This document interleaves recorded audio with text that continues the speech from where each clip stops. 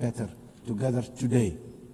Global challenges across the world, people, and indeed humanity as a whole, is challenged with existential obstacles and threats that we can resolve through dialogue, cooperation, unity, and shared purpose. Yet, instead of seeking to strengthen existing and future partnerships and enhancing social solidarity, to achieve this, we are in a world of adverse competition and increasing governance uncertainty, where we once strived to ask what's right under the international law. Today, we are witnessing the unapologetic rise of national might to settle disputes.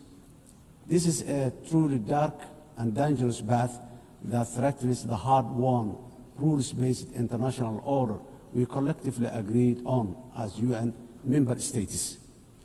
Excellencies, ladies and gentlemen, while we should be focused strategically on accomplishing the Sustainable Development Goals and leaving no one behind by 2030, the number of fragile states and populations living in poverty is increasing globally. Over 30 member states of the UN today, including my country, Somalia, are classified as a fragile, conflict-affected because of both conflict and social and institutional fragility. When you add the vulnerability stemming from climate change, this number is frightening higher. In addition to this, urbanization is rising at the fastest rate in the human history because of conflict, climate, and lack of economic opportunities in rural communities. Furthermore, food insecurity remains a persistent, deadly challenge affecting billions. According to the World Food Programme, 319 million people are facing acute hunger in 67 countries today. These stark and startling facts must give us all pause for reflection and thought. If we as a community of nations are serious about achieving common progress and prosperity for all, as envisioned in the Sustainable Development Goals, we must redouble efforts to strengthen multilateralism, solidarity, and shared action for all our people and planet. Excellencies, ladies and gentlemen, Somalia, as a broad non-permanent member of the United Nations Security Council, is working tirelessly to promote the ideals and the values of peace, stability, and shared opportunities across the world. We are actively working with all Security Council members and the wider UN membership to find solutions for peace in the Middle East, Africa, and Europe. Somalia remains deeply concerned by the continued suffering of the Palestinian people. The ongoing violence, displacement, and deprivation faced in the occupied territories, including Gaza, demand our collective conscience and urgent action. We call for an immediate and lasting ceasefire, unhindered humanitarian access, and renewed commitment towards the two-state solution as the only viable path for a just and lasting peace in the Middle East today. Somalia Security Council, Excellencies, ladies and gentlemen, Somalia is a unique history of decisively transitioning from conflict to a brighter socio-economic and political and security future. Starting from 2012 is the history of a real national effort supported by truly committed international partners, many of whom are represented in this room today. In fact, Somalia is an evidence that multilateralism and global solidarity can make the world a better, safer, and progressive place. This lived experience is our own government's inspiration for a determinedly working for a more just, peaceful, and progressive world within the UN Security Council during our membership.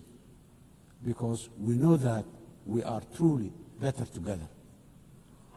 When we all work in unison at home, we are bravely fighting the last remaining pockets of international terrorism while building a strong and sustainable national security architecture. We are working closely with all our valuable international partners in defeating the violence, extremism, ideology, falsehoods, and illicit financial systems that facilitate global terrorism. As a result of our efforts in Somalia, our people and citizens across the world are safe today. Of course, while we remain grateful for all international support to combat terrorism, I strongly commend the unwavering commitment and courage of Somali security forces and the local community defense forces for their sacrifices, resilience, and success against Al-Shabaab and ISIS, the two most dangerous terror organizations in the world today. This will continue until we achieve complete victory and harmony in our country, our region, our continent, and the wider world. We must never give in to cowardly terrorists. Excellencies, ladies and gentlemen, our government has embarked on a historic journey to undertake universal suffrage elections in Somalia for the first time in 57 years. Somalia was Africa's first democratic nation in the 1960s, and we are proudly returning to that path of inclusive governance once again. Today, our national election registration process is ongoing, and more than 40 independent political associations have registered to participate in the upcoming elections. Our national experience is that nothing is better than a people-centered, a people-led, guided by the rule of law to build a unified and prosperous nation in our country. Financing development, the sustainable development goals are the blueprint for achieving dignity, justice, and equality through real investment in human capital, job creation, and social protection for the most vulnerable in all our communities. However, it was very clear from the fourth financing for development conference in Seville earlier this year that the financing gap between our ambitions and the reality are very far apart.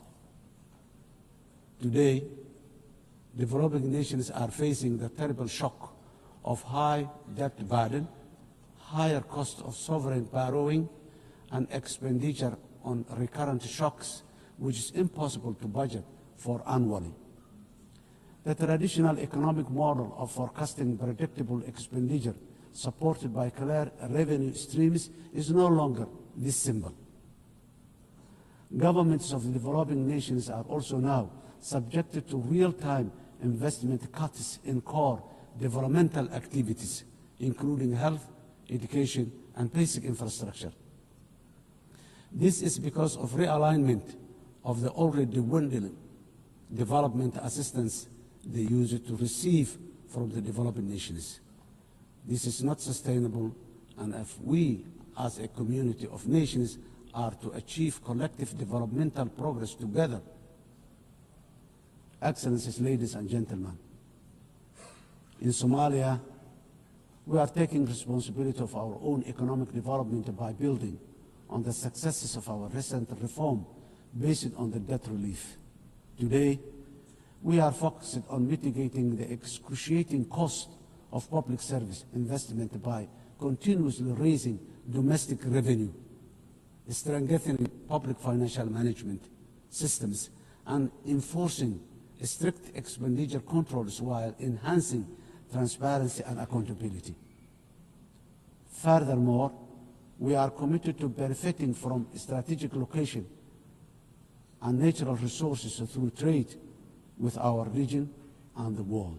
In line support of this ambition, Somalia has joined the East Africa Community and is ratifying the African Continental Free Trade Area policies and joining World Trade Organization. Process is going on very well. Climate emergency. We are also resolute in our commitment to combat the devastating impact of climate change in the most vulnerable communities, especially those who are unable to mitigate and adapt effectively. Climate change is wreaking havoc across the world, with the most vulnerable countries suffering systemic and repetitive meteorological and socio-economic shocks. These devastating economies, destroying livelihoods and diverting limited public resources towards mitigating and adaptation responses, which take away from other vital social investment like education and health. The impact of climate change is forcing governments in developing countries, including my own, to make impossible financial trade-offs, which hamper our own aspiration for investing in resilience and development. Around 10% of the developing nations' budgets are diverted to responding to climate change. This needs to be addressed urgently through developed industrialized nations by meeting their financial obligations for climate crisis they continue to exacerbate. The climate crisis that continue to exacerbate. Excellencies, ladies and gentlemen, the resilient Somali people live with the climate crisis every day. For us, climate change is not an abstract. It is a horrible reality of disrupted and destroyed lives. Somalia's contributes almost nothing to global emission, yet we endure some of the harshest consequences. Droughts, floods, and rising seas erode livelihoods and displace families, threatening to undo the progress we are making towards peace and development. As a government, we understand that addressing the adverse impact of climate change is a global public good that requires strong partnership and genuine burden sharing.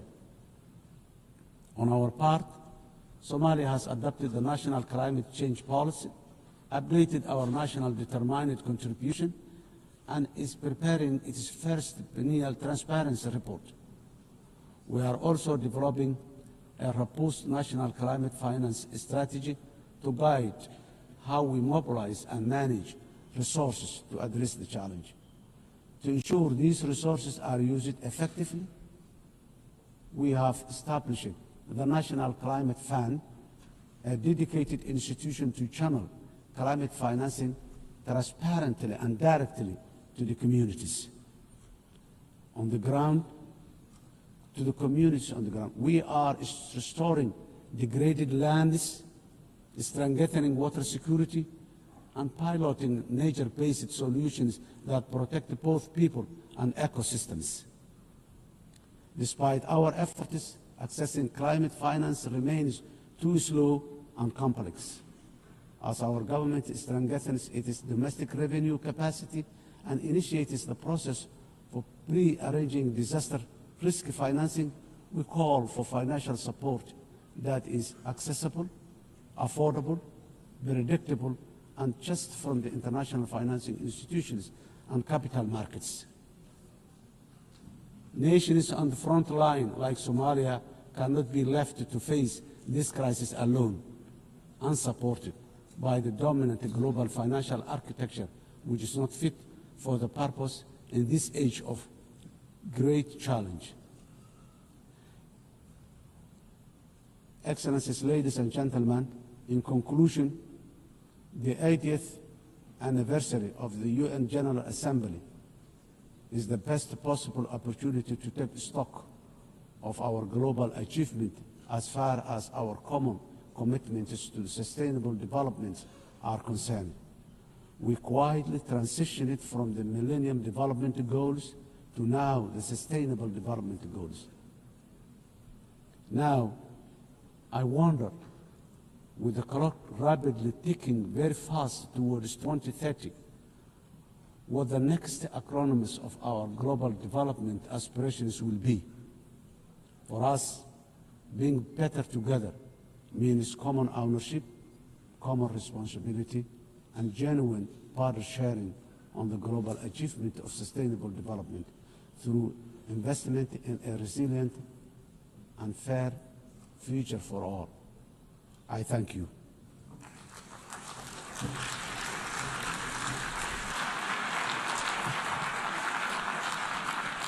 On behalf of the Assembly, I wish to thank the President of the Federal Republic of Somalia.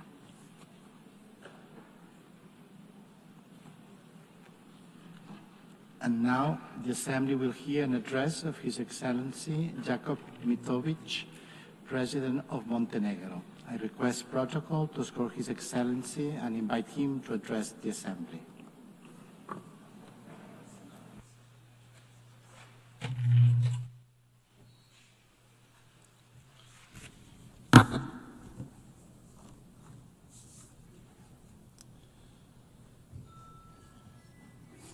Mr. Speaker, Excellencies, ladies and gentlemen, allow me to convey my warmest congratulations to Her Excellency Annalena Baerbock on her election as the President of the 80th session of the General Assembly. This election is both historic and inspiring, as she is only the 5th woman entrusted with this very high responsibility. We recall Vijaya Lakshmi Pandit from India, who spoke with the voice of a liberated Asia. Angie Brooks, a Liberian diplomat and a judge who championed the rights of small states and women in Africa. Haya Rashid Al Khalifa from Bahrain, who brought a message of dialogue and international law from the heart of the Middle East. And Maria Fernanda Espinosa from Ecuador, who raised her voice for climate action and indigenous people of Latin America. And each of them left a mark of their time. So this election gives Europe the opportunity to embody the principles of the unwavering defense of human rights and multilateralism. Dear colleagues, this year, as we commemorate 80 years since the founding of the United Nations, we reflect on the remarkable journey of this great organization that was created as a mission of global peace. Born from the ashes of the Second World War, the United Nations emerged as a beacon of hope for humanity. Dear colleagues, imagine the devastated cities throughout the world back in 1945. Warsaw, reduced to ashes. St. Petersburg, shattered after the years of the siege. Berlin, in ruins. Hiroshima and Nagasaki struck by the unimaginable horror. And my hometown and the current capital of Montenegro, Podgorica, was also in the bombings virtually razed to the ground. And imagine at the same time the world leaders gathered, who despite their wounds looked to the future. And at that very moment, when the trenches between nations still existed and the graves of the loved ones were still fresh, the Organization of the United Nations was born. The idea that light could emerge from darkness and that solidarity could triumph over despair. Despite the unprecedented destruction, the idea of peace and unity triumphed over division and hostility. The leaders of that time understood the urgent need for a strong global organization capable of preventing all future wars and fostering cooperation among nations. As part of the former Yugoslavia, Montenegro was among the founding nations of the United Nations. We have so far established an international system that promotes peace, upholds rules-based global order, safeguards human rights, and fosters sustainable development. Dear colleagues, without the United Nations, much of our collective progress would have remained just a distant dream. Yet, even after 8 decades, we must also acknowledge a sobering truth. The absence of the World War has not always meant the presence of genuine peace and prosperity in the world. Today, multilateralism is being tested like never before, and our world is confronted with devastating conflicts, rising polarization, grave human rights violations, deep economic inequalities, and the corrosive spread of disinformation. Those challenges remind us of one essential fact. We cannot afford the marginalization of the United Nations, nor the silencing of the international law. Dear colleagues, now more than ever, we need to renew our commitment to the founding principles of the UN Charter.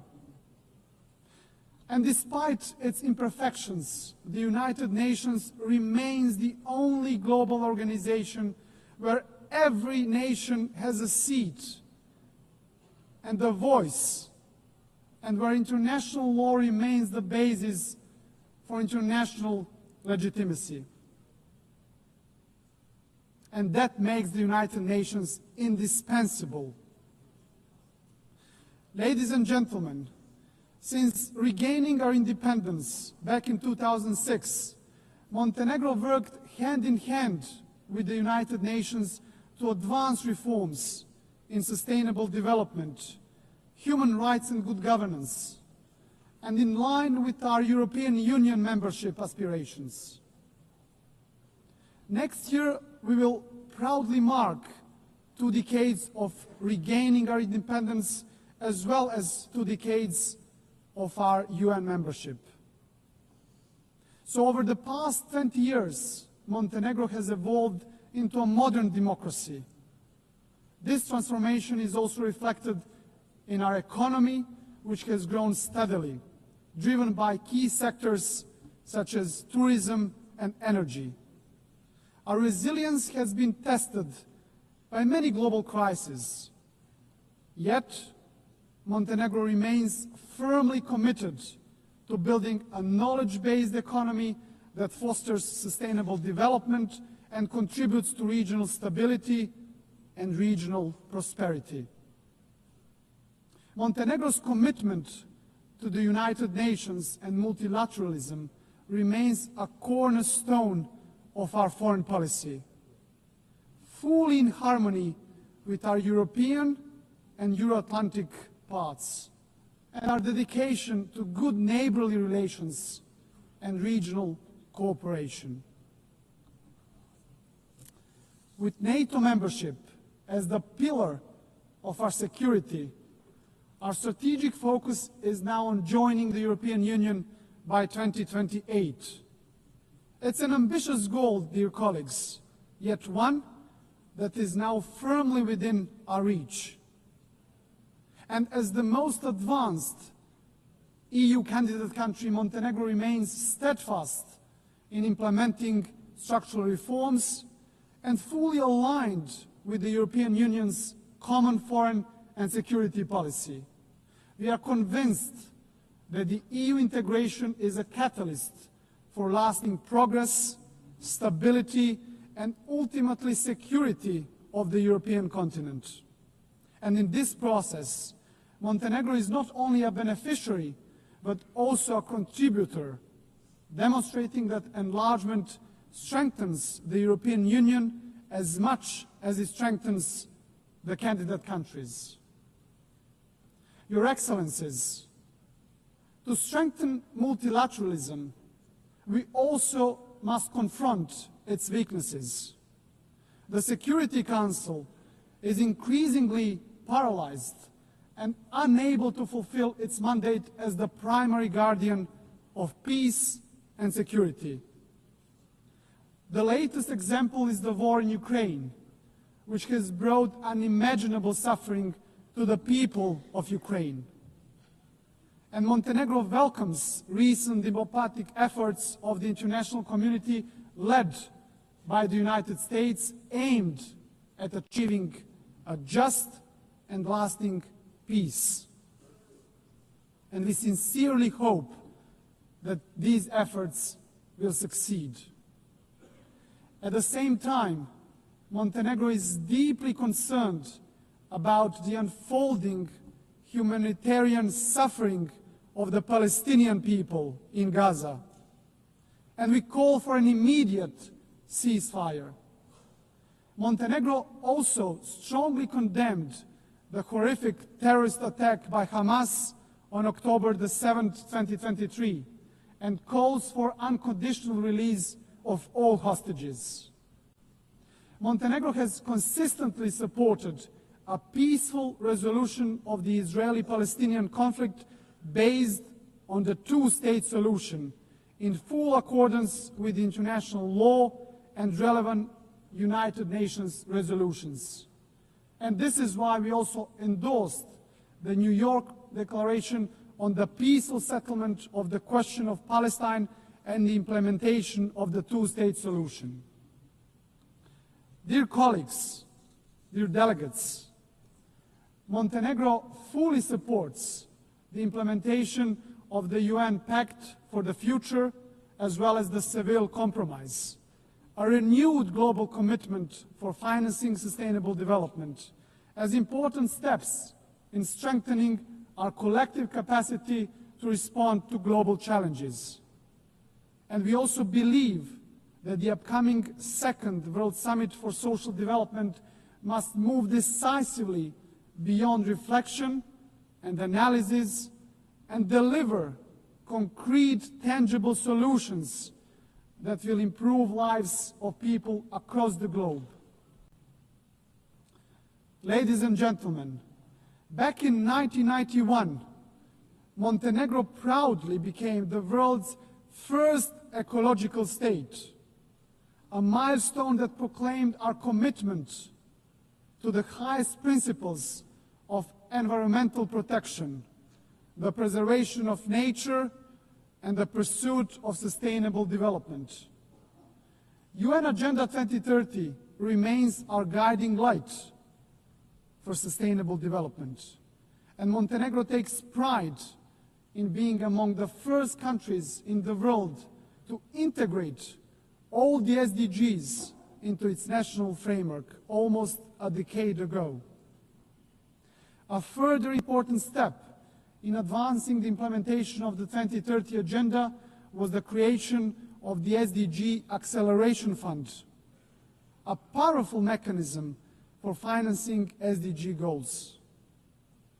Ladies and gentlemen, for Montenegro, the priority is clear, which is to create conditions that will enable our young people to build their future at home, offering them equal opportunities to thrive.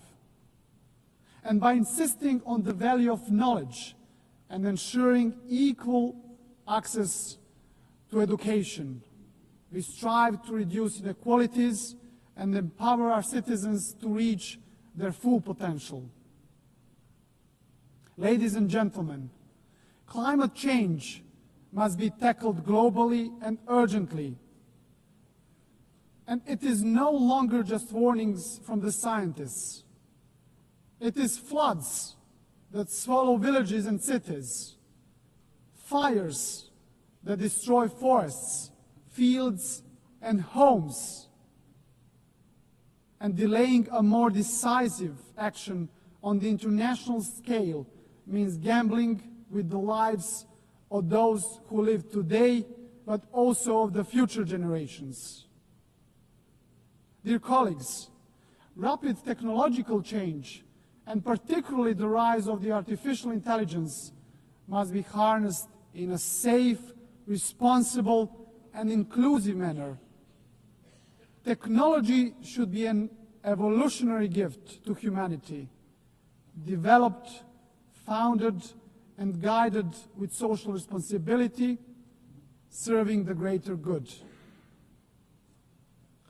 Ladies and gentlemen, globally, human rights and fundamental freedoms continue to face serious challenges. And while significant progress has been achieved in advancing women's rights since the adoption of the Beijing Declaration, much remains to be done. In this regard, Montenegro is fully committed to gender equality.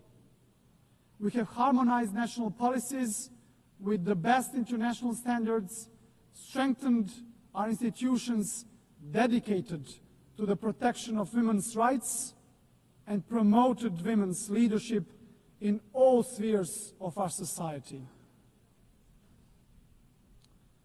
Your Excellencies, as we celebrate today 80 years of shared achievements, our collective task is to reform the United Nations and prepare it for the challenges and opportunities of the future.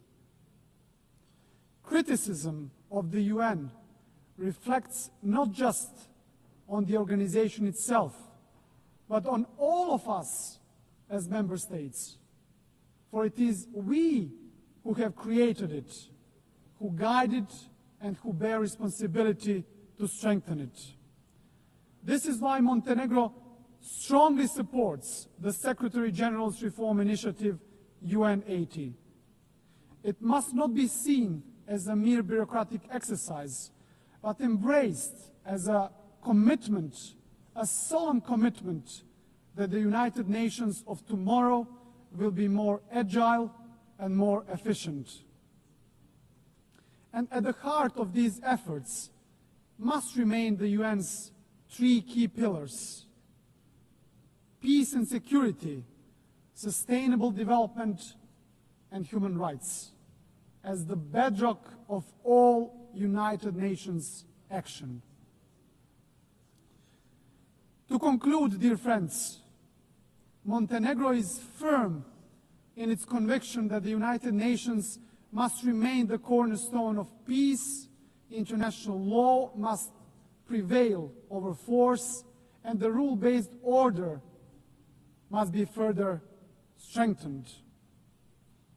For without these principles, there can be no trust among nations, no true security, and no hope for a just and lasting peace in the world. And let me, at the end, quote the most famous writer from our part of the world and the Nobel Prize laureate, Ivo Andrić, who wrote in his masterpiece, The Bridge on the River Drina, "Of everything that man erects and builds in his urge for living, nothing is, in my eyes, better and more valuable than bridges. They are more important than houses, more sacred than temples, for they belong to all and are equal for everyone." Dear colleagues, this timeless truth reminds us that bridges are not only structures of stone, but structures of peace. It is a dialogue that builds bridges, and it is only through bridges that nations can walk towards peace. So our task is not to be passive heirs of history, but active builders of a better legacy. So let the next 80 years of the United Nations be not years of hesitation, but of courage and solidarity. So guided by these values, Montenegro will continue to build bridges, strengthen dialogue, and work tirelessly towards a future of stability, future of progress, and future of common success, fully aligned with the very spirit and mission of the United Nations. Thank you very much for your attention.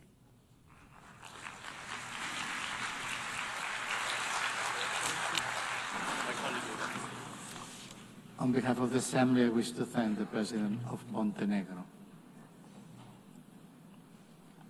In accordance with Resolution 80/1 of 19 September 2025, I give the floor to the distinguished observer of the Observer State of Palestine to introduce an address by the head of the state.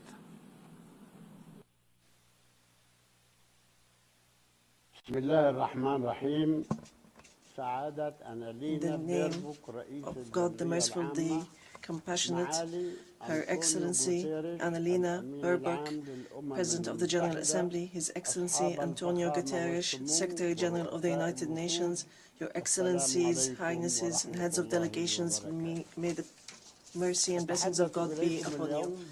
I speak to you today after almost 2 years in which our Palestinian people in the Gaza Strip have been facing a war of genocide, destruction, starvation, and displacement waged by the Israeli occupation forces, in which they killed and injured more than 220,000 Palestinians, the majority of whom are unarmed children, women, and the elderly. A war in which they displaced hundreds of thousands and prevented the entry of food and medical supplies and caused the starvation of 2 million Palestinians.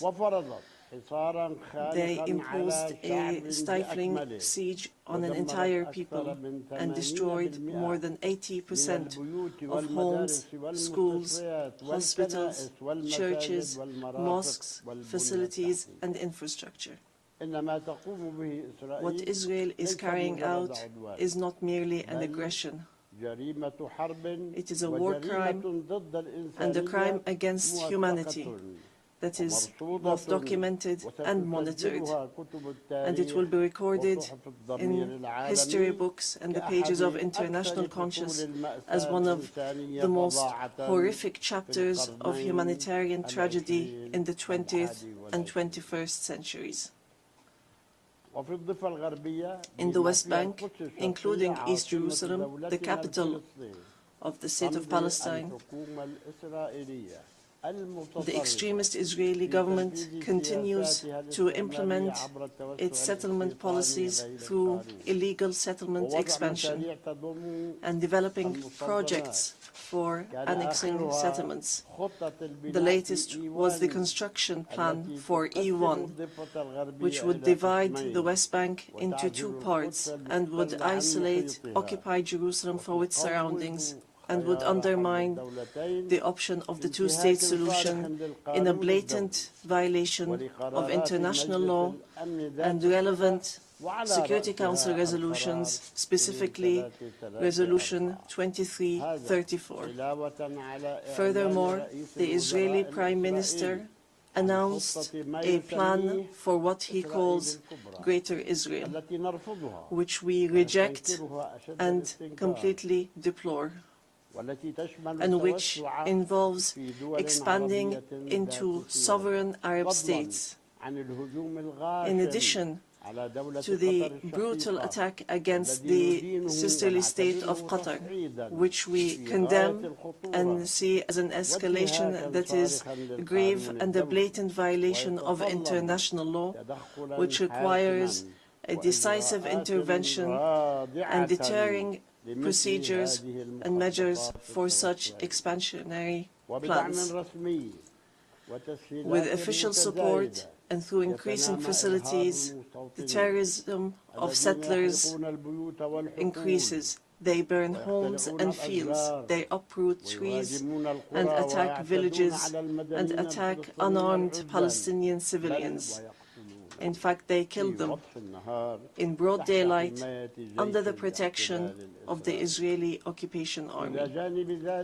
Furthermore, the Islamic and Christian religious sites in Jerusalem, Hebron, and Gaza Strip have not been spared the attacks which have damaged the mosques, churches, and cemeteries in a blatant violation of the historic status quo and in a clear violation of the provisions of the international law.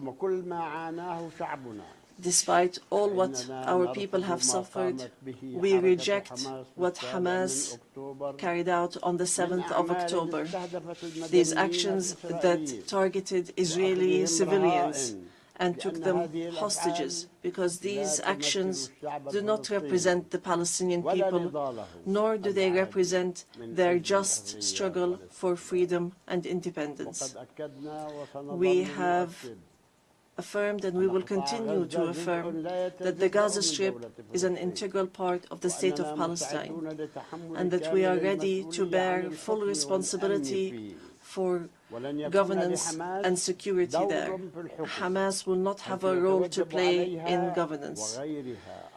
Hamas and other factions will have to hand over their weapons to the Palestinian National Authority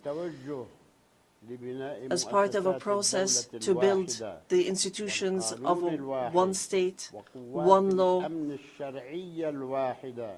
and one legal security forces. We reiterate that we do not want an armed state. Ladies and gentlemen, our wounds are deep and our calamity is great. 7 million Palestinians are still living the tragedies of the Nakba and displacement since 1948. Our people in the West Bank, including East Jerusalem and in the Gaza Strip, are still living the tragedies of the Israeli aggression and occupation for decades. Years that our people have spent under occupation, killing, arrests, and settlement, and the theft of money, property, and lands. And this still continues without any deterrent or accountability. Years of oppression, deprivation, and the protection for the occupier, and enabling the occupier instead of protecting the people under the occupation, and more violations of the rights of our Palestinian people to self-determination, to freedom, dignity, independence, and sovereignty on the land of the occupied state, on the land of the state of Palestine occupied since 1967, including East Jerusalem. More than 1,000 resolutions at the United Nations, not one of them was implemented. There have been many efforts, many international initiatives without reaching an end to this tragic situation that the Palestinian people are living under the yoke of occupation. In 1993, we signed the Oslo Accords, and we adhered to all its items, and we recognized the state of Israel. Israel, at the time, recognized the Palestine Liberation Organization as the sole legitimate representative of the Palestinian people. Based on that, we restructured our institutions, and we amended our national charter, and we rejected violence and terrorism, and we adopted a culture of peace. We made all our efforts to build the institutions of a modern Palestinian state that lives side by side in peace and security with Israel. But Israel did not adhere to the signed agreements and has worked systematically on undermining them. Ladies and gentlemen, just 3 days ago, We met at a high-level international conference in New York under the joint chairmanship of France and the Kingdom of Saudi Arabia, with wide-scale international presence and united positions that expressed a genuine international will to put an end to this historic conflict by recognizing the state of Palestine, ending the occupation, and returning hope to both the Palestinian and Israeli people. And here I would like to, on behalf of the Palestinian people, to express our gratitude and appreciation to all the states that recently recognized the state of Palestine and those that intend to recognize the state of Palestine soon. We urge all the states that have not done so yet to recognize the state of Palestine.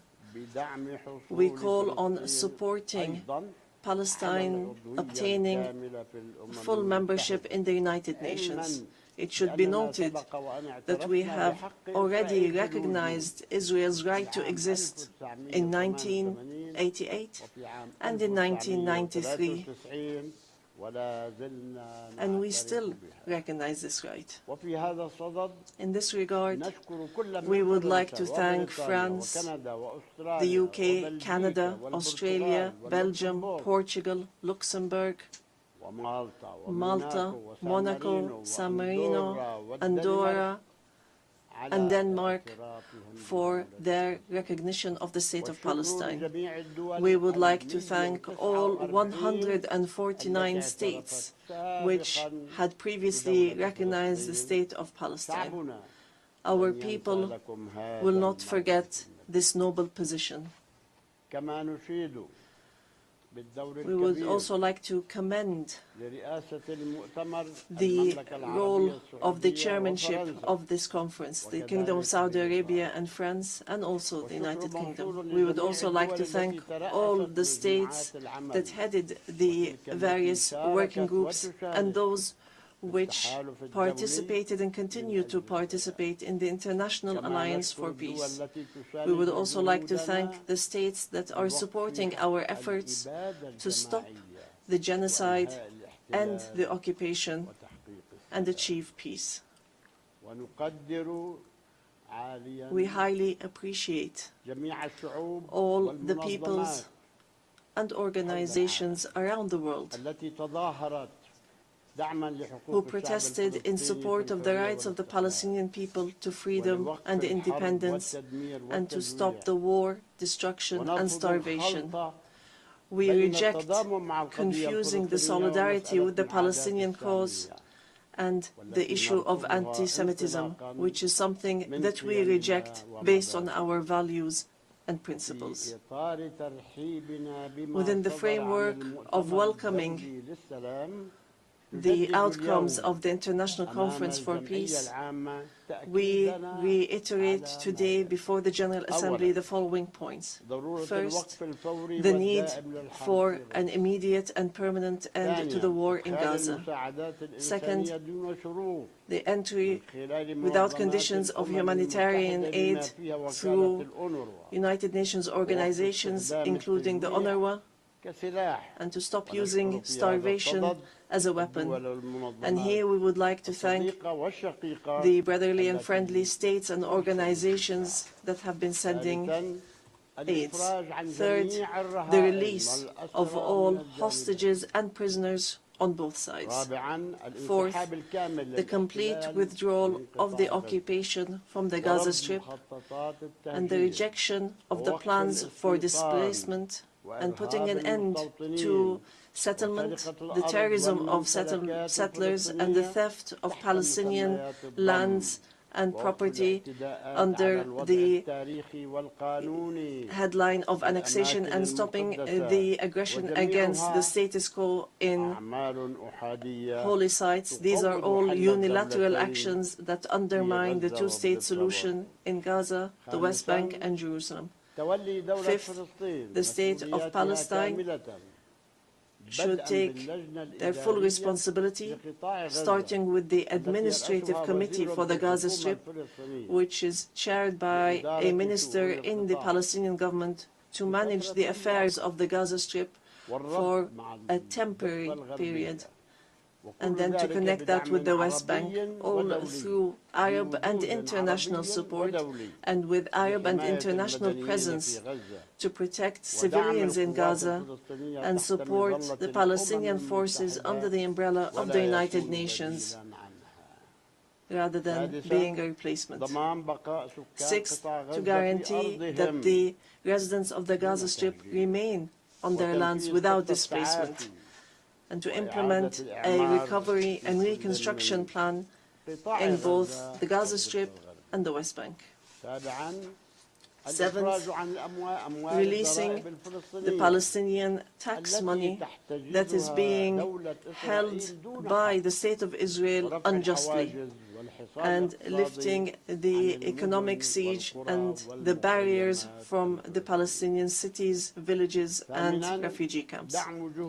Eighth, supporting our national efforts towards reform and conducting presidential and parliamentary elections within a year after the end of the war. The practical procedures has begun. A committee has been assigned to draft a temporary constitution, and it will end its work within 3 months, so that we move from authority to state. We want a modern and democratic state that abides by international law, the rule of law, and multilateralism, and the peaceful transition of power. And we are extremely keen to empower women and the youth.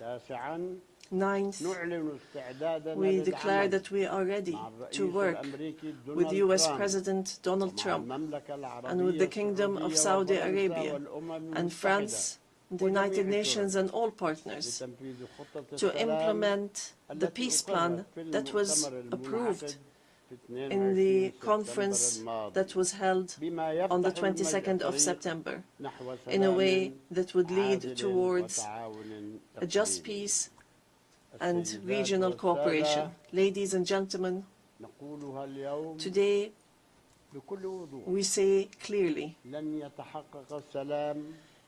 peace cannot be achieved if justice is not achieved, and there can be no justice if Palestine is not freed. We want to live in freedom, security, and peace like all other people on earth, in an independent, sovereign state on the borders of 1967, with East Jerusalem as our capital, in security and peace with our neighbors. We want a modern civilian state that is free of violence, weapons, and extremism, one that respects law, human rights, and invests in people, development, technology, and education, not in wars and conflict. The time has come for the international community to do right by the Palestinian people, so that they may obtain their legitimate rights to be rid of the occupation and to not remain a hostage to the temperament of Israeli politics, which denies our rights and continue in their injustice, oppression, and aggression. We are continuing to move forward, and we will continue our peaceful, legal, and diplomatic fight to obtain our rights.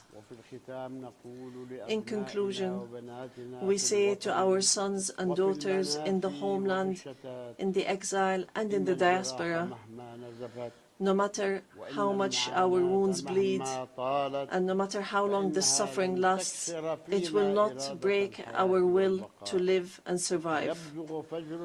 The dawn of freedom will emerge, and the flag of Palestine will fly high in our skies as a symbol of dignity, steadfastness, and being free from the yoke of occupation. Palestine is ours. Jerusalem is the jewel of our heart and our eternal capital. We will not leave our homeland. We will not leave our lands. Our people will remain rooted like the olive trees, firm as the rocks. We will rise from under the rubble to rebuild and to send from our blessed and holy land the messages of hope and the sound of truth and right, and build the bridges of just peace for the people of our region and the entire world. May the peace and mercy and blessings of God be upon you.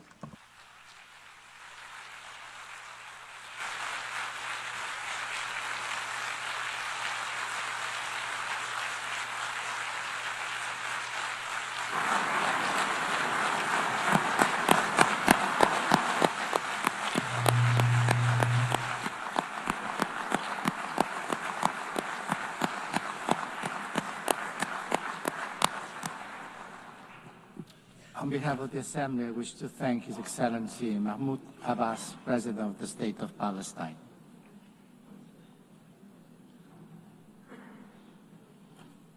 The Assembly will hear an address now by His Excellency Rashad Mohammed Al-Alimi, President of the Presidential Leadership Council of the Republic of Yemen.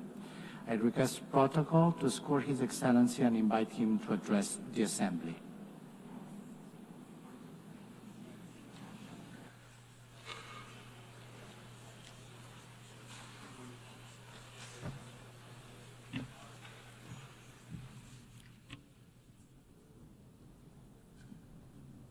بسم الله الرحمن الرحيم. In the name of God, most gracious, most merciful. خطابي اليوم سيكون My statement today تحت عنوان will be entitled من أجل اليمن For من Yemen, أجل العالم. for the world. أصحاب الجلالة Your والفخامة والسمو، Majesties, Your Excellencies, Your السيدة Highnesses, رئيس الجمعية العامة Madam للأمم President of المتحدة، the General Assembly of the السيد United الأمين Nations, العام، Mr. Secretary General, السيدات والسادة ladies and ممثلو الدول gentlemen, الأعضاء. distinguished delegates. في البداية تقدم للسيدة I would first like Annalena to offer Madam Annalena Baerbock and her friendly country, the Federal Republic of Germany. I'd like to offer them our sincere congratulations on her election as President of the United Nations General Assembly. I wish her success in leading this session, which we attach great importance to as under the slogan Better Together for Peace, Development and Human Rights. I would also like to commend the efforts of the Secretary General of the United Nations, Mr. Antonio Guterres. We look forward to working with these two leaders of the United Nations to champion peace and human rights in Yemen and to offer protection to the relief staff that have been kidnapped by the terrorist Houthi militias that are backed by the Iranian regime. I also take this opportunity to offer our sincere congratulations to our great Yemeni people who tonight are celebrating the anniversary of the overthrow of the racist Imamate regime 63 years ago and the birth of the republic that is based on the principles of liberty, justice, and abolishing differences and class discrimination and encouraging the participation of women and guaranteeing rights and liberties. Ladies and gentlemen, within this organization, which was built in the aftermath of a horrific war, humanity 8 decades ago pledged that no people would be left alone to face dictatorship or chaos or famine without the backing of the international community. You pledged, and we pledged along, that this organization will safeguard human dignity and the rights of peoples to live in dignity, security, development, and peace.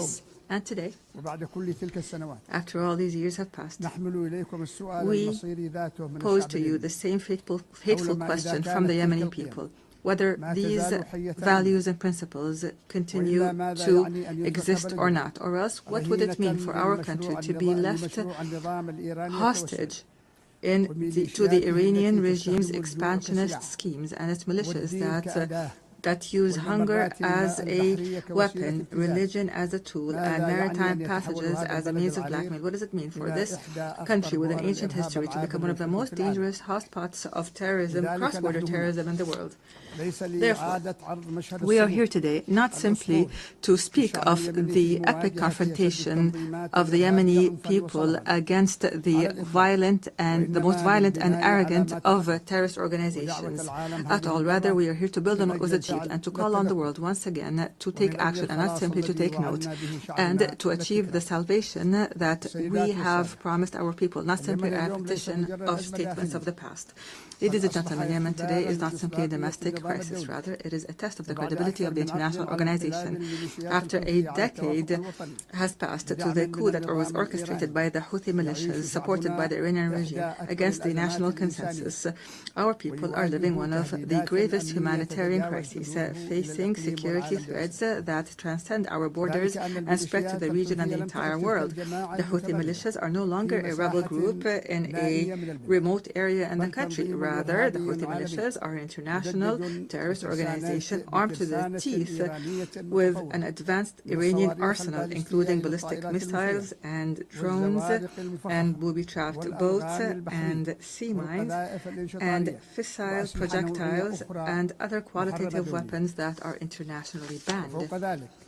In addition, this outlaw group supports networks that smuggle drugs and utilize new technologies to disrupt communications and guidance systems in an attempt to transform Yemen into a laboratory to experiment with the weapons of its supporters. These are not simply tools of war. Rather, this is a scheme to redraw the map of Iranian influence in the region. And those who are lenient with this group today must imagine how tomorrow will be when the Red Sea and maritime passengers fall prey permanently to this terrorism.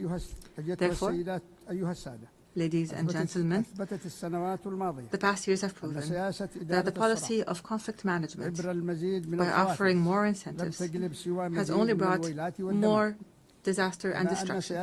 Moreover, the policy of containment has given the Houthi militias the time and the resources to further expand its arsenal. The United Nations was unable to protect its own staff who were kidnapped in Sana'a, unable to protect the oil installations and the commercial ships. It has become clear that the peace we seek cannot be asked for, but must be imposed by force.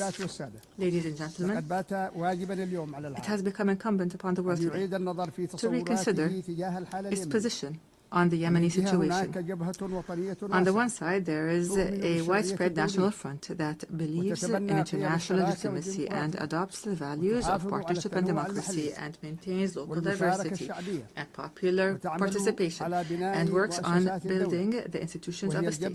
This is the front that I represent today, myself and my brothers, the members of the Presidential Council and the government, which is a member of the United Nations and represents all Yemenis, men and women alike. In return, we have an exclusionary, sectarian, fascist organization that does not believe in the principles of international legitimacy and which conducts cross-border terrorism and adopts an authoritarian theocracy that is opposed to human rights, which is embodied by the Houthis and their supporters. Unfortunately, the disregard by many of the essence of the Yemeni crisis has encouraged the Houthi militias to go further in threatening peace regionally and internationally and targeting energy sources and maritime passages and even kidnapping and abusing United Nations staff. Ladies and gentlemen, I have spoken to you from this podium in the past. And at the time, I asserted that the government of the Republic of Yemen is always ready to embrace a comprehensive peace, even if that includes making painful concessions, as long as they come in the interest of the Yemeni people. However, and after our efforts to maintain peace have failed, it has become necessary to move collectively and firmly to impose peace. Therefore, I call on you today to form an effective massive international coalition to restore security and stability to Yemen, a coalition that would rebuild the institutions of the state and would liberate the country from the clutches of the militias and all forms of terrorist groups. Ladies and gentlemen, the United Nations General Assembly, in its 80th session, seems to be in dire need to prove to its members that international law is not simply a myth, and that the rules-based international order is not simply a selective call. Yemen and Gaza, in this context, are the moral testing ground of this important organization. They are the place where we can definitely confirm that the might of right is still able to confront the right of might. And here, the Palestinian cause lies in the heart of this issue as a wound that continues to bleed, and the central cause of the Arab people, which is now also witnessing an important transformation to the overwhelming recognition of an independent state. And here we would like to express our sincere gratitude to our brothers and sisters in the Kingdom of Saudi Arabia for their efforts, along with their French partners, to achieve these unprecedented political gains. We'd also like to confirm here our full support for the Palestinian Authority and the two-state solution in accordance with international legitimacy resolutions and the Arab Peace Initiative, and we call upon the rest of the member states to recognize Palestine and to support the rights of its people and their dignity. And at the same time, we reiterate our rejection of the use by outlying militias of this just cause that has as a trading card, which has only brought Palestine more isolation and destruction. Your Majesties, Excellencies, and Highnesses, in the midst of this suffering of the Yemeni people that has lasted for 11 years, our brethren have not left us alone, namely the Kingdom of Saudi Arabia, the United Arab Emirates, who have not only worked to protect the Yemeni state from collapse, but for the entire region from falling into the clutches of the Iranian scheme. They have presented a practical model of strategic partnership based on development. The world must adopt this model and not simply watch it. At the end of last week, our brothers in the Kingdom of Saudi Arabia once again announced additional economic aid to the country's budget and basic services at a time when the Yemeni government is facing extreme financial bottlenecks. And we hope that the international community would join this effort so that we could keep millions of Yemenis alive. Mr. President, ladies and gentlemen, the title of my statement today was For Yemen, for the World. We are not calling upon you today to simply work for Yemen, but for the entire world. Yemen must not be left to fall prey for blackmail and terrorism, because this would mean opening the door to more victims, and this would deliver a blow to the credibility of this organization and its principles. What we ask from you are not new statements, but international action, firm international action to support the legitimate government as a trusted partner on the ground. The time has come to launch an international coalition that will liberate Yemen from terrorism and rebuild its national state, and would guarantee the security and the security of the region and the world from the dangers of cross-border terrorism. And this is what we call for, to regain sovereignty in our country and put an end to the chapter of militias once and for all. I thank you, and peace and God's blessings be upon you.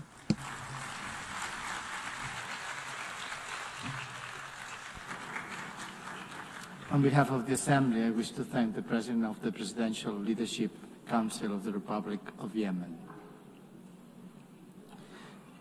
The Assembly will hear now an address by Her Excellency Gordana Dzizanowska-Davkova, President of the Republic of North Macedonia. I request protocol to escort Her Excellency and invite her to address the Assembly.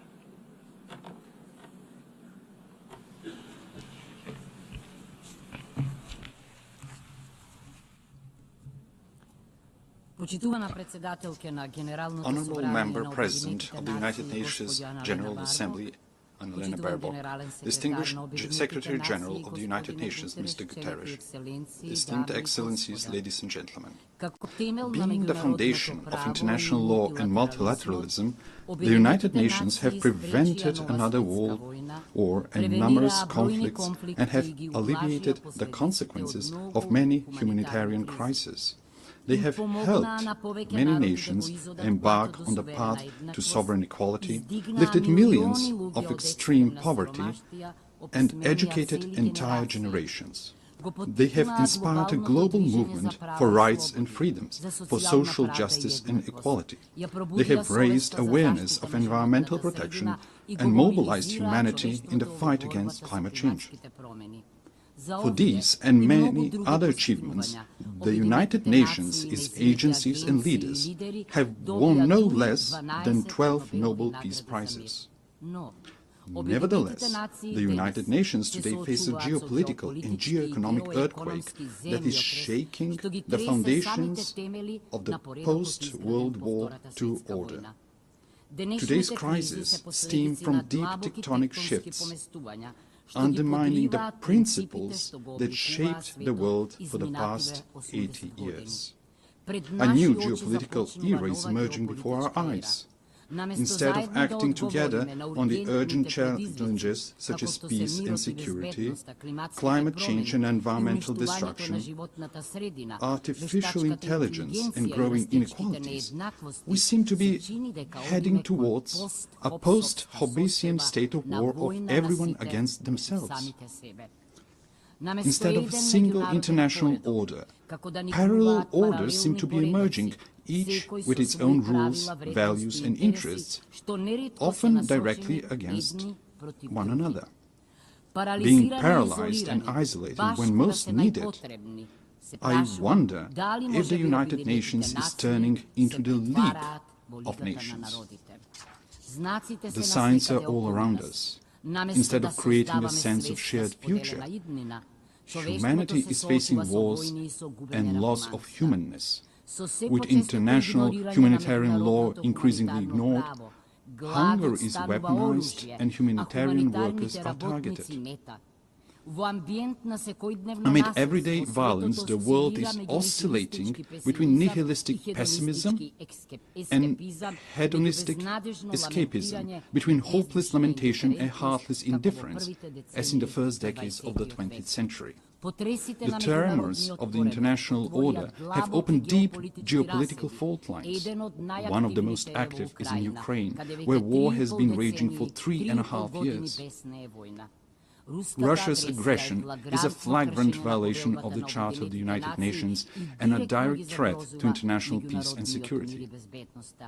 We also express our deep concern of the recent violations of the airspace of Poland, Romania and Estonia, every one of them a NATO member state. We supported the joint statement of September 12 and call for immediate de-escalation, full respect for international law, and use of preventive diplomacy to reduce tensions and preserve peace.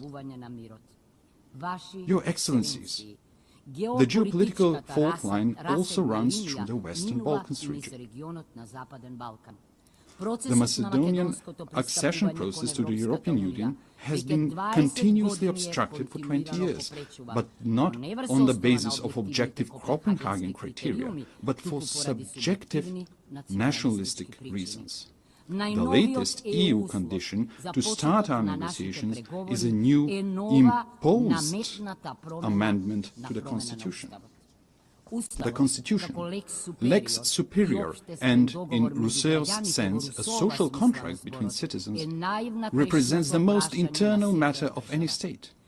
Our Constitution provides 4 initiators for amendments: the President of the Republic, the government, at least 30 members of parliament and 150,000 citizens.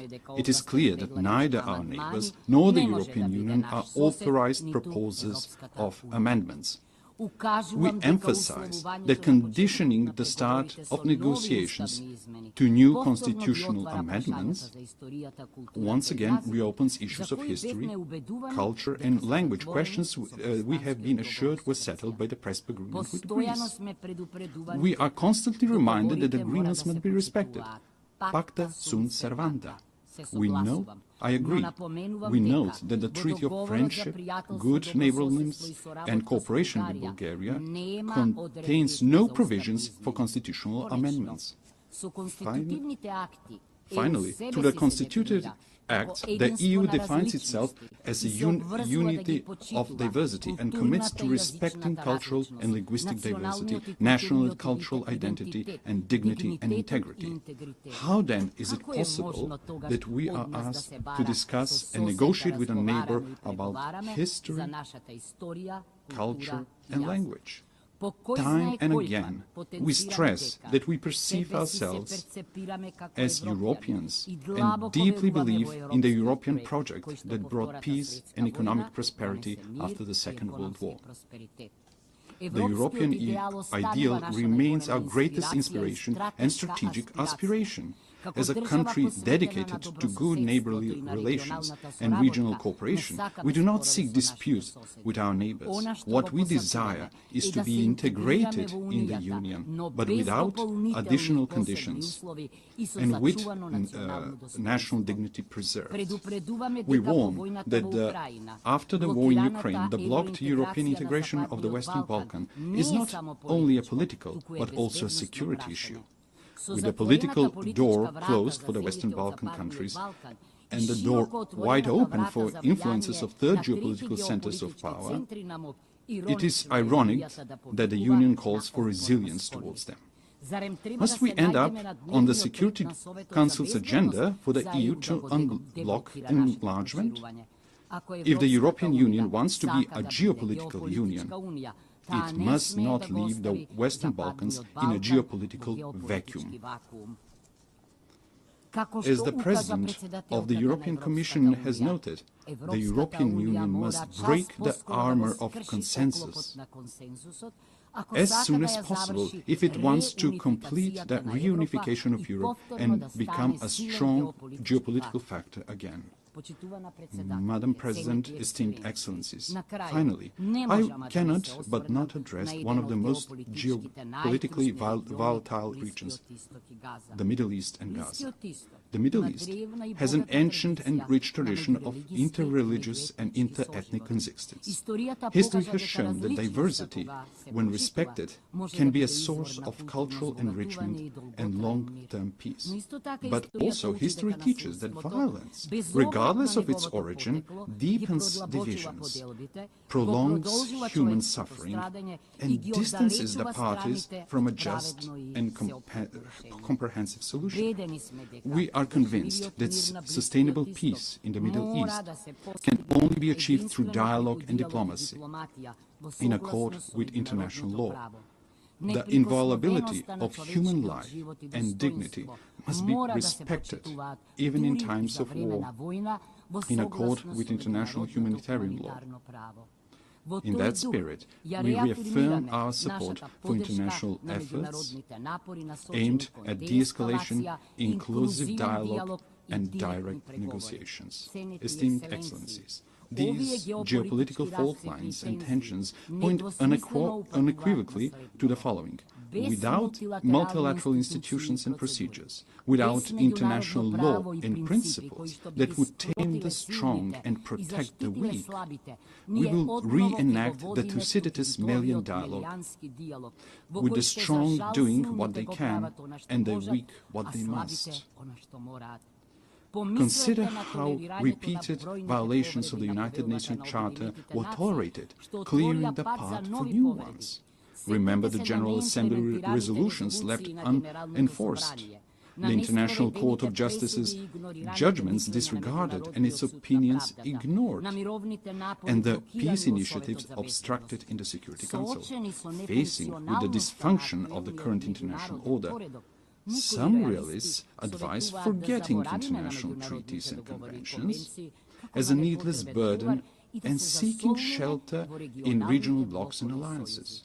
For them, the fastest and best way to resolve crisis is outside the United Nations without a Security Council mandate. However, departing from universal principles and mechanisms in favor of pragmatic opportunism and reaching for ad hoc measures pushes us towards an uncertain future of growing geopolitical and geoeconomic competition and even confrontation in the race for resources.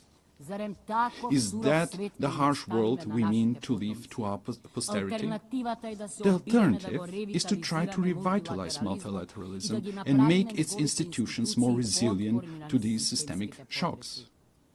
Respected Madam President, respected attendees, young generations have the right to a renewed charter, to a reformed and strong United Nations that will enable them to live in peace among nations and peace with nature. These reforms must not be cosmetic, but profound, to enable greater inclusiveness, harmonization between values and mechanisms, optimization of national and global interests, and functional institutions.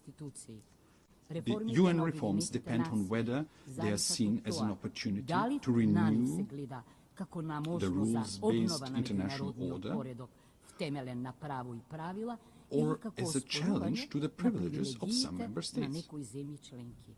Yet, what is the point of being a privileged member state of a dysfunctional, irrelevant, marginalized international organization? For effective United Nations, it is necessary for the Security Council to be reformed, to be more inclusive, accountable, and responsible for maintaining international peace and security. The General Assembly must evolve into a representative policy-making body rather than a debate club. The implementation of International Court of Justice judgments must become mandatory for all member states, ensuring the rule of international law. Reform is needed not only for old challenges, but also for new ones. Artificial intelligence brings enormous opportunities, but also incalculable risks for our civilization. It is not just a technological leap. Its impact may be greater than the industrial and digital revolutions. Aware of this, my country and I support the proposal to make artificial intelligence a priority of the 80th session. Next year, we will elect a new Secretary General of the United Nations. We need a person with leadership skills, with rich diplomatic experience, and ability to bring differences and build consensus, but also deeply humane and committed to the vulnerable. The next top diplomat of the world must possess knowledge, patience, and tact. After 80 years, it is high time for a woman to be a Secretary General of the United Nations. In a world dominated by strong men, often with weapons, we need strong women with wisdom and empathy. I believe that women, who are, along with their children, are the greatest and most numerous victims of wars, have an inalienable right and obligation to prevent them. The anarchic international order is a threat to all, but especially to small states. It is natural for small and medium-sized states to be the greatest supporters of the United Nations reforms. Distinguished Excellencies, let me share with you what we are doing in this regard. We supported the adoption of the Pact for the Future as a new global social contract. Living in one of the most climate-vulnerable regions in the world, the Mediterranean, Macedonian citizens are already experiencing the consequences of the climate crisis, such as extreme weather conditions. That is why we supported the implementation of the Paris Agreement at COP29 in Baku. We supported the Seville commitment on financing for development and integrated the Sustainable Development Goals in our National Development Strategy 2024-2044. At the third UN Ocean Conference in Nice, we committed to strong international ocean governance supporting the action plan. We are making great efforts to promote women's leadership and the implementation of the Agenda on Women, Peace and Security.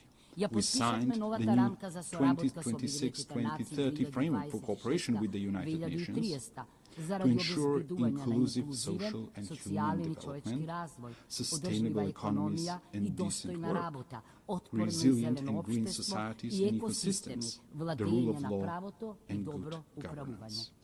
Esteemed Excellencies, we are standing in front of a great test. Either we will guarantee an international order based on visionary principles, or we will rush towards a catastrophe of unimaginable proportions for humanity. Former Secretary General Dag Hammarskjöld reminded us that the United Nations was not created in order to bring us to heaven, but in order to save us from hell. We should recognize the United Nations for what it is, an admittedly imperfect but indispensable instrument of nations in working for peaceful evolution towards a more just and secure world order. Let's give them that chance. Thank you.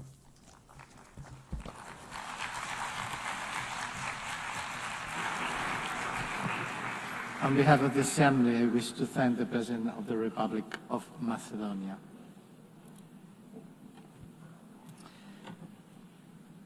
L'Assemblée va entendre l'allocution de son Excellence, Monsieur Anthony Frank Laurent Saint-Cyr, Président du Conseil présidentiel de transition de la République d'Haïti.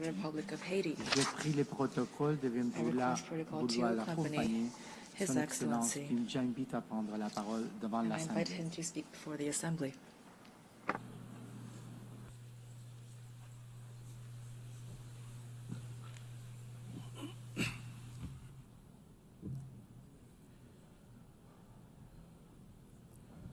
Madame la Présidente de l'Assemblée Générale, Madam President of the General Monsieur le Assembly, Secrétaire Général, Secretary General, Excellences, Mesdames, Messieurs les chefs distinguished d'État et de heads of gouvernement, state and government, Mesdames, Messieurs les chefs de distinguished délégation, heads of delegation, distingués délégués.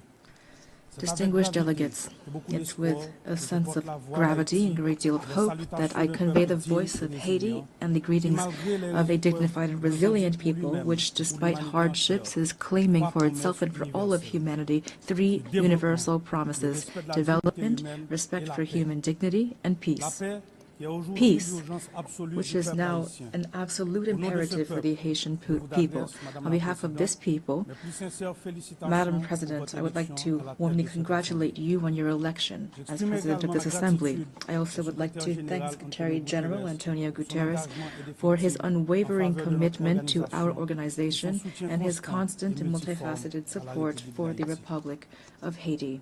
Mesdames, Messieurs, Ladies le and thème de cette gentlemen, session, the theme of this Unis session, ensemble, Better 80 Together, ans 80 et years plus and pour more la for paix, peace, le development, développement et and les droits de human l'homme, rights, honore l'œuvre honors remarquable the accomplie au outstanding fil des work décennies. carried out over the Il past rappelle aussi decades. l'impératif de It rester also unis et recalls the résilients importance of face aux remaining crises sans unified and précédent resilient qui in the menacent face l'avenir of de la the planète, unprecedented la paix crises et la threatening the sécurité future of the internationale. planet, as well as international Aujourd'hui, peace and la security. faim menace des Today, millions de vies. hunger is Les conflits threatening armés se millions of multiplient lives. et Armed l'extrême conflicts are pauvreté multiplying and s'intensifie, extreme poverty is provoquant des deepening, migrations causing forcées forced qui ébranlent la migrations that stabilité jeopardize internationale international et qui mettent à stability l'épreuve la and solidarité that des put the nations. solidarity between nations À to ces the défis test. s'ajoutent les changements In addition to these climatiques, la challenges, montée du we also are terrorisme, dealing with les climate atrocités de change, a masse, rise of la terrorism, criminalité mass atrocities, transfrontalière, le recul des droits transnational humains, crime, la the erosion of désinformation. human rights, and On ne peut disinformation. fermer les We yeux cannot sur turn a l'urgence blind de eye renforcer le to the système de urgent santé, need to d'assurer strengthen our une healthcare transition systems, to énergétique ensure juste just et de energy promouvoir transition, and to l'égalité des promote genres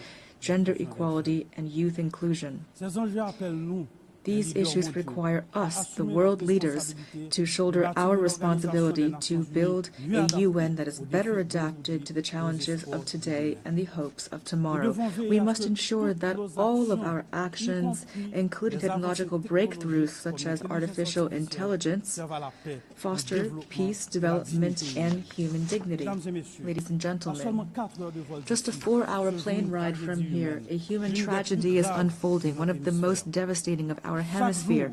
Every day, innocent lives are extinguished by bullets, fire, fear. Entire neighborhoods are disappearing, forcing more than 1 million people into internal exile and annihilating memories, investment, and infrastructure. Thousands of children have been deprived of their fundamental right to education. Thousands of young people are condemned to despair. Hundreds of women and girls have been raped, and they will forever carry the scars of this violence in their bodies and souls. Almost half of the population is facing acute food insecurity. The healthcare system is collapsing. Hospitals are being vandalized, burned, or forced to shut down. Doctors are fleeing.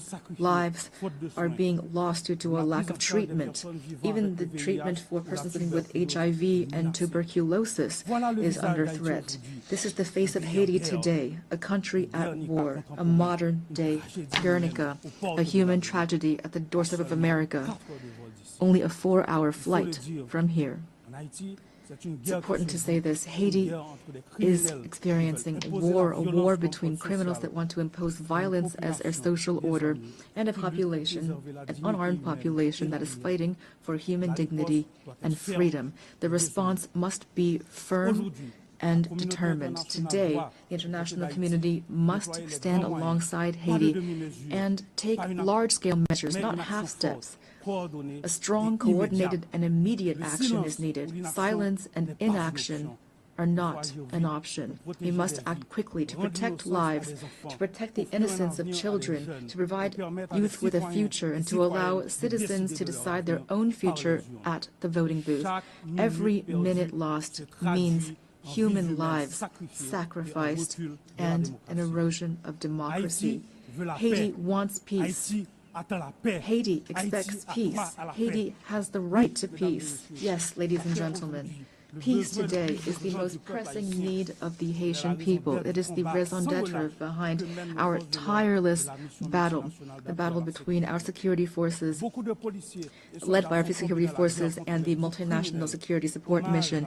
Many policemen and soldiers have fallen in the war against criminal groups. We pay tribute to these heroes, Haitian and Kenyan, who have laid down their lives for their commitment to restoring peace and security in Haiti. Today, out of the 2,500 troops initially required and promised, there are only 1,000 members of the multinational mission on the ground. Their courage, combined with our own efforts, have not been sufficient to contain the security crisis. And yet we have increased by 40% the budget for our security forces. We've recruited new members. We have strengthened our troops and acquired more material and equipment. We must face the reality. Haiti is at the epicenter of an unprecedented regional threat. Powerful and heavily armed criminal networks are trying to destabilize our country and take over the economies of our entire common space. The new front lines of this battle are in our country, in Haiti. If we lose this battle on our soil, it will be futile to try to contain it in the rest of the region. That is why we must show the same determination, the same resolve, and the same unity that we showed in the fight against terrorism. Haiti could never overcome this challenge single-handedly. Today, it is crucial to mobilize a strong force with a clear mandate and with adequate material, logistical, and financial resources. In this regard, the lessons of the MMS and recommendations of Haitian experts must be taken into account. We also need heightened international cooperation based on intelligence sharing and on rigorous border control to curb the flow of arms, ammunition, drugs, and financing toward these gangs. Peace cannot be restored unless our regional partners take concrete measures to ensure their territories do not serve as a starting point or a transit hub for this kind of trafficking. Approaches that failed yesterday will not save Haiti today. It is critical to listen to the voice of the Haitian people, to try new solutions that are stronger and more adapted to the realities on the ground. In this regard, we fully support the efforts made to transform the multinational security support mission. We also call for solidarity from the entire international community, especially for the commitment of members of the Security Council for a vote in favor of the resolution establishing a gang suppression force. That is why I would like to express on behalf of the Haitian people my profound gratitude to the United States and to Panama for this initiative, the implementation of which will mark a turning point in our fight against insecurity, which is suffocating our nation. I thank the administration of President Trump for the efforts made to provide support and resources in our common fight against the gangs, these enemies that are threatening both Haiti and the entire region. Today, the complexity of the Haitian crisis cannot serve as a pretext for endless talk, for drawn-out negotiations, or for stalemates caused by geopolitical considerations. Every day that we hesitate, criminal groups benefit. We urgently need to be proactive, to transcend divisions, to act together, to promote the values that bring us together, peace and human dignity. Haiti would welcome the holding of a high-level meeting to overcome obstacles and to make tangible progress. In this regard, we welcome the countries of the region and thank them for their constant support, especially through declarations in various regional organizations, including the Organization of American States and CARICOM. We appreciate their support and advocacy with partners from the Security Council for a real solution to the security crisis in Haiti. We also pay tribute to all of those states which during previous crises stood by our side and express the hope to be able to count once again on their commitment. Together, we can and we must resolve this crisis which has lasted for too long already. 12 million women, men, and children are expecting this of us. Ladies and gentlemen, the Presidential Transition Council was born of a political consensus that stemmed from intense negotiations between the nation's political parties. This council, which was supported by various international partners and facilitated by leaders of CARICOM, has a clear agenda which centers on holding free and credible elections. I repeat, free and credible elections. Despite the many challenges caused by the security crisis, the electoral process, for which the PTC and the government have shown real political will, has made real headway. The Electoral Council, Provisional Electoral Council, has already identified more than 85% of the voting centers, mobilized more than 70% of the elections personnel, and national financing to the tune of $65 million is guaranteed. The Presidential Transition Council is working closely with the MMS, the OAS, CARICOM, and BNU to ensure free, transparent, and inclusive elections reflecting the sovereign will of the Haitian people and guaranteeing the full and effective participation of young people, women, people with disabilities, and marginalized groups. To ensure productive political cooperation, constant efforts are being made and will continue to expand dialogue with the various political parties to strengthen consensus and to prevent a power vacuum which would be fatal for democracy and stability. The Haitian people must be able to choose its own leaders. The state wants credible elections. Our greatest challenge remains restoring security. The urgent and solemn call that we have once again issued to resolve the security crisis in Haiti must not be left to languish on paper nor be lost amid rhetoric and unkept promises. In Haiti, peace can no longer wait. Ladies and gentlemen, the transitional period does not allow us to launch all of the major federal reforms that the country needs, but the humanitarian crisis we are currently experiencing must be overcome.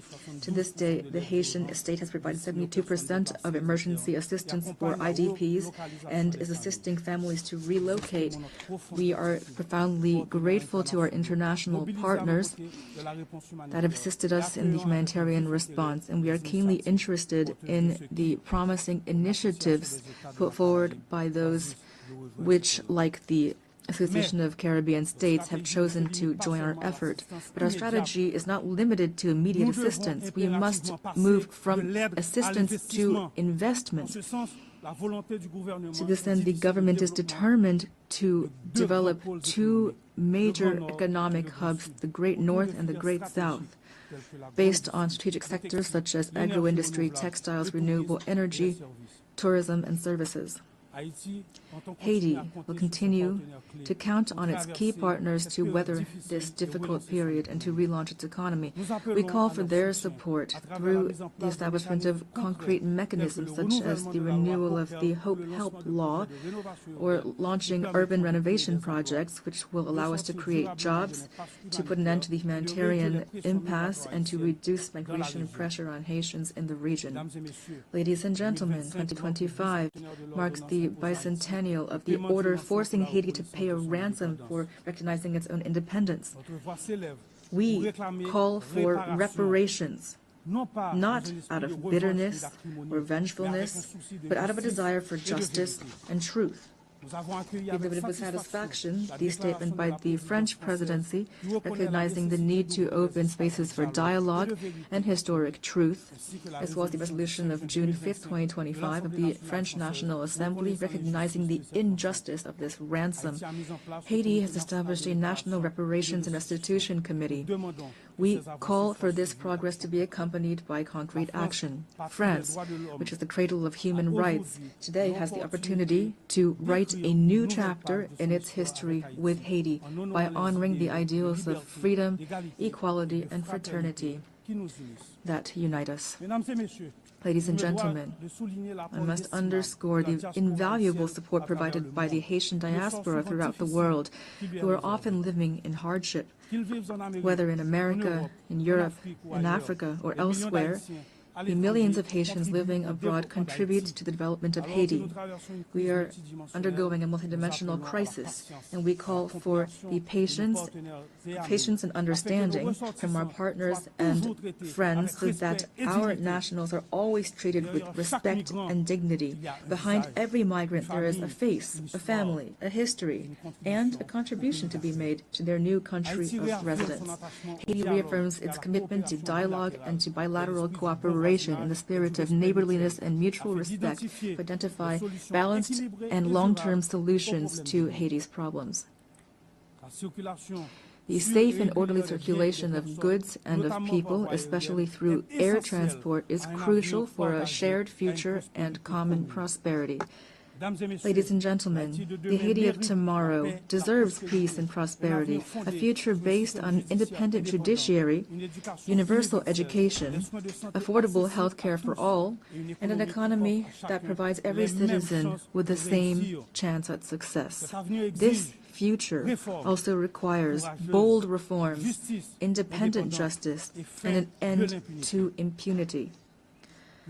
On April 16, 2025, we enacted a decree establishing two specialized judiciary bodies, one to litigate crimes and complex financial infractions, and another to prosecute mass atrocities and sexual violence. We're making progress toward making these bodies operational. We are prepared to continue down this path. This is not the time for Haiti fatigue. The international community does not have the right to turn away from Haiti's situation.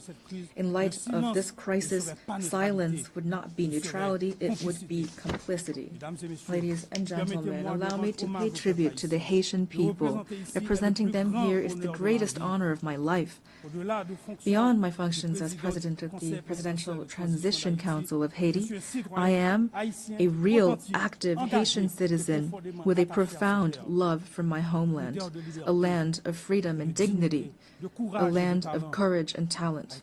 Haiti is not a nation that has given up. We are a great people, a people that stands together, men and women who have sacrificed for their homeland and for humanity. Haiti is not a playground for armed criminals. Rather, it is a nation on its feet, comprised of dignified, resilient families who every day, despite terrible adversity, are fighting for a better future. I pay tribute to my fellow countrymen and women who are, without a doubt, among the most resilient people on earth. They deserve better. Giving them new hope is my only mission, and that is why now I call upon you to stand side by side with Haiti. We must build peace in Haiti, for the Caribbean, for the Americas, for all of humanity. Thank you.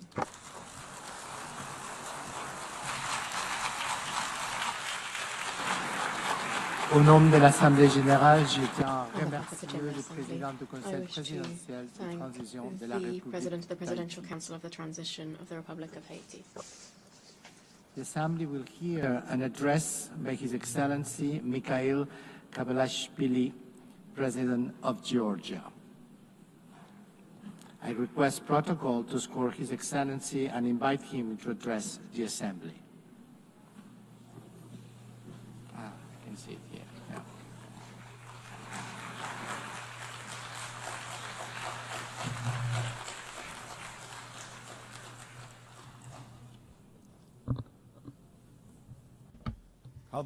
Madam President, Mr. Secretary General, distinguished colleagues, ladies and gentlemen, I represent a country with a 3,000-year history, the cradle of one of the world's most ancient civilizations and the brave Georgian people, filled with pride and dignity, a country that possesses a unique alphabet, an ancient language, and 17th century-long Christian traditions. The history of Georgia is a continuous chronicle of our people's struggle for survival against invaders, through which we have miraculously managed to preserve our cultural identity, traditions, and national character. Despite centuries of continuous warfare with invaders, the cultural environment in Georgia has always been distinguished by exceptional humanism, tolerance, and compassion for others. Tolerance, openness to others, harmonious coexistence and diversity form the cornerstone of our ancient culture, which is brilliantly reflected in Georgian polyphony, in our national traditions, and in the world-renowned Georgian epic Shota Rustaveli's The Knight in the Panther's Skin. Georgia is a place where throughout history, no human has ever been oppressed or persecuted on ethnic or religious grounds. Quite the opposite. We have always been known for our profound sense of justice. I represent the Georgian people, who know both the cost of war and the value of freedom and peace, a people who cherish their rich history and traditions, while at the same time facing with resolve the challenges that lie before our country. Amid a rapidly changing geopolitical landscape and unprecedented global challenges, such as ongoing conflicts, climate change, ideological polarization, cultural alienation, and war-driven humanitarian crisis, Georgia stands firmly as a guardian of dialogue, peace, stability, and sustainable development. Despite the many challenges surrounding us, we have managed to ensure the security of our people. The fundamental philosophy of the Georgian government remains to preserve peace, and no matter the cost, to spare our people from war. For the fourth year now, a horrific, bloody war has been raging in Ukraine, bringing catastrophic consequences and immense human suffering. Drawing on the bitter experience of the 2008 war, whose wounds have not yet healed for the Georgian people, we understand better than many the pain that Ukrainian nation endures today. Now as before, Georgia expresses its firm and unwavering support for Ukrainian people. As we deeply understand the importance of peace, Georgia contributes to the transformation of the South Caucasus and strives to turn it from a zone of conflicts into a space of dialogue among civilizations and economic prosperity. We welcome President Donald Trump's peace initiative between Armenia and Azerbaijan, as well as his efforts to bring the bloody war between Russia and Ukraine to an end soon. Georgia has always supported and actively strived to establish sustainable and long-term peace in the South Caucasus, as well as to deepen trust and cooperation amongst its neighbors. For centuries, our country has been at crossroads of civilization and a space for dialogue among diverse cultures. Today, Georgia is reclaiming its historical role.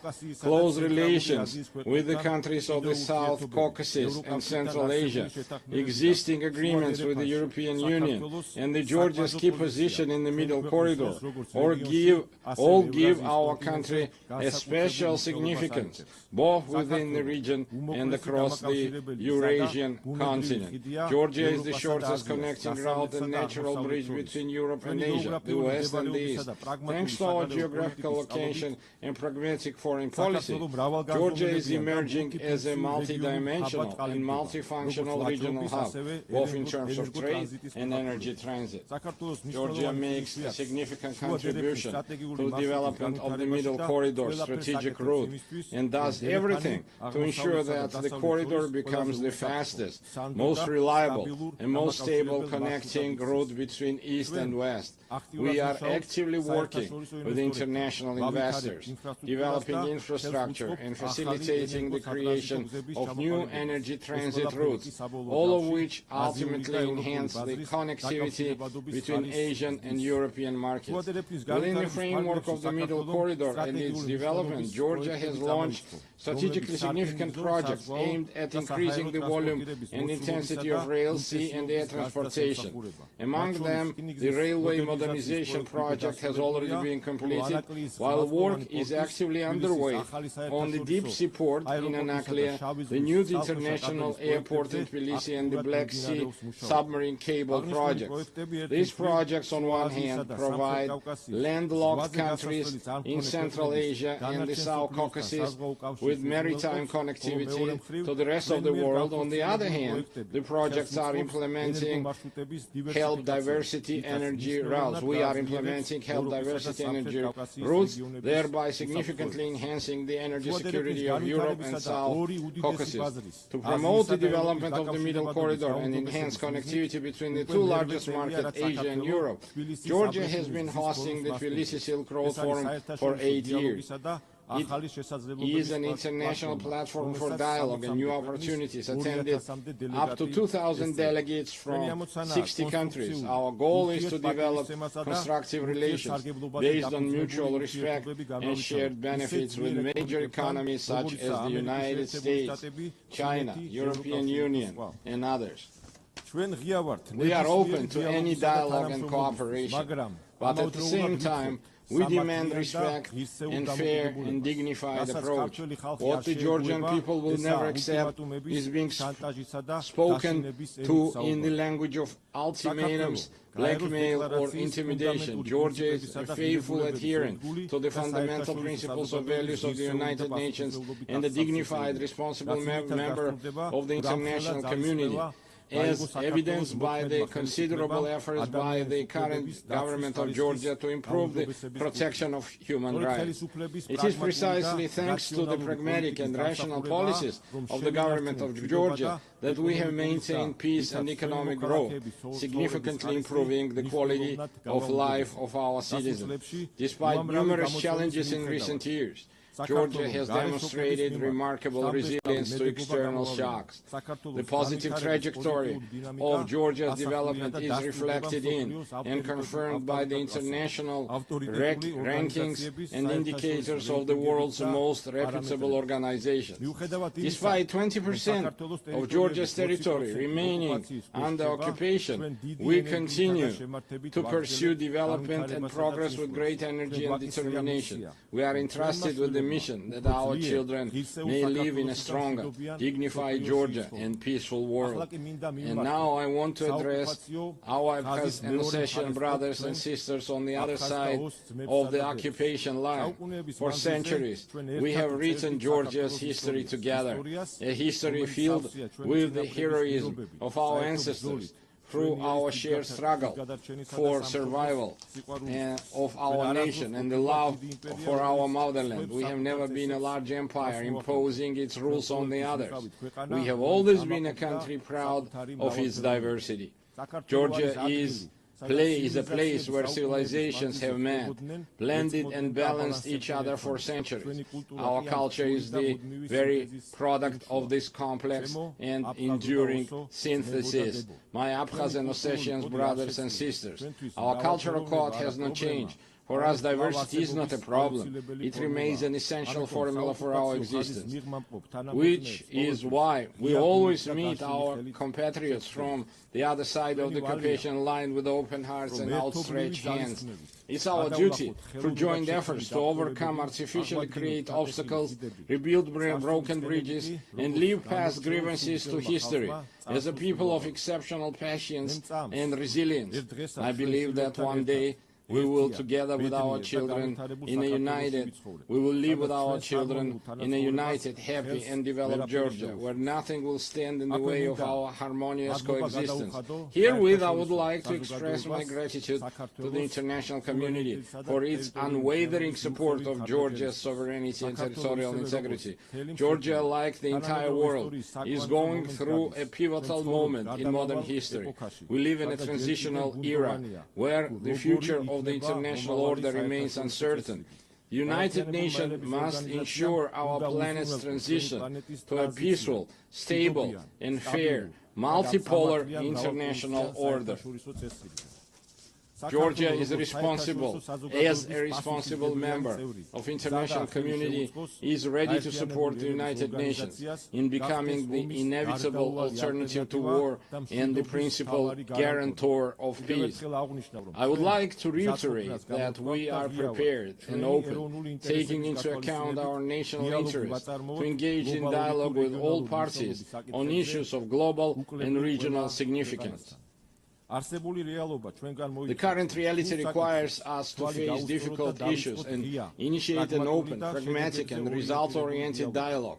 I believe that only in this way we can overcome common global challenges and unlock new opportunities for the benefit of our countries, peoples, and future generations. Thank you very much for your attention. May God bless humanity. On behalf of the Assembly, I wish to thank the President of Georgia. The Assembly will now hear an address by His Excellency Luis Alberto Arce Catacora, Constitutional President of the Plurinational State of Bolivia. I request protocol to escort His Excellency and invite him to address the Assembly.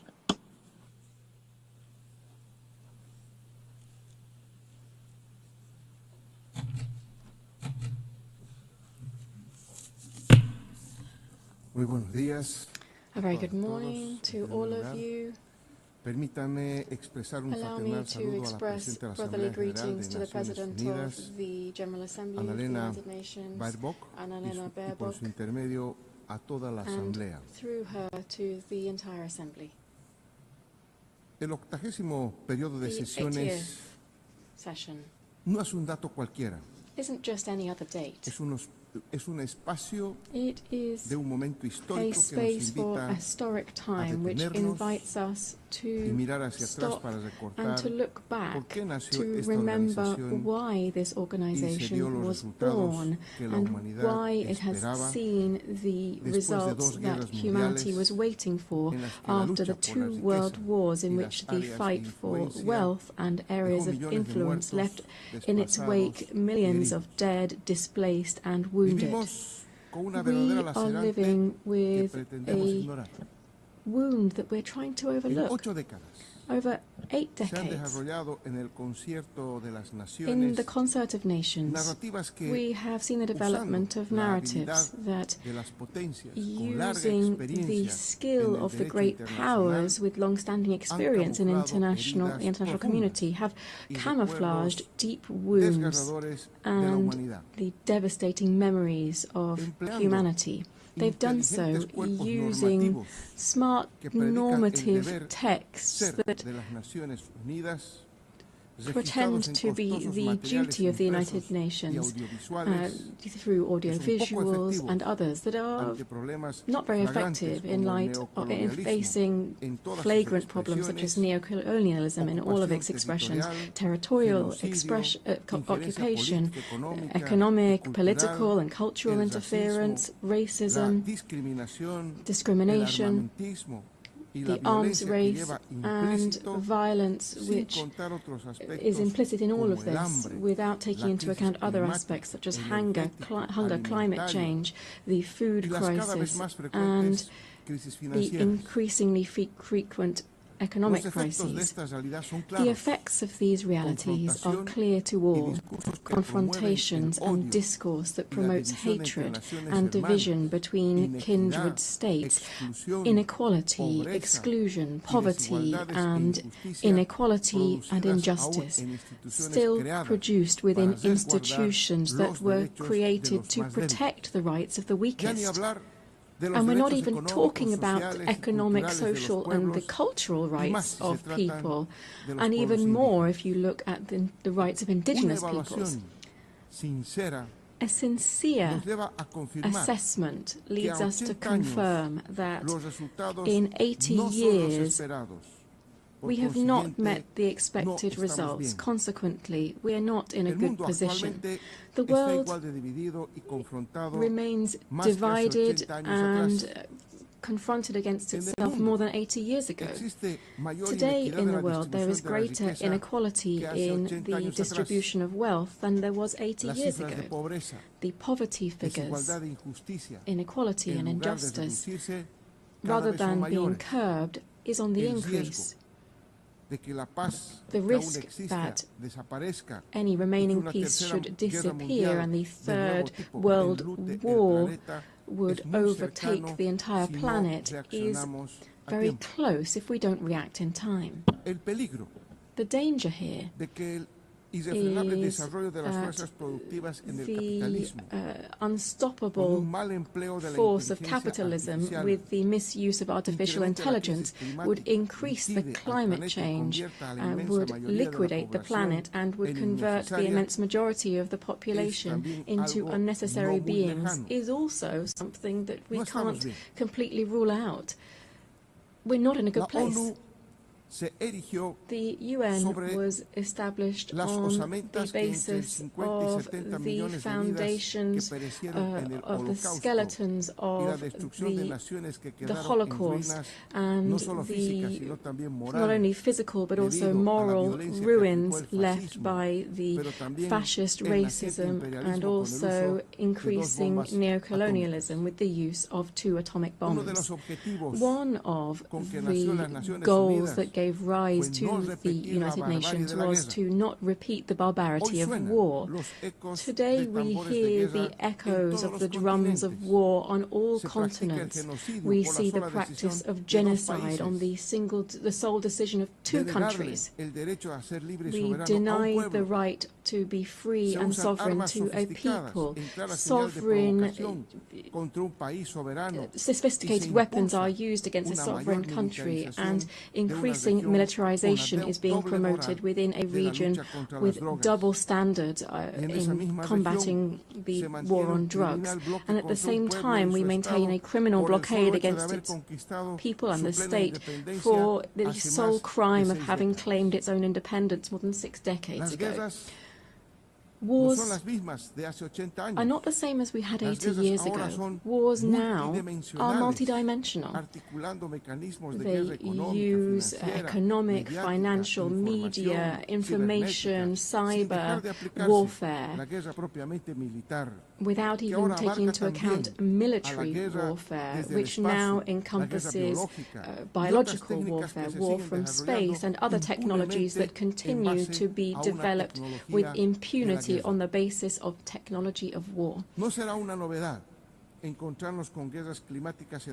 It would be nothing new to have climate wars that would have an impact on sovereignty and food security, jeopardizing strategic resources such as water. We are putting at risk the very survival of the human race on Earth and of life itself on the planet. Just taking off the mask from all of these tragedies, we can see that the cause of all of this is the wild capitalist system that places the greed of the few over the rights and lives of the majority on the planet. The cause of this is the current capitalist development, which tries to resolve its own crisis and ends up returning to the original forms of accumulation and increasing rates of profit. Capitalism and its imperialist face is once again using the deployment of violence, plundering natural resources from sovereign states and the bloodletting to lead to the political and economic power and take that away from another. Added to that, we have a third cause of the current wars, which is more immediate. That is the obsessive zeal of the new Trump administration to give the United States back its position as a hegemonic power at the cost of the liberal system, free trade, globalization, and to cause pain and death. Why? For what?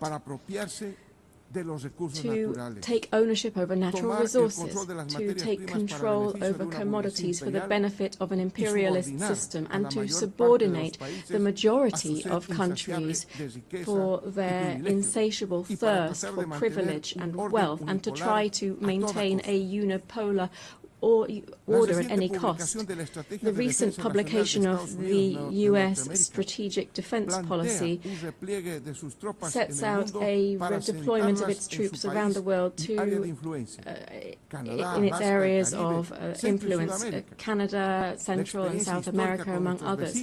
The recent history with our neighbors has made us realize this is nothing else but a new way of implementing Monroeism, which was a doctrine which said that America is for the North Americans, generating conditions for a new era of neocolonialism. Madam President, distinguished heads of state and government,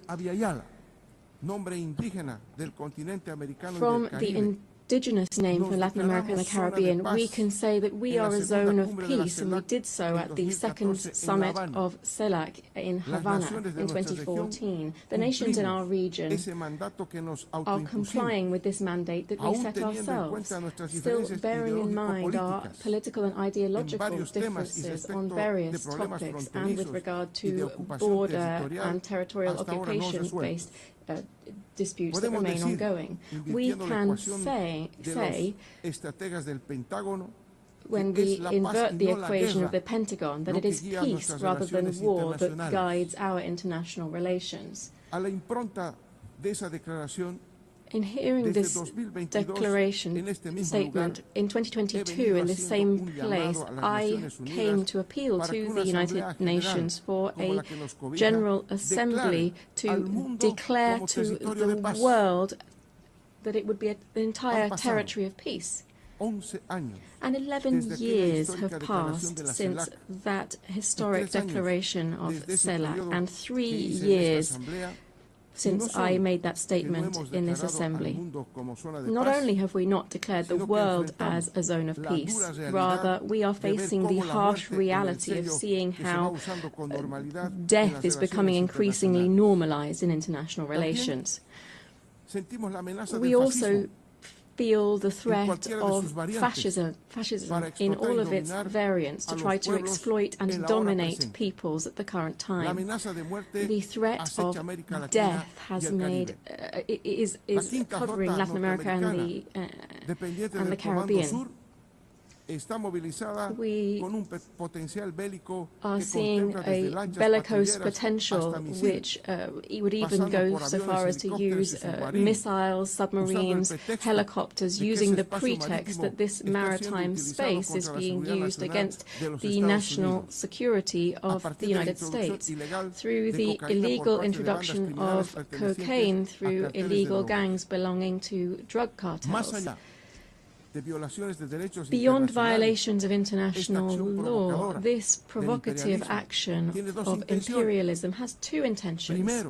First, la intervención sobre nuestra hermana República to Bolivariana de intervene Venezuela, into our kindred Bolivarian Republic of Venezuela that since 1999 has been raising high the flags of the freedom of its people and the sovereignty of its state, and which possesses considerable natural resources, particularly in oil, which the North wishes to appropriate and claim. Secondly, to try to reconquer Latin America and the Caribbean on the basis of it undermining liberal democracy, to impose militarization and to use other colonialist practices that we should call out. Imperialism is said to be used to combat drugs trafficking. This is a fallacy, because if this were true, it would actually be taking effect within their own country, where the demand for this type of drugs is high, and where in its origins, where we see different types of organized crime. What the United States is trying to do is to give our region the role of holding back the edification of a multipolar world and to submit it to its own interests. Added to these military actions, the images of which have been seen around the world, we see other types of devastating actions, such as those aimed at strengthening the economic blockade against Cuba. Billions of dollars are owed by the United States to the Cuban state due to these unilateral coercive measures, which are explained on the basis of rejecting the first communist revolution, which will never be destroyed. The threat of death is also afflicting the Middle East. In the Middle East, the pain of millions of families and the death of hundreds of thousands of Palestinians finds no consolation. All of this history tells us has the unconditional support of the United States, which wants to speed up the displacement of the Palestinian people as quickly as possible. Peace will be an empty world while the Palestinian people continues to face practices of genocide and does not have its own land and full sovereignty with East Jerusalem as its capital. But in this region, that's not the only thing that's happening. The fragile political and geopolitical stability is threatened by preventive attacks against the Islamic Republic of Iran and against the small nation of Yemen, very similarly to what is happening, what was done by ex-President George Bush. The threat of death is also clear in Eurasia. In Eurasia, despite the intermittent attempts to achieve a political outcome, the expansionist ambitions of NATO, which is nothing else than the military arm of concentrated capital, is trying to protract the military conflict by using Ukraine as a launch pad against the Russian Federation. The threat of death also hangs over Asia. The East China Sea, which is an area of great geostrategic and economic importance, is facing two problems that could have an impact not only on the region but also the entire world. The overcoming of the sovereignty of Taiwan by the People's Republic of China is another example of explicit neocolonialism that is encouraged by the United States, as well as the dispute on the Senkaku Islands, the sovereignty of which is disputed between Japan, Taiwan, and China. It appears that these islands are home to important hydrocarbon resources. Furthermore, the constant tension between North Korea and South Korea could not only become a problem that affects these two countries, but also the entire security of the world. Heads of state and government, I've been referring to this entire world to say that in this new imperialist intervention, we should call it what it is, neocolonialism.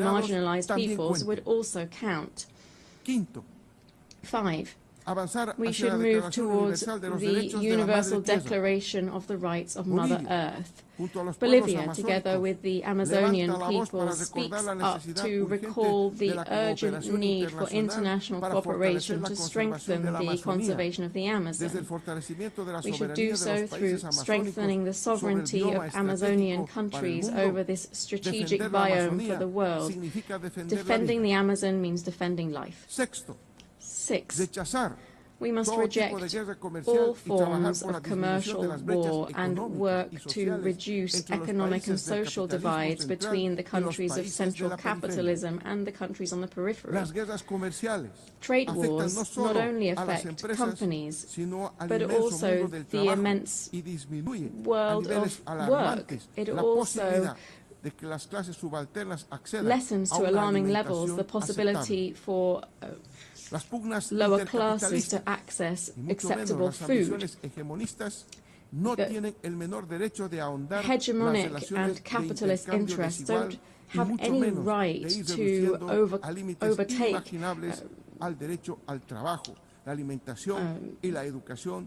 rights of trade and reduce the right to employment, food and education for the working classes. Dear guests here at the 80th session of the UN General Assembly, I'm very grateful that on this occasion of the 80th anniversary of the establishment of the United Nations, having listened to the analysis and the outlook of the plurinational state of Bolivia over critical problems facing us today, and as we look ahead to working together for peace, development and collective human rights, the Bolivian people, to whom we have guaranteed a democratic transit that we have not seen in 28 years in our country, is looking forward to seeing the changes that we must see within the United Nations in order to guarantee global peace. Thank you very much. Gracias. On behalf of the Assembly, I wish to thank the Constitutional President of the Plurinational State of Bolivia. The Assembly will hear an address by His Excellency Bryce Clotaire Oligui Nguema, President of the Gabonese Republic, Head of State and Head of Government. I request protocol to escort His Excellency and invite him to address the Assembly.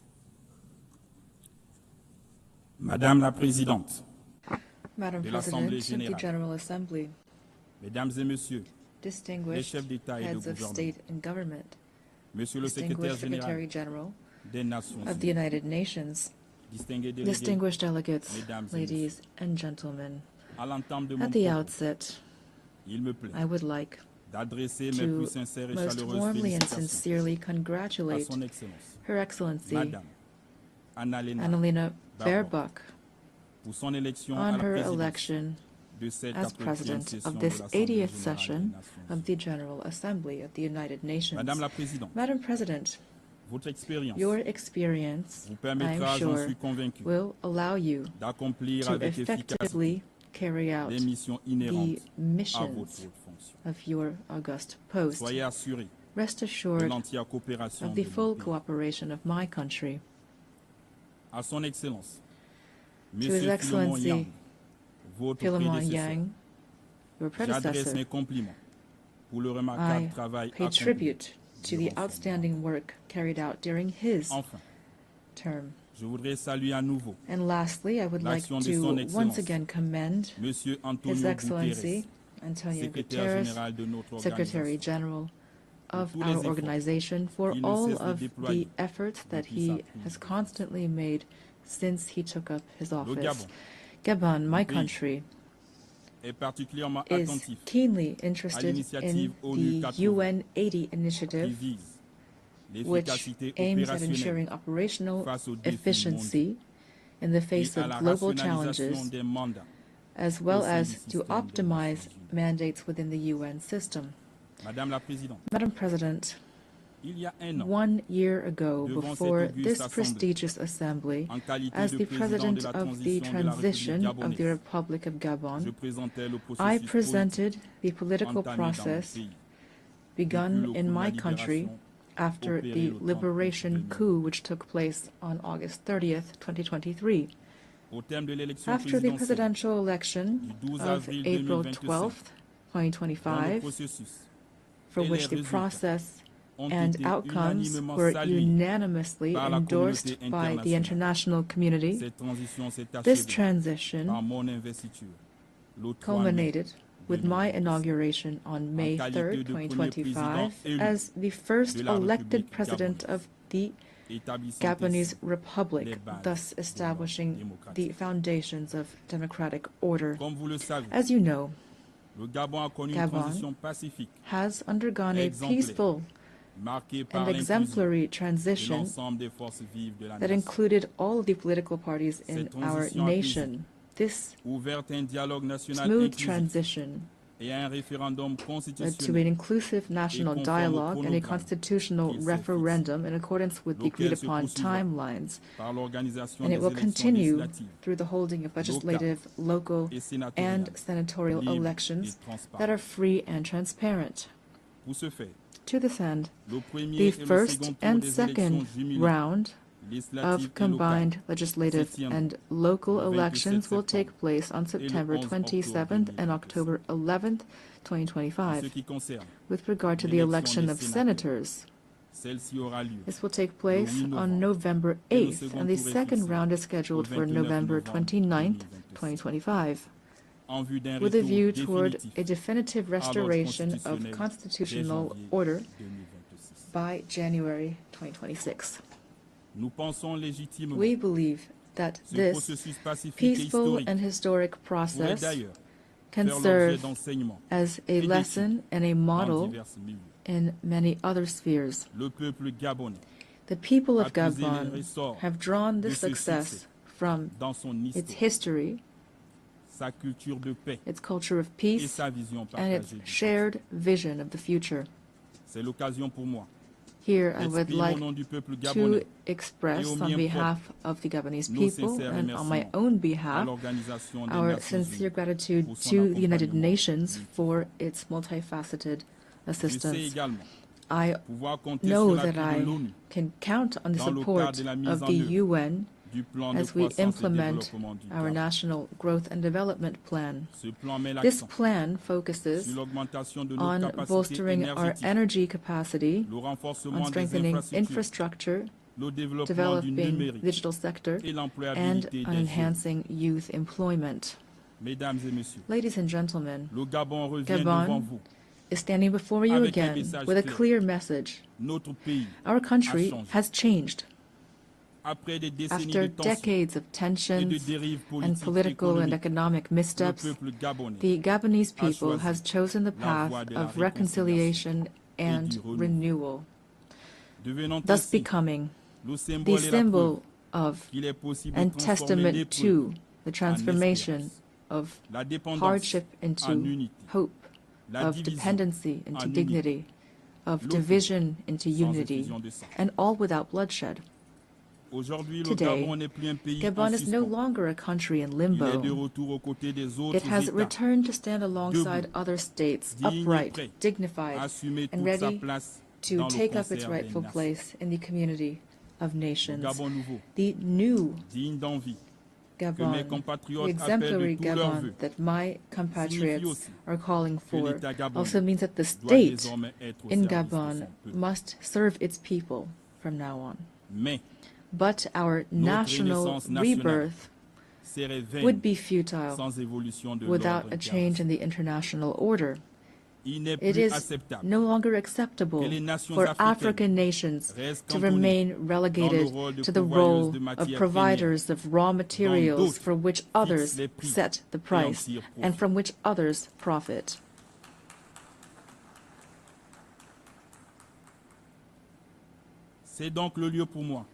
Therefore, I would like to invite public and private investors to support us through win-win partnerships.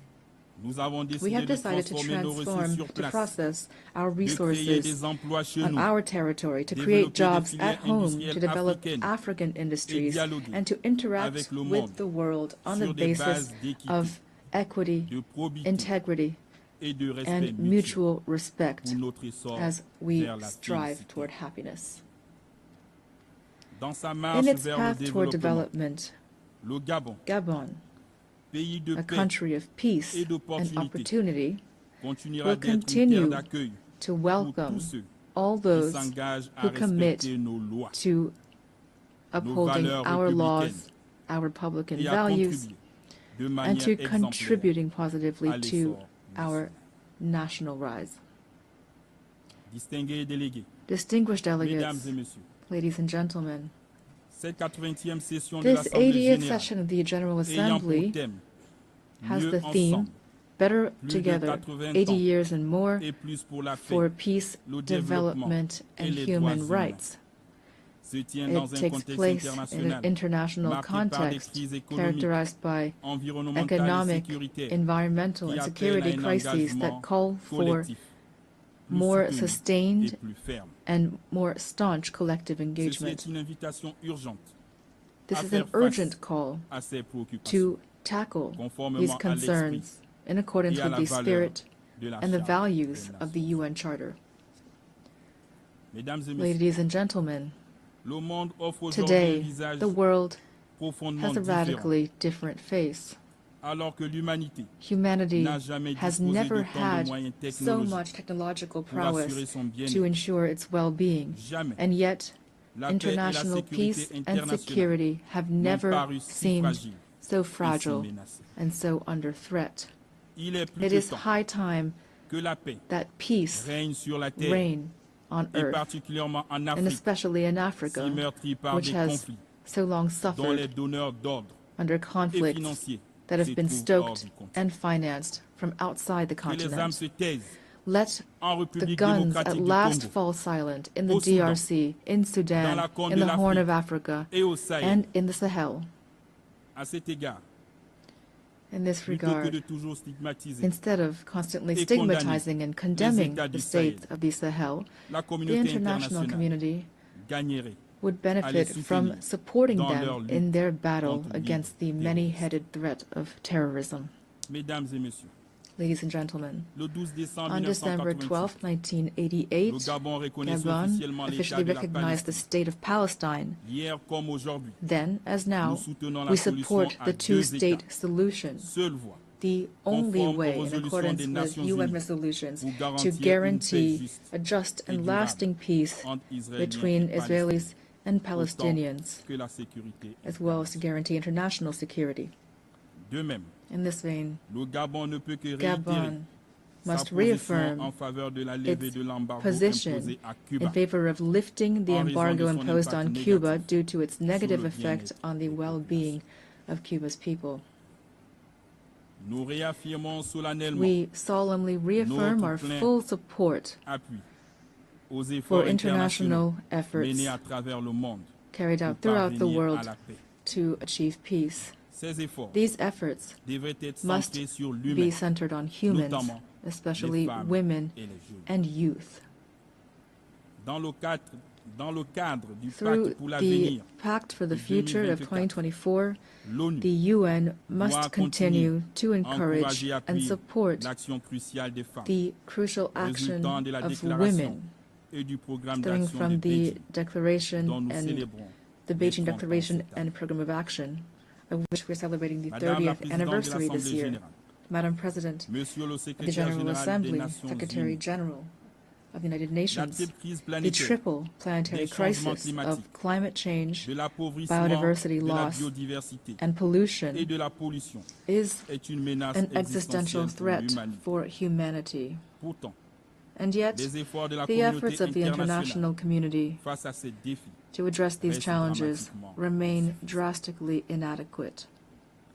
The Treaty on Biodiversity beyond national jurisdictions, which we have just ratified, fills a legal gap and provides an ambitious framework for equitable and sustainable governance of biodiversity. Together, we have a real opportunity to make this treaty a true driver of transformation for present and future generations. Gabon is the guardian of part of the Congo Basin, the second largest green lung of our planet. This extraordinary heritage must not be sacrificed to financial rapacity.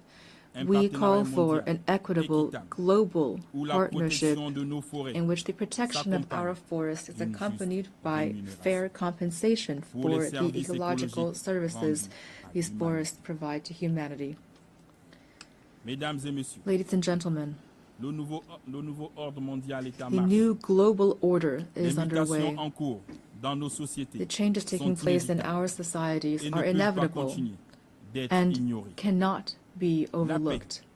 International peace and justice can only be guaranteed by a revitalized multilateralism, in particular through Security Council reform that takes into account the African claims enshrined in the Sirte Declaration and the Eswatini Consensus, to which Gabon is firmly committed. I wish every success to our work, and I wish a happy birthday to our organization. Thank you.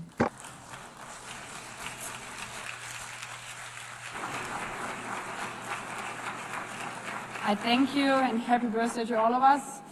On behalf of the Assembly, I wish to thank the President of the Gabonese Republic, Head of State and Head of Government. The Assembly will hear an address by His Excellency John Dramani Mahama, President of the Republic of Ghana. I request protocol to escort His Excellency and invite him to address the Assembly.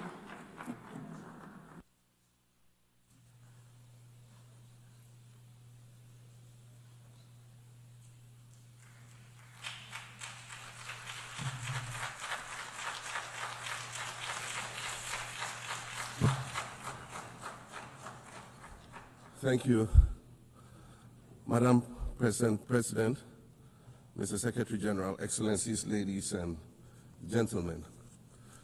At this 80th session of the United Nations General Assembly, I'd like to speak about Africa's role in the future of this organization. However, it's impossible to do that without first considering the collective role that Africa played in its founding, which was small and relatively insignificant. Of the 51 member states involved in the founding of the United Nations in 1945, only 4 were African: Egypt, Ethiopia, Liberia, and South Africa. It is important to point out that the United Nations came into being in the aftermath of World War II because of the inability of its predecessor, the League of Nations, to avert a large-scale global conflict, which had been its guiding purpose when it was founded in 1920 at the end of the First World War. Out of the 42 founding member states of the League of Nations, only 3 were African: Liberia, the Union of South Africa, and Ethiopia. Egypt was to join later in 1937. Africa's overall participation in the organization's founding was minimal and relatively unimportant. That's because before all the other talks and meetings, representatives from a group of 40 nations gathered in Berlin for a series of discussions that began in 1884 and which led to the partitioning and formal colonization of the African continent, which is also called the Scramble for Africa. It has famously been written that past is prologue. Well, in the past, the majority of the 54 nations that now comprise Africa were never offered a seat at the table where plans for a new world order were being drawn. But, Madam President, as fate would have it, the tables are turning, and Africa's role in the authorship of whatever is yet to come for this world is going to be huge, and it will be consequential. According to this organization's own projections, by the year 2050, More than 25% of the world's population is expected to come from the African continent. Additionally, by 2050, 1/3 of all young people aged between 15 to 24 will be residing on the African continent. So you see, the future of this world is African. Allow me to say this once again a little louder for those of you in the back. The future is African.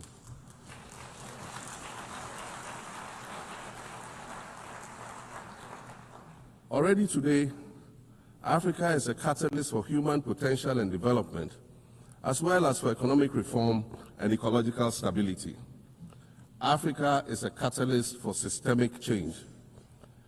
If this reality, which is fact-based and straightforward, seems provocative or unsettling, perhaps it's because you are viewing it through the lens of centuries of filters, colonialism and imperialism, and the resulting implicit bias.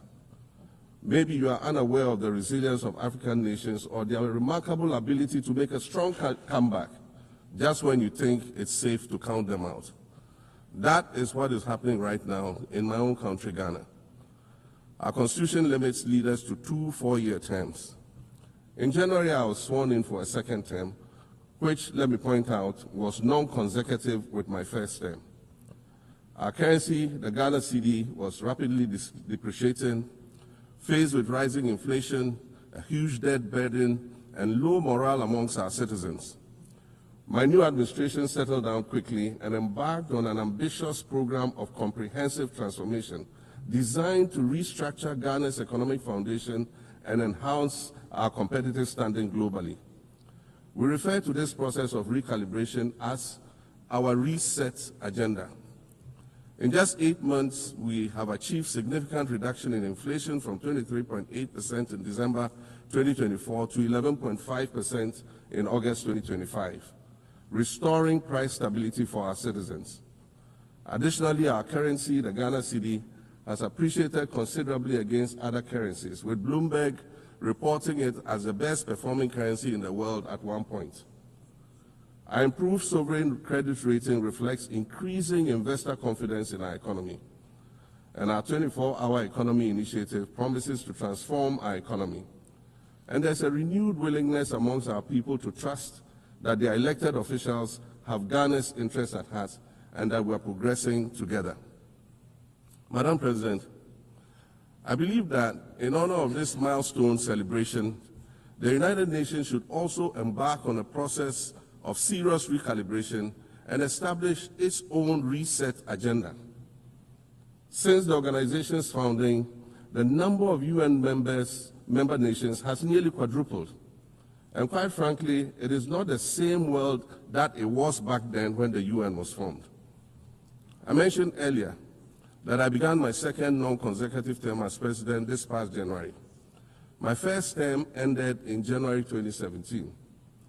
In that span of time, 8 years, the world has changed with such ferocity. My first days in office after my return felt as though I had just awakened from a Rip Van Winkle-style sleep. Now, no, that was only after 8 years. Imagine then what it will be like after 80 years since the founding of the United Nations. In 1945, the sun had not yet set on the largest empire in history. The most common mode of international travel was by sea. The personal computer had not been invented, let alone made portable. And television, a new convenience, was still in its infancy, albeit in black and white color. Relations between the US and the Soviet Union were turning frosty, with Winston Churchill declaring that an iron curtain has descended across the European continent. Fast track 80 years on. In today's world, hundreds of thousands of commercial flights take off and land every day. Libraries have been digitized so that volumes of literature can exist on a small device, small enough to fit inside your pocket. We live in a world of cryptocurrency, artificial intelligence, social media, the internet and its dark hidden dungeon of the dark web, all of which carry a potential threat to global peace and security. Climate change is real. And we're fighting a losing battle against the loss of Maldives and other island nations to the rising sea level, against the loss of Timbuktu to desertification and the Amazon forest to global warming and deforestation. Madam President, the UN Founding Charter is outdated when it comes to representation in this August Assembly. The most powerful post-World War II nations are still being rewarded with an almost totalitarian guardianship over the rest of the world. And yet, the first sentence in Chapter 2, Article 1 of the UN Charter declares that the organization is based on the principle of sovereign equality of all its members. If this were true, and was the case, a continent as large as Africa, with its numerous UN member states, would have at least one permanent seat on the Security Council.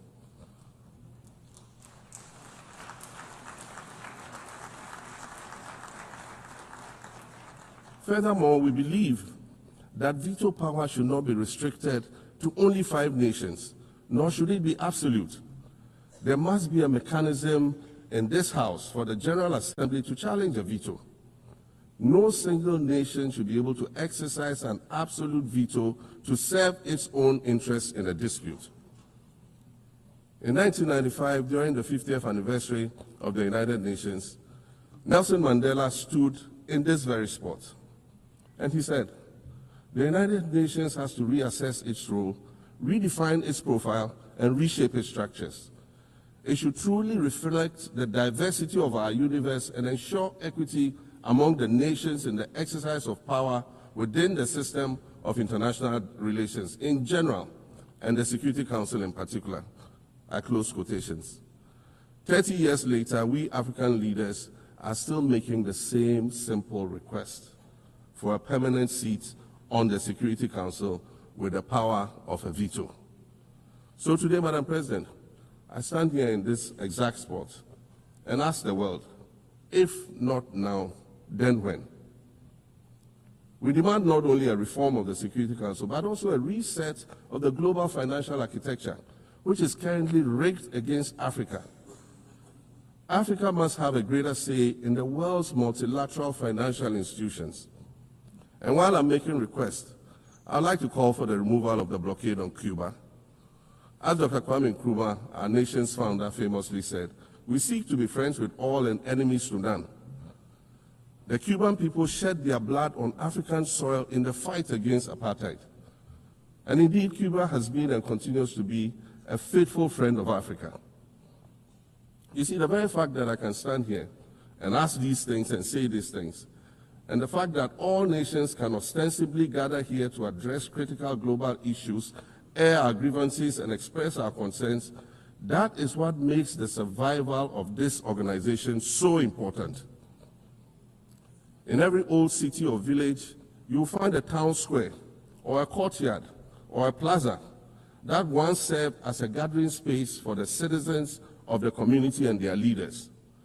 Meetings and celebrations were held there, as were trials and elections. And these were spaces that brought people together and held them together as a community. Sadly, time and technology have eroded these spaces. Madam President, in many ways, the United Nations is the proverbial town square of our modern global village. And it has never been more critical for us to protect this one space that brings and holds the world nations together as a community. The internet, social media platforms, and artificial intelligence offer us the illusion of connectivity, when in fact what they do is reinforce isolation by using algorithms that ensure that we do not receive new ideas and perspectives, but rather more of the same content.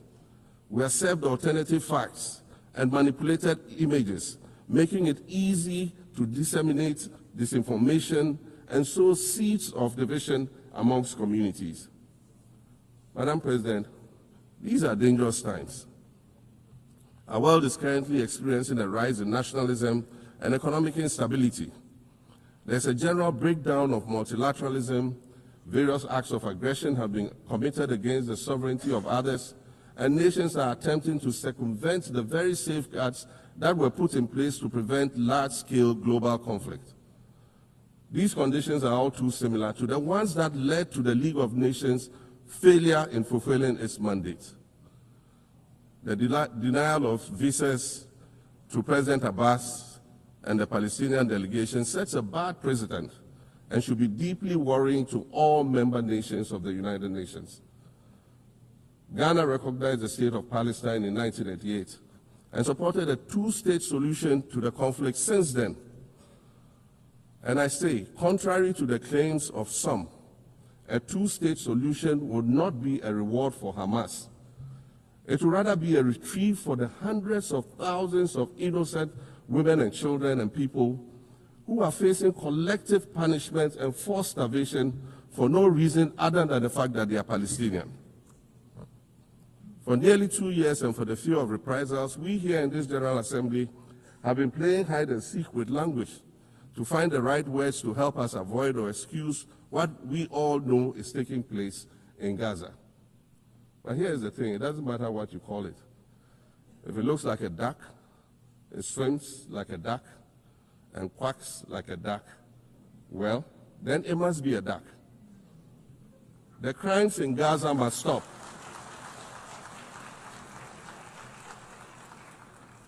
The crimes in Gaza must stop.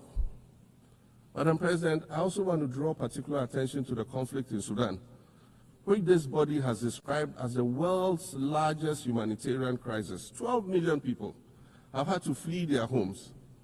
And when we speak of migration, we refer to the 12 million new Sudanese refugees, whom we as a global community should be willing to assist in much the same way that many member nations readily assisted new refugees coming out of Ukraine. Let's dispense with the euphemisms and dog whistles and speak frankly. It is not a mystery that when leaders of Western nations complain of their migration problems, they are often referring to immigrants from the global south. But many of those immigrants are climate refugees. And interestingly, the global north emits 75% more greenhouse gases than the global south. However, the effects of climate change are more severe in the global south because we lack the resources to address them effectively. And so when the desert encroaches on our villages and towns and they become unlivable, we are forced to flee. Wasan Shire, a Somali-born prophet, a Somali-British poet born in Kenya to Somalian refugee parents, was London's first youth poet laureate. She writes in her poem titled Home. And it says, you have to understand that no one puts their children in a boat unless the water is safer than the land. No one bends their palms under trains beneath carriages. No one spends days and nights in the stomach of a truck feeding on newspaper unless the miles traveled mean something more than just a journey. Madam President, we cannot normalize cruelty. We cannot normalize hatred. We cannot normalize xenophobia and racism. If we're going to tell a story, let's not tell its slant. Let's tell all the truth. When we speak of migrants, we speak of Mami Ewusi Mensah Frimpong, a judge on the U.S. District Court for the Central District of California. She's the first black female judge on any of California's 4 federal district courts. She was born here in America to immigrant parents from Ghana. We speak of Peter Bosman, a medical doctor in Ghana who moved to the town of Piran in Slovenia in the 1980s and later became the first black mayor of Piran, the first black mayor in Slovenia and in the whole of Eastern Europe. We speak of T. Michael, the iconic Ghanaian Norwegian artist and designer. And of course, we speak of the late Kofi Annan, former United Nations Secretary General.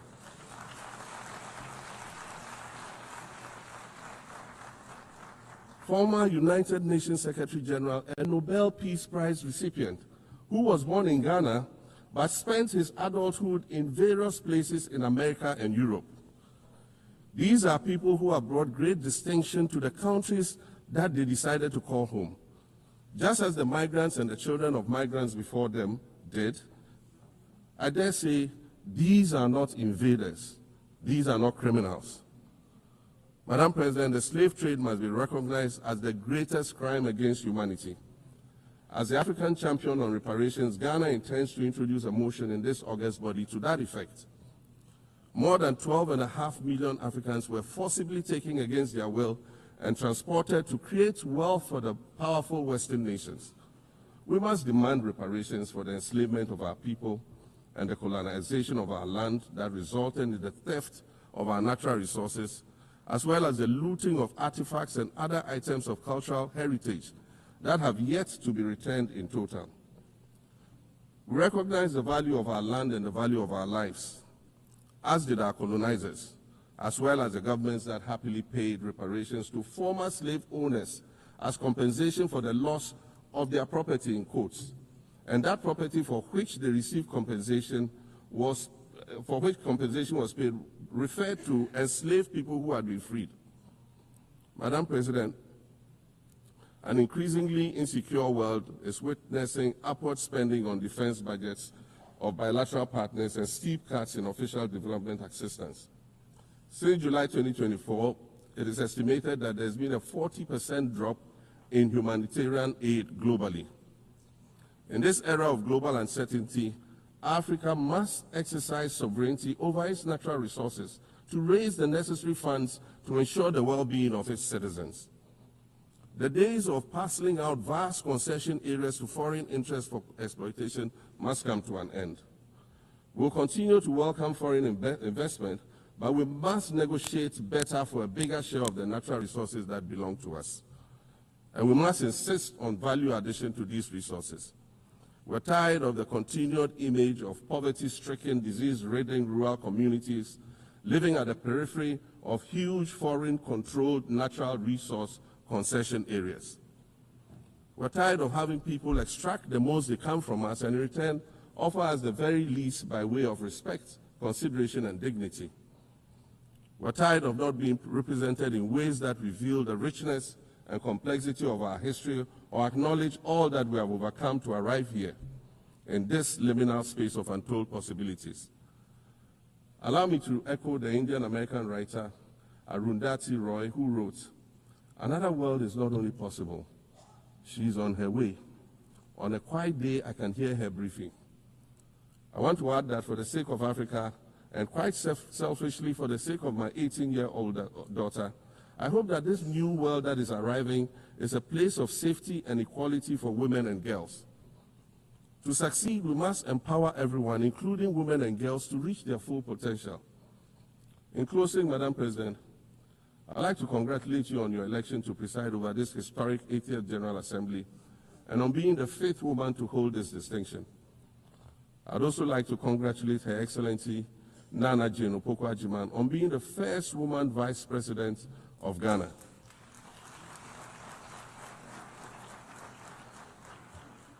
Now every Ghanaian girl knows the heights to which she can ascend. Words matter, but issues of representation matter even more, which is why Ghana looks forward to the appointment of a woman as Secretary General of this organization in the near future. Madam President, Your Excellencies, I thank you for your kind attention.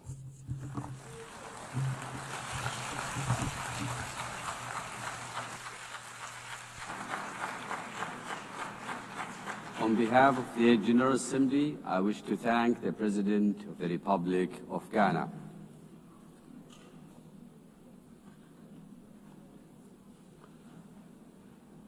The Assembly will hear an address by His Excellency Omaho O.C. Sokang Embalo, President of the Republic of Guinea-Bissau. I request protocol to escort His Excellency and invite him to address the Assembly.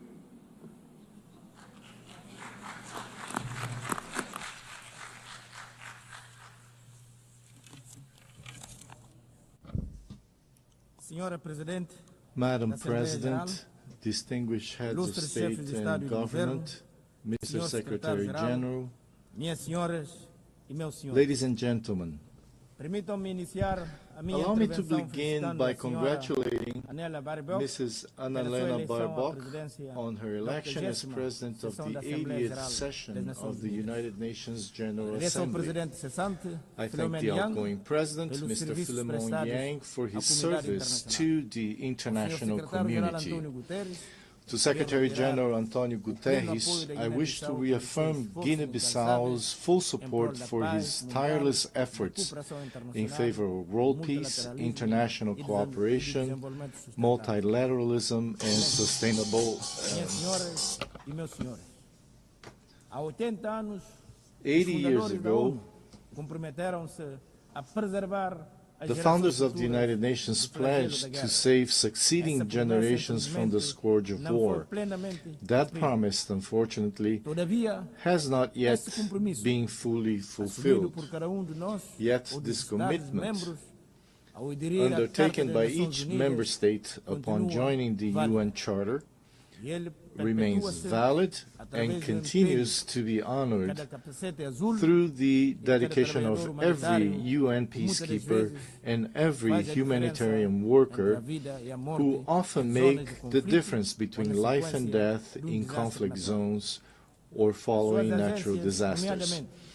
UN agencies such as WHO, UNESCO, UNICEF, FAO, WFP, UNHCR, and UNDP, among others, provide treatment, education, vaccines, food, and protect every day millions of human beings and contribute to the fight against poverty and discrimination against women and girls all over the world. The United Nations remains relevant, especially in these times of deep global uncertainty and crisis. It continues to be the only forum where all nations, large and small, have a seat and a voice.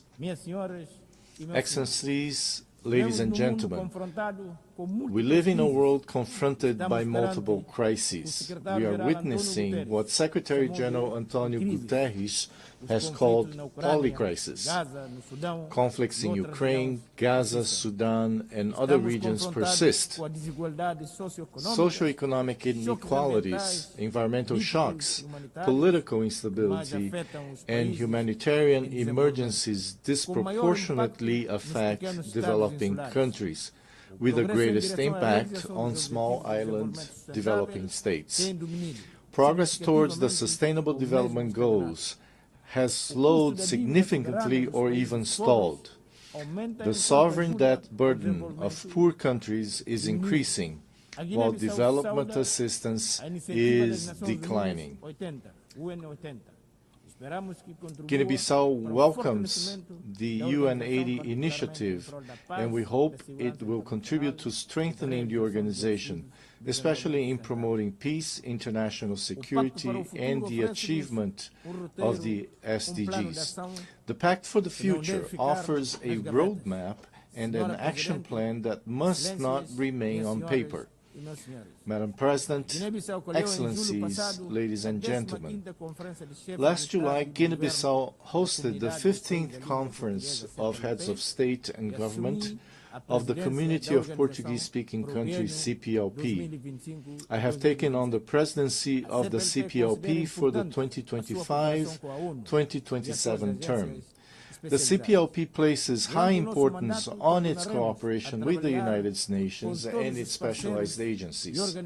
During our term, we will continue to work with all partners and multilateral organizations toward the implementation of global commitments, especially concerning the Paris Agreement on Climate Change, the 3rd UN Ocean Conference, and the 4th UN Conference on Financing for Development, held last June-July in Seville. We are convinced that two major international meetings scheduled for November, namely COP30 in Belém, Brazil, and the 2nd World Summit for Social Development in Doha, Qatar, will serve as key platforms and opportunities to strengthen our cooperation and to advance our shared goals. Madam President, Excellencies, ladies and gentlemen, Guinea-Bissau is scheduled to hold presidential and legislative elections on the 23rd of November this year. All necessary conditions are being put in place to ensure that these elections are held peacefully, freely, transparently, and credibly. Over the past 5 years, I have prioritized dialogue, inclusion, political stability, and the consolidation of the democratic rule of law. I am confident that these upcoming elections will reaffirm the irreversible nature of citizenship and democratic values in Guinea-Bissau. Madam President, Excellencies, ladies and gentlemen, allow me to conclude by saying that in an increasingly interdependent world, we need, now more than ever, a world order grounded in the principles enshrined in the United Nations Charter, in respect for international law and in peaceful coexistence. In this regard, Guinea-Bissau reiterates our call for an end to the economic, commercial, and financial embargo and other forms of restrictions imposed on Cuba. 80 years after the creation of the United Nations, the world has changed. We are no longer just the 51 countries who signed the UN Charter in 1945. Today, the United Nations is all of us, the 193 member states, plus observer states, NGOs, civil society organizations, and other actors represented in this great assembly hall.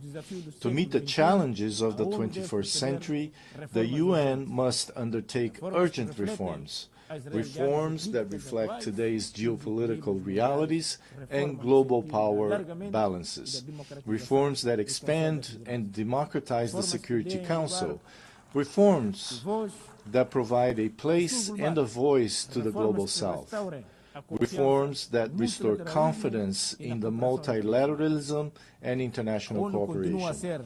The UN continues to be a unique multilateral space where dialogue is still possible, even when diplomacy and good offices fail elsewhere and in other circumstances. The legitimacy, strength, and future of the UN lie in the inclusion and full participation of all of us in deliberations and decision-making. Its core details, peace, dignity, equality, poverty eradication, cooperation, and peaceful resolution of conflicts remain alive and continue to inspire the purposes of the international community and the March of Humanity. Thank you very much.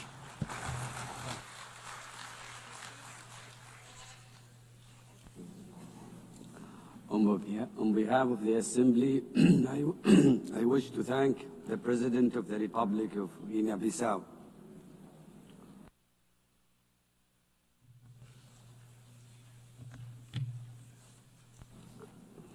The Assembly will hear an address by His Majesty King Musawati III, Head of the State of the Kingdom of Eswatini. I request protocol to escort His Majesty and invite him to address the Assembly.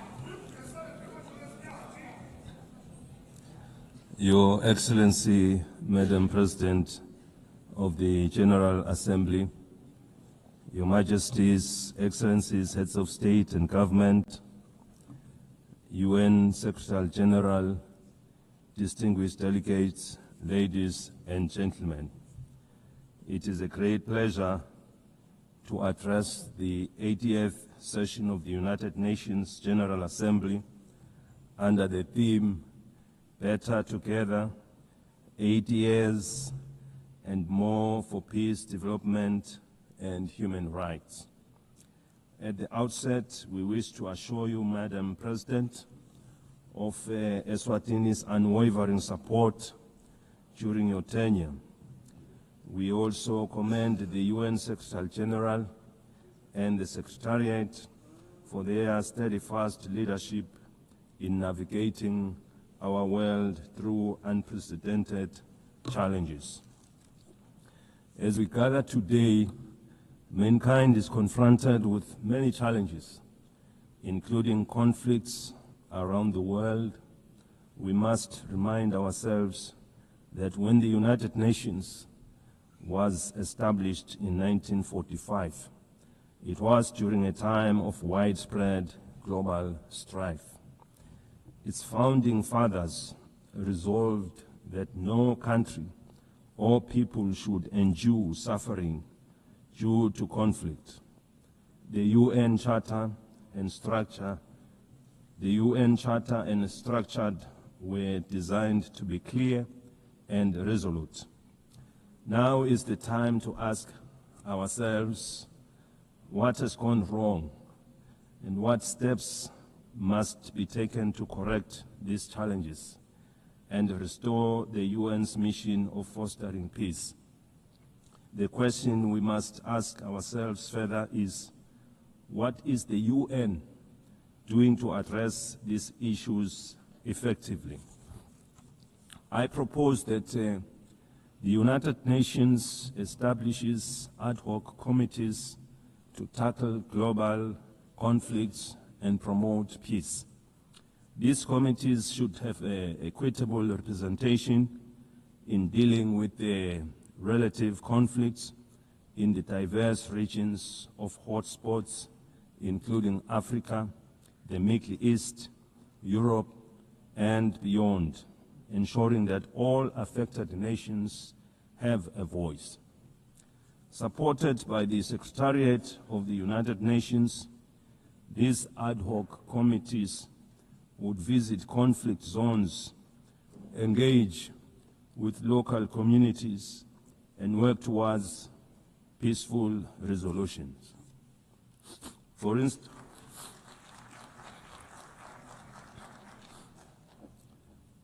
instance, in Africa, the conflicts in Sudan, South Sudan, Somalia, the Sahel, and the Great Lakes need the intervention of these ad hoc committees.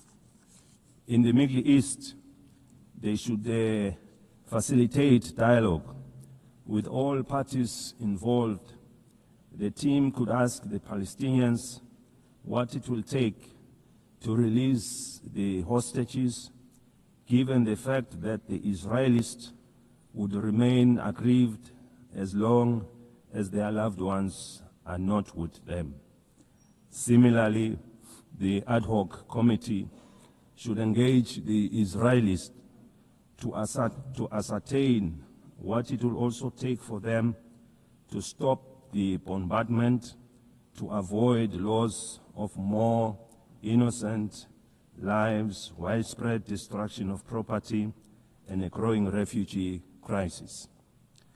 By engaging directly with the affected communities, these communities could help broker solutions that address the concerns of all sides to reduce tensions, suffering, and foster stability. In the conflict between Russia and Ukraine, these ad hoc committees could mediate discussions to identify pathways to peace. Their role would be to engage in meaningful dialogue and report back to the United Nations with actionable recommendations on what it would take to end the war. In Eswatini, we encourage that yield positive outcomes proving that dialogue is the cornerstone in nation building.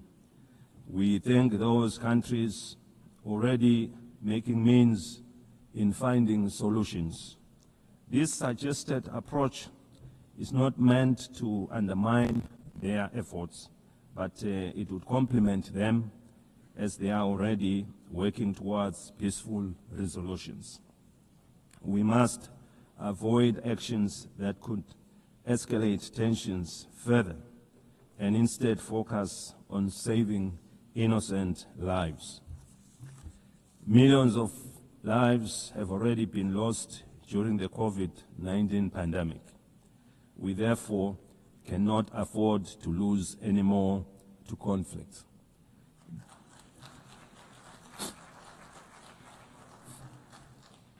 The UN must now focus on supporting the building of economies of the world to address issues of poverty and the global financial crisis which we experienced after the COVID-19 pandemic.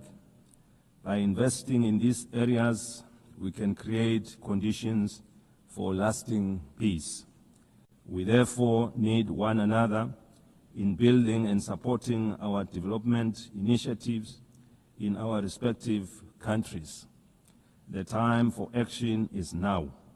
The UN was established in pursuit of international law and peace, and its mandate dates back decades.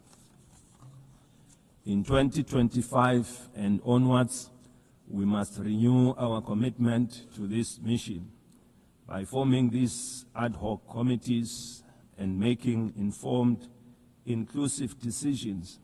We can work towards a world where peace prevails and no nation or people suffer needlessly. We have been calling for the restructuring of the United Nations as a body representing all member states. It must lead with decisions that are inclusive and widely respected, as no one will question the process taken. These reforms should be fully representative of all countries through the regions of the world in the Security Council to create an all-inclusive structure. Without such reform, the legitimacy and effectiveness of this body will remain incomplete. We have been encouraged to witness UN high-level meetings prior to the General Assembly being held to address various issues. These include the Seville and Awaza declarations on financing for development and socio-economic challenges faced by landlocked countries. We are aware that for any growth to take place, nations must have enough resources to achieve sustainable development goals.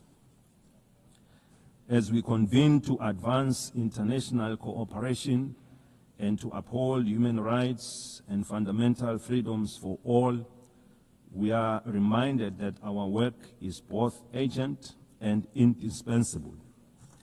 The theme "Better Together" underscores the imperative of delivering on the United Nations Sustainable Development Goals and reinvigorating global cooperation.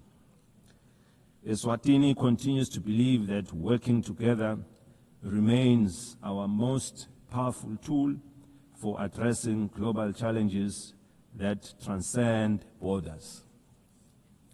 The world stands at a critical juncture in pursuit of Agenda 2030.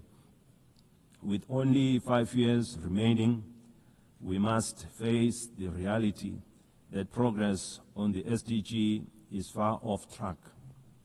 This is a sobering reminder that our collective efforts must be redoubled and that international solidarity, cooperation, and shared responsibility are more urgent than ever before.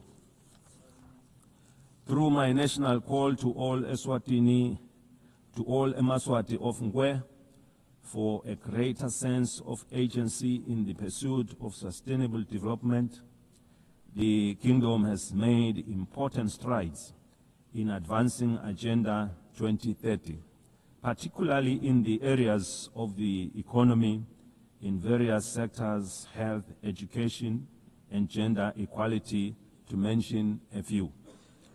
Furthermore, the country's literacy rates have improved, reflecting our investments in education, while the nation continues to be empowered through targeted programs that strengthen their role in our society and economy. These achievements demonstrate what is possible when determination and partnership come together. While we have witnessed the GDP growth of our economy, we remain with a number of challenges to address, and we count on the UN for support to become one of the advanced economies of the world. We have implemented initiatives to grow our economy and attract new investments by opening trade opportunities with other countries that give access to regional and international markets. Your Excellencies, the global economy remains fragile. Persistent inflation resulting in rising food and energy prices, as well as tightening financial conditions, have eroded physical space for many developing nations. Across sub-Saharan Africa, countries spend on average 12% of government revenues on debt servicing, diverting resources urgently needed for social cohesion programs. Eswatini also advocates for trade facilitation and economic diversification, simplifying customs procedures, reducing regulatory barriers, and enabling greater participation in regional and global value chains. In this regard, the African Continental Free Trade Area has the potential to boost intra-Africa trade by up to 52%, drive industrialization, and create millions of jobs. For countries like Eswatini, the AfTA offers more than market access. It provides a pathway to overcome geographic constraints through regional integration, cooperation, and efficient trade corridors. In an increasingly connected world, the Kingdom of Eswatini is actively striving for digital transformation as a catalyst for sustainable development. Eswatini is open for business in technology and looks forward to partnering and sharing experiences with other developed countries in advancing our technologies. Eswatini is proud of the significant progress achieved under Sustainable Development Goal 3. We welcome the progress made in the ratification of the Pandemic Treaty. This landmark agreement is essential for strengthening preparedness and resilience against future health emergencies, fostering effective and equitable cooperation. We remain deeply concerned about the decline in bilateral and multilateral support for global health priorities. Weakening our joint efforts threatens to erode decades of progress in this sector, as health is a global security. The Kingdom of Eswatini recognizes that the increasing frequencies and intensity of natural disasters, emergencies, and protracted crises highlight the urgent need for integrated responses that bridge humanitarian relief, long-term development, and peace building. We urgently need to strengthen disaster preparedness, build resilient communities, and integrate emergency responses with sustainable development. Eswatini, like other countries in the region, has many young and marginalized groups who face unemployment and inequality in various sectors. Ensuring empowerment, capacity building, and employment is our priority, and with the support of the UN programs, we are taking deliberate steps to provide a more enabling environment to guarantee their future. We equally recognize the rights and potential of persons with disabilities who continue to face disproportionate barriers to education, employment, and social participation so that they can fully contribute to and benefit from national development. The United Nations General Assembly Resolution 2758, adopted in 1971, did not address the issue of Taiwan's representation in the United Nations, and it does not preclude their participation in the UN system. The United Nations must seek suitable ways of including Taiwan so that she can better contribute to realizing the UN Sustainable Development Goals. In that way, this will fulfill the UN mandate to ensure that no country is left behind.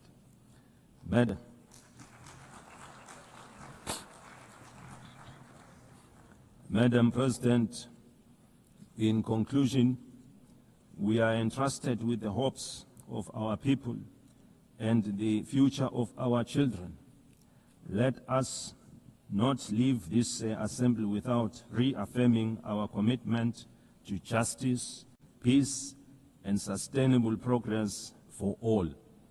The Kingdom of Eswatini stands ready to play its part. The international community must remain united in addressing shared global challenges, from hunger and malnutrition to climate change, under the guiding spirit of better together. I thank you. May Almighty God bless us all.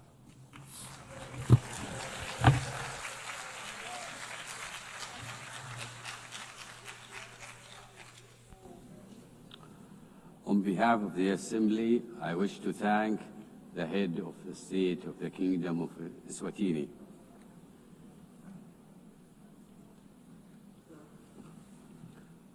The Assembly will hear an address by His Excellency Sonang Jilwept, President of the Republic of Palau. I request protocol to escort His Excellency and invite him to address the Assembly.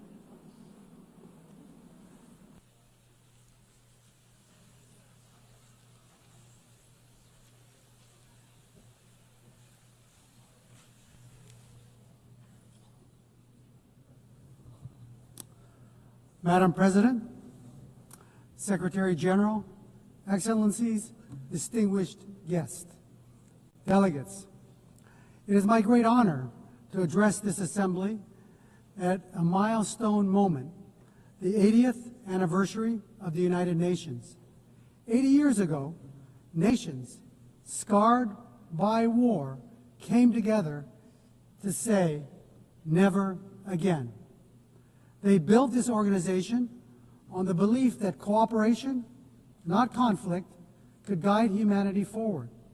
Today, as we reflect on that founding vision, let us remember the United Nations was not built for the powerful, but for all nations, large and small. In Palau, we have a saying, "Ndisenson embrari akloes." Small twigs banded together can light the fire that can bring the pot to boil. This wisdom reminds us that even the smallest among us, when united and determined, can drive meaningful change. The recent International Court of Justice advisory opinion affirms this truth, that our voice, though often overlooked, carries the weight of justice. We thank Vanuatu for their leadership and recognize the Pacific youth who co-led this charge. The advisory opinion confirmed that what we have always known, 1.5 degrees is not optional. It is now the benchmark for international law. Let us defend this limit as the political, moral, and legal anchor of the Paris Agreement. The world is at war. Defense spending is at an all-time high, approaching $3 trillion annually. We have many problems. And now more than ever, we need to come together. We are also at war. Our shores are being invaded by seawater. Our homes are being blown away by storms. Our roads are being washed away by torrential rains. Our reefs are overheating. Our fish are disappearing. And our land is on fire. This is our daily battle. And ahead of COP30 in Belém, we must see new nationally determined contributions submitted without delay, particularly from major emitters.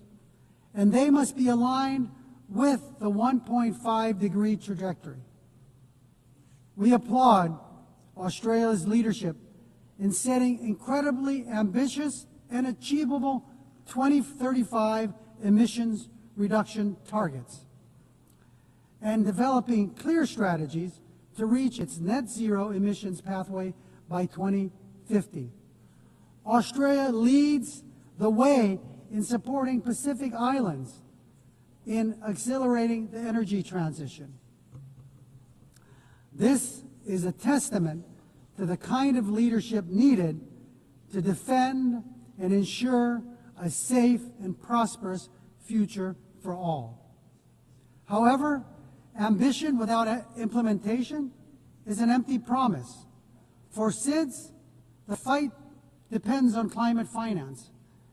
Too often, our countries are trapped in systems that are overly complex, slow, inaccessible.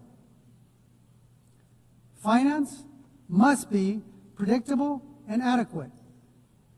It should not create new debt. It should free us to implement our NDCs, adapt to climate change impacts, and address loss and damage.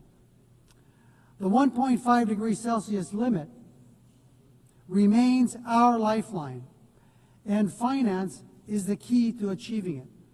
We need investment, not in defense, but for us to combat our greatest threat, climate change. It is not aspirational. It is a scientifically grounded guardrail that protects the most vulnerable from the worst climate impacts. Madam President, our region has served as the world's moral compass on climate justice. We have helped secure the 1.5 degree goal in Paris. We have pushed for a mechanism on loss and damage. If the world is serious about 1.5, we urge you to come to our region, to see with your own eyes what the Pacific is facing, and be moved to act. That is why COP31 must be a Pacific COP, hosted by Australia, shaped in partnership with the Pacific. Madam President, on the issue of climate solutions, deep-sea mining has been incorrectly promoted as a silver bullet for the climate crisis. If we rush forward without understanding the consequences, we risk inflicting irreparable harm. The loss of biodiversity, the release of carbon, damage to our water column, and the destruction of fisheries that sustain our people is unfathomable. At UNOC 3, 38 countries, including Palau, came together to support a moratorium, and our message is clear. We must let science guide before we exploit the deep sea. The historic BBNJ agreement enters into force in January. And while Palau is proud to be the first ratifier, we couldn't have lit this fire alone. Like the Palauan proverb of the twigs, crossing the collective effort of over 60 countries demonstrates that we are better together. While we celebrate this achievement, we need even more nations to join this commitment to truly safeguard our ocean's future. Colleagues, the BBNJ agreement presents an unprecedented opportunity to design new ocean governance institutions where SIDS have a voice from the start. We are big ocean states, and we call on our partners, including the EU, to support a SIDS seat in the BBNJ governance structure. Excellencies, the stakes for SIDS could not be higher. Our economies are small, our vulnerabilities are acute, and our physical space is painfully narrow. The Antigua and Barbuda agenda for SIDS gives us a blueprint for resilient prosperity, but it cannot stand without tools. That is why the Seville commitment matters. The world has finally recognized that the financial system cannot be fair if it measures only income and ignores vulnerability. Multilateralism is our only shield, yet too often it is sidelined, blacklisted, and cut off from finance and boxed in by rules we did not write. We demand a seat not as bystanders, but as equal architects of our shared future.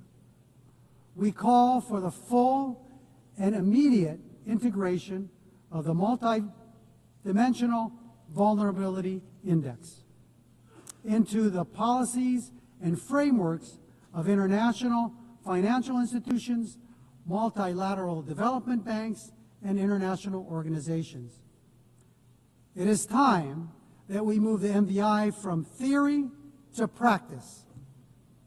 As we commemorate 80 years of this United Nations, we must look honestly at the strengths and its shortcomings.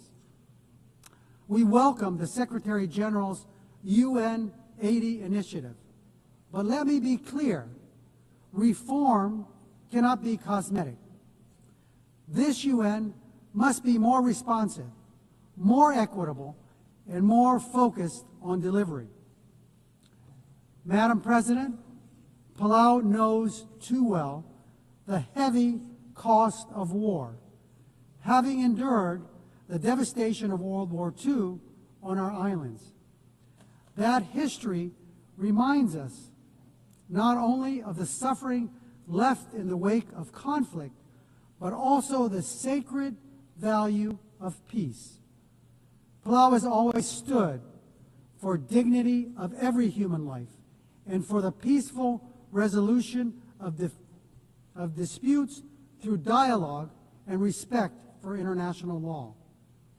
Our positions, whether in support or restraint, are always guided by a deeper purpose, the pursuit of peace that is just, lasting, and stable. We believe that a durable solution, one that envisions two peoples, Israelis and Palestinians living in two democratic states, side by side, in peace and in dignity and security, within mutually recognized borders, is essential for lasting peace. Russia's unprovoked war against Ukraine is a stark reminder that when international law is disregarded, peace everywhere is placed at risk. It is only through respect for the rules-based order that all nations, large and small, can live securely. Continuing in that spirit of respect for life and stability, I must raise an important issue of principle. Years ago, China wrongly interpreted UNGA Resolution 2758. And today, it continues to claim that Taiwan is a part of the People's Republic. The end result has been Taiwan been silenced. The 23 million people's voices have been kept unheard, keeping Taiwan out of fully participating in the UN system and contributing to the world. Palau believes that inclusivity, which includes Taiwan, strengthens the United Nations, and that no community should be barred from contributing to the solutions of our world that it so desperately needs. Madam President, let me close with another Palauan proverb. It's about tides. Dol raidis. An incoming tide should lift everyone. The choices we make together are about lifting all of us, ensuring the next generation inherits a world that sustains them just as it has sustained us. As we face today's greatest challenges, climate change, ocean decline, debt, inequality, wars, and conflict, no nation can carry the weight alone. But together, guided by the spirit of the UN's founding and strengthened by 80 years of hard-learned lessons, we can turn the tide. Let this assembly be remembered not only for the words we speak, but for the actions we take and for the resilience we build, the justice we uphold, and the future we secure for the generations yet to be born. We are better together. God bless you. Sulang, thank you.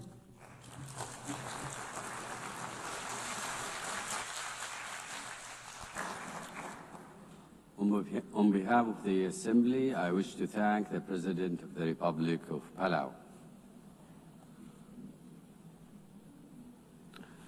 The Assembly will hear an address by His Excellency Ilhamu Haydar Ogolo Aliu, President of the Republic of Azerbaijan. I request protocol to escort His Excellency and invite him to address the Assembly.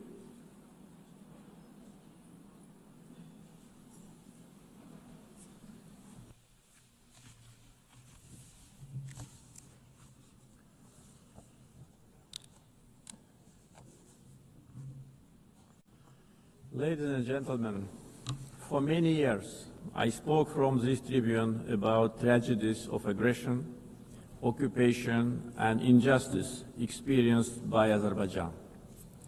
Today, I will speak about our long road to victory and peace, and a new era in Azerbaijan's history, about how we managed to end the occupation through a liberation war and how we won peace by political means. For nearly 3 decades, almost 20% of Azerbaijan's sovereign territory remained under military occupation by Armenia. 1 million of Azerbaijanis were expelled from their homes as a result of the policy of ethnic cleansing and war crimes conducted by Armenia. Their fundamental human rights were grossly violated. 4 United Nations Security Council resolutions adopted in 1993 demanded immediate, complete and unconditional withdrawal of Armenian armed forces from the occupied territories. Sadly, these resolutions were never implemented. Armenia demonstratively ignored them because no sanctions were imposed on it by the international community. The OSCE Minsk Group, established in 1992 to facilitate a settlement, has failed in its mission. Instead of enforcing the norms and principles of international law, its co-chairs sought to preserve the status quo and keep the conflict frozen. In 2020, after almost 30 years of ineffective negotiations, Azerbaijan was forced to exercise its legitimate right to self-defense under Article 51 of the UN Charter. During the war, Armenia shelled our towns and cities with ballistic missiles and cluster munitions, killing more than 100 of innocent civilians. Azerbaijan, in its turn, conducted the war in strict compliance with international humanitarian law. We ensured protection of civilians and refrained from targeting non-military infrastructure. In 44-day patriotic war, our armed forces liberated occupied territories and restored Azerbaijan's territorial integrity in accordance with international law and relevant UN Security Council resolutions. The 10 November 2020 marked the capitulation of Armenia and restoration of Azerbaijan's territorial integrity after nearly 30 years of occupation. Right after our victorious war, Azerbaijan declared its readiness to open a new page in relations with Armenia, based on mutual recognition of territorial integrity and sovereignty. We proposed 5 basic principles rooted in international law. We tabled the proposal for a peace treaty. Then we initiated a negotiation process on its draft text, which lasted from October 2022 to summer 2025. Despite several attempts to derail the process, the negotiations produced positive results as they were conducted on a strict bilateral basis, free from any kind of external interference. On August 8 this year, the foreign ministers of Azerbaijan and Armenia in Washington, in the White House, in presence of the leaders of the United States, Azerbaijan and Armenia, initialed the text of peace agreement. The same day, the President of Azerbaijan and the Prime Minister of Armenia signed the joint declaration. President of the United States, Donald Trump, also signed it as a witness. Moreover, Azerbaijan and Armenia jointly appealed for the closure of the OSCE Minsk Group and related structures as an obsolete mechanism no longer relevant to the peace process. Accordingly, on 1 September, the OSCE adopted a decision to permanently close these structures. Regional connectivity has been at the core of our vision for lasting peace.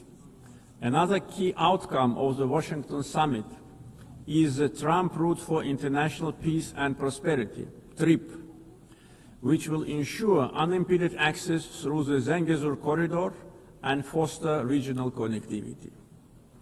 The recent Washington summit has also signaled a new phase in Azerbaijan-US relationship. Together with President Trump, we signed the Memorandum of Understanding between the two governments. regarding the establishment of a strategic working group to develop a charter on strategic partnership between Azerbaijan and the United States. It opens new horizons for partnership in political, economic, energy, regional connectivity, defense, security, and other fields. The waiver by President Trump of the sanctions imposed on Azerbaijan in 1992 in the form of the Section 907 of the Freedom Support Act is a historic step as well. The permanent removal of Section 907 by the US Congress would eliminate a legacy of double standards and help strengthen trust and cooperation at a time when Azerbaijan is contributing to global security and stability. Overall, the agreements reached during my August visit to the United States carry historic significance. I want to express my gratitude to President Donald Trump for opening a new chapter in the US-Azerbaijan relationship, for his decision to elevate it to the strategic partnership level, and for his support to the peace process between Azerbaijan and Armenia. Right after the victory in the patriotic war of 2020, Azerbaijan started a large-scale reconstruction program in the liberated territories. During the time of occupation, Armenia leveled to the ground hundreds of Azerbaijani cities and villages, deliberately ruined 65 mosques. That was a policy of Armenia which was ruled by war criminals for almost 30 years. We are rebuilding villages and cities razed to the ground. Under the Great Return Program, already more than 50,000 people live, work, and study in the liberated territories. One of the gravest humanitarian challenges facing Azerbaijan in the post-conflict period is landmine contamination during the time of Armenian occupation. Since November 2020, more than 400 Azerbaijani civilians and military personnel were killed or seriously injured by landmine explosions. This massive contamination obstructs the safe return of displaced persons and delays reconstruction projects. Similarly, the tragic fate of nearly 4,000 Azerbaijanis who went missing during the Armenian aggression and occupation since the early 90s continue to require close attention and action. Ladies and gentlemen, coming to the global challenges we are facing, we believe that response must be inclusive, fair, and universal.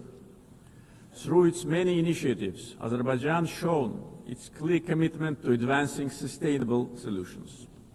Azerbaijan is proud to have hosted COP29 last year, where we achieved important outcomes in advancing climate action, the green transition, and equitable access to financing. As a host of COP29, we guided negotiations towards ambitious and balanced outcomes, ensuring that all voices, particularly those of the developing world, were heard.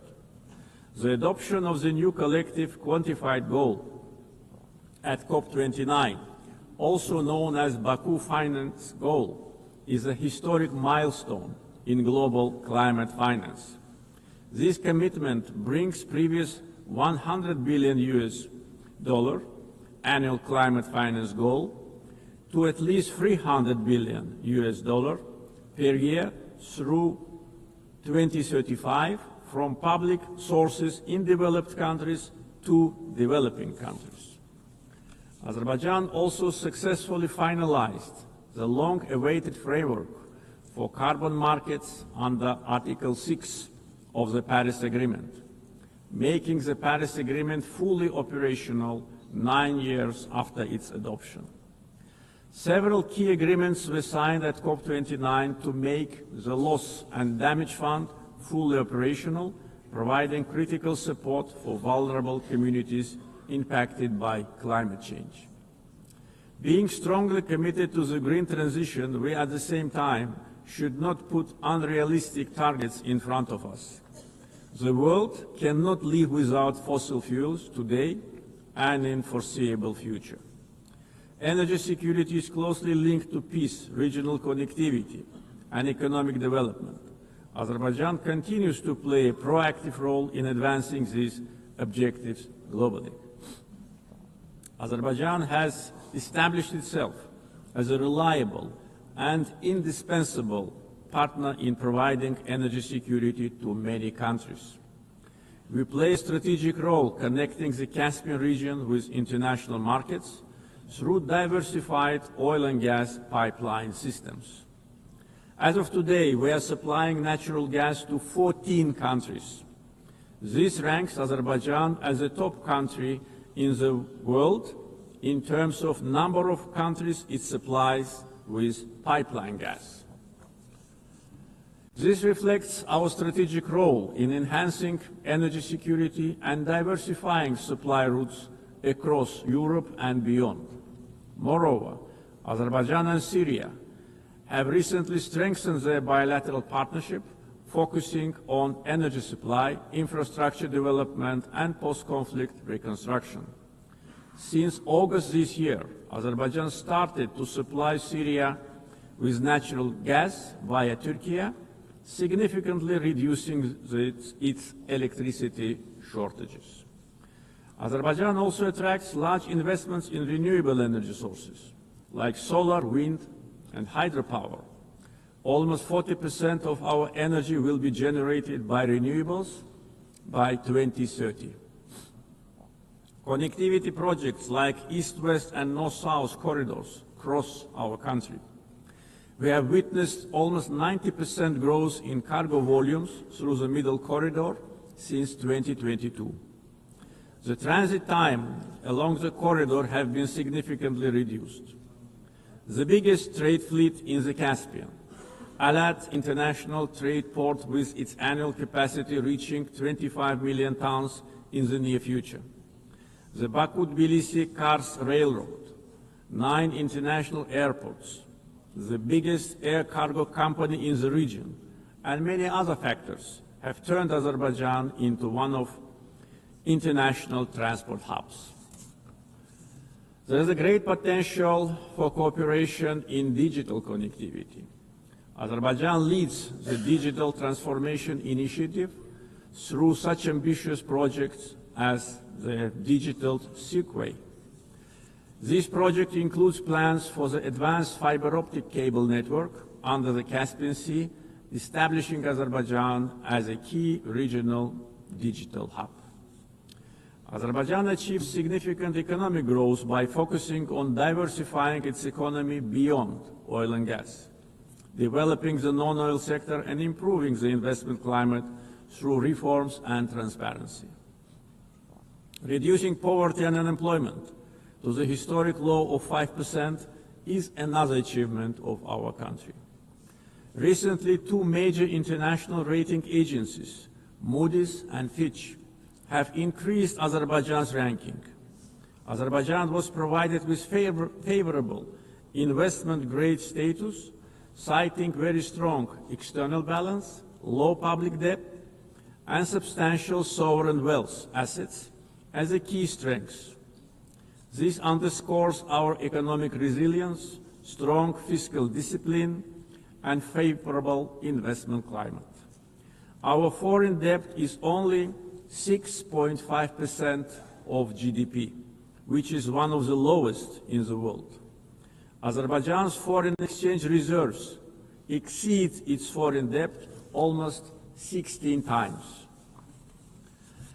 Back in 2022, at the summit of the Caspian littoral states, I raised the issue of environmental degradation of the Caspian Sea.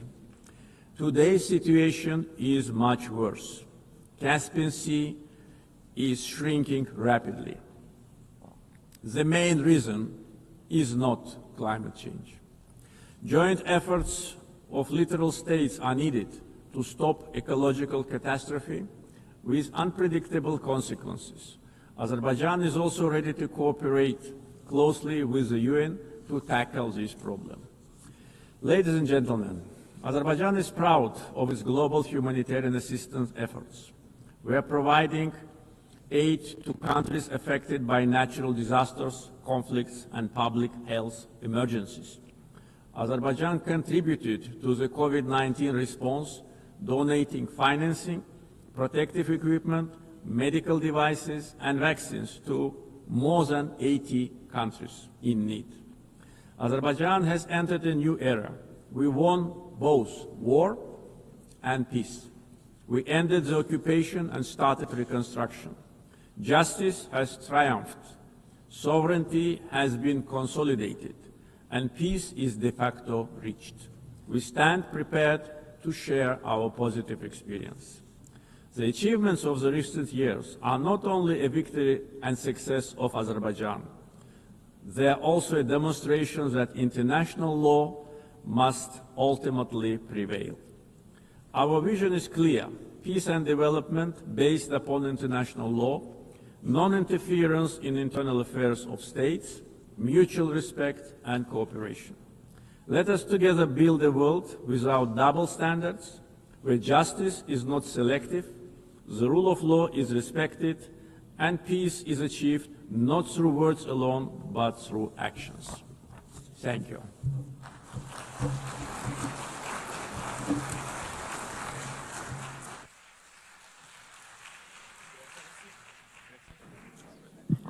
On behalf of the Assembly, I wish to thank the President of the Republic of Azerbaijan. The Assembly will hear an address by His Excellency Zirkol Kojic, Chairman of the Presidency of Bosnia and Herzegovina. I request protocol to escort His Excellency and invite him to address the Assembly.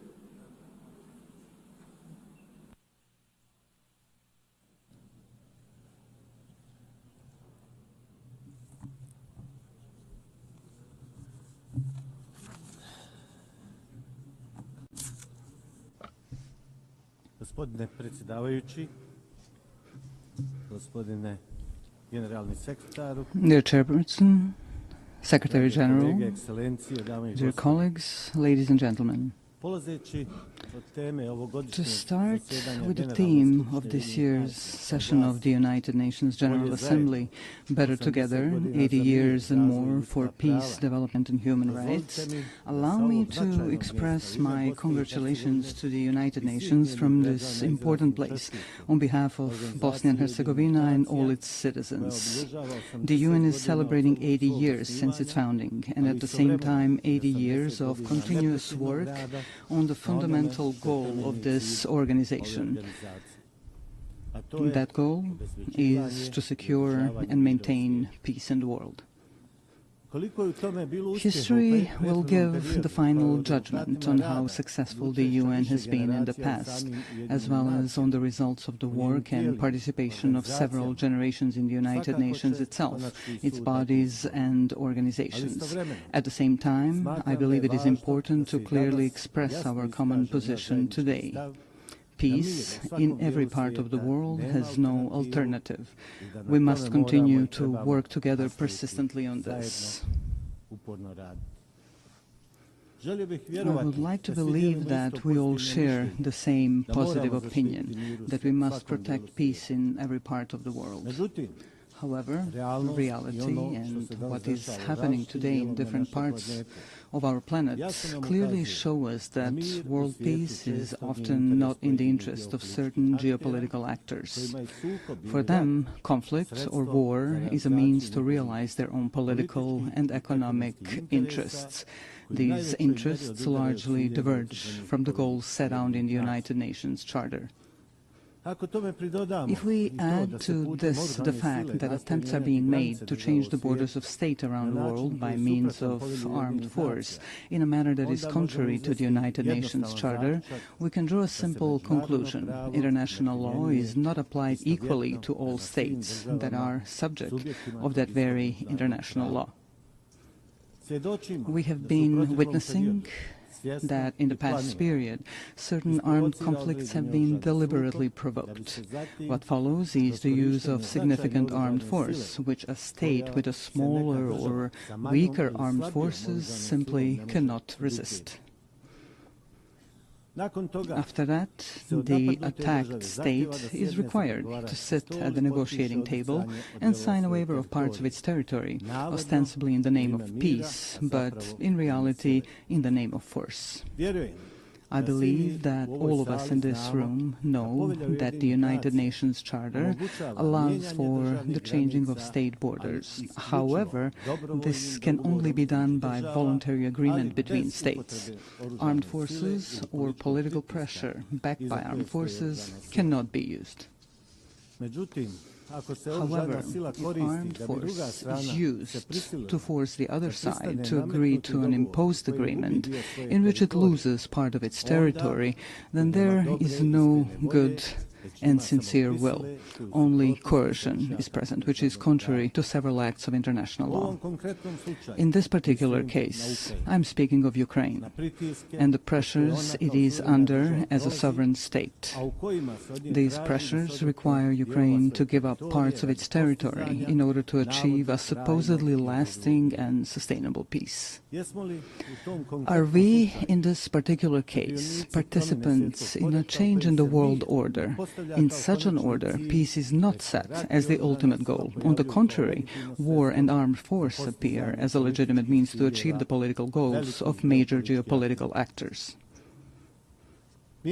Changing international borders through the use of armed force creates political pressure to force a state to give up parts of its territory. This creates a dangerous precedent in international law, which can easily become the rule. Ultimately, it means living in an unstable world in which peace no longer has value. This is certainly not the desired outcome. Such a thing cannot be justified by any provision of the United Nations Charter or other acts of international law. Today we have an equally unwanted situation in the Gaza Strip. There, such violence is perpetrated against the local population, which in its form indicates the existence of several elements of genocide, as established in the Convention on the Prevention and Punishment of the Crime of Genocide. Let us recall, in addition to the fact that genocide represents the physical liquidation or removal of a national, ethnic, racial or religious group from a certain territory, it can also be committed in the event that such difficult living conditions are consciously imposed on that same national, ethnic, racial or religious group that threaten to ultimately destroy that group completely in a certain territory. Ultimately, such an aggressive genocidal approach is used as a means to forcibly occupy and take over territory. Under international law, these territories cannot belong to those who initiate and produce aggression. However, this is exactly what is happening in the Gaza Strip today. In Gaza, the people of Palestine face these two elements of genocide prescribed by the aforementioned Convention on the Prevention and Punishment of Genocide. A part of the world's political public closes its eyes and keeps silent about this extremely terrible fact. There is no political interest or even economic interest motivated by the intention to exploit natural resources, such as oil or natural gas in that part of the Mediterranean, which could justify such a high level of genocidal violence against the local Palestinian population. Such violence is unjustified and unacceptable. Equally unacceptable is the silence and occasional approval that comes from various political circles around the world. What kind of peace, development or protection of human rights can we even talk about if this kind of violence is allowed? Violence with forms of genocide against the Palestinian people. Does something like that mean that the political interests of individual countries or the interests of corporate capital are stronger and more important than our common obligation to protect peace in every part of the world and the human rights of every individual in the world? This obligation is a prerequisite for the development and self-sustainability of various societies. This is a major challenge that we are facing today, and we cannot run away from that challenge. We must not continuously silence this interest for the sake of some high or opportunistic interests. Let us just remember the phrase, silence is actually an expression of either cowardice or approval of cowardice. Dear sir, allow me to briefly say something about my country, Bosnia and Herzegovina. A little more than 30 years ago, Bosnia and Herzegovina was faced with aggression coming from neighboring countries. At that time, the United Nations formed a peacekeeping military force called UNPROFOR, with the participation of countries that expressed interest in such endeavor. The role of UNPROFOR was such that they were, to a large extent, mere observers of a series of war crimes, ethnic cleansing, and ultimately genocide committed by the aggressors of Bosnia and Herzegovina.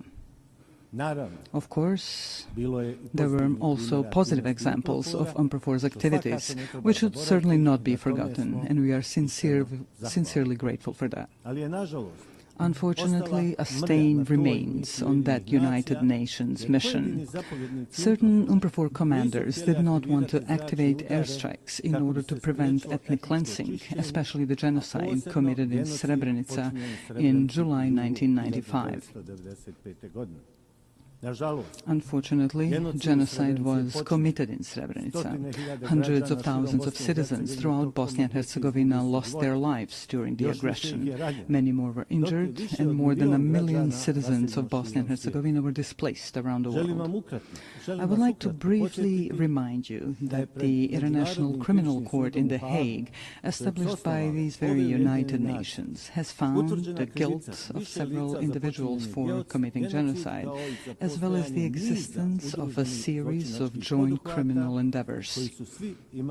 They all had the same goal, ethnic cleansing, with the creation of ethnically pure parts of the territory in Bosnia and Herzegovina, in order to separate these parts from Bosnia and Herzegovina and annex them to neighboring states.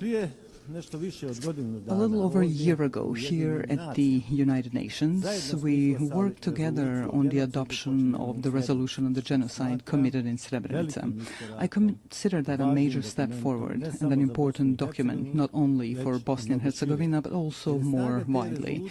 The strength of that resolution lies in its intention to prevent the possible commission of some new genocides, which could happen anywhere in the world. Although we were faced with lobbying from several countries not to adopt such a resolution, it was nevertheless passed. This created a new environment of preventive action through a culture of remembrance, so that genocide, the most terrible war crime, would never happen again. This is when we realized that there were states that, for their own political reasons or political convenience, were not ready to support the text of that resolution. That text is based on the rulings of the International Criminal Court in The Hague, which, I repeat once again, was founded by the United Nations. May such a refusal to support the text of the resolution serve to honor of those who lobbied against its adoption and those who did not give clear support to the resolution. I would like to remind you that during that period, in the 90s, the international community, through the United Nations, imposed an embargo on Bosnia and Herzegovina on the purchase of defensive weapons.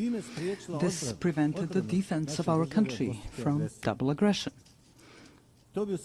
In any case, defense would significantly shorten the duration of the war, and many lives would have been saved, because a peace agreement would be reached much sooner. A necessary condition for a peace agreement was the creation of a balance of military power between Bosnia and Herzegovina and the two neighboring countries that committed the aggression. Due to that embargo, the aggression against Bosnia and Herzegovina lasted for almost 4 years, and a large number of human lives were unnecessarily lost. Such a war ended with the signing of the Dayton-Paris peace agreement. That agreement brought the necessary peace, and we are grateful for that. However, at the same time, it created such a sui generis political system in Bosnia and Herzegovina, which today, 30 days after its creation, poses a problem for the normal functioning of the state of Bosnia and Herzegovina. Such a political system does not contain democracy, but a deviant form of democracy, a form that is unheard of in practice anywhere in the world. Ethnicity is put to the fore, and basic human rights are completely denied. At the same time, democracy is undermined to such an extent that it almost no longer exists. We can call this political system an incident political system, which is constantly destabilizing the state of Bosnia and Herzegovina. Why am I even mentioning democracy right here? For at least two reasons. The first reason is that states that opt for democracy and its principles should have the opportunity to fully implement that democracy within their own borders. We must be fully aware that there are a number of states that, for their own reasons, be it historical, cultural, or religious reasons, do not want democracy and its principles. Bosnia and Herzegovina has clearly opted for democracy and the transition from the previous political system to a new democratic political system. However, this is continuously being prevented in reality through elements of the political system established by the Dayton-Paris peace agreement. The second reason I mentioned is that after facing an embargo on the import of defensive weapons during the 90s, Bosnia and Herzegovina is now facing an embargo on democracy. Some actors from the international community are trying to ensure this through their political and diplomatic activities and resources. So after we had an embargo on defense, today we have an embargo on democracy and democratic development of Bosnia and Herzegovina. How else to explain such activity by that part of the international community? They're trying in various ways to ensure this incidental political system in which the minority governs the majority. This undermines one of the fundamental principles of democracy, which requires a system in which the political majority should actually govern the state. That is not the case in Bosnia and Herzegovina. The aforementioned actors describe this as an alleged distribution of political power between ethnic communities in Bosnia and Herzegovina. However, that undermines democracy so much at its root that it almost no longer exists in my country. What does exist, however, is something simply called ethnocracy, in which a political minority rules the state. This current deviant political system makes this possible. Are such actors of the international community trying to ban or impose an embargo on democracy in Bosnia and Herzegovina because of its demographic picture? Are they trying to create a situation to reopen talks on Bosnia and Herzegovina with an uncertain outcome for its existence within its current borders? These questions remain open. I would like to remind you here that without democracy, there is no rule of law. Without the rule of law, there is no protection of individual human rights. An argument for such action by a part of the international community may be the so-called Kovacevic case before the European Court of Human Rights. This case is unknown to you, perhaps unimportant to you, but it is extremely important to us in Bosnia and Herzegovina. This is a case in which the appellant sought simple, justified and logical protection of his active rights to vote, which was denied to him. The case was resolved in favor of the appellant, Mr. Kovacevic, in the first instance. The court also found the existence of ethno-territorial discrimination. However, a part of the international community invested enormous diplomatic and financial efforts in its attempt to annul the verdict during the second instance proceedings. One of the countries, which is completely incomprehensible and unacceptable, made a financial donation to the European Court of Human Rights. That country later came forward in the same case as an interested party. This is an expression of classic political corruption. Because of all this, a logical question arises here. Can the judgments of international courts be bought? Are they for sale? The High Representative of the international community in Bosnia and Herzegovina actively participated in overturning that verdict. Also, he was not given such powers by the Dayton Peace Agreement. He also invested enormous financial resources from unknown sources. He did not have the necessary consent of the Peace Implementation Council for such actions. So, a completely identical situation occurred as with the adoption of the resolution on the genocide in Srebrenica. Some countries tried to negate the judgment of the International Criminal Court in The Hague by lobbying against the resolution. In the case that I am now citing as an example, some other countries tried and are still trying to annul the judgment through their own lobbying and broader diplomatic activity. This leads us to the conclusion that there is a part of the international community that simply does not allow democracy in Bosnia and Herzegovina. Yesterday, we faced an embargo on weapons necessary for the defense of our country. Today, we have an embargo on democracy and human rights. Therefore, I would like to briefly remind you of another United Nations document called the International Covenant on Civil and Political Rights. This document guarantees, among other things, to vote and to be elected at periodic elections, which shall be held by universal and equal suffrage and shall be held by secret ballot, with the guarantee of free expression of the will of each voter. Unfortunately, in Bosnia and Herzegovina, we are not allowed to do this. The international community is making great efforts to preserve discrimination and to deny democracy. The result is the lack of the rule of law, as well as insufficient and almost no protection of individual human rights. The logical conclusion that arises is the following. Democracy, as well as the right to defend the country, are privileges whose application is determined and enabled by political elites from larger and richer countries. Small countries and poor countries can only receive as much democracy as those who are larger and richer allow them to get. That is certainly not an expression of equality that we should all strive for today. Here we come to the issue of human rights. To be more precise, I'm referring to the equality of every individual in their own country and beyond. This particularly concerns the right of every person to participate equally and as they wish in every aspect of social life in their country. We have a whole series of documents of acts or acts of international law that guarantee such rights. This, therefore, raises an open question. Are we prepared to be consistent or persistent in protecting individual human rights in any part of the world, using the tools that the aforementioned international documents provide us with? Every issue of human rights protection begins with the fight against discrimination or any form of inequality of individuals in all their rights guaranteed to them by international law. The logical continuation of this are the documents or laws in different countries.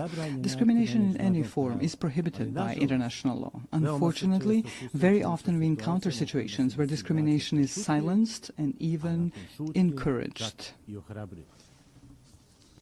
Speaking from the perspective of Bosnia and Herzegovina, we have 5 judgments of the European Court of Human Rights that establish the existence of discrimination against citizens of Bosnia and Herzegovina based on their ethnic origin or place of residence. Some of the political elites in Bosnia and Herzegovina, as well as part of the international community present in Bosnia and Herzegovina, do not want to accept these verdicts or implement them through constitutional amendments.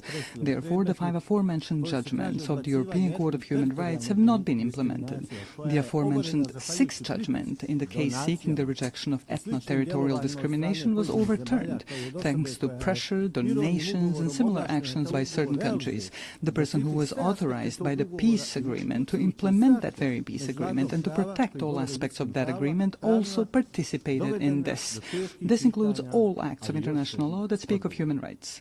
All of this leads us to difficult questions and even more difficult answers. Are human rights and the protection of the same privileges of the larger and wealthier societies and states, while those that are smaller and poorer are consciously and internationally bypassed in the protection of human rights? It starts from the right to life all the way to the right to equality and democracy. Finally, let me emphasize that we can only respond to all three open questions, which are the subject of this session of the United Nations General Assembly, through consistency and principled insistence on the protection of peace.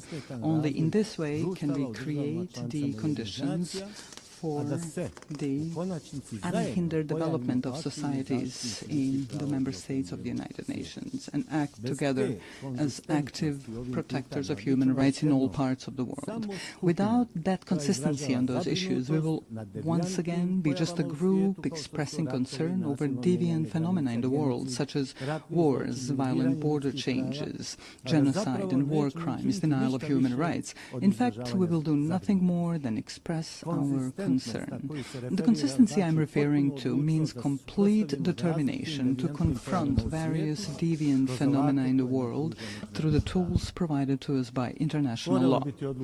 We must be resolute and unwavering in our intentions to protect the fundamental values of the United Nations without making any distinction between states as subjects of international law. Within this determination, I call upon you to do the following. Let us not differentiate between ourselves, dividing us into large and small countries, rich and poor. Together, as an organization, let us actively seek and facilitate solutions to all the outstanding issues that arise in the world. Peace is not a privilege. Peace is an obligation of all of us, which we must ensure at all times and in all places.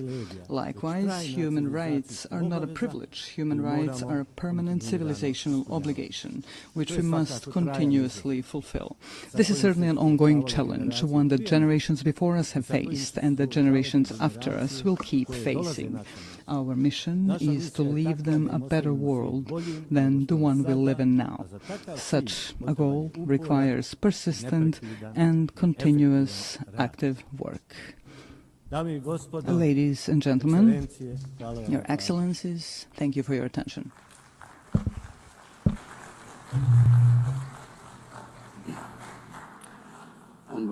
On behalf of the Assembly, I wish to thank the Chairman of the Presidency of Bosnia and Herzegovina. We shall now continue the general debate. The Assembly will hear an address by His Excellency Teodoro Ngoma Obiang Mangui, Vice President in charge of National Defense of State Security of the Republic of Equatorial Guinea. I request protocol to escort His Excellency and invite him to address the Assembly.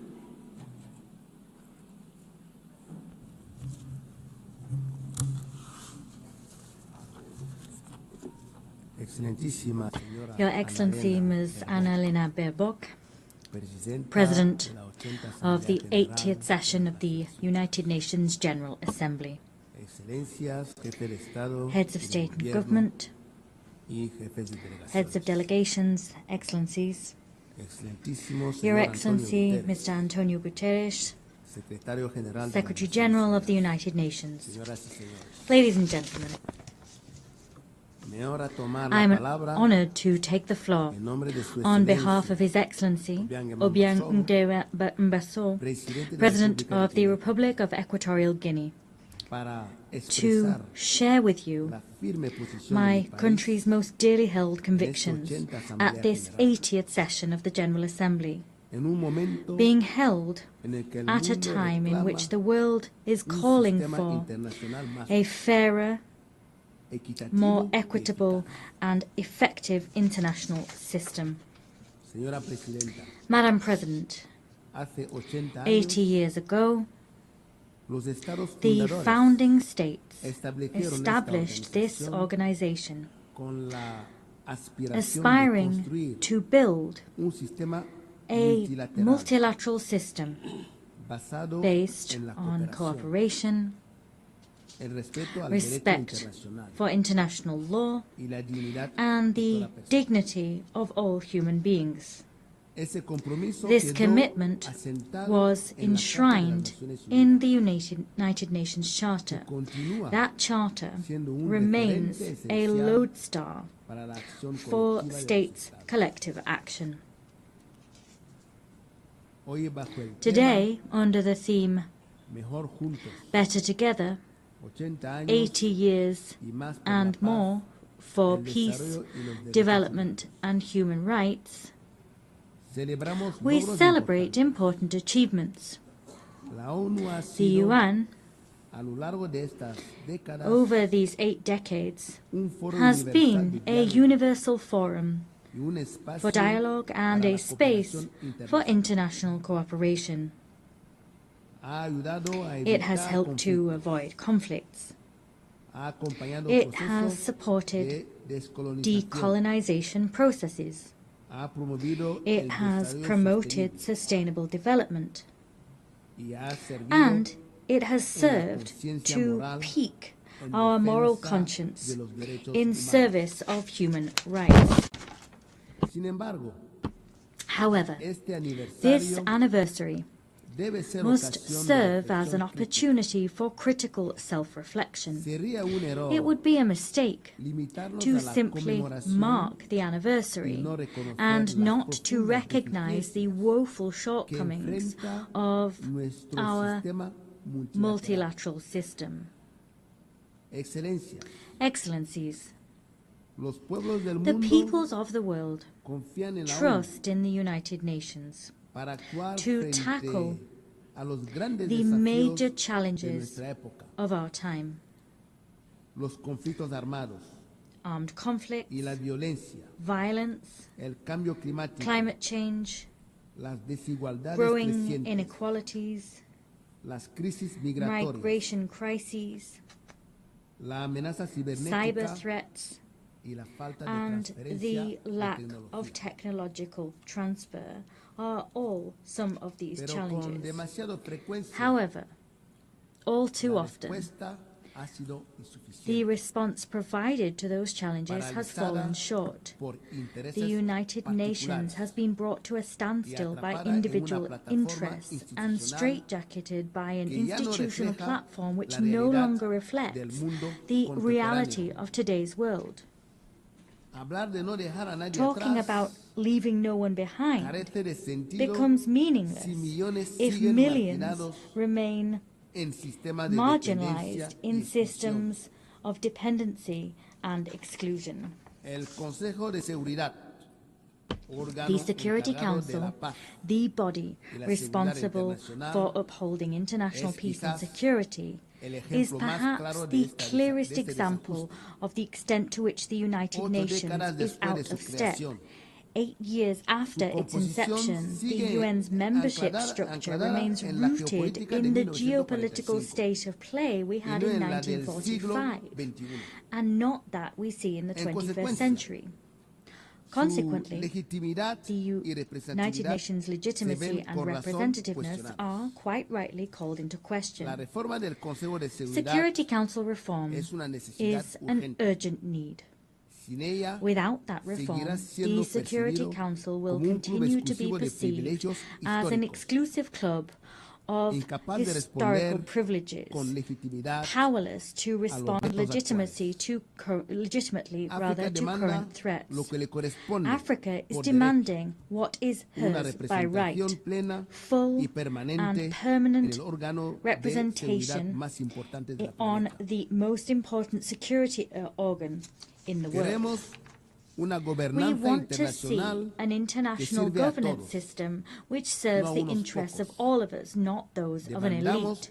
We demand a Security Council which represents the world of today, not the world of yesterday. Let us take real steps forward towards collective action which is more democratic, more equitable and effective. If not, we risk finding ourselves with a United Nations which is increasingly on the sidelines and one which holds less and less weight in the international arena. Our commitment with this organization remains intact. We believe in the United Nations. We believe in the strength of international law and the force it holds. We believe in international cooperation as the only way to address challenges which no nation, however powerful it may be, can resolve alone. Our commitment is not unthinking. Rather, it must be rewarded with results, reforms, and a UN that can move with the times. On this anniversary, we must recall that peace, development, and human rights are inextricable pillars. Peace is not sustainable without development. Development is false if it is not rooted in dignity and rights for all. As such, let us state here again that we remain steadfast in our support for Agenda 2030, despite the fact that we recognize difficulties and delays in its implementation.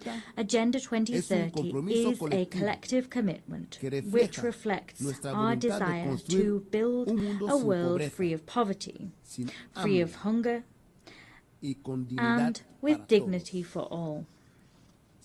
However, we have less than a decade to fulfill it, and the pace of progress is all too slow. Excellencies, climate change is the greatest threat of our age. The most vulnerable nations pay a disproportionate price for climate change. At the same time, major emitters drag their heels with commitments. Climate justice is not a token gesture. It is a moral and legal obligation. Equatorial Guinea also defends the principle of sovereignty between states. Every people has the right to design its own development model, free of interference and arbitrary sanctions, which undermine their independence. We must believe in a world of peace and create one, a world in which no country is considered an enemy for being the friend of another. Allow me to share with you a recent example of the contribution that Equatorial Guinea makes to international peace. The historic agreement reached with the Republic of Gabon on the sovereignty of the Mbanye, Cocoteras, and Conga Islands. For decades, His Excellency Obiang Nguema Mbasogo handled this dispute with patience and dialogue until it was resolved peacefully before the International Court of Justice. This case has not only created a historic precedent on the African continent, rather it demonstrates also that conflicts can be resolved in accordance with the spirit of the UN Charter and in line with states' political will. Excellencies, promoting human dignity is a shared responsibility. Equatorial Guinea reaffirms its commitment to the protection of the rights of the child and those of persons with a disability. Rights to food security, housing, drinking water, and the sovereign exploitation of natural resources are an inextricable part of human rights as a whole. Without dignity that comes through material comfort, freedom is an empty ideal. Faithful to the principles of an inclusive international community, we insist that the economic, commercial, and financial embargo imposed on the Republic of Cuba be lifted. Keeping such measures in place not only gravely affects the development of a sovereign nation, it also runs counter to the fundamental principles enshrined in the United Nations Charter. Excellencies, to conclude, allow me also to address businessmen and women. I wish to invite them to come and discover Equatorial Guinea as a safe destination and one which is very attractive for investment. Our country offers a climate of political stability, fiscal incentives, and a clear vision of the future through our 2035 development agenda. We encourage you to accompany us on this journey, a journey which will not only generate shared dividends, but which will also consolidate the inclusive and sustainable development of our nation. I thank you.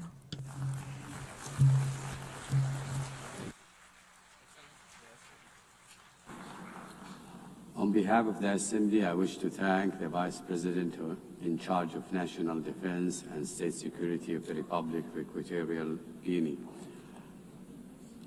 The Assembly will hear an address by Her Excellency Josephine Joseph Bago, Vice President of the Republic of South Sudan.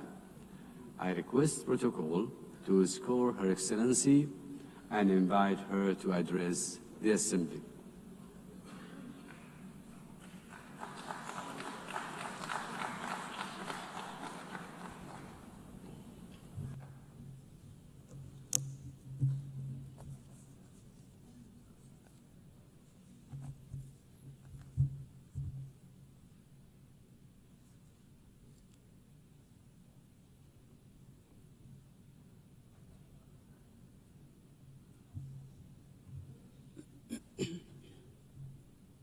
Madam President, Excellencies, heads of states and government, distinguished delegates, ladies and gentlemen.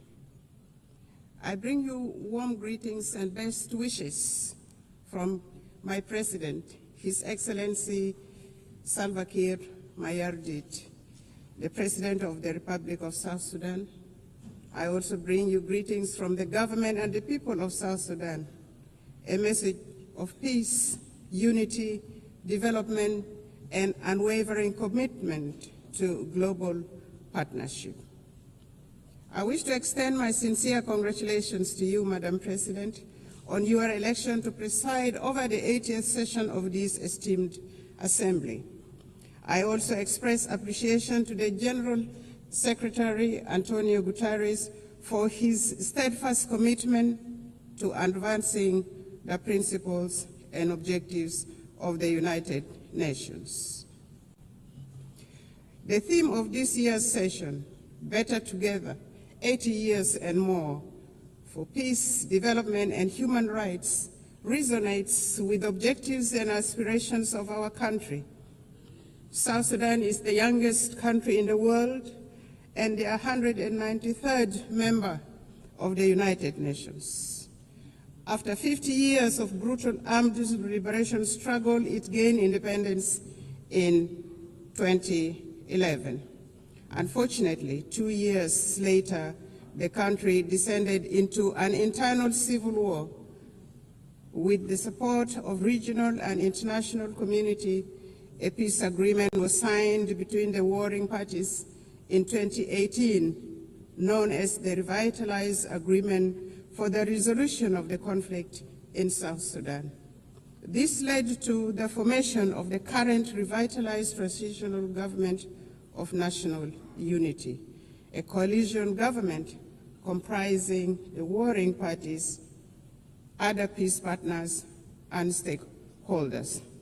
The peace agreement has provisions on governance structure, security sector reforms, transitional justice mechanism, economic sector reforms, and Truth and Reconciliation Commission. The agreement also stipulates 35% affirmative action on women representation at the national, state, as well as local government levels. The presidency consists of a president and 5 vice presidents, 2 of whom are female, thus achieving 40% of female representation at the highest level of government. In the first phase, The unified forces have been trained, some of the forces have been deployed, and the rest are waiting deployment. The second phase of the security sector reforms is due to start imminently this October 2025. This will complete the second phase of the second protocol of the agreement. Other protocols, including public finance management reforms, are ongoing.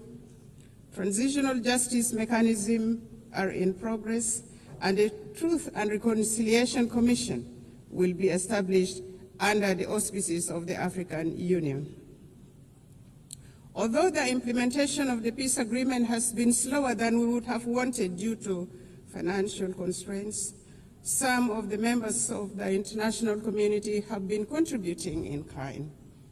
On the whole, the implementation of the peace agreement is about 60% executed. The agreement has held for 7 years, and a relative peace has been attained, thus giving hope to our people. Many South Sudanese have returned from the neighboring countries and the diaspora and are rebuilding their lives and contributing to national development. Work is ongoing, including preparations for general elections in December 2026. Until recently, the permanent cessation of hostilities was observed and relative peace attained throughout the country. Climate change and environmental sustainability. South Sudan is one of the countries adversely affected by the impact of climate change, despite contributing minimally to global emissions. For the last 5 years, our country has suffered recurrent floods on the one hand and prolonged droughts on the other, thus contributing to crop failures, biodiversity loss, and mass displacement. These challenges intensify food insecurity, undermine livelihood support, and threaten social stability.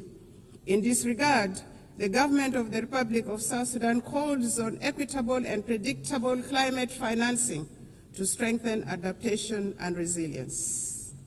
The Paris Agreement and subsequent COP summits made commitments which must be honored.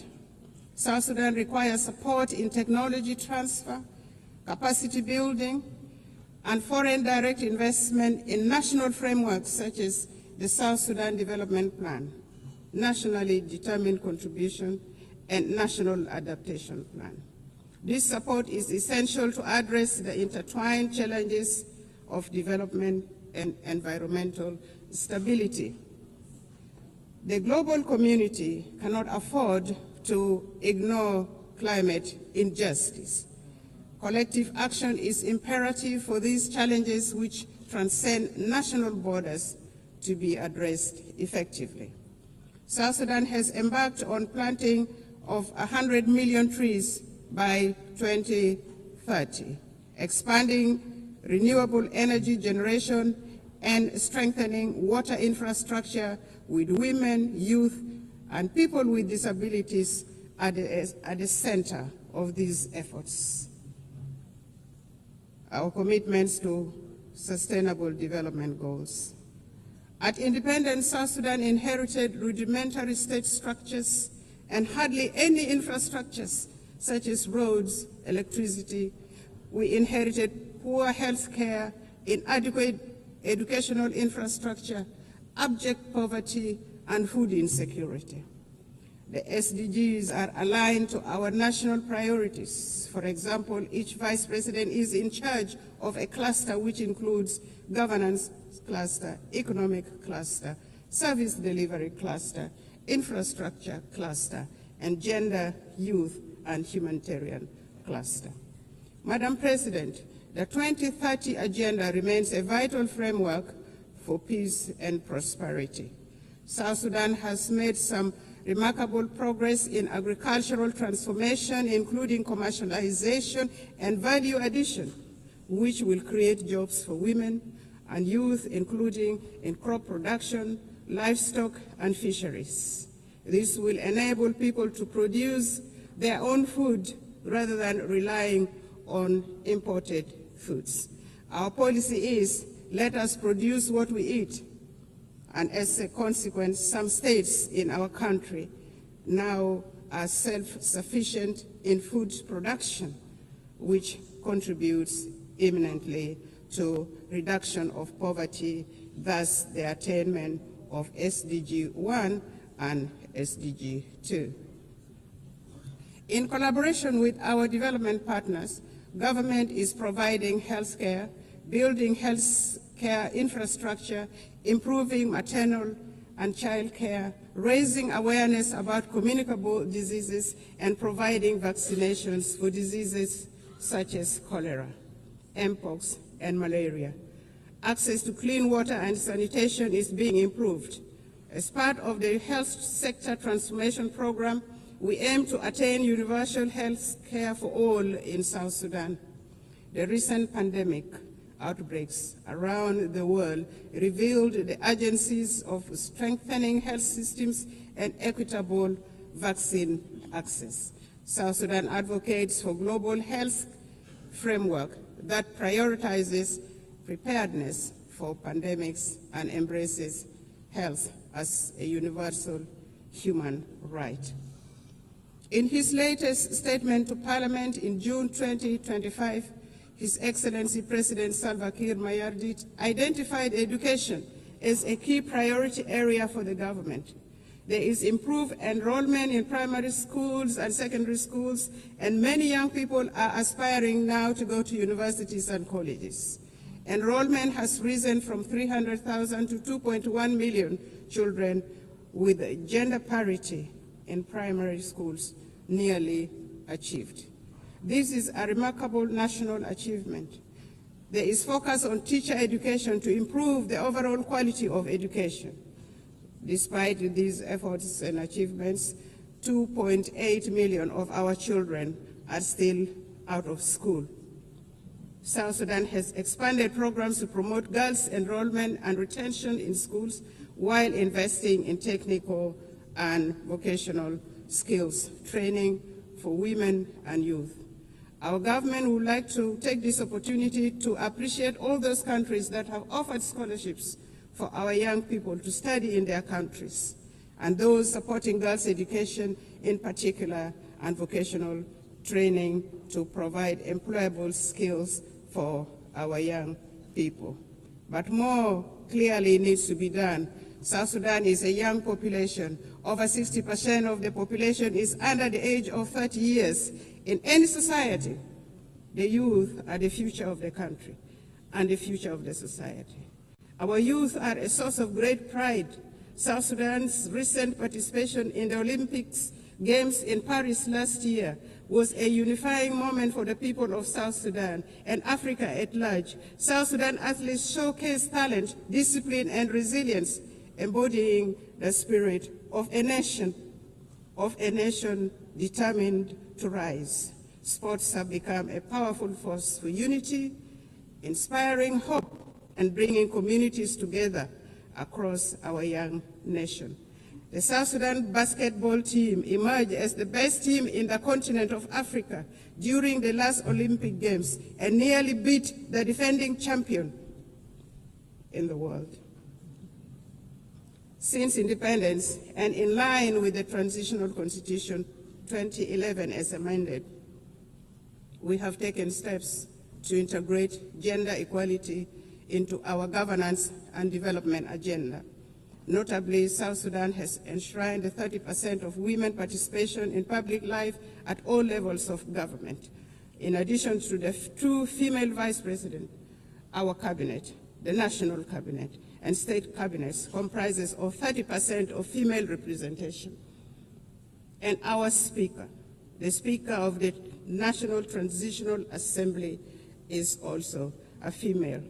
We have adopted national gender policies to advance women's rights and are working to harmonize our laws with international commitments. Efforts have been made to address gender-based violence through new legislation and establishment of a special court. We have mainstreamed gender into the National Adaptation Plan and nationally determined contributions for climate change. We are committed to advancing women's economic empowerment by improving access to land rights and credit facilities while creating opportunities for women entrepreneurs. To achieve the SDGs, we must shift from commitments to action, emphasizing multilateral cooperation, fair trade, debt relief, and tailored support for fragile and conflict-affected states. South Sudan has been advocating for debt cancellation and the support of the international community to complement these efforts will be appreciated. Financing for development. Transforming aspiration into results require adequate financing.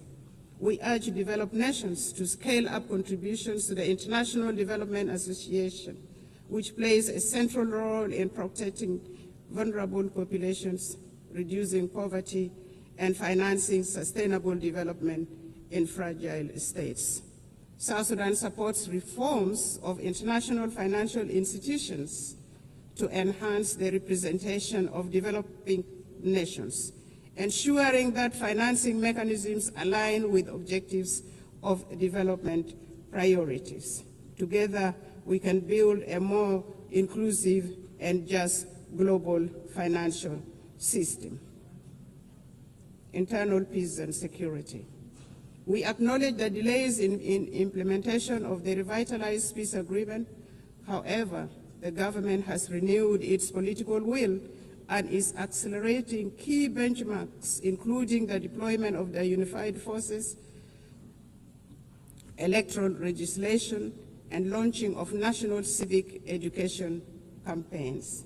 His Excellency President Salva Kiir Mayardit announced on several occasions that he will not take this country back to war. And this became a theme of our engagement to restore peace and stability in the country. We reaffirm our commitment to world peace and security. In South Sudan, peace and stability remain our highest priority.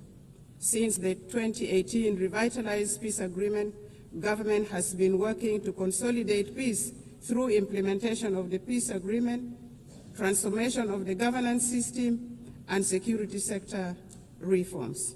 Additionally, government is also engaged in promoting peace building at subnational and community levels using the principles of people-to-people peace initiatives. The civil society, women's group, youth group, and faith groups are all actively involved in peace-building activities supported by UNMISS, the United Nations mission in South Sudan, among others. The security sector reform is progressing well. In phase one, the first batch of unified forces are already trained, as mentioned earlier. The second phase is ongoing. At the same level, the governments at state levels are disarming civilians to bolster security. The aim is to have one national army under one commander-in-chief, contrary to the current state of affairs where the country has several commanders-in-chief, which in itself is a source of insecurity. In general, there has been relative peace and security throughout the country, with the exception of the recent attack by the White Army militia associated with the first Vice President, Dr. Riek Machar, on South Sudan People's Defense Forces in Nasir, which led to his detention and the detention of the co-accused. This matter is now being handled legally, and it will take due process, with assurance of a fair trial in a competent court. The government is committed to following due process to achieve justice in this matter. It should be noted that the arrest of the first Vice President, Dr. Riek Machar, and his co-accused was not politically motivated, but had endangered the peace process and constitutional order in the country. Notwithstanding the legal proceedings, Dr. Riek Machar and others have been formally charged and presented to court. Their legal rights have been respected, including granting access to their legal team, and they appear on their behalf in court. South Sudan remains open to meaningful dialogue with other holdout groups. In this regard, the government is considering resumption of the Tumaini Peace Initiative and welcomes facilitation from regional and other partners. We urge regional and international communities to urge the holdout groups to renounce armed violence and engage in political dialogue. Furthermore, we appeal to the international community to continue supporting South Sudan's efforts and democratic process through provision of technical assistance, capacity building, and development support. It is worth mentioning that consolidating peace in South Sudan is not only vital for our people, but also for stability across the Horn of Africa, the Great Lakes, and beyond.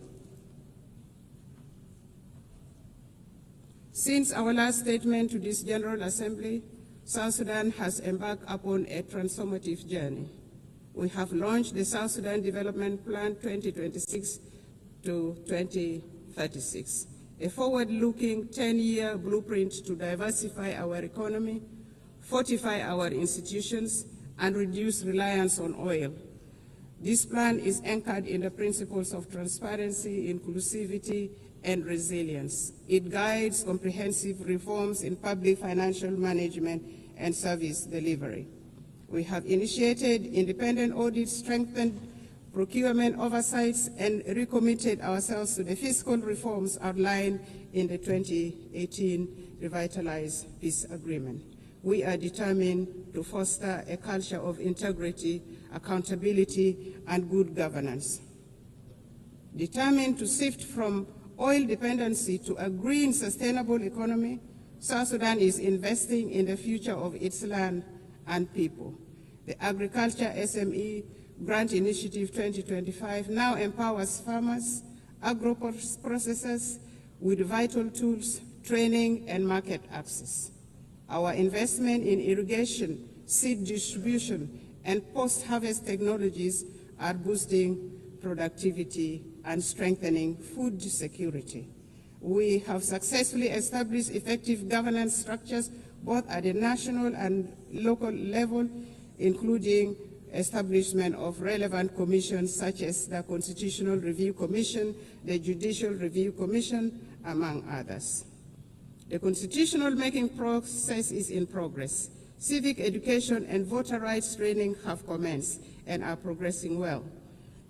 The National Bureau of Statistics will advise on options available for elections. The Political Parties Council has been established and has started registering political parties intended to contest in elections.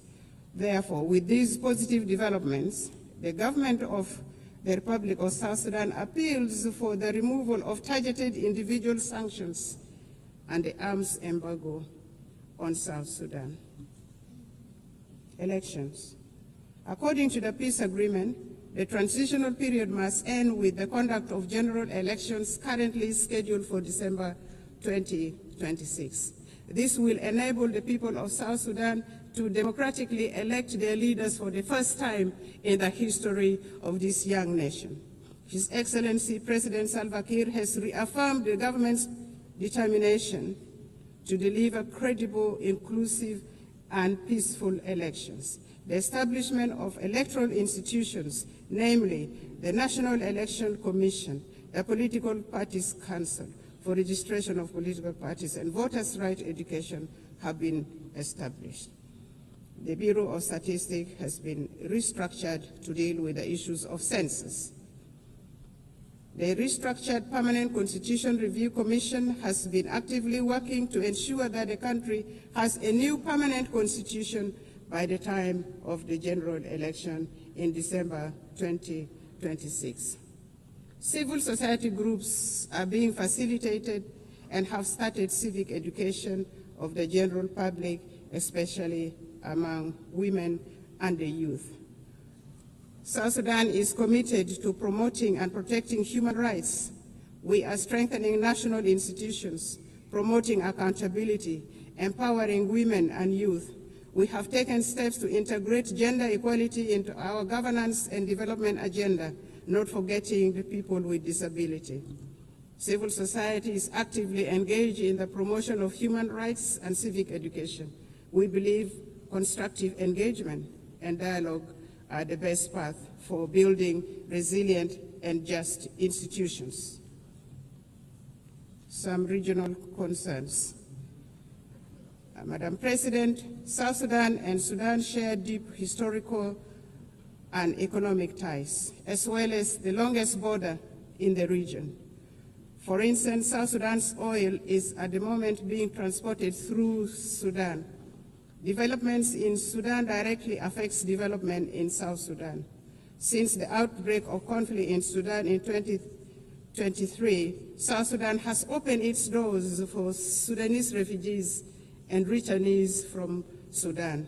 In partnership with the international aid agencies, we are providing humanitarian assistance, and we have also gone further and given plots of land for refugees to cultivate and produce their own food, thus integrating them into our local communities.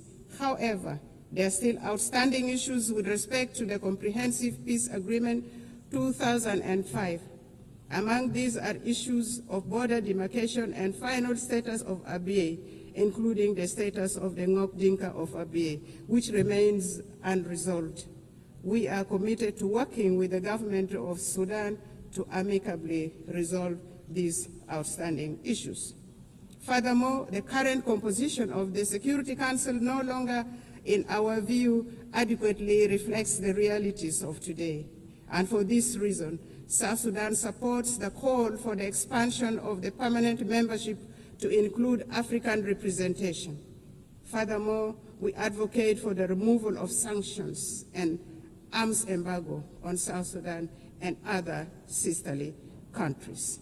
Madam President, at independence, South Sudan inherited rudimentary state structures, hardly any infrastructures.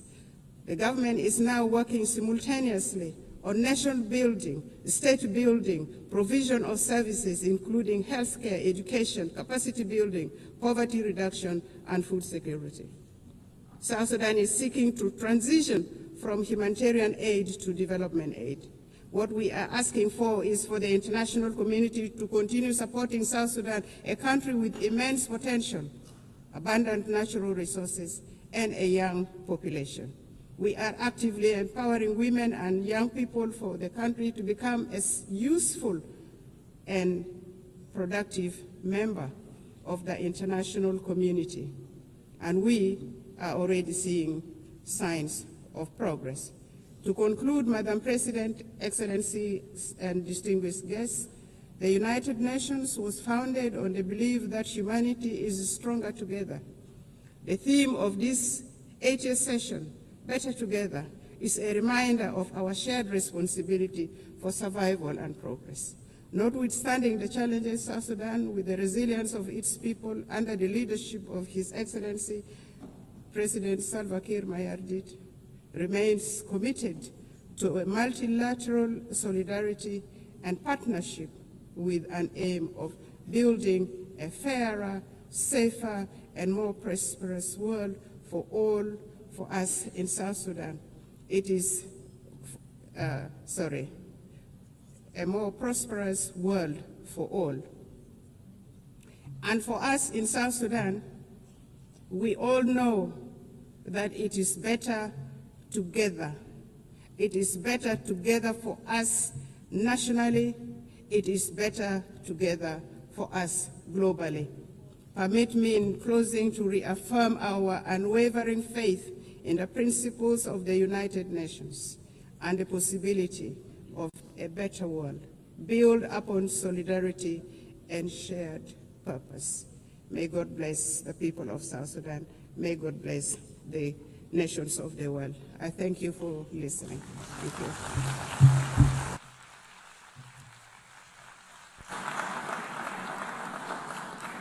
On behalf of the General Assembly, I wish to thank the Vice President of the Republic of South Sudan.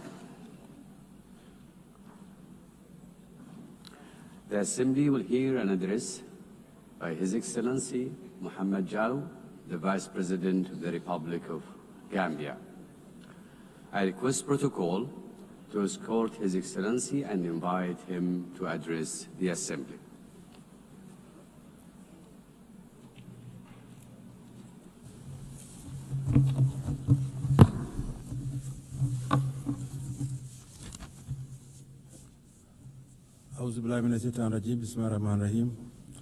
Your Excellency Annalena Baerbock, President of the 80th Session of the United Nations General Assembly, His Excellency Antonio Guterres, Secretary General of the United Nations, Your Majesties, Excellencies, Heads of State and Government, Heads of Delegation, distinguished delegates, ladies and gentlemen.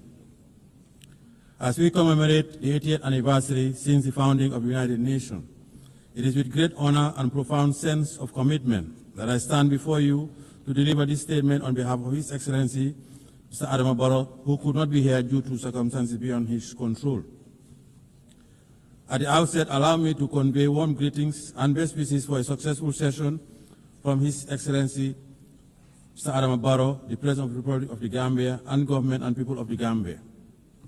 Madam President, let me also use this opportunity to congratulate you on behalf of the government of the Gambia on your election as President of the 88th Session of the United Nations General Assembly.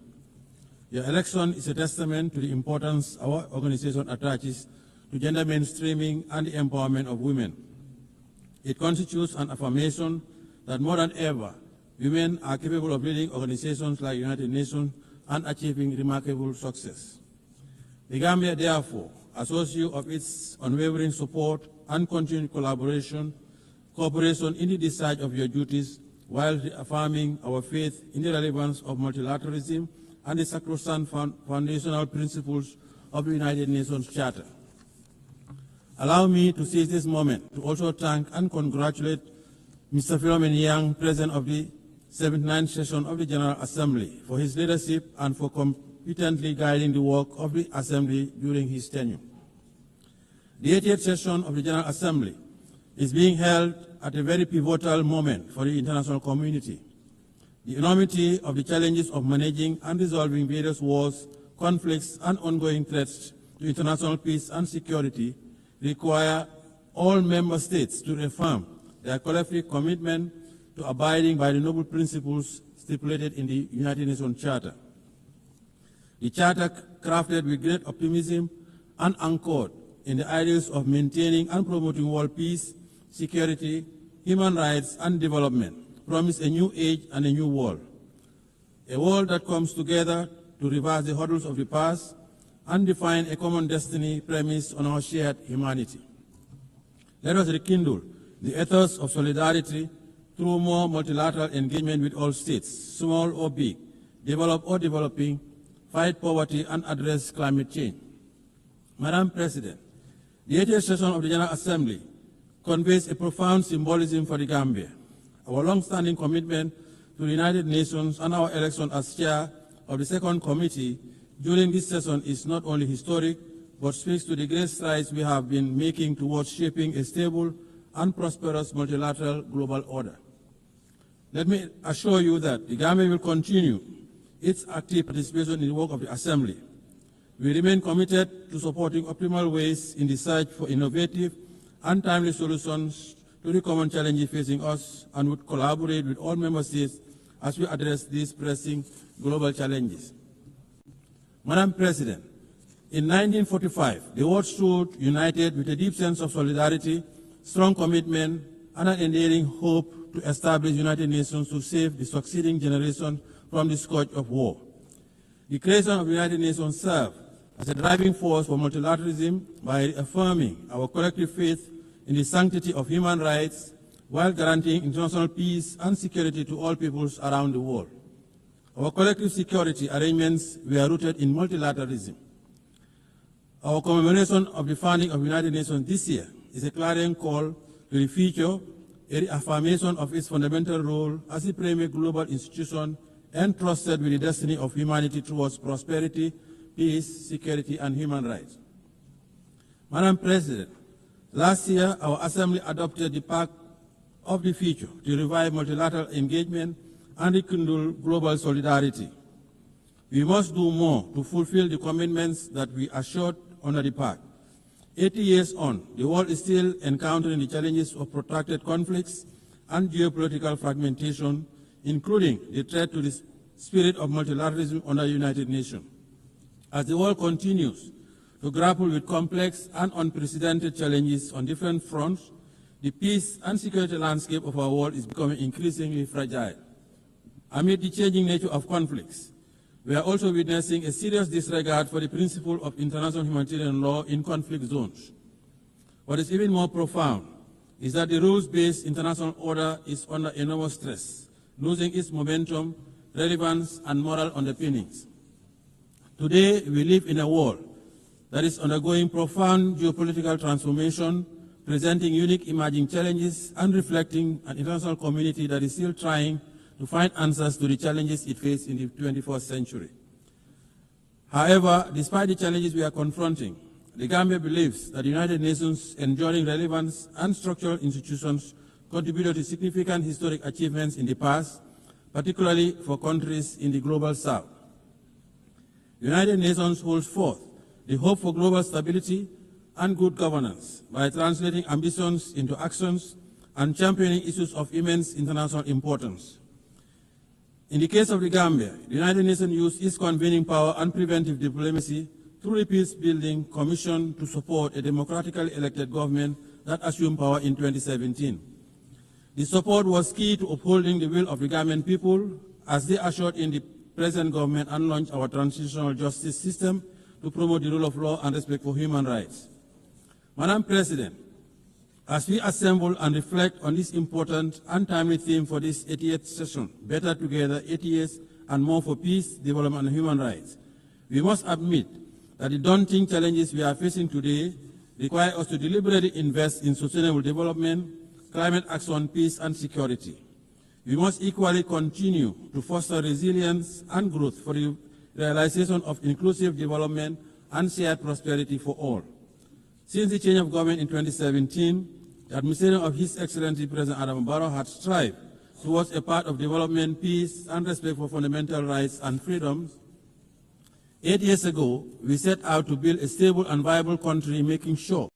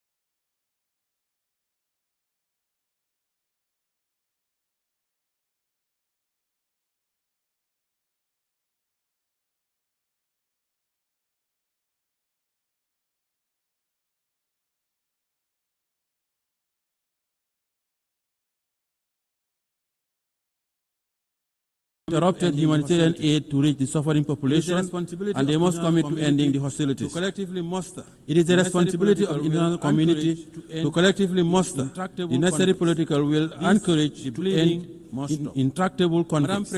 This, the bleeding, must stop. Madam President, as we celebrate the 80th anniversary of the founding of the United Nations, the plight of the Palestinians remains unresolved, with the people continuing to face alarming difficulties under dire humanitarian conditions. The situation of Palestine continues to be about the core principles of justice, respect for international humanitarian law, and self-determination. The ongoing situation needs to stop. We cannot remain unperturbed by these worsening conditions, and it is imperative that we act urgently and collectively by utilizing our leverage to revitalize the prospects of an inclusive peace process for Israel and Palestine and the region. In this context, we reaffirm our call for the two-state solution to urgently enable the Palestinian people to regain their legitimate national rights as recognized by the international community through its recognition of the state of Palestine within the 1967 borders with Al-Quds al-Sharif as its capital. We also support the membership of the Palestine in the United Nations. In this spirit, we express our appreciation to the Kingdom of Saudi Arabia and France for the recently concluded high-level conference on the question of Palestine.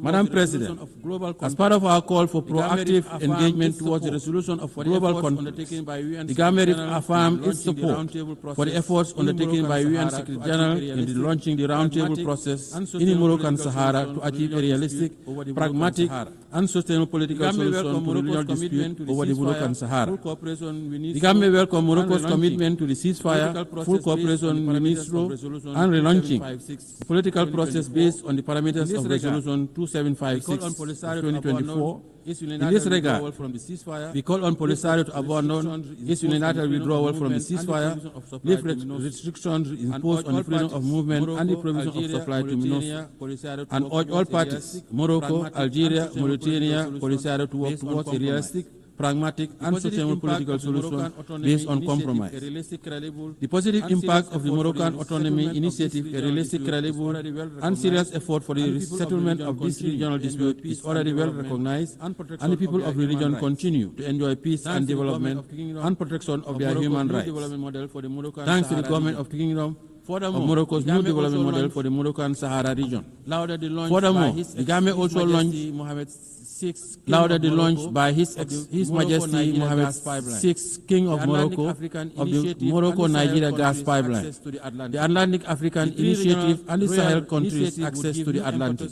The three regional royal initiatives would give new impetus to the Moroccan Sahara region by establishing it as a new platform for security, stability, and co-development in the Atlantic, the Sahara, African, and Mediterranean areas. Madam President, the government also continues to stand with the government and people of the People's Republic of China on the One China policy. China's commitment to international cooperation and support for the critical spaces of development in different sectors demonstrate that the sustainable development of South-South and triangular cooperation are possibilities. The government continues to reiterate the call for the lifting of economic embargo against the brotherly people of Cuba.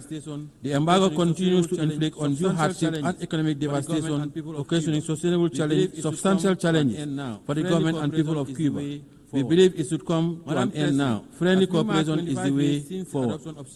Madam President, as we mark 25 years since the adoption of Security Council Resolution 1325 on women, peace and security, we should take a moment to renew our firm conviction that the attainment of sustainable development and the consolidation of peace and security are anchored in the full and inclusive representation of women in all spheres of political and decision-making processes. While considerable progress has been made towards the realization of women's inclusion, women's participation in the consolidation of peace and security, there continues to be significant impediments that we must overcome. Women must always have a seat at the negotiating table. They usually bear the brunt of conflicts. Therefore, as we prepare for the Fourth World Conference of Women And as nations sharing the same destiny, we have a moral obligation and a collective responsibility to act swiftly to address all issues hampering the empowerment of women, including institutional advancement and their contribution to the consolidation of peace and security. Madam President, in view of the outcome of FFD4, it is our hope that international finance architecture and mechanism will change for the better as the current international financing architecture, especially as it relates to debt restructuring, continues to hamper the development aspiration of developing countries. Due to limited fiscal space exerted by debt distress, developing countries find it hard to make significant investment in the social sector. The challenge is even more profound when it comes to investment in the productive base of their economies to engender growth, employment, and development. This situation significantly contributed to the dismal attainment of only 17% of the SDGs. Therefore, to accelerate the full and effective implementation of the SDGs within the targeted framework, we must enhance international finance cooperation and review of the international financial architecture to create arrangements, facilities, and mechanisms that would cater for targeted investments, industrialization, mechanized agriculture, provision of quality education, energy, health, and water. Madam President, the Pact of the Future adopted last year at the 79th session of the General Assembly presents a unique opportunity to review our realities, invigorate the implementation of the SDG Agenda 2030, and intensify our efforts towards confronting the pressing challenges of our time.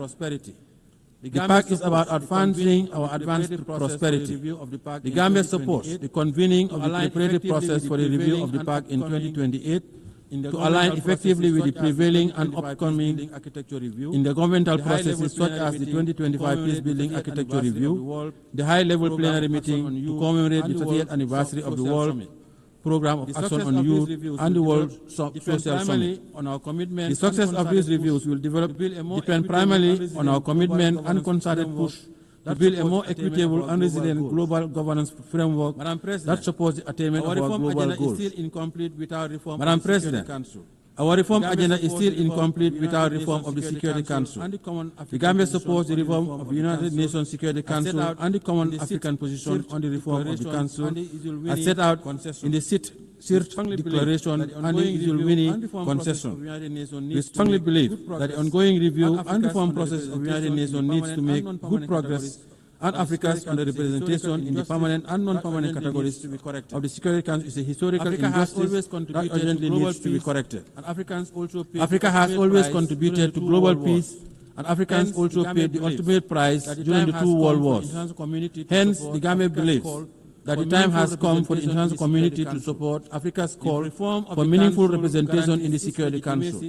The reform of the Council guarantees its legitimacy and credibility as the body responsible for the maintenance of international peace and security. We commend the AU Committee meaningful.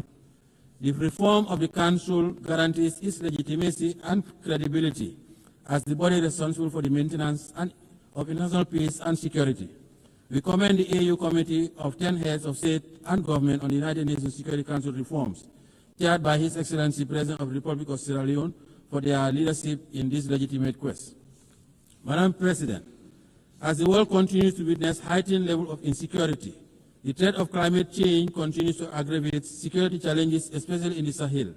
We must address the impact of the climate crisis as part of the vital resilient measures that mitigate climate-related risks where they intersect with political, social, and economic factors.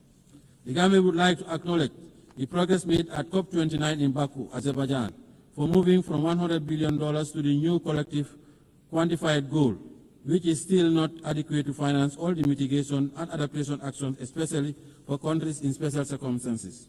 We need to take concrete decisions at COP30 in Belém, Brazil, to galvanize support for more climate financing.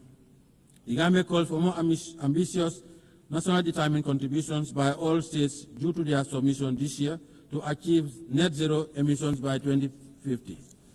Madam President, as I conclude, allow me to call on member states to use this 88th session of the General Assembly to forge a new consensus to confront our new reality, a consensus that unites us behind our shared determination to make the United Nations a potent instrument to serve our common purposes and aspirations as one human family.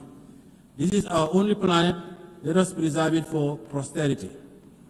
The Gambia is ready to play its part in making our world a better place for all. On behalf of His Excellency President Adama Barrow, the government and people of the Gambia, I wish you all fruitful deliberation towards advancing the theme of the 88th session of the General Assembly. I thank you for your kind attention.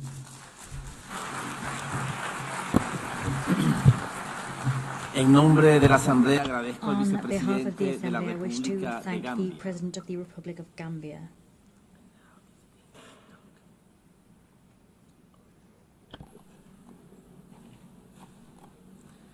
Doy ahora la palabra I a la now give the excelentísima floor señora to Her Sabine Excellency Monauni, Sabine Monauni, Viceprimera Ministra y Deputy Prime Ministra de Minister Asuntos and Exteriores, Minister Medio for Foreign Ambiente y Affairs, Cultura de Environment and Liechtenstein. Culture of the Principality of Liechtenstein.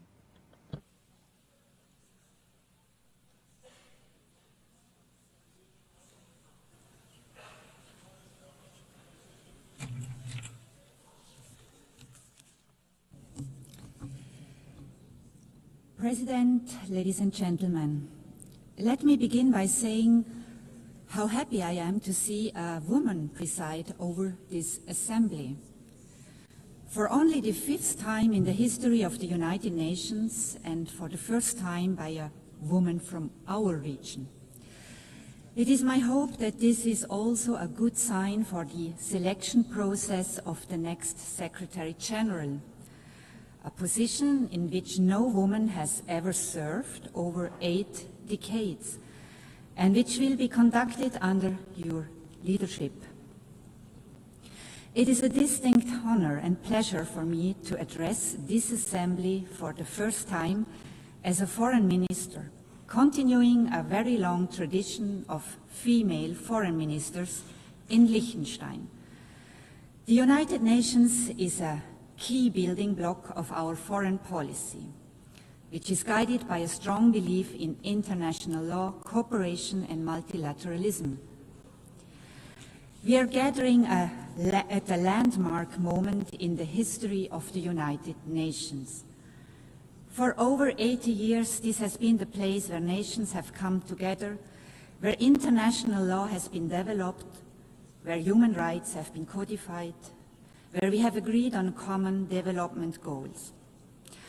Of course, it has also been the source of many disappointments. Too often people around the world have been looking to this assembly and at the Security Council chamber next door in the hope of decisive action to secure peace. The key purpose of this organization, only to realize that political paralysis was shattering these expectations, justified as they were. In Ukraine, our system has allowed the aggressor to veto collective action supported by the vast majority of the House.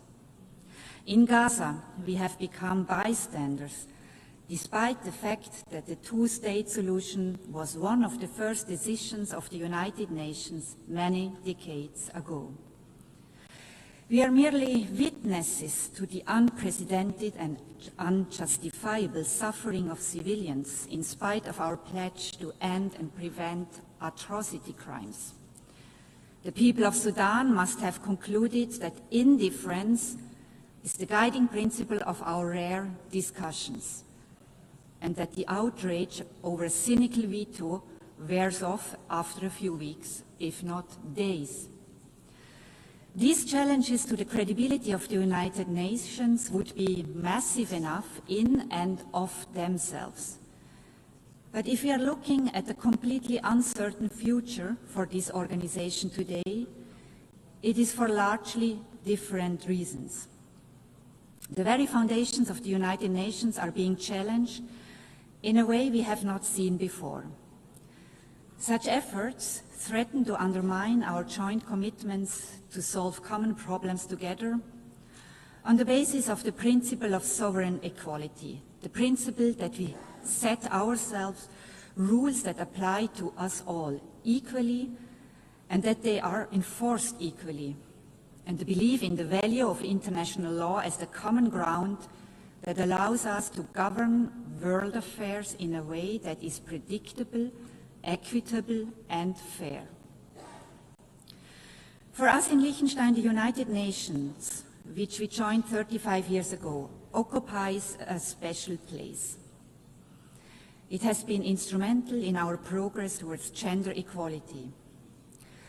Our membership in the organization has helped to put human rights at the center of our foreign policy. The Sustainable Development Goals have been embraced by civil society and the private sector. Most essentially, the Charter of the United Nations is the guarantor of our sovereignty. The United Nations is also our window to the world and the one place where we can connect with everyone. And it offers a unique foreign policy platform where we can present our initiatives and ideas as a sovereign equal. We have done so with commitment and enthusiasm, and I believe with some success. Today we feel a special bond with every other state, which is small in size, but not small in ambition and vision. Today we realize more than ever that we need this organization. We need a world based on rules that we have all agreed to. And especially now, those who share these views need to join together in common purpose to safeguard our common interests.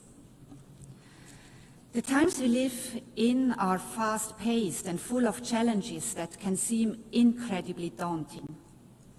Many years ago, we identified climate change as the biggest threat to us all, big and small, wherever we are located on the globe.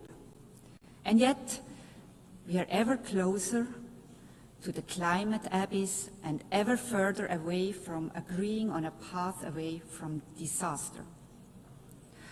Artificial intelligence is developing with lightning speed, largely unchecked, with obvious risks to our social fabric, but without any agreement on rules and boundaries. In my part of the world, priorities have shifted dramatically in the last 3 years. We are now mostly preoccupied with the fallout of the destruction of the European security architecture by the Russian Federation and with preserving our trade relationships, which we had believed were on a firm basis. Liechtenstein is no different to our neighbors in this regard, and any responsible state will prioritize imminent challenges as we have to. But none of this will be meaningful if it is not embedded in a larger vision, if we do not give ourselves the space to tackle the long-term risks and dangers. The place for us to do this is the United Nations, and we are committed to doing this together with all of you represented in this room. President, today the continued existence of the United Nations is at stake. This is a sobering observation, certainly. But we must find the opportunity that lies in this moment of existential crisis. We have allowed a system to grow that is plagued by duplication, inefficiency, and poor governance. The UN80 process is the chance, the only chance that we will have to make the organization leaner, more effective in its use of resources, and more productive in generating meaningful outcomes. When we adopted the Pact for the Future a year ago, Liechtenstein made a clear call for this organization to embrace its original purpose as the guardian of peace and security. For our people, our parliamentarians, our civil society, the United Nations is a peace organization. We have to find a way to make it effective in fulfilling this task. If the Security Council is unable to carry out its charter responsibility, as is regularly the case due to the veto power of its permanent members, there are ways for us to take collective action elsewhere, beginning in this hall. We are equally committed to the other pillars of the work of the United Nations, development and human rights, which are existential for the dignity and well-being of the people on whose behalf we serve, and pivotal for more peaceful, just, and inclusive societies. President, the rule of law is the guiding principle of Liechtenstein's work at the United Nations. This can come as no surprise for one of the smallest members of the organization that does not have armed forces and is not member of a military alliance. Our sovereignty is protected by respect for international law and by its enforcement through accountability where the law is violated. Naturally, we are strong supporters of international courts, the indispensable enforcement mechanism of international law. Key amongst them is the International Court of Justice, which Liechtenstein joined decades before becoming a member of the United Nations. Liechtenstein has been an active participant in the court's proceedings. We are very pleased to see the attention the court's work has been given, particularly in recent years, and the high respect its decisions enjoy among governments and beyond. The recent advisory opinion on the question of climate change stands out in various ways. The initiative to ask for such an advisory opinion originated in the youth climate movement. The mandate to request it was adopted by this Assembly by consensus, and Liechtenstein is proud to have been among the states drafting the text of the decision. The proceedings before the court found unprecedented attention inside and outside the courtroom. Finally and importantly, the advisory opinion was agreed on unanimously by all 15 judges, giving it further authority. We have welcomed this decision, in particular its focus on the area of human rights, where important questions remain unaddressed, and we look forward to working with all of you to put it to the most productive use possible. For us, the International Criminal Court is a complementary and equally important institution. It is the first permanent court in the history of humankind that has jurisdiction over the crimes that are defined as the most serious ones under international law: genocide, crimes against humanity, war crimes, and the crime of aggression. Almost 2/3 of all states have joined this project, the most ambitious treaty since the adoption of the Charter itself. Its central statement is unique and also uniquely important for the rule of law. Nobody is above the law. Nobody is protected from investigation and prosecution for what we have all agreed are the most serious crimes under international law. As we look at the flashpoints around the globe, be it Ukraine, the Middle East, or Sudan, we see how the basic rules of international law are violated, not just frequently, but systematically. This is why we have created the International Criminal Court, to offer protection for the victims and the vulnerable, but also to safeguard international peace and security. Today, the court finds itself under significant political attack and is targeted by unprecedented sanctions. This is the moment for us to protect this unique institution, one of the most powerful statements we can make to express our commitment to international law. President, the most among many worrying trends with regard to the respect for the United Nations Charter is the rapid erosion of the rules governing the use of force. Instances of the blatantly illegal use of force without any consequences or accountability, the threat of the use of force to solve disputes, and the suggestion that aggression may not only go unpunished, but in fact be rewarded and incentivized as part of a political agreement. These dangerous trends can set us back to a time we all believe we have left behind, and they are an attack on the very core of the Charter of the United Nations. Mitigating the fallout of armed conflict will sadly remain part of our daily work.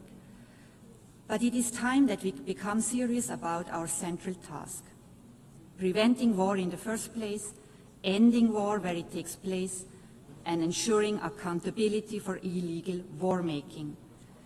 The International Criminal Court, the only institution with jurisdiction over the crime of aggression, is therefore key to enforcing the UN Charter, and thus deserves the support of all states, including those who have yet to join it.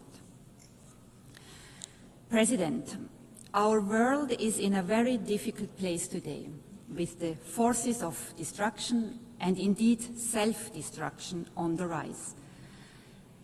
If we are to have a chance to be successful in our fight against them, to safeguard our planet for future generations, we need this place, a stronger, better United Nations that we can shape together. I thank you.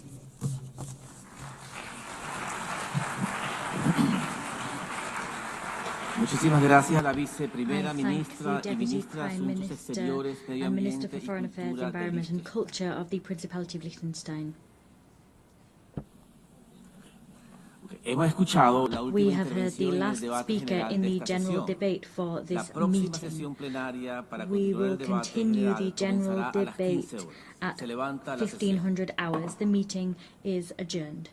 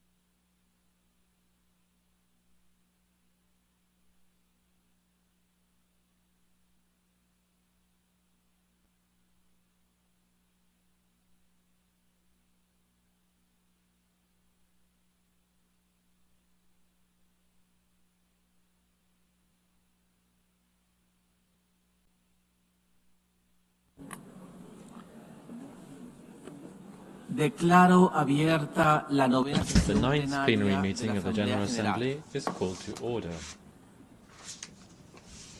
La Asamblea escuchará ahora The Assembly will hear an address now by His Excellency Mohammed Yunus Menfi, President of the Presidential Council of the State of Libya. I request protocol to escort His Excellency and invite him to address the Assembly.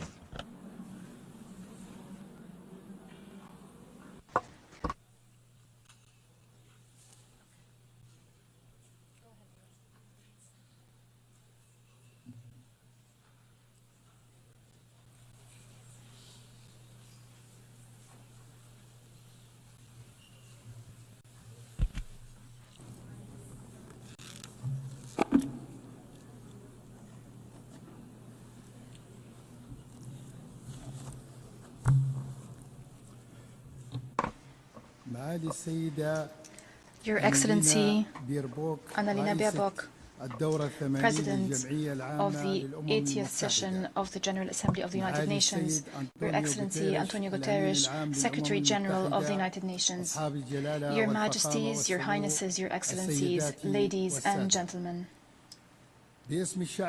On behalf of the Libyan people, I congratulate you on the 80th anniversary of the establishment of the United Nations. It remains one of the greatest pillars of the international order, one of the beacons of multilateralism over the history of humanity. We appreciate the holding of this session under the theme Better Together, 80 years and more for peace, development and human rights. These are principles that we firmly believe in, principles that we are consolidating at the national, regional and international levels.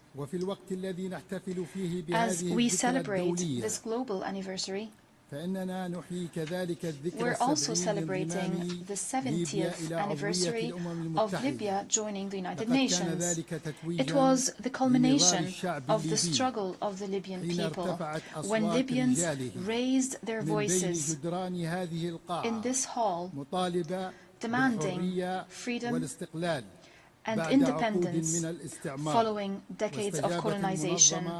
The organization heeded this urgent call and adopted the historic resolution that led to the independence of Libya in 1951, reaffirming thereby the right of peoples to self-determination. Ladies and gentlemen, I stand before you today representing the will of a people that is still holding on to hope, still believing in its ability to build a stable and prosperous future. Libya is not a zone for fighting. It's not an arena to settle scores or a place to which crises can be exported. It is a nation rich in natural resources, a cohesive society with young people that have tremendous potential. They are the backbone to build a modern state. Since the very beginning, Libya's relationship with the United Nations has been based on partnership and mutual respect. And today, at this critical juncture, we look to the United Nations to play an effective and complementary role as it supports us to overcome this crisis towards stability and democracy. Despite the challenges, despite the threats, our people firmly believes that its experience, its society, the diverse society, its noble history will allow it to stay strong and overcome any crisis. But let me be honest with you. In Libya, multiple models and traditional mechanisms have been exhausted. They have not matched the complexity of the social and political situation. They've adversely affected the trust of Libyans in the proposed solutions.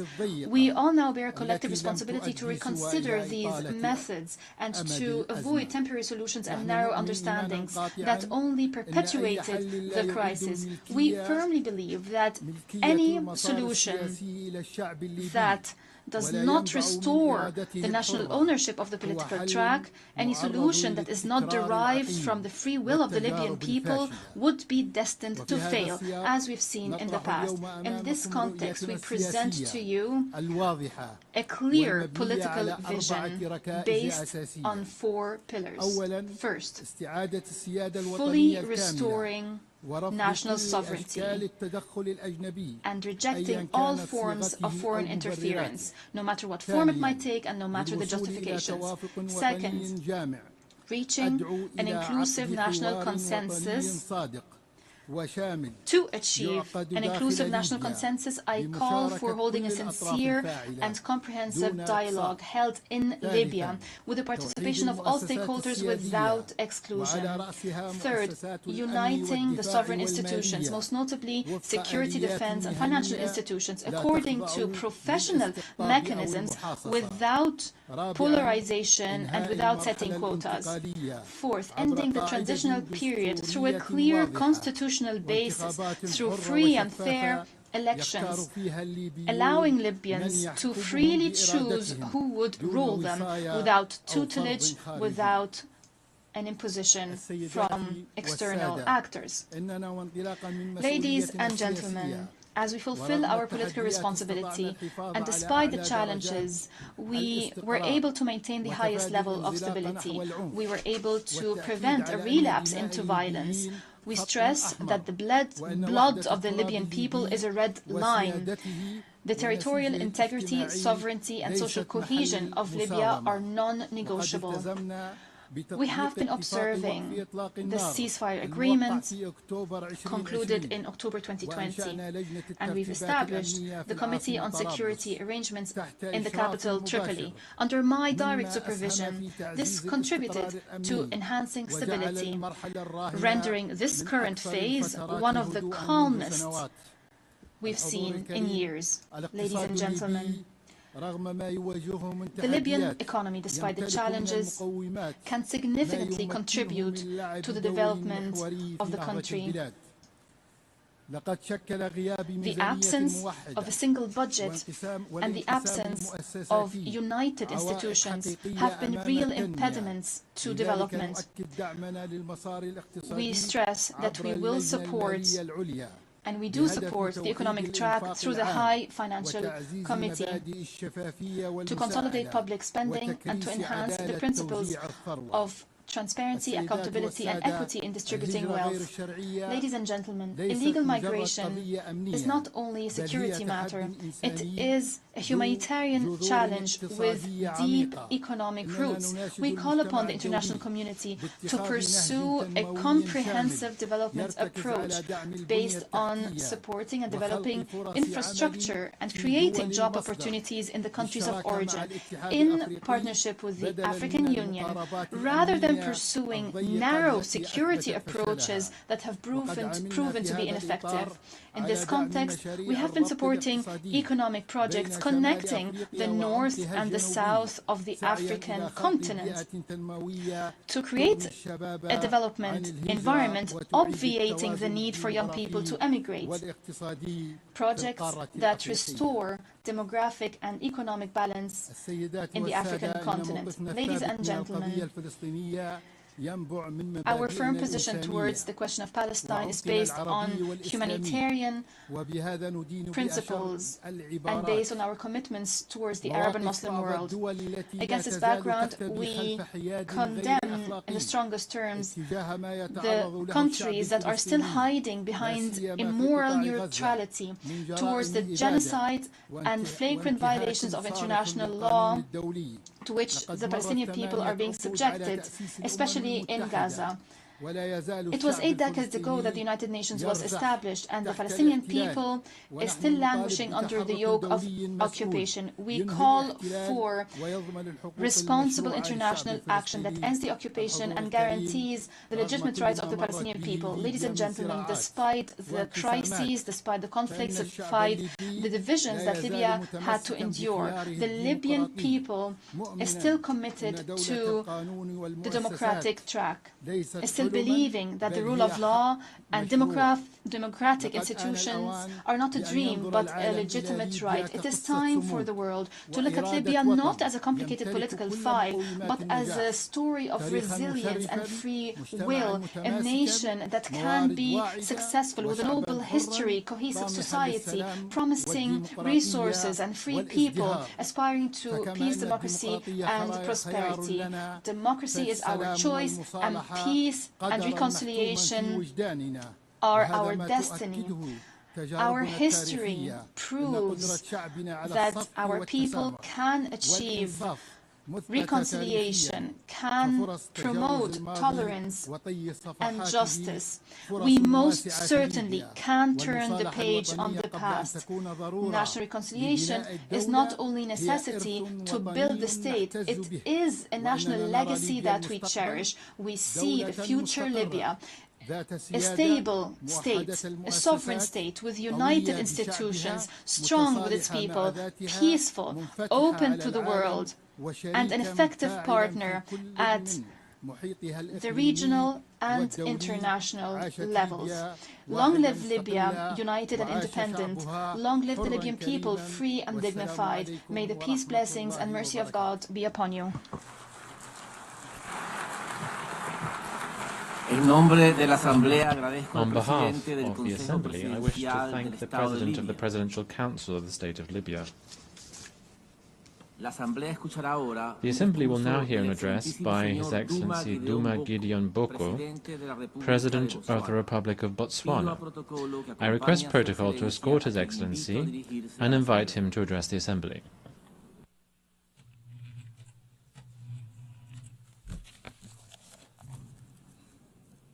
Madam President, Secretary General, Excellencies, ladies and gentlemen, we meet here today and this whole week in these hallowed precincts to remember the overwhelming gravity of the circumstances that gave birth to the United Nations, the ruins of war, a world poised to descend into further mayhem if courageous choices were not made.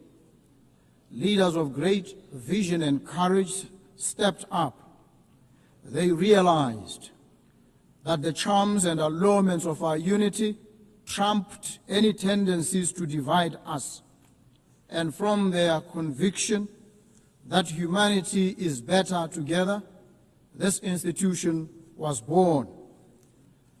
Their courage and fortitude merit our recurrent admiration.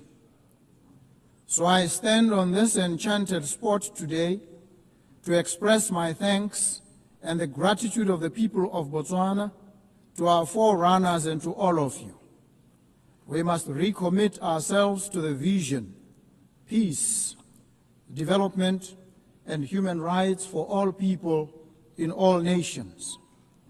I stand here today in the composite capacity of citizen of Botswana and as an African. Yes, I am an African stamp and root. For Botswana, the ideals of the United Nations are not abstractions. They are the foundation of our identity.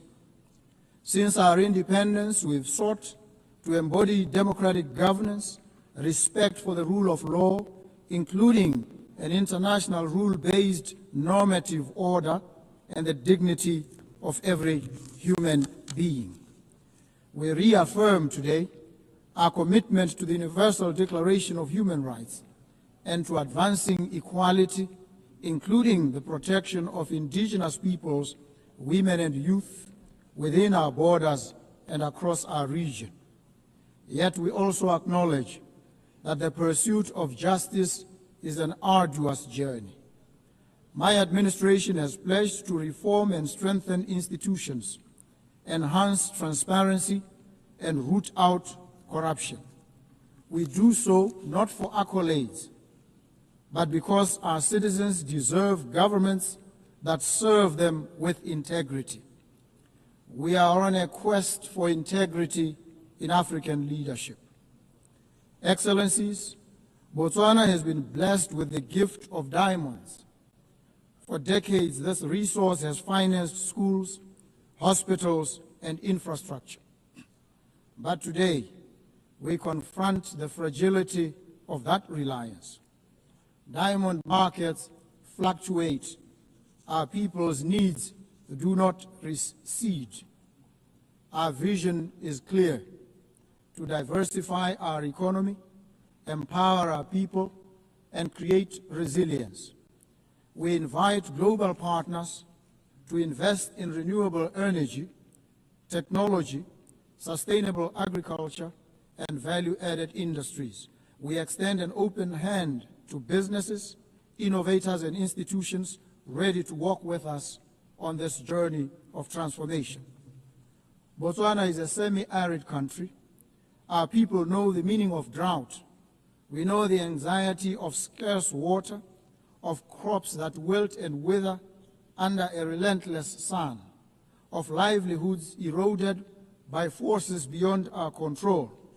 Climate change is not a distant threat, it is a present reality. That is why I've joined the Global Center for Adaptation, because adaptation must be at the center of sustainable development. I call on this Assembly to scale up financing for climate adaptation. Let us invest in water infrastructure, early warning systems, and climate-smart agriculture.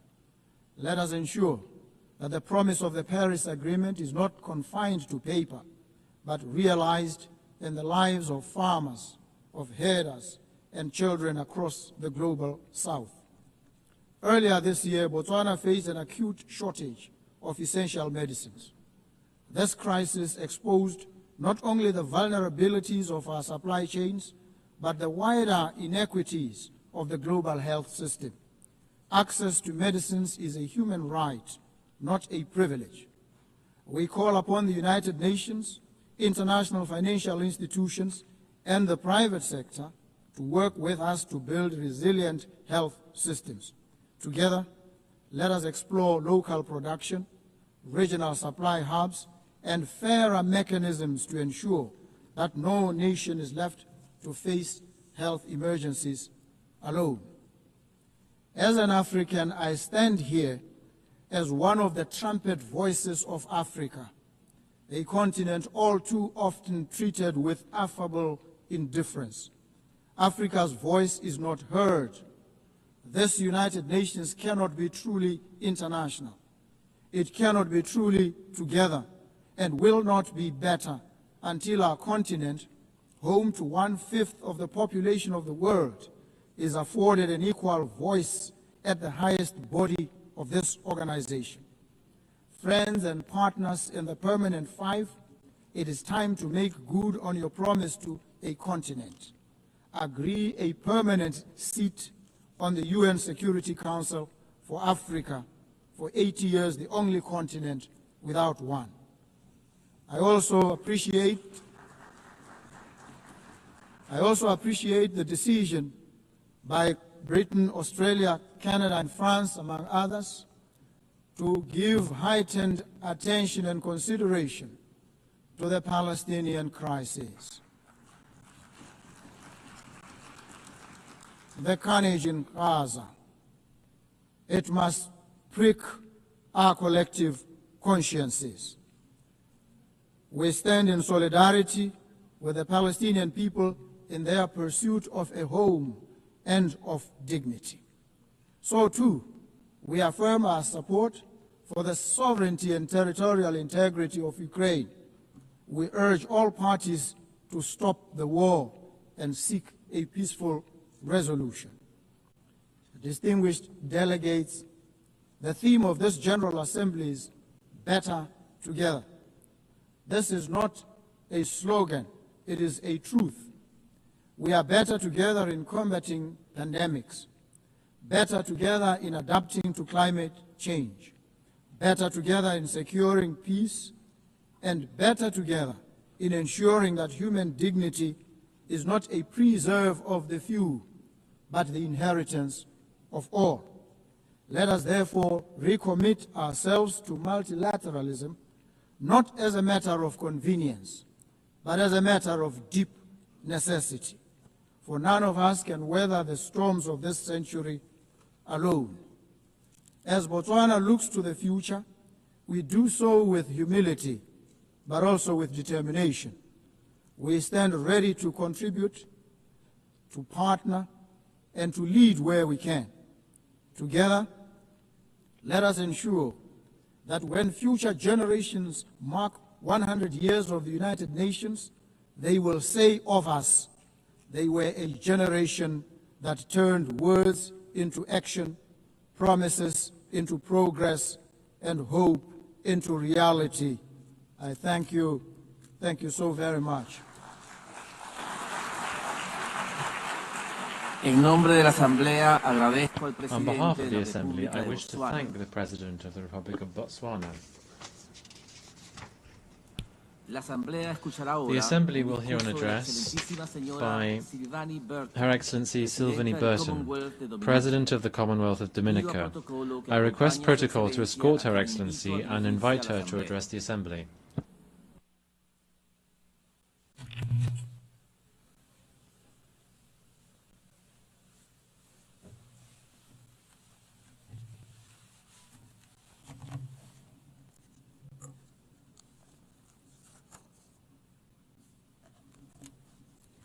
Excellencies, distinguished delegates, ladies and gentlemen, Mabrika, I bring you greetings in my native Kalinago language, the language of the first people of the Caribbean, whom I am proud to call my ancestors. Madam President, on behalf of the government and people of the Commonwealth of Dominica, I am pleased to congratulate you, my fellow woman, on your appointment to guide the affairs of the 80th session of the United Nations General Assembly, a responsibility for which you are eminently qualified. We wish you every success in your new role. Excellencies, I address you at a pivotal time in the history of this organization, and indeed of this world. I am reminded of the words of the famous British novelist Charles Dickens in his acclaimed novel, and I quote, "A Tale of Two Cities," end of quote. A novel set in a time of social upheaval, division, and transformation. I quote, "It was the best of times. It was the worst of times," end of quote. Although this novel was written over 160 years ago, these words remain relevant today. As we celebrate 80 years of the existence of the United Nations, we are living a tale of two worlds. For some, it is indeed the best of times. Strong economies, access to education, medicines, top-class healthcare, clean water, sanitation, and housing. They are at the frontier of the artificial intelligence and other emerging technologies with expanding digital infrastructure and rising standards of living. But for many, it remains the worst of times. Persistent poverty, growing hunger, displacement, instability, and war. Nations on the front lines of climate change, enduring the worst impacts and debt crises, not of their own making, but a price they pay for the excesses of others. Unfortunately, this is not fiction, but our shared reality. If we as the United Nations do not confront this duality, this inequality, we will write a catastrophe of our own. It bears restating that the UN was created 80 years ago to prevent wars, to promote peace and international cooperation based on ideals of mutual respect, human rights, and the rule of law. It has championed multilateralism, recognizing that no one country has the answer for the world's problem, that the world is interconnected, and to maintain peace, we should operate a rules-based and not power-based approach. A Tale of Two Cities portrayed a society where the powerful live in luxury and the oppressed suffer in silence. We can take heed of the warning that we glean from Dickens' work, that injustice should not be ignored, that when powerful nations impose their will on the less powerful without accountability or regard for the rule of law, they plant seeds of discord and future unrest. What have the lessons taught us? What should we ask ourselves as we gather year after year in this chamber? Are we truly listening to the nations that take the podium every year to decry poverty, inequality, climate change, underdevelopment, and conflict? Do we have a system where resources and decision-making are truly being equitably shared, or are we instead operating a system where power protects itself? I am reminded of the old African proverb, and I quote, "When elephants fight, the grass gets trampled," end of quote. We, the small island developing states, we are the grass. In today's geopolitical landscape, we feel the brunt of the impact when global powers engage in political, economic, or military confrontation.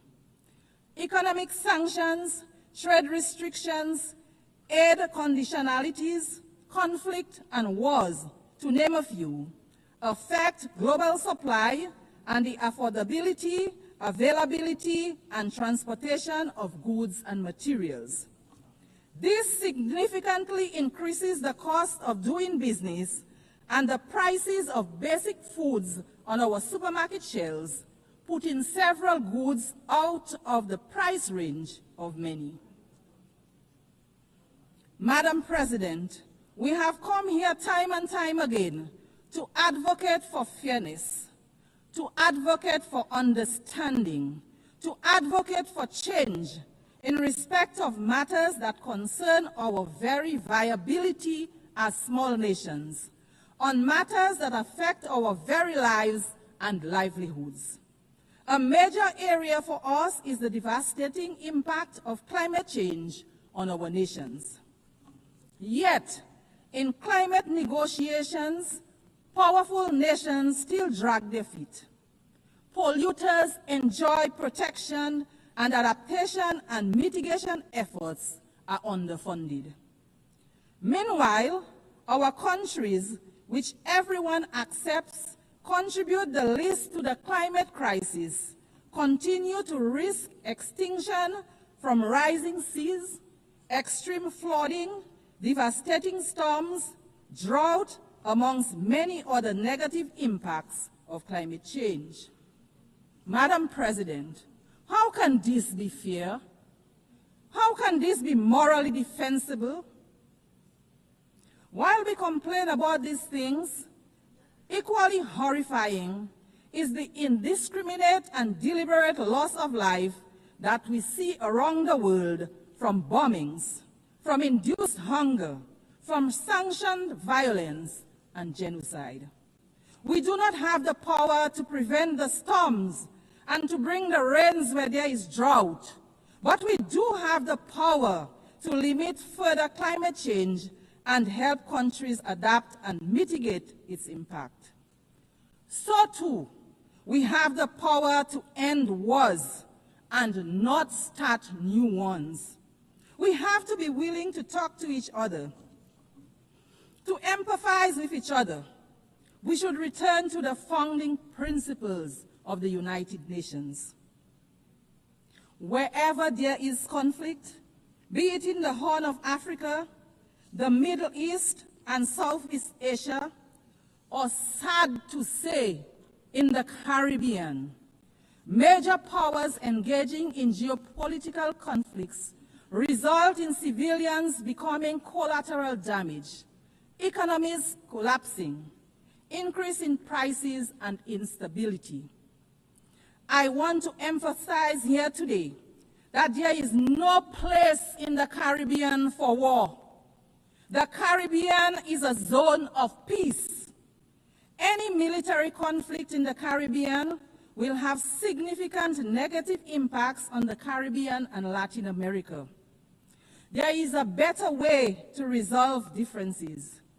We urge the powers that be to find another way.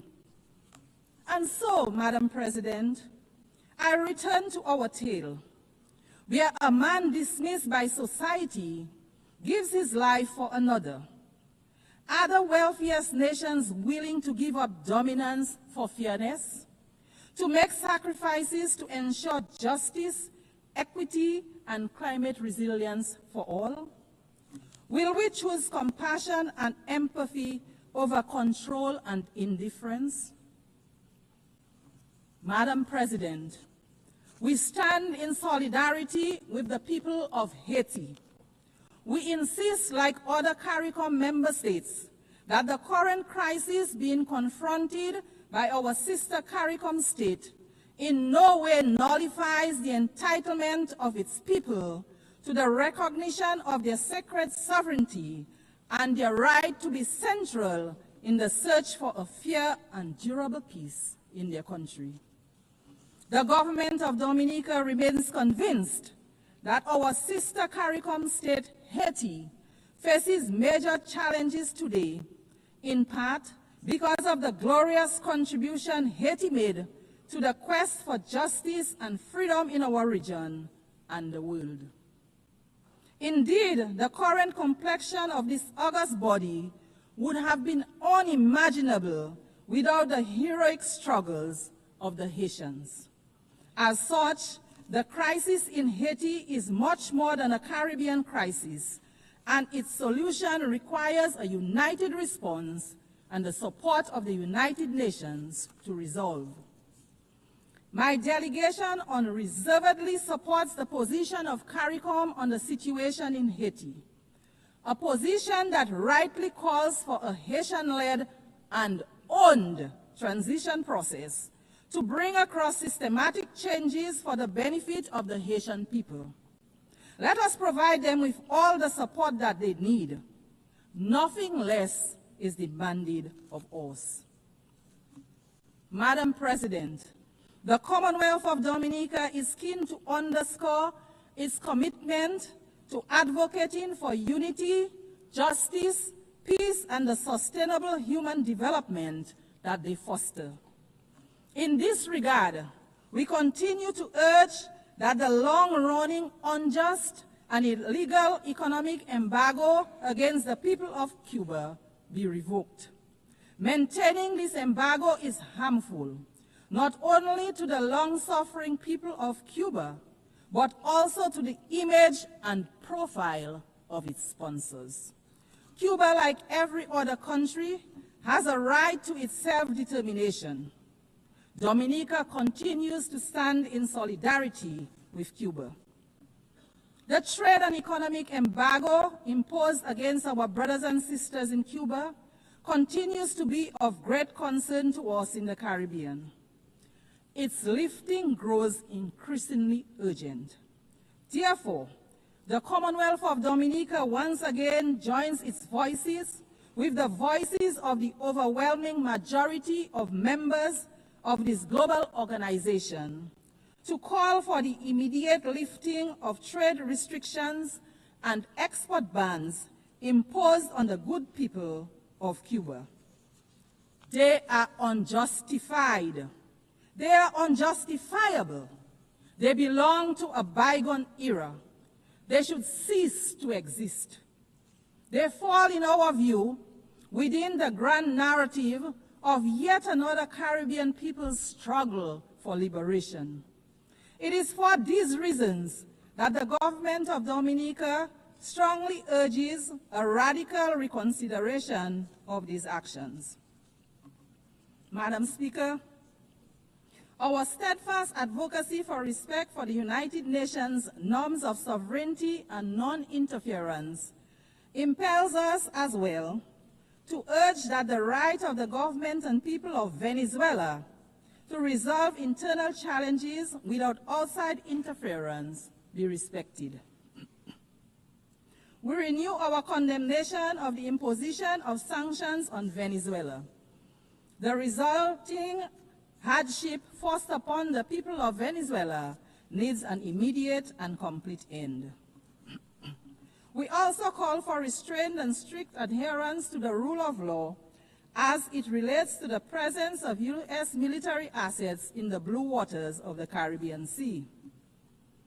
The solution to conflict, to challenges, should never be aggression and war. We urge that all diplomatic efforts be pursued to respect the sovereignty of states, preserve the dignity of human life, and promote peace. Madam President, as we celebrate this 80th year of these United Nations under the theme, and I quote, 80 years and more for peace, development, and human rights, end of quote, let it not be just mere words. Let it instead be a call for respect and adherence to a rules-based order that applies to all nations equally, weak and strong, not just when it is convenient to the most powerful. The UN arose out of the ashes of a world torn by devastating wars. Let us not return to those dark days, but instead be guided by law, diplomacy, and shared values. Let us reform the system where small and developing nations have a real seat at the table, that we may have the opportunity to influence decisions that shape global climate policy, security, and economic well-being for all. Let it be where we build solidarity and cooperation, and where power is exercised with humility, compassion, and restraint. Madam President, let the history books say that in this chamber, in our time, we chose a better path. In the words of Charles Dickens, and I quote, "It is a far, far better thing that I do than I have ever done," end of quote. Let those words not only be the end of a novel, but also the beginning of a new era for us, the beginning of our collective resolve, where our actions are guided by the desire for true peace, by respect for others and the rule of law, for upholding the sanctity of human life, of ensuring true development and prosperity for all. Let us judge the strength of our global system, not by how loudly the elephants roar, but by how well we protect the grass beneath them. Excellencies, the challenges before us are too great and complex for any one nation to solve alone. We all need each other. So let us leave this hall committed to action, committed to partnership, and committed to each other. Because the truth is simple, yet profound. We are always stronger, wiser, and better together. Madam President, I look forward to the day when a woman leads this great institution as Secretary General, which to my mind would be a symbol of true equality. I thank you for the courtesy of your attention. Thank you. Muchísimas gracias a la presidenta de I would like to Commonwealth thank de Dominica. the President of the Commonwealth of Dominica. La Asamblea escuchará ahora The Assembly will now hear an address by His Excellency Wesley Simina, President and Head of Government of the Federated States of Micronesia. I request protocol to escort His Excellency and invite him to address the Assembly.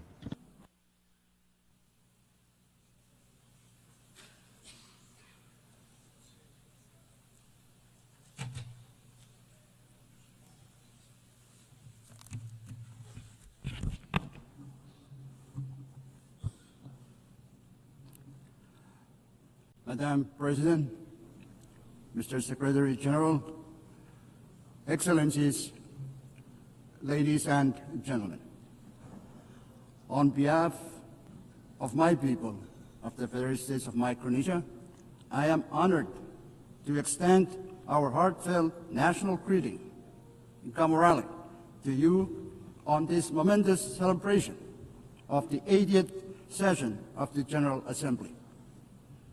Congratulations, Madam President, on your election to preside over this distinguished assembly. Your leadership and insights will guide us moving forward. I also wish to commend the leadership of our outgoing president. At this time, I also want to express my gratitude to the Secretary General for his tireless and unwavering commitment in guiding our collective work. We are grateful for your dedication and efforts in keeping hope and cooperation alive across our global community.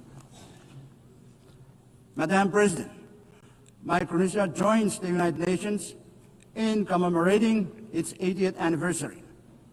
This milestone calls on us to renew our collective commitment to strengthen multilateralism for the challenges ahead.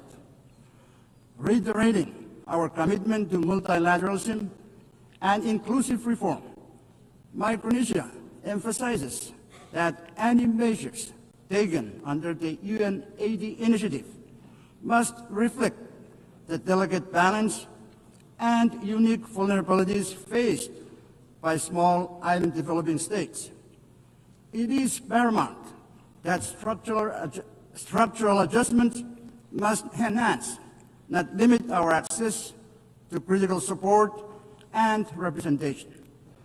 We urge that reforms ensure the continued resilience, tailored assistance, and participatory voice of small island developing states in the evolving UN system, so that no one is left behind. Madam President, the climate crisis is not up for debate. We all know that. The only question now is whether we, as leaders, will act with the urgency it demands.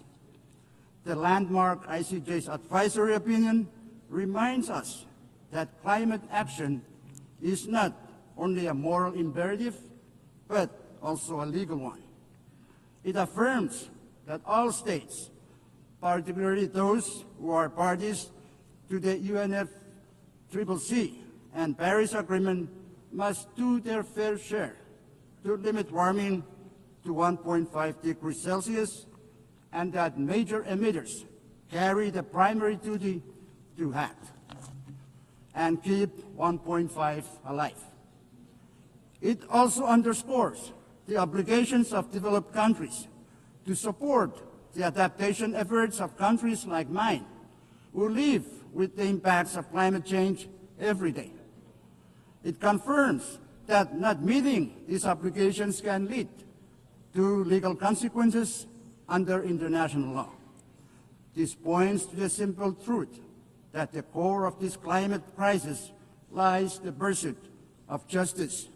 Justice for the most vulnerable, justice for future generations, and justice for our shared planet.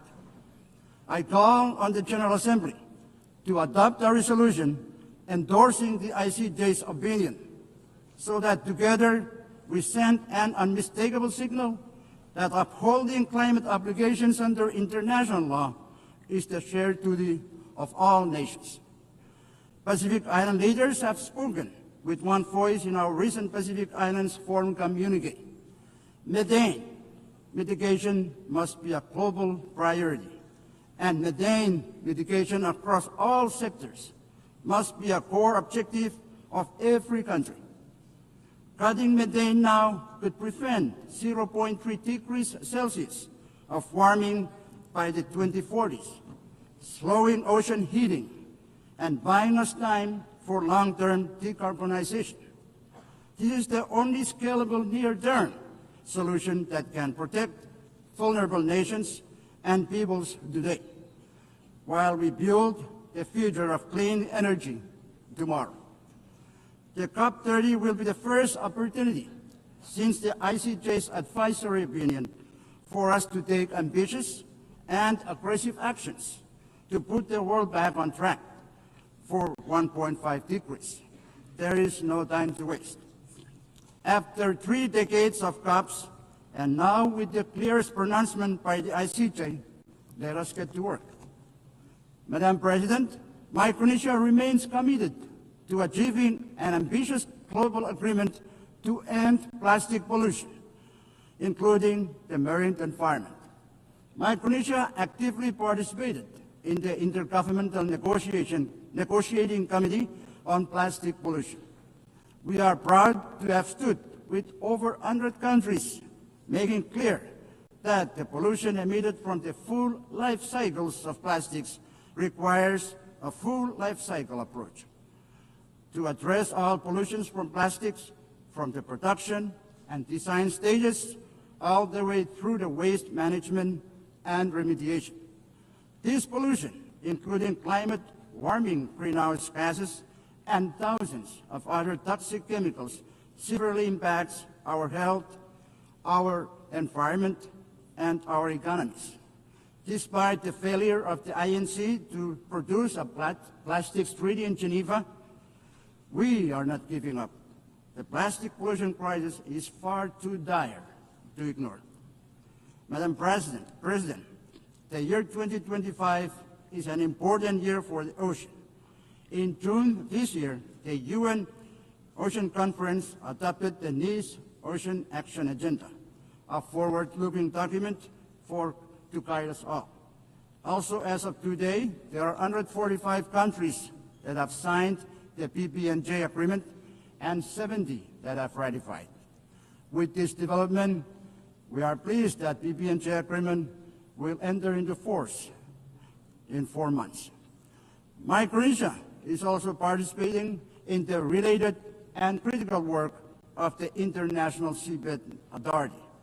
Micronesia is following a precautionary approach to deep-sea mining.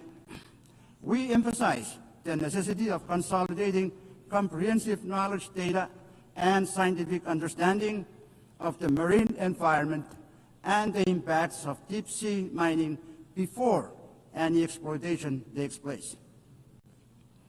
Additionally, it is crucial that all stakeholders, including adjacent coastal states, indigenous peoples, and local communities in the Pacific, are consulted and their perspectives considered before any exploitation occurs.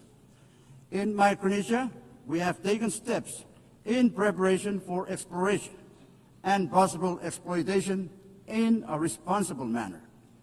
We urge the ISA to finalize without further delay all relevant regulations, standards, and guidelines for its mining code prior to any exploitation, as failure to do so risks countries turning to alternative measures. Madam President, small island developing states face unique and heightened vulnerabilities to climate change shaped by geography and scale. Disaster risk reduction and resilience strategies must reflect these realities. That is why the multidimensional vulnerability index is so vital to us. It recognizes our economic, environmental, and social fragilities, and it ensures that support reflects genuine need, not just income levels. The MFI provides a fair framework for allocating resources. Development partners must base their decisions or aid decisions on it, pairing it with traditional measures to better target climate and disaster support. Going forward, implementation demands three things: adoption by international bodies, continuous technical refinement, and strong commitment from partners to align financial and policy support with the vulnerabilities the MFI reveals. Only then can this tool deliver the resilience our small islands urgently need. Madam President, Micronesia continues to confront a high prevalence of non-communicable diseases, the persistence of emerging and re-emerging infectious diseases, and rising mental health concern. In response, we are reorienting our health systems around primary health care as the foundation for universal health coverage. We are investing in the rehabilitation of primary health care clinics, the development of our health workforce, and the use of telehealth to extend essential services to our most vulnerable and hard-to-reach populations.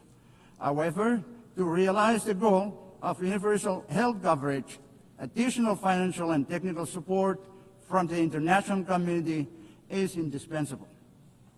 Madam President, gender equality and social inclusion are equally central to our development agenda. Our strategic development plan places this at its core, with the objective of ensuring equal access to services, equitable participation, and opportunities for all our citizens to thrive. Madam President, peace and unity are the foundation of our nation. Our FSM Constitution, or Micronesian Constitution, reminds us that we must, and I quote, live together in peace and harmony, to preserve the heritage of the past and to protect the promise of the future, end quote. Today, as conflicts continue to unfold across the world, we hold hope that they may be resolved through leadership rooted in peace. In our region, while we uphold peace and unity as guiding values, we find ourselves navigating the geopolitical and geostrategic competition among major powers.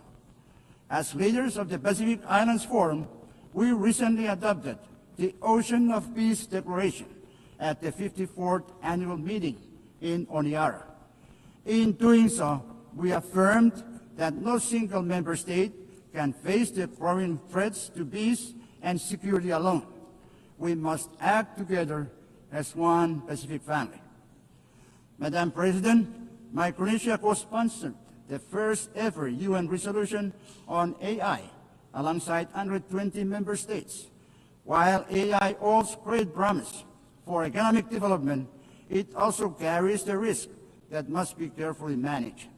The inclusive and constructive dialogue that shaped this resolution offers a model for future discussions, including those on peace, security, and the responsible military use of AI.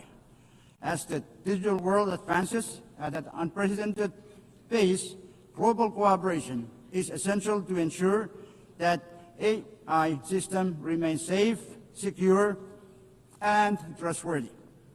Micronesia, through our own cybersecurity efforts, is committed to developing national strategies and policies to safeguard our digital data and mitigate the risk of malicious attacks.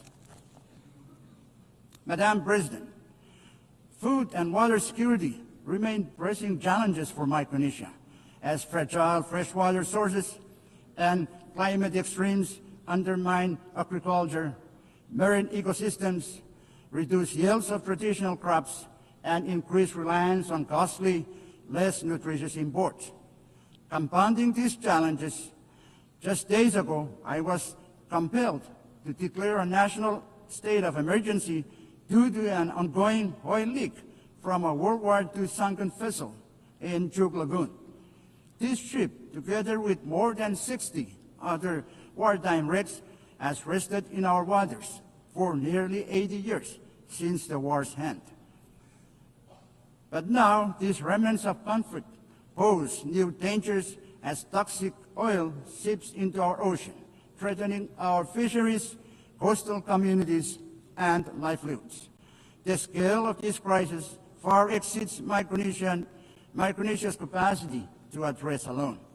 As we mark the 80th anniversary of the war's end, we appeal to the international community to work with us in transforming this legacy of war into an opportunity for cooperation. Madam President, Micronesia again emphasizes the urgent need to address the current structure of the United Nations Security Council, which fails to represent the geopolitical realities of the 21st century. The exclusive nature of its permanent membership creates inequities and hampers effective responses to global crises. To enhance legitimacy and accountability, we must restructure the Council to include underrepresented voices, including Japan, India, Germany, Brazil, and the African continent. Such reforms would better reflect modern international dynamics and strengthen the Council's role in promoting peace and security. Madam President, 8 years ago, the United Nations was founded on a simple but enduring truth. Every nation, big or small, has a voice, a vote, and a role to play in shaping the world we share. Micronesia may be small, but our voice, our vote, and our place within the international community is committed to choosing that we are, in fact, better together. That truth must guide us still, because, big or small, every nation has the power to choose peace over conflict. Big or small, every nation has the power to choose peace over conflict. Big or small, every nation has the duty to protect our planet from harm. Big or small, every nation has the responsibility to defend justice and human dignity. Big or small, we always have been and always will be better together. I thank you.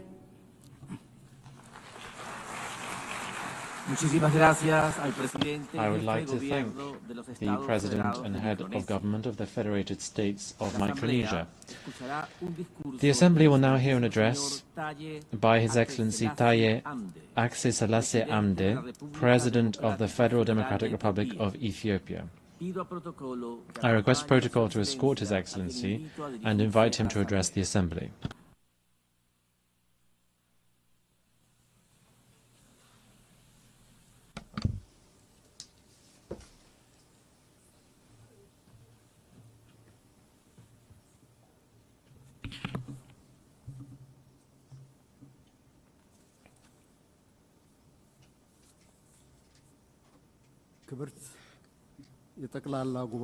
Your Excellency, Madam President,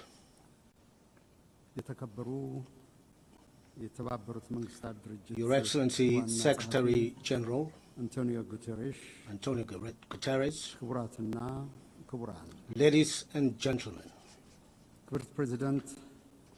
Excellency Annalena Baerbock, I would like to extend my heartfelt congratulations to you and your country, Germany, on your election as President of the 80th session of the United Nations General Assembly, and wish you a productive tenure. I would also like to thank His Excellency Philemon Yang, President of the 79th session of the General Assembly, for his able leadership. It is a great honor for me to address this August Assembly, representing my country, Ethiopia, a founding member of the United Nations on this historic occasion, which marks the 80th anniversary of the organization.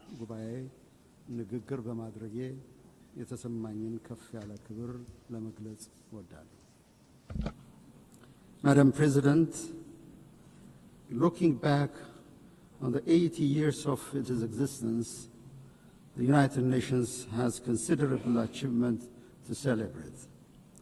Our sacrifice for decolonization has left a lasting legacy on the global body, making it truly universal with the admission of newly independent states. Armed conflicts are prevented, humanitarian catastrophes are averted, and deadly pandemics successfully contained. Global cooperation under the framework of the Millennium and Sustainable Development Goals has resulted in a reduction of extreme poverty and paved the way for climate action. These achievements, however, cannot conceal the outstanding need for reform and revitalization. The most glaring one is the inequitable representation of states in the global security, political, and financial architecture. The United Nations must also overcome the systemic problems it suffers from a lack of impartiality, selectivity, and double standards. The emerging controversy over the fundamentals of the international system and the principles of the United Nations Charter is risking the very foundation of international cooperation. These trends should not be normalized or serve as a baseline in the determination of our standards and targets. We are also deeply concerned by isolationist policies, unprecedented military buildup, arms race, and the disturbing trend of retraction from development and climate commitments. These worrying trajectories are counterproductive to the collective progress of humanity and undermine the very premises of peaceful interstate relations. It is Ethiopia's conviction that the remedy lies within our reach. No state can single-handedly manage global challenges. We therefore call on fellow member states, especially developed countries that have historical responsibilities, to reverse recent downward trends and intensify efforts towards the collective public good of development and peace. Madam President, Ethiopia supports the peaceful resolution of all conflicts.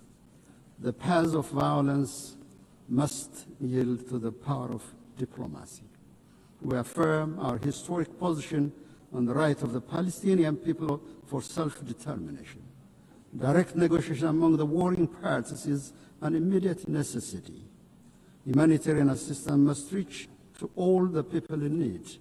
This is not a political preference, but a moral imperative. As Ethiopia has pronounced in its position during the adoption of the resolutions on the two-state solution, the international community should join hands to end the vicious cycle of violence and stalemate in order to give peace a chance. We wish to underscore any proposed peace and reconstruction plan in the Middle East should not create complications to adjacent countries and regions. More than any time before, the United Nations is indeed called upon to face events that greatly exceeds its powers and capabilities. It was in 1949, at the fourth session of the General Assembly, the Ethiopian delegation forewarned the risks of ineffectiveness and intrusion into the mandates of the General Assembly. This was caused by the excessive number of bodies and mechanisms created. It is in this light that we see the ongoing reform process under the UNTV initiative as an opportunity to preserve the mandate of the General Assembly by rectifying its dispersion to a multitude of other bodies. Ethiopia reiterates Africa's long-standing call that there should be more decentralization and deployment of institutional and financial capacity to the global south, especially to the African continent, where the United Nations has most of its programs. Madam President, Africa, guided by Agenda 2063, is advancing development as its preferred security policy. The continent is scoring a higher rate of economic growth. Domestic revenue mobilization is on the rise. Africa's climate action in renewable energy development, emission reduction, and afforestation is indeed unmatched in any other parts of the world. Efforts to enhance public welfare, combat transnational threats, and decrease inequality are being intensified. Despite these achievements, the global crisis continues to impact Africa's capabilities to deliver on development aspirations. Chief among this is the compounding debt crisis. In line with the Addis Ababa Action Agenda and Civil Outcome document, we emphasize the need to advance an ambitious agenda on development finance. Coercive measures and trade restrictions, in particular those targeting Africa, must be lifted immediately. More importantly, Ethiopia calls for a new global action for debt cancellation, restructuring, and suspension. Madam President, it is our view that the national security of states, especially those in the same region, is indivisible and interdependent. To this effect, we will intensify our efforts to combat global terrorists operating in our region. We call on the international community to extend the required support to the African Union peace missions, in particular the African Union Support and Stabilization Mission in Somalia. Now is not the time to retreat from global action in combating terrorism. Furthermore, we reiterate our call for urgent action to reform the United Nations Security Council. Africa's representation in both categories of membership of the Council must be given priority. There is no shortcut or half solution to this long-standing pursuit for justice. Distinguished delegates, excellencies, I have the distinct pleasure to share with this august assembly recent milestones of great significance achieved by the people of the Nile River Basin. With entry into force of the Agreement on the Nile River Basin Cooperative Framework, the Entebbe-based Nile River Basin Commission is nearing establishment. This year, we also celebrated another milestone. On the eve of the Ethiopian New Year, Ethiopia commissioned the Grand Ethiopian Renaissance Dam, which transforms Ethiopia's renewable energy generation capacity. The Grand Ethiopian Renaissance Dam, with an installed capacity of over 5,000 megawatts, signifies our commitment to clean energy for all. Its true meaning is found in the lives it transforms. The Renaissance Dam brings light to 60 million Ethiopians who currently lack access to any form of clean energy.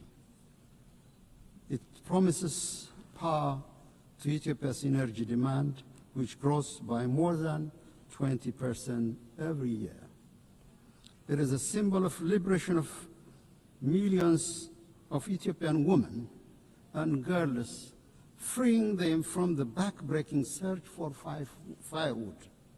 The dam will be instrumental in the attainment of all of the Sustainable Development Goals. It boosts our capability to provide clean water to our people who live under chronic shortage, create employment to our youth, and ensure food security. GERD also enhances regional connectivity. The overwhelming support and solidarity we received on the occasion of the inauguration inspired greater efforts to forge cooperation among the riparian countries of the Nile River Basin. Madam President, our Pan-African aspiration to break the vicious cycle of underdevelopment should bring our countries together to realize initiatives that will transform the lives of our people. The time is now to work towards Africa's true independence, driven by African agency and guided by the common destiny of our people. Ethiopia, with its second largest population in Africa and significant maritime trade, places high importance on the safety and security of maritime navigation in the Red Sea and the Indian Ocean. We concur with the Secretary General's statement during the Awaza conference that no state should be locked out of opportunities for growth, finance, and technology due to geographical circumstances. The international law maxim that defines the high seas as a common heritage of mankind and guarantees equal right of access and use to all states must be brought to reality. In collaboration with other states, Ethiopia will work towards a comprehensive approach to ensure equal development and security for all states along the Red Sea and the Indian Ocean. Ethiopia will also keep on advancing this legitimate policy objective through diplomacy and peaceful engagement. Madam President, in conclusion, I'm convinced the spirit, genius, and competence of humanity towards unity, justice, and collective well-being will triumph over the current atmosphere of rivalry and hopelessness. For its part, Ethiopia is firmly committed to upholding multilateralism centered on the Charter of the United Nations and to contributing to the maintenance of collective security and sustainable development. I thank you, Madam President.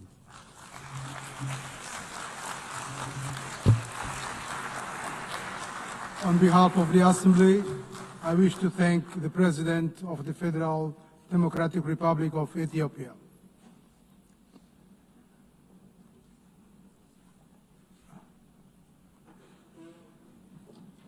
We shall now continue the general debate. The Assembly will now hear an address by His Excellency Antonio Costa, President of the European Council of the European Union. I request protocol to escort His Excellency and invite him to address the Assembly.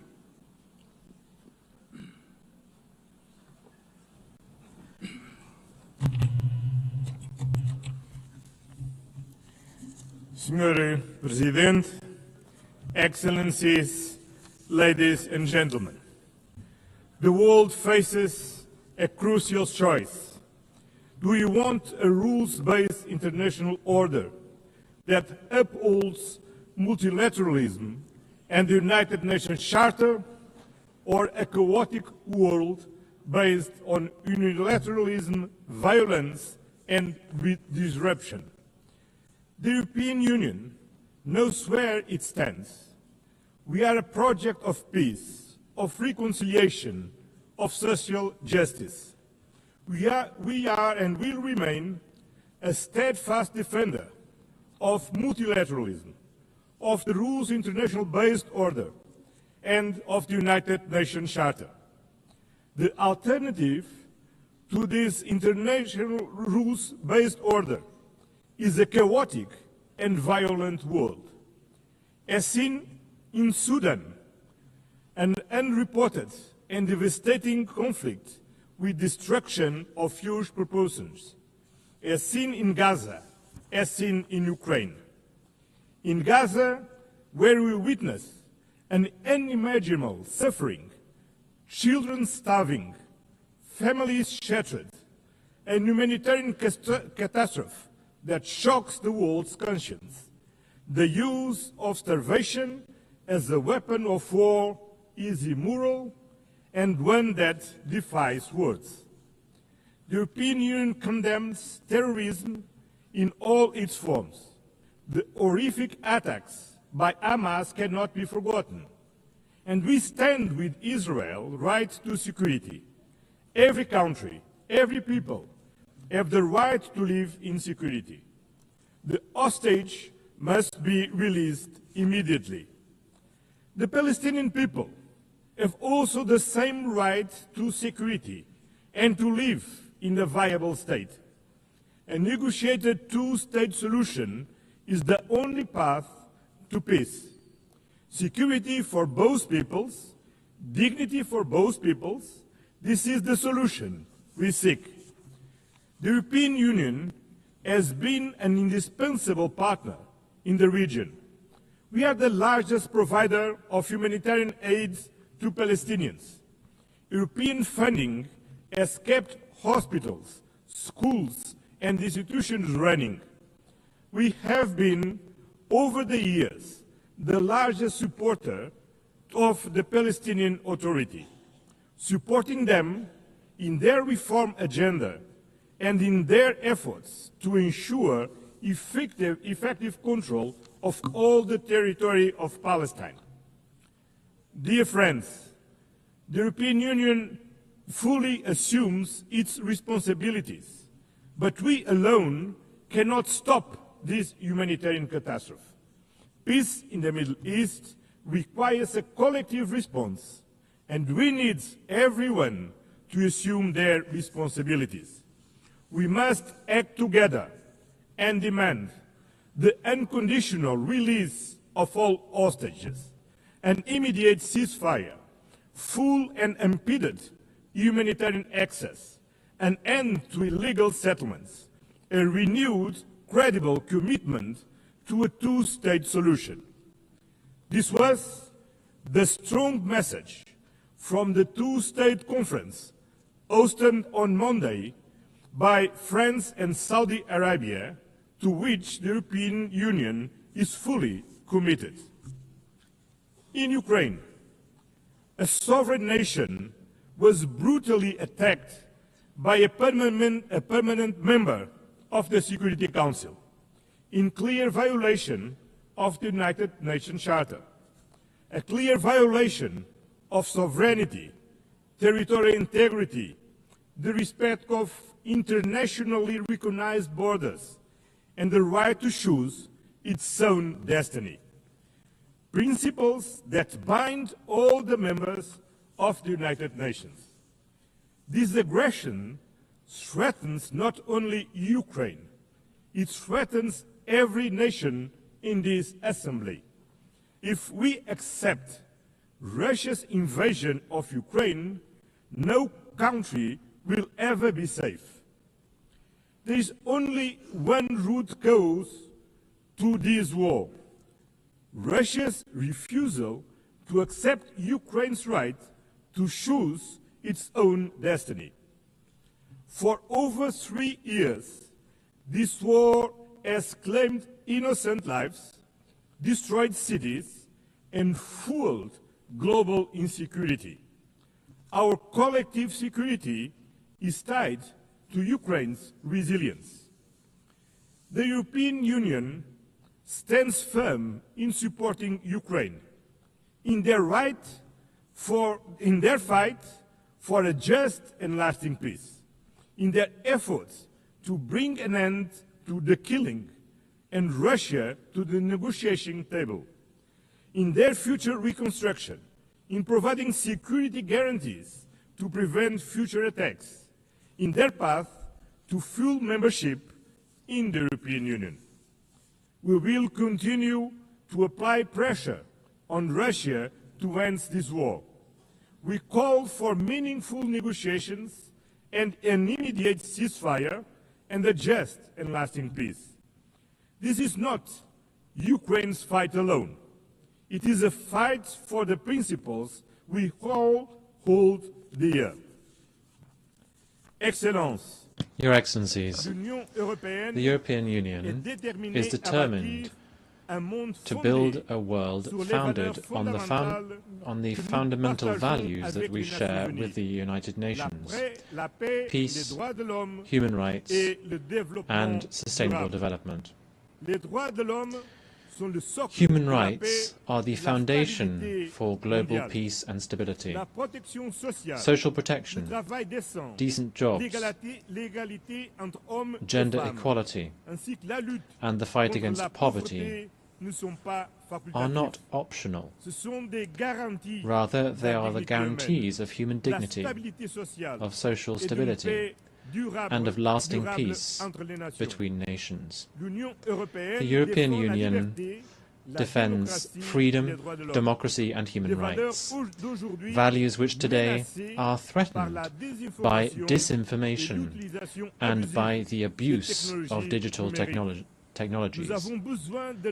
We need to have global standards for transparency and accountability mechanisms. They also need to be as dynamic as the technologies that we are trying to regulate, to make sure that digital technologies give citizens means to act, and not autocrats or the new technology oligarchs. The European Union is in favor of a human-centered approach to artificial intelligence. We are at the forefront of the first global regulatory framework in the world for responsible AI, and we are calling for an equivalent level of ambition in the international domain. We are doing this based on our fundamental values: dignity, democracy, and the rule of law. Your Excellencies, climate change is not fake news.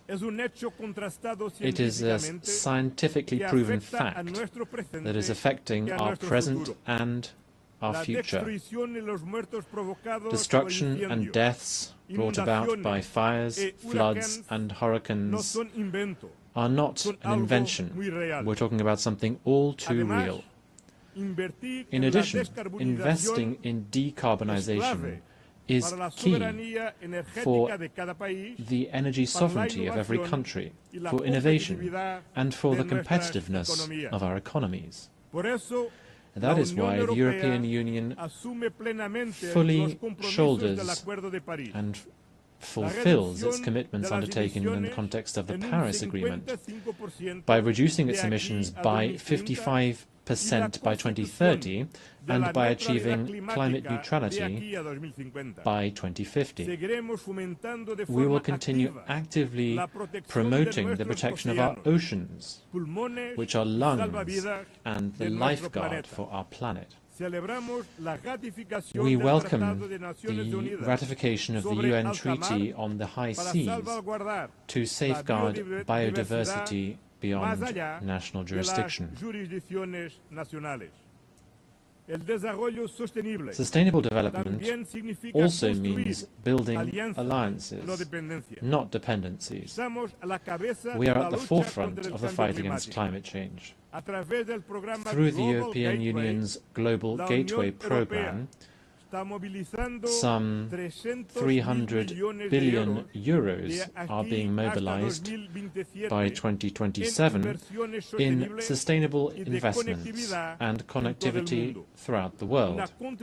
This is a decisive contribution to help attain the Sustainable Development Goals. In addition, the European Union, together with its member states, accounts for some 42% of global development assistance.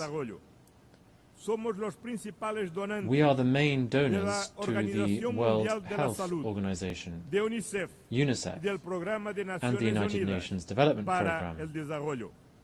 We lead and we will continue to lead global solidarity, even at these times of major budgetary restrictions affecting the United Nations system. Lastly, we need to make headway in reforming the international financial architecture and in the management of debt. The international financial system needs to be fairer, more inclusive, and more tailored to current challenges, so that it can also help us to close the financing gap for development by following the path that has been set by the Seville commitment. Excellencies, the European Union is a global partner. The European Union and its member states are staunch political supporters and the largest collective donors to the United Nations. As the pillar of the multilateral system, we are working closely with other regional partners. That is why we are building stronger trade and industrial partnerships across the globe. We are advancing deals with Mercosur, Mexico, India, Indonesia, the Philippines, and Thailand. not just to boost trade, but to increase global predictability and resilience. The trade and investment agenda, based on fairness, sustainability, digital innovation, labor rights, and climate alignment. Because trade deals, not tariffs, deliver real benefits for all countries, companies, and citizens. In the multipolar world, we are building a powerful global network of partnerships with Africa, Latin America, and the Caribbean, United States and Canada, the Arab world, Asia, and the Pacific, as well with our European neighbors. In today's multipolar world, there is no global south or global north. Both are plural. And the European Union will continue to work with all partners in the spirit of global solidarity and meaningful partnership, because multipolarity needs an effective multilateral system, a rules-based international order under the United Nations Charter. And this commitment stems from our own history. Europe rebuilt itself from the ashes of World War II, through peace, through reconciliation, and through integration. We know these principles work because they worked for us. At a time when international cooperation is being tested, the value of reliable partnerships has never been greater. The European Union is a reliable and predictable partner and stands firmly with the United Nations. We will defend its principles, support the reforms of the United Nations Secretary General Antonio Guterres, work to make the United Nations more inclusive, more representative, and more effective, with the UNTV reform initiative and the implementation of the Pact for the Future. At a time when multilateralism is under threat, let me leave you with one simple promise. You can count on the European Union. Count on us to stand for peace, for multilateralism, for justice, for human dignity, for sustainability.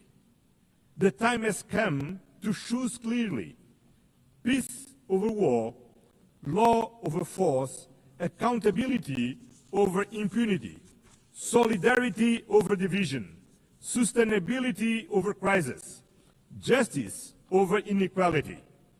The European Union has no doubts about where we stand, and you cannot have any doubt about where we are.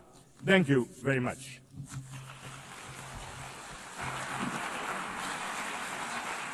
On behalf of the Assembly, I wish to thank the President of the European Council of the European Union.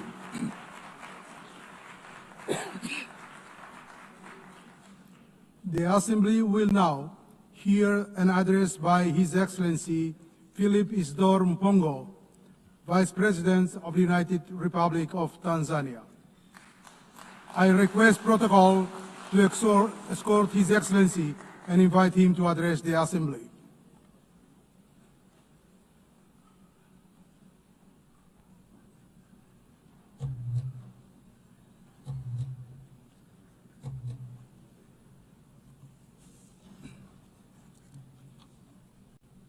Madam President, Excellencies, distinguished delegates, this year we gather at a historic moment when we are commemorating 80 years since the founding of the UN, but in a somber mood. The theme of this general debate, that is better together, 80 years and more for peace, development and human rights, reminds us that determined cooperation remains our best vehicle for addressing urgent global challenges of this century and beyond. Yet, we are faced with chaos in the form of unilateralism with arrogance, barbaric wars, persistent poverty, injustice, pandemics, as well as an impending climate catastrophe. As we mark 80 years of the UN, we are called to rekindle the vision of its founders, anchored on two pillars. First, nations can overcome difficulties and accomplish more when they work together in solidarity. Second, peace is humanity's truest desire, which we must seek and pursue relentlessly on the basis of international law. By contrast, war is undesirable. It is a senseless path to resolving conflicts on which everybody loses, and its bitter fruits include unspeakable loss of innocent lives, too many orphans, widows, and refugees, as well as wanton destruction. Yet the United Nations Charter has guided us through many challenges over the past 80 years, reminding us to uphold peace, justice, cooperation, and dialogue to resolve conflicts. Today, as the world faces new tests, we must therefore hold firmly to these same principles, for it is only by respecting and living by the Charter that we can honor the past and build a safer and better future for all of us. Excellencies, the past 8 decades also remind us that change is the only constant in our world. The challenges of today are not the same as those of yesterday, nor will they be the same tomorrow. Thus, for the UN to remain relevant and is true to its noble mission, it must embrace change.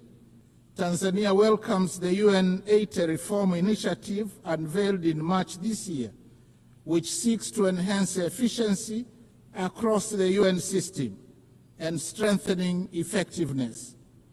My country stresses the importance of upholding the principles of transparency, equity, and objectivity in the process, so as to renew trust and foster inclusive global governance.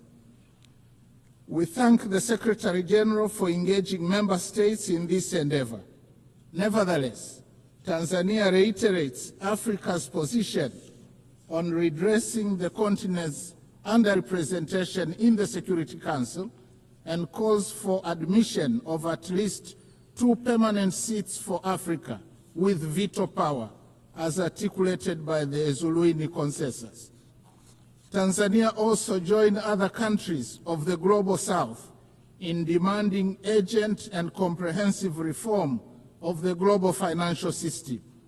While we support the outcomes of the 4th International Conference on Financing for Development held in Seville, Spain this year, we renew the call for scaling up long-term concessional financing, revising sovereign credit rating frameworks, and rethinking debt sustainability assessments in order to unlock capital for investment in infrastructure, education, health, and climate adaptation. We reiterate our demand for increased voice and representation of Africa in the governance structures of the IMF and the World Bank. These noble demands have gone unheeded for a very long time and must be addressed now. Excellencies, SDGs remain our common plan for a better world. Yet, with only 5 years left before 2030, it has been established that over 80% of the targets are off track, with progress on more than half of the goals being weak and insufficient. The big elephant in the room, suffocating progress, is an estimated financing gap of $4 trillion per annum. Nevertheless, Tanzania remains committed and has made strides in implementing the 2030 agenda, with overall performance estimated at 60%. Examples include SDG 3, where maternal mortality declined from 750 deaths per 1,000 live births in 2000 to 104 in 2022. For SDG 6, access to clean and safe water increased in both rural and urban areas from 32 and 55% in 2000 to 79.9 and 94% respectively by 2024. On affordable clean energy, SDG 7, the number of villages connected to electricity increased from 8,587 in 2000 to 12,318 in 2024. Only 15 villages remain without electricity. However, significant challenges remain, especially on environmental sustainability, that is SDGs 13, 14, and 15. Going forward, we urge the international community to strengthen collective response to climate change, seizing the opportunity presented by COP30 in Belém, Brazil, prioritizing delivery on the pledges for climate action, including capitalization of the Loss and Damage Fund. We call for increased long-term concessional financing, technology transfer, and fairer trade terms to complement our zeal in domestic revenue mobilization, reversing capital flight, and pursuit of win-win partnerships in the exploitation of our natural resources. I am glad to inform the Assembly that in June 2025, we launched the Tanzania Vision 2050 that articulates our long-term development aspirations and dovetails quite well with the SDGs agenda. Excellencies, peace is not a bonus. It is a prerequisite for socio-economic development. We must therefore seek and pursue peace tirelessly. We commend the efforts of the UN Secretary General, world leaders and organizations that are active in conflict mediation and resolution in countries and regions such as Eastern DRC, Sudan, Russia, Ukraine, and the Middle East. As we commemorate the Beijing Plus 30 and celebrate the progress made in promoting gender equality and the empowerment of women, we call for full involvement of women in the quest for peace. In this regard, I must say Her Excellency Dr. Samia Suluhu Hassan, the first woman president of Tanzania, has shown the way in articulating policies and actions that strengthen the role of women across all sectors of our society. Regionally and internationally, she has been a champion of peace, justice, security, and clean cooking. Tanzania, as a member of the African Union Peace and Security Council, and in our then role as chair of the SADC organ on politics, defense, and security cooperation over the past year, actively contributed to peace initiatives and supported measures to prevent and resolve conflicts.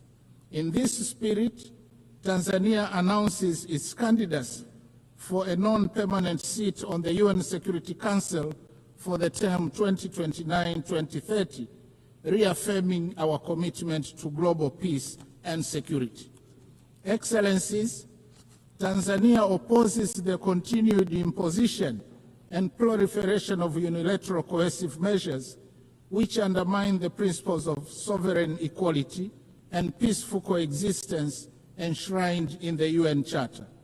Such measures, often applied without mandate of the Security Council, represent a form of economic aggression that disproportionately harms innocent civilians by depriving them of essential needs such as food, medicines, and capital goods.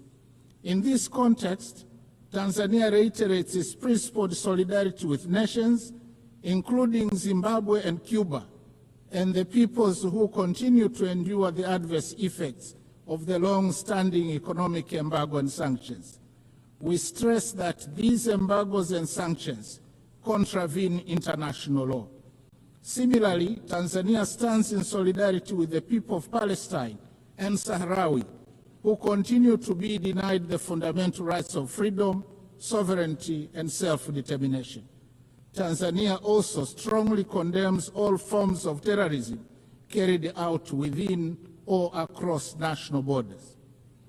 Madam President, Excellencies and distinguished delegates, in his last speech to the United Nations General Assembly prior to retirement in 1985, Mwalimu Julius Nyerere, the founding president of my country, articulated the principle that, and I quote, "To be silent when we see danger, to refrain from attacking policies which are seen as contrary to the interests of peace and justice, to do these things would be to surrender our freedom and our dignity. That we shall never do." End of quote. Following the same principle, Tanzania considers unilateralism and misuse of military might, as well as shameful incapacity of the international community and global powers to bring an end to bloodshed and horrific wars raging in many places around the world to be unacceptable.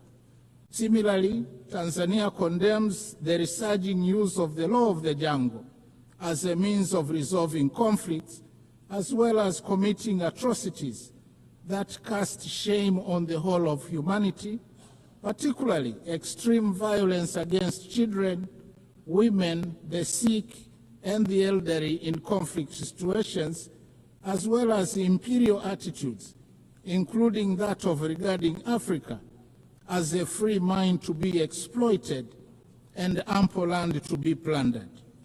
The hypocrisy and scandal of international companies, some of which are state-sponsored, to continue to prosper from the exploitation of Africa's natural wealth while causing or supporting conflicts should be brought to an end now.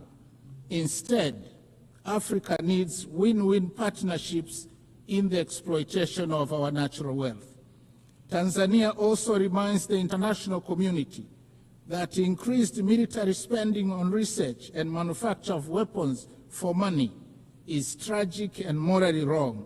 It obstructs the quest for peace in the world and takes away an enormous amount of resources that could have been used to propel sustainable development and prosperity for all humanity.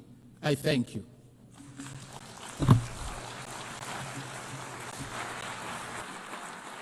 On behalf of the Assembly, I wish to thank the Vice President of the United Republic of Tanzania. The Assembly will now hear an address by Her Excellency Chisika Rose Epelalupo, Vice President of the Republic of Uganda. I request protocol to escort Her Excellency and invite her to address the Assembly.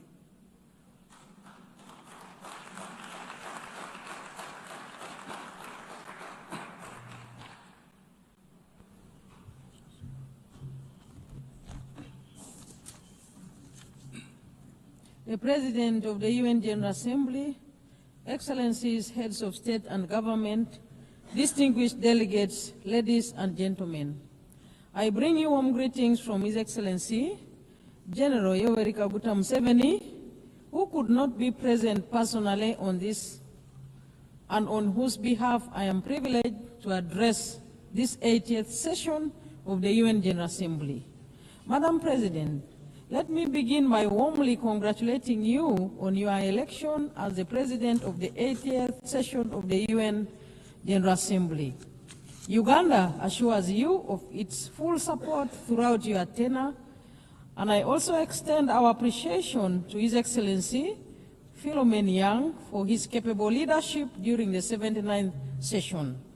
We commend the Secretary General, His Excellency Antonio Guterres, for his continued commitment to the roles and responsibilities of the United Nations. This year marks 80 years since the founding of the United Nations, born out of the devastation of the Second World War, with the aim of preventing future wars and promoting global cooperation. This anniversary is timely and is a reminder of our shared responsibility to uphold multilateralism and strengthen global solidarity in addressing common challenges. The theme of this year's General Assembly, Better Together, resonates well with our national objectives. Uganda firmly believes that multilateralism remains an essential framework for building collective solutions to global problems. We reaffirm our commitment to the Charter of the United Nations as the cornerstone of multilateralism, international diplomacy, and cooperation with the global mechanisms to promote and support the intertwined values of humanity, namely peace and security, human rights, and shared prosperity. We are equally committed to fast-tracking the achievements of the 2030 Agenda on Sustainable Development and implementation of the Pact for the Future. Madam President, Uganda continues to play an active role in advancing peace, stability, and security within our region, e.g. in Somalia, South Sudan, DRC, and the Sudan. Uganda remains committed to the peaceful resolution of regional conflicts. We remain the largest troop contributor to the African Union mission in Somalia since 2007, which has been succeeded by the African Union Transition Mission in Somalia, and now the African Support and Stabilization Mission in Somalia.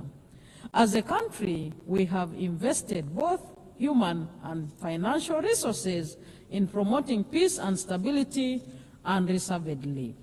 These efforts require reliable and predictable funding. We therefore call on the international community to commit adequate resources for peace-building and peacekeeping missions to ensure that their sustainability, effectiveness, and success becomes a reality. In South Sudan, Uganda continues to support the peace process as one of the guarantors of the Comprehensive Peace Agreement, contributing to efforts aimed at restoring stability and unity in the country. On the peace efforts in the eastern part of the Democratic Republic of Congo, Uganda has been working with regional leaders on the Nairobi and Luanda processes aimed at finding a lasting solution, and we also remain supportive of other complementary efforts by the international community. Madam President, we urge greater international support for regionally led peace-building and stabilization initiatives, recognizing them as vital foundations for inclusive and sustainable development. We also call for enhanced global cooperation in tackling the root causes of conflict, including inequality, climate change, pandemics, new technologies, transnational crime, and terrorism. Madam President, Uganda calls for the comprehensive reform of the United Nations Security Council to address the imbalance in its current configuration and make it more equitable, just, and democratic.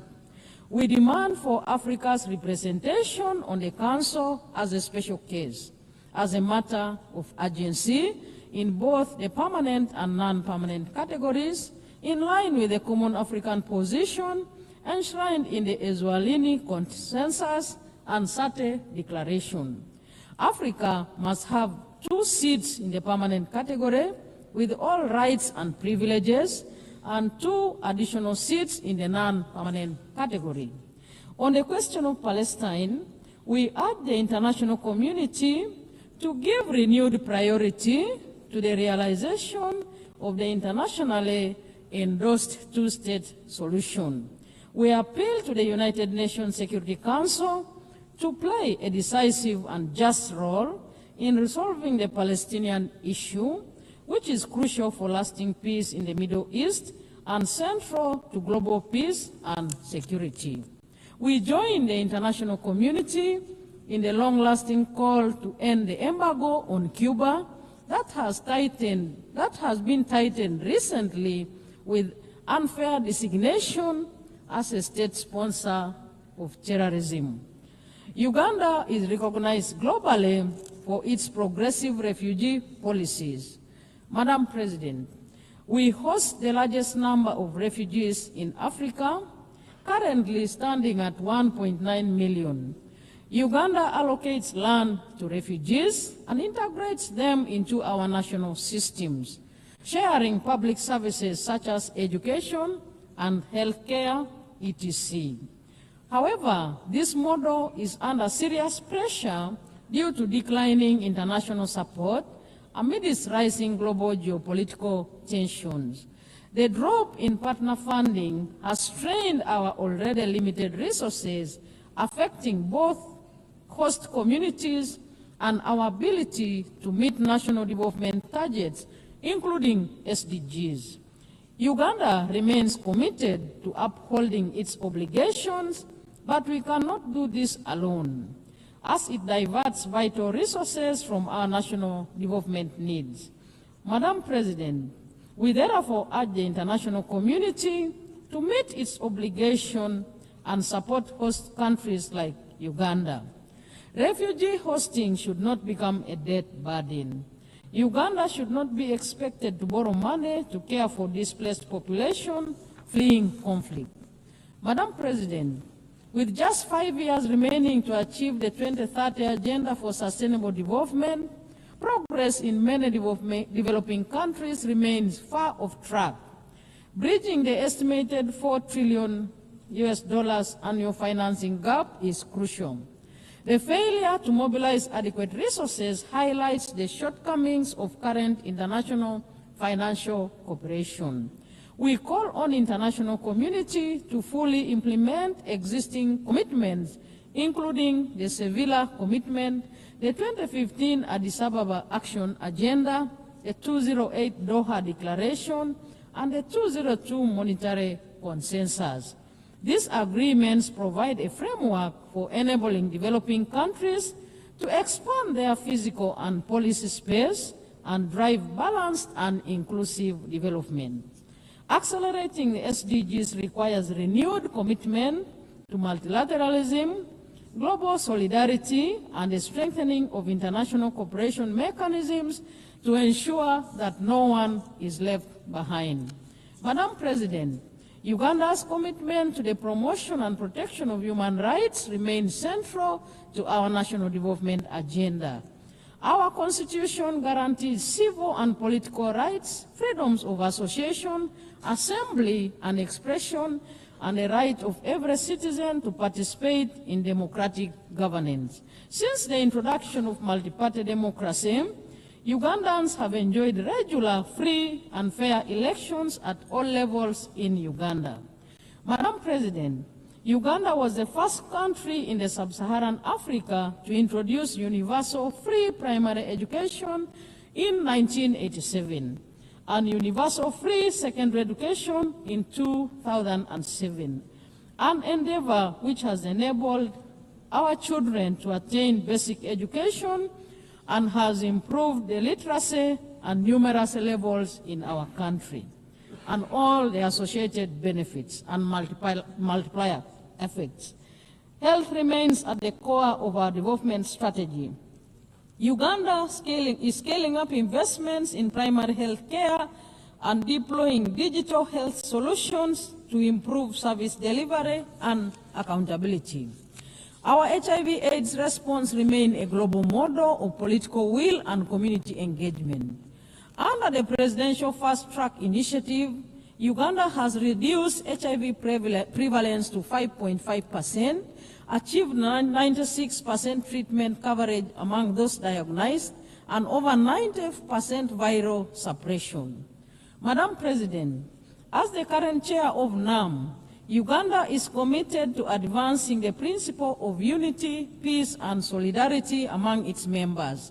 We support stronger collaboration between NAM and the UN in promoting the interests of developing countries. In this context, we call for accelerated progress on the adoption of the long overdue Covenant on the Rights to Development. Uganda looks forward to welcoming honorable ministers of NAM member states and observers at the 19th Midterm Ministerial Conference scheduled to take place in Kampala between 15th and 16th October 2025. Madam President, as I conclude, the United Nations has stood as a pillar of development, a pillar of peace and human dignity for the last 8 decades. It remains indispensable. It would be impossible to imagine the world today without the United Nations. Uganda acknowledges the UN's many achievements, its legitimacy, convening power, and normative influence. Madam President, more must be done to adopt and adapt and strengthen multilateralism.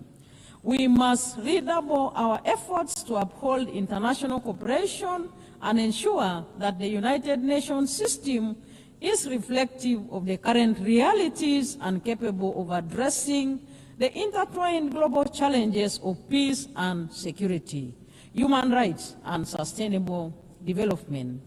Let us commit to leaving no one behind. Better together. I thank you. On behalf of the Assembly, I wish to thank the Vice President of the Republic of Uganda.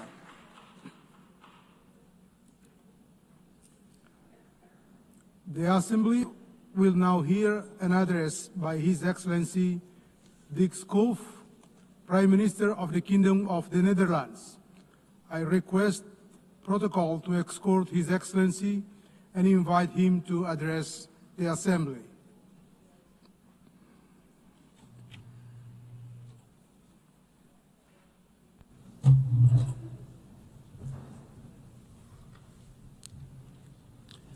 Mr. President, Your Excellencies, ladies and gentlemen, back in 1947, a 7-year-old boy, a Dutch boy called Dirk Sallemans, and his father made a long car journey to the German city of Cologne.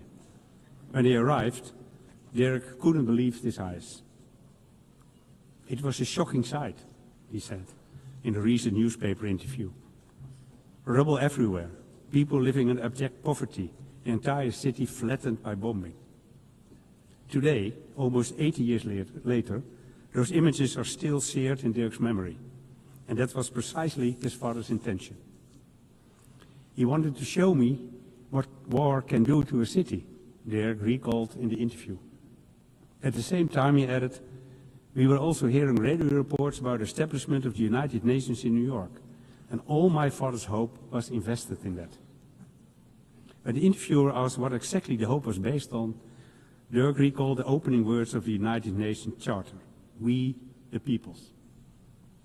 And indeed, it is the peoples of the world, the people, who task their governments with saving them from war, human rights violations, and armed conflicts. We the peoples. It was those words on that day in Cologne that inspired Dirk Sallemans to embark on a career as a UN diplomat that spanned almost 30 years. And it is those same words, 80 years on from the UN Charter, that still remind him and us of that task. Of course, the world has changed dramatically since then, and unfortunately we must acknowledge that the mission, no more war, has failed. In fact, this year, even as we celebrate the United Nations 80th anniversary, we have heard it said that the UN can no longer justify its existence. Anyone who says that, however, has forgotten where we came from. Without the UN, there will be no disarmament treaties, no International Court of Justice, no climate agreements on sustainable development goals. Without the UN, which is often the only organization capable of supplying aid in the toughest places on the earth, millions of people would be deprived of food, clean water, and medical aid. Over the past 80 years, we've taken the UN's achievement for granted. We've neglected to look back on where we've come from and all the milestones we have achieved along the way. And although the situation right now might be especially difficult, I know this too. It has never been easy. Every achievement was preceded by the lengthy confrontations. Countries were often at loggerheads, and sometimes they were tempting to throw in the towel. But that never happened. And the reason can only be that, despite our many differences, we all understand what's at stake. That's the context in which I view the increasingly frank debate on the UN future. Yes, the world has changed. Yes, international relations have changed. And yes, The way we work together has changed. But I believe that this can lead us to only one conclusion, that we must change with times. And that's exactly what we're doing through initiatives like UNTV, which aims to enhance the UN's impact on the ground, simplify structure and forge stronger partnerships with other bodies, like international financial institutions, the private sector and philanthropic organizations. Changing with the times also means making the most of today's opportunities. Earlier this week, I spoke with several UN youth representatives. They are growing up in a different time to you and me, with new concerns, but also new opportunities. We need their insights, not only because our decisions will affect their future, but above all, because they are the future. So if we are to move forward, we must work together by using AI and other technologies wherever possible. And the Kingdom of the Netherlands has already taken the lead on this by teaming up with donors and partners to explore new ways of boosting the efficiency and effectiveness of multilateral institutions. New ways, but not new principles. Because the guiding principles, as laid down in the UN Charter 80 years ago, remain unchanged. And today I'd like to reflect with you on the most important one of all, the protection of the international legal order. Back then, that inspired everything we stand for today, leading to a multilateral system of agreements and providing a powerful counterweight to the idea that might is right. In my part of the world, as well for a long time, but now we know that this is not a given.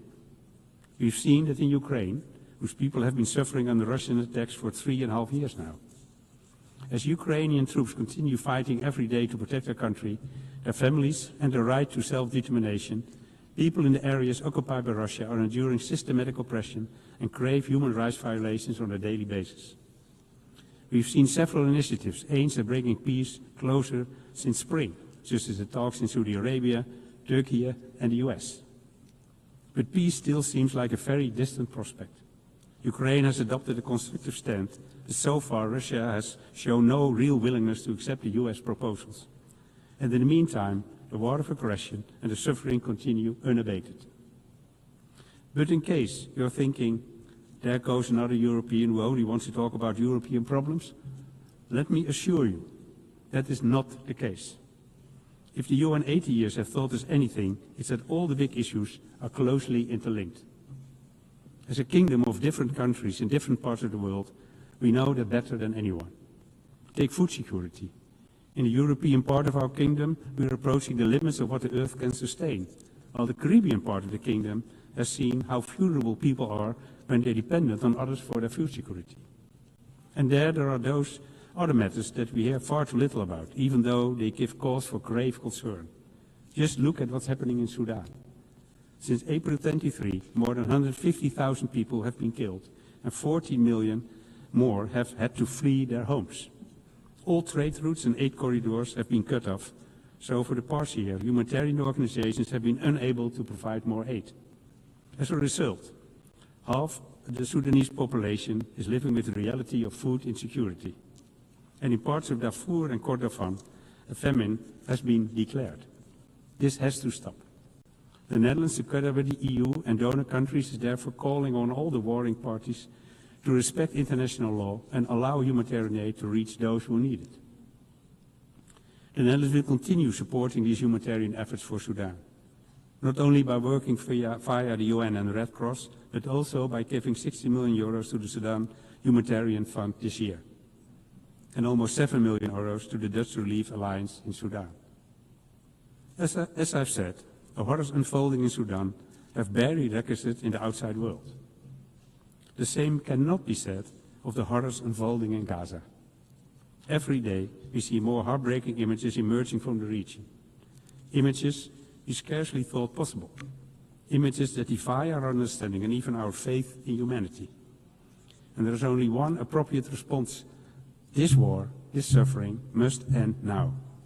That starts with the safe, independent and unlimited access of humanitarian aid for the suffering people of Gaza, including UN aid. And we will continue, at both national and European level, to urge the Israeli government to drastically change its course. The annexation of the West Bank and Gaza City is unacceptable, and we condemn any move in this direction. In addition, we are supporting the European Commission's proposal to restrict investment in Israeli companies that develop dual-use technologies. And we're also stating clearly that we want to suspend the EU-Israel Association Agreement, refuse goods from illegal settlements, and stop issuing export licenses for arms. At the same time, these actions must not obscure another truth. Hamas is a terrorist organization that must lay down its arms. There is no place for Hamas in the future governance of the Gaza Strip. What's more, the only route to a lasting peace is through negotiations that ultimately lead to a two-state solution. And with the signing of the Nuremberg Declaration in this high-level week, including by the Netherlands, we are taking a step on the path to a lasting peace. Ladies and gentlemen, as I come to the end of my remarks, I realize, as I'm sure you do too, how much work still needs to be done. How many areas in which we, the UN, have fallen short. And how long we've waited to adapt to this changing world. So I understand that some of us may be tempted to give in to despair. And yet, we cannot allow that. Because 80 years ago, a Dutch boy stood hand in hand with his father amid the ruins of Cologne. And in that wasteland appeared a glimmer of hope, sparked by what happened here in New York. A glimmer of hope that inspired Dirk Salomons and his father, and the peoples of these United Nations. We, the peoples. Thank you. On behalf of the Assembly, I wish to thank the Prime Minister of the Kingdom of the Netherlands. The Assembly will hear an address by His Excellency Bart de Wever, Prime Minister of the Kingdom of Belgium. I request protocol to escort His Excellency and invite him to address the Assembly.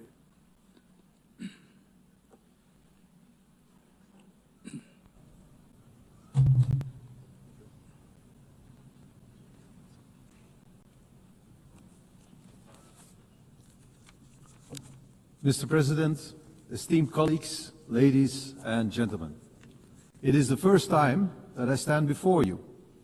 I am 54 years old, which means that I was a teenager in the 1980s, when Ronald Reagan was president of this great country, a man that I admired and that I still admire.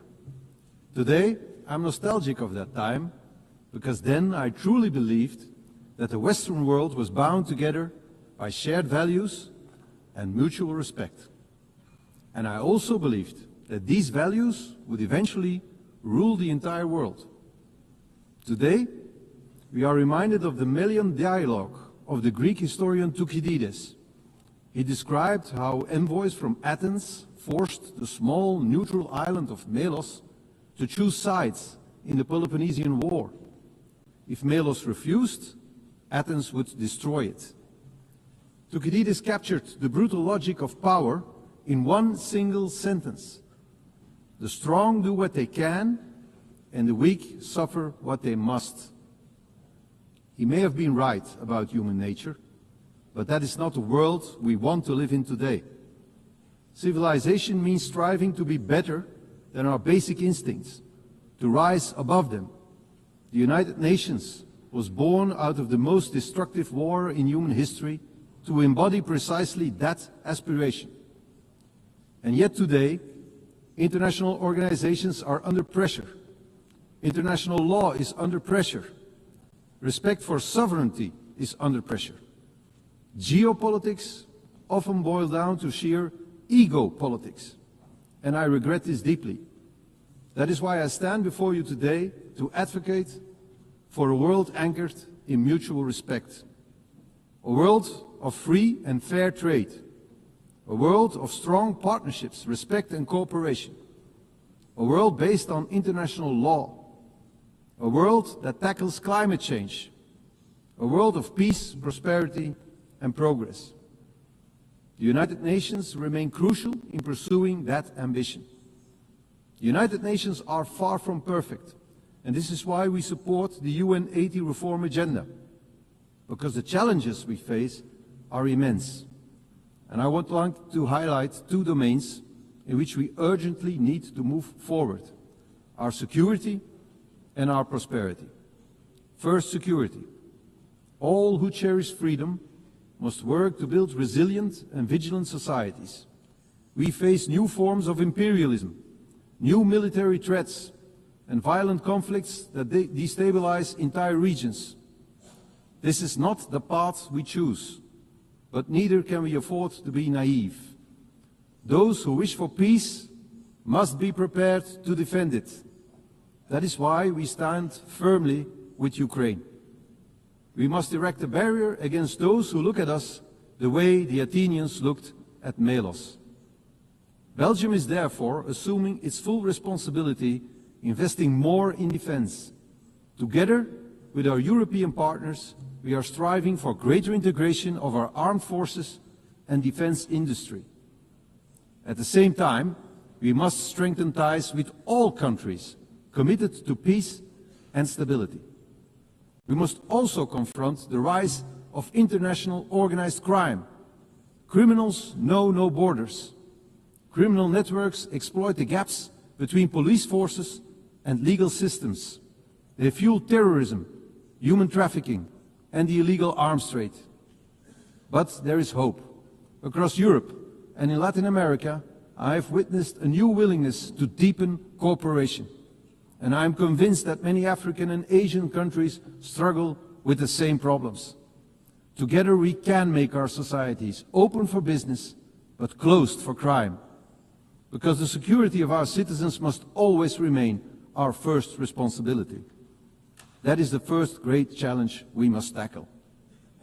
Another major challenge we face is to ensure as much prosperity as possible for as many people as possible. The world today is once again gripped by protectionism. And yet, the evidence of history is clear.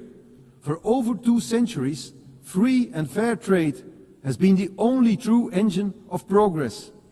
It has decimated extreme poverty. It has dramatically increased life expectancy. It has enabled medical breakthroughs that defeated once devastating diseases. Free and fair trade is the way forward. We must nurture it, and we must defend it. We must tear down trade barriers. We must allow our economies to grow across borders. We must stimulate productivity, strengthen labor markets, and invest in innovation. In short, we must create prosperity that is globally shared.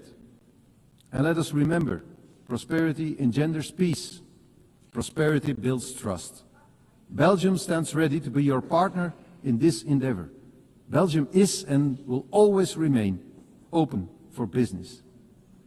Mr. President, distinguished delegates, let us not succumb to the harsh logic of Thucydides. Let us prove that the destiny of humankind is not to dominate or to suffer, but to cooperate and to prosper. This is and should always remain the mission of the United Nations. I thank you. On behalf of the Assembly, I wish to thank the Prime Minister of the Kingdom of Belgium. The Assembly will now hear an address by His Excellency Allah Maye Halina, Prime Minister and Head of Government of the Republic of Chad. I request protocol to escort Her Excellency and invite her to address the Assembly.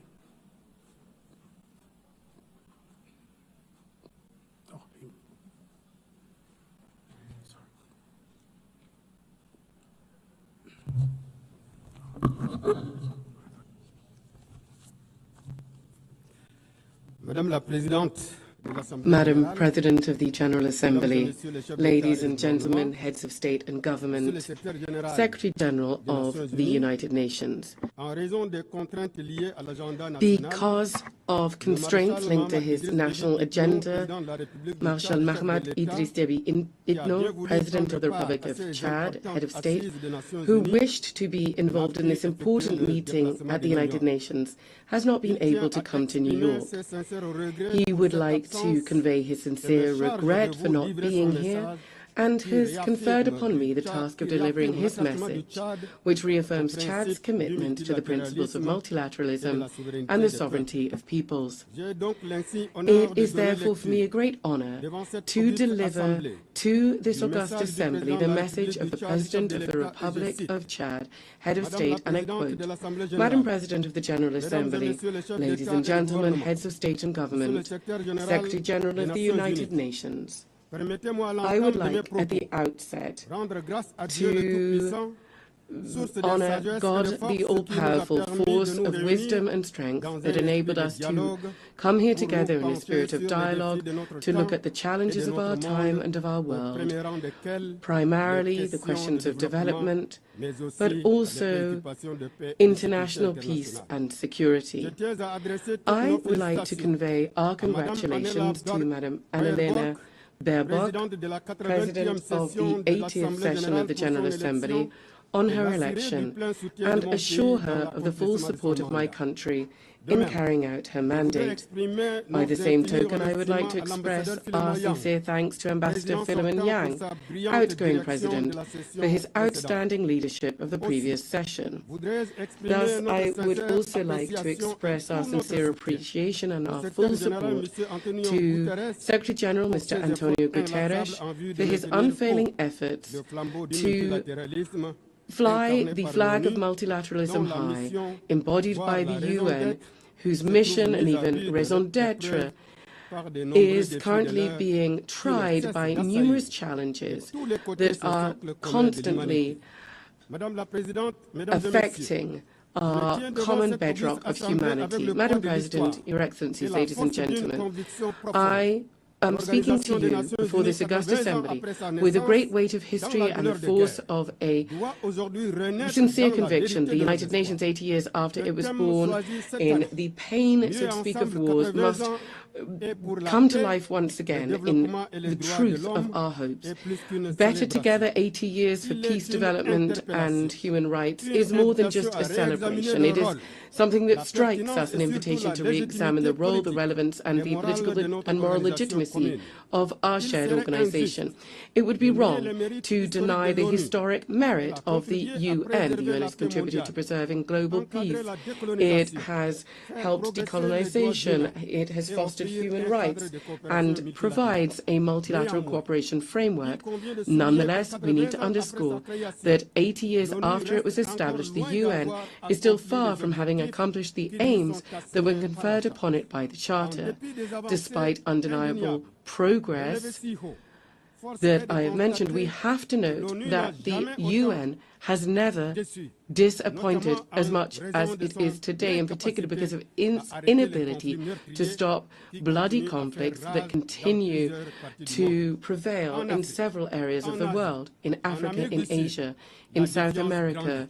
There is increasing defiance because too often major decisions taken by this organization seem to serve the interests of some great powers to the detriment of the aspirations of the countries of the South, because the Security Council remains a very fixed structure, a legacy of the post-war period, where Africa, the cradle of a fifth of humanity, remains excluded for all major representation, because sanction and intervention mechanisms are often selective, and indignation seems to be conditioned on where it's happening geographically. We need to be bold enough to say here, peacekeeping missions of the UN have often failed in their promises and in their duty, be this in Haiti, in the CAR, in the Democratic Republic of Congo, or in Mali. The Blue Helmets, in certain cases, have been accused of inaction and even behavior that runs counter to the very principles of the organization that they represent.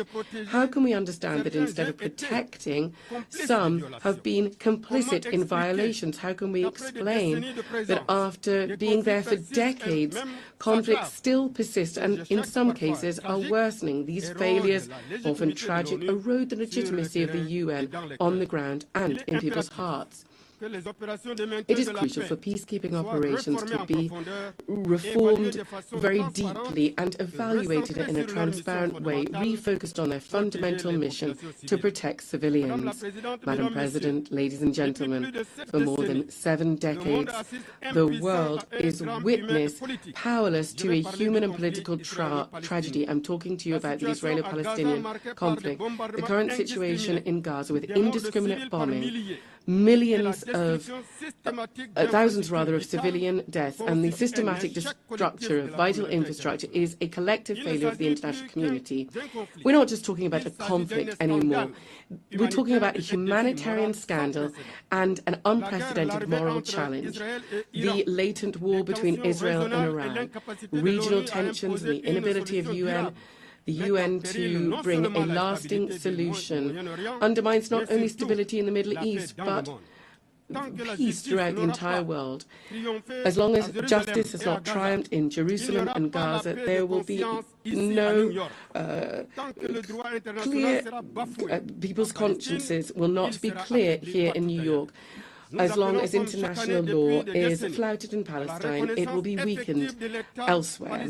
We are calling this year, as we do every decade, for the effective recognition of the Palestinian state in the 1967 borders, the immediate end to illegal settlement, and a political solution that guarantees the coexistence of 2 viable, free and secure states. To this end, my country welcomes the adoption by a broad majority of the New York Declaration on Palestine, dated the 12th of September 2025. This is a historic step forward and a major step in the quest for a just, comprehensive and lasting peace in the Middle East. Our collective duty from now on is to transform this strong declaration into specific acts and to turn the hope of the Palestinian people into a reality.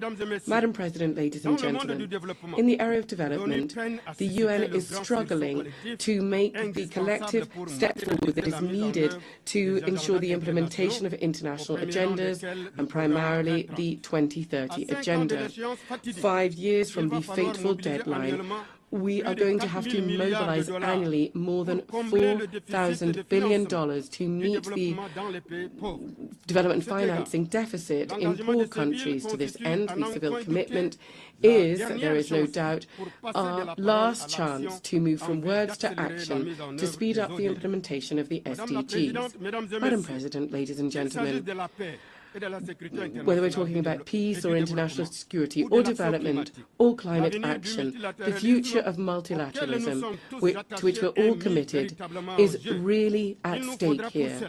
For this, we need unfailing commitment, relentless determination and more solidarity-based collective action and robust action to implement the common goals that we've established, such as the 2030 Agenda, the civil commitment, the Paris Agreement, the Pact for the Future, or the Doha Plan of Action for LDCs, the Antigua and Barbuda Plan of Action for small island developing states, and the Awaza Plan of Action for landlocked developing countries. Yes, the success of the UN will be judged in the light of our collective ability to help vulnerable countries such as African countries and countries in special situations, their ability to meet the challenges to ensure that no person be left behind. Madam President, ladies and gentlemen, despite these legitimate frustrations with the UN and given the challenges that are increasing and becoming more complex from day to day, it is crucial that the world really needs the UN and it needs multilateralism, because the world's challenges can only be addressed through cooperation and collective action. The aspirations of the peoples of the world for a peaceful life, a healthy planet, and equal opportunities, access to well-being and prosperity, all whilst human rights are upheld, are valid, as are everybody's right to live in a just, fair and safe society. But they can only be ensured through multilateralism. Therefore, we have the Pact for the Future and the civil commitment. And these are exciting because they really translate this thirst, this desire for the UN. So it cannot disappoint or betray the legitimate aspirations of the people of the world. We cannot go it alone. We cannot stop this collective impetus. Of course, we're fully aware of the troubles that are there in the world because of the increase in unilateral actions and geopolitical tensions. But development aid here is seeing drastic cuts that are having a significant impact on the most vulnerable countries and communities and are really hitting at the heart of the operations of the entire UN system. UN entities and agencies have had to cut off vital services that were benefiting the most vulnerable in the most fragile of countries, refugees, women, children, AIDS sufferers, just overnight have been found cut off from treatment and healthcare, and therefore their lives are now in danger. It is crucial to preserve what has been achieved in carrying out the reform of the UN very painstakingly, because a fatal blow must not be brought to the UN, because it must carry out its most noble task to assist the most vulnerable. Madam President, ladies and gentlemen, strengthening and preserving multilateralism, and it's something that we all want, also involves a long-expected reform of global governance. My country, therefore, has quickly implemented the recommendations of the Pact on the Reform of the International Financial Architecture and the UN by improving the working methods and strengthening the General Assembly. But also, we very much want to see the reform of the Security Council, and it is an extremely urgent matter. It goes without saying that if there is one body that really embodies all frustrations, all injustices, and all double standards, it is the inability of the UN to respond to the expectations of the people, then that is embodied in the Security Council. It is totally unacceptable that Africa, the cradle of humanity, the demographic lungs of the entire world, the strategic driving force of the 21st century, remains marginalized in the highest echelons of international governance. This exclusion is not just a political aberration. It is a historic injustice, and this injustice must be addressed without delay. For several years now, Africa has been calling consistently and with dignity for what is its right. 2 permanent seats in the United Nations Security Council with a veto right in line with the Esselwini Consensus. This is not a favor or a concession. It is a call for justice, for representation, and for coherence. The world cannot claim to be in favor of peace, balance, and legitimacy while more than 1 billion people are held to one side, kept to one side of vital decisions for the future of the planet. We are not asking for permission in Africa. We are reaffirming our voice, our vision, and our vocation in Africa. Unfortunately, many people believe that a lot of the world is indifferent to the ills that Africans are facing, and the Security Council is just providing very basic service. There are multiple meetings on issues pertaining to the continent, but they have very little impact on people. The facts can attest to this. For example, 14 years have passed, and Libya is still in a political impasse, and so it is pushing peace back into the annals of history in Sudan.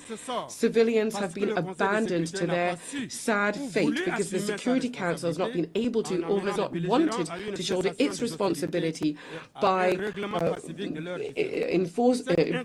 the warmongers to cessation of hostilities and to ensuring and bringing about a peaceful settlement of their disputes. This inability of the Council to fully play its role as the guarantor of international peace and security is a reason to speed up its reform, to adapt to the reality of today's world, and to make it more inclusive, more representative, more democratic, and therefore more effective.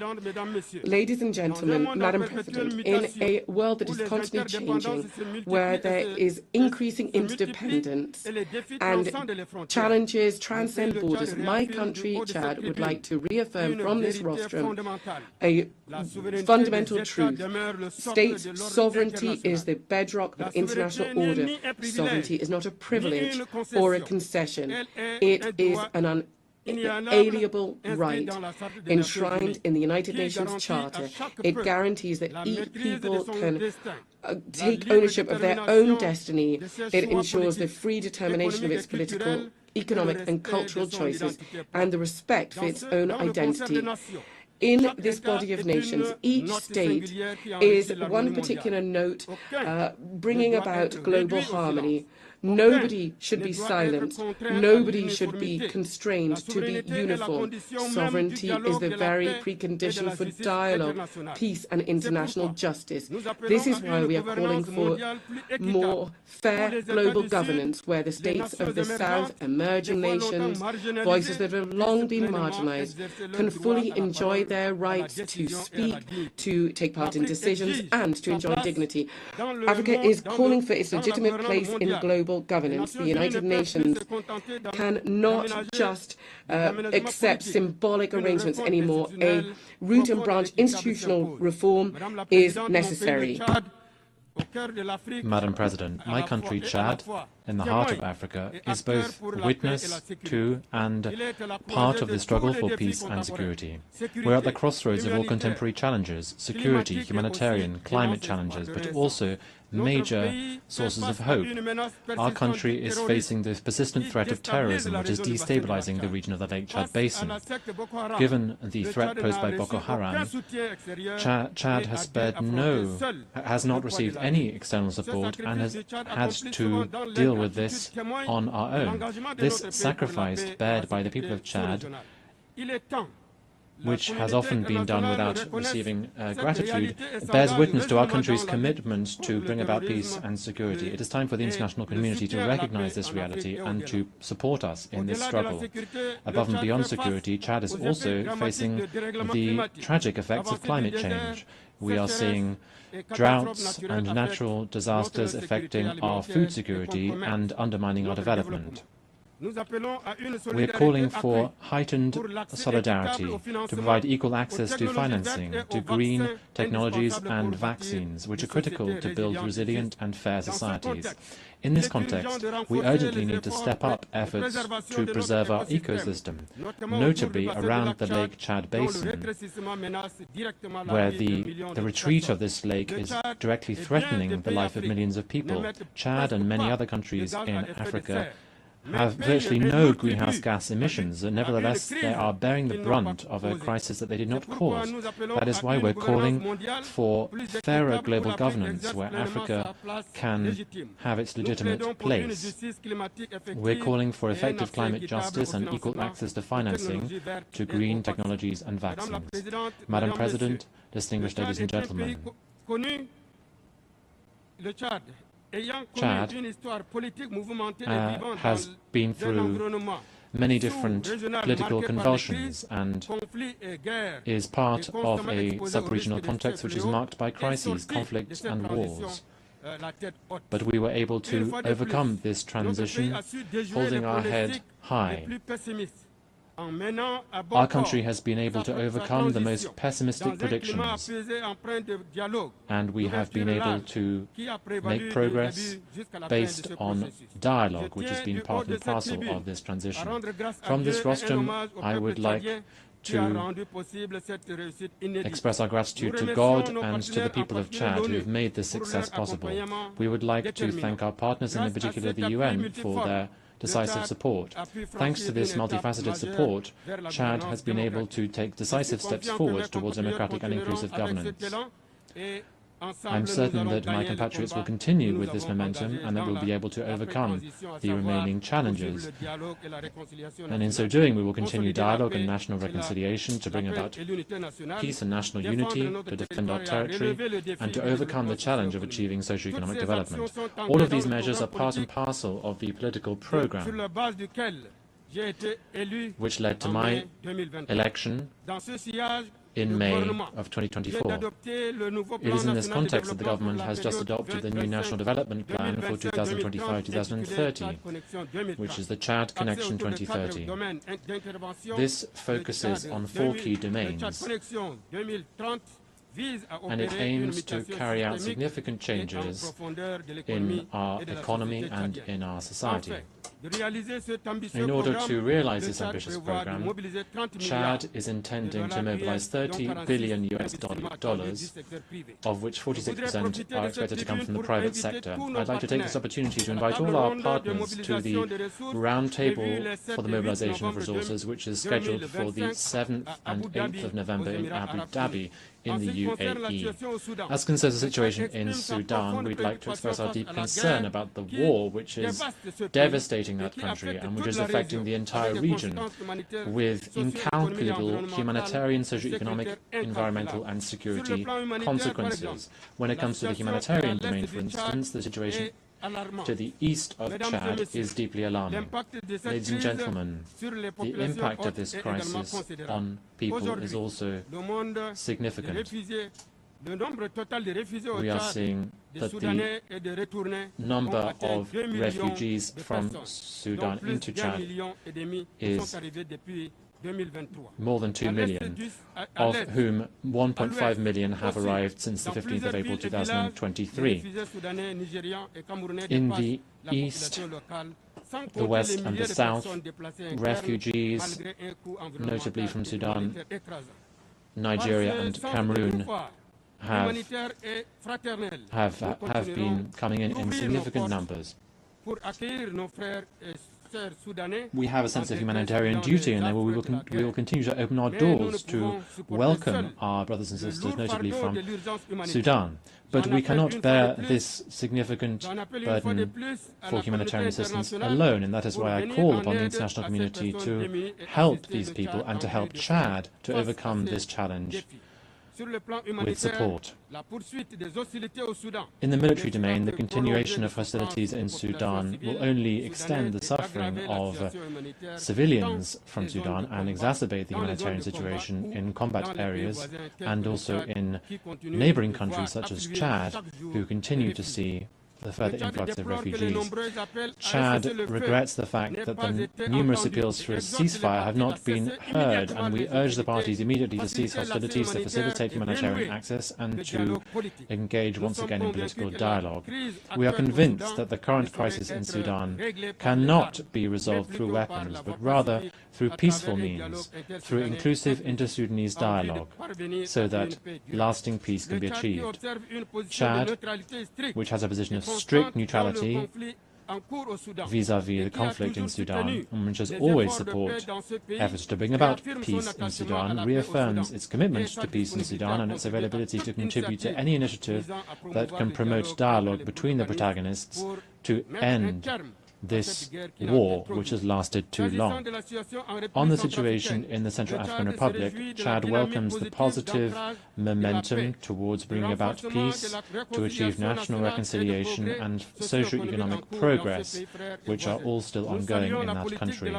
We welcome the policy that His Excellency Faustin Archange Touadéra of the CAR has been rolling out. Thanks also to the mediation that Chad has had the honour to be part of. We reaffirm our commitment to the peace and stability of the CAR, and we are willing to further make efforts to support peace and reconciliation in that country. Ladies and gentlemen, beyond our region, Africa as a whole remains a continent that crystallizes all attention, in spite of our marginalization in global governance. If the UN wishes to survive the next few decades, it must once again become the house of the people and not just that of the powerful. The UN must speak to young people in the Sahel, mothers in Gaza, to farmers in the Amazon, to displaced persons in Sudan, refugees in Ukraine and Burma, with one voice, that of shared humanity. Better together, that means recognizing our failures so that better to overcome them in the future. Better together means admitting that no one has a monopoly on truth or pain. Better together means finally building an international system where every nation counts and where every human life has the same value. We therefore call on the UN to once again find its soul and its moral power. Madam President, ladies and gentlemen, Chad believes in peace. Chad believes in the UN. But even more than this, Chad believes in humanity, because Chad is the cradle of humanity, because we are convinced that together, united in diversity, we can overcome the challenges of our time. We can change the world. We can protect fundamental rights. We can ensure that peace wins out, and we can bring about sustainable development for all. The words of Idriss Déby Itno, the President of Chad. I thank you for your kind attention. On behalf of the Assembly, I wish to thank His Excellency Prime Minister and Head of Government of the Republic of Chad.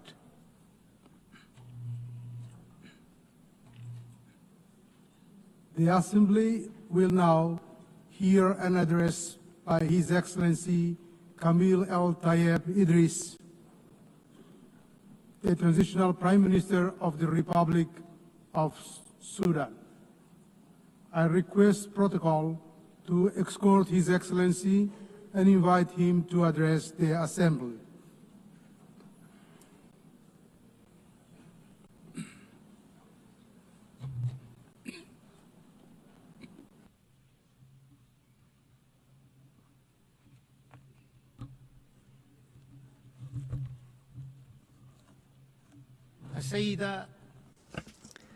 Madam Annalena Baerbock, President of the General Assembly, His Excellency Antonio Guterres, Secretary General of the United Nations, Your Excellencies and Majesties, Kings and Heads of State and Government,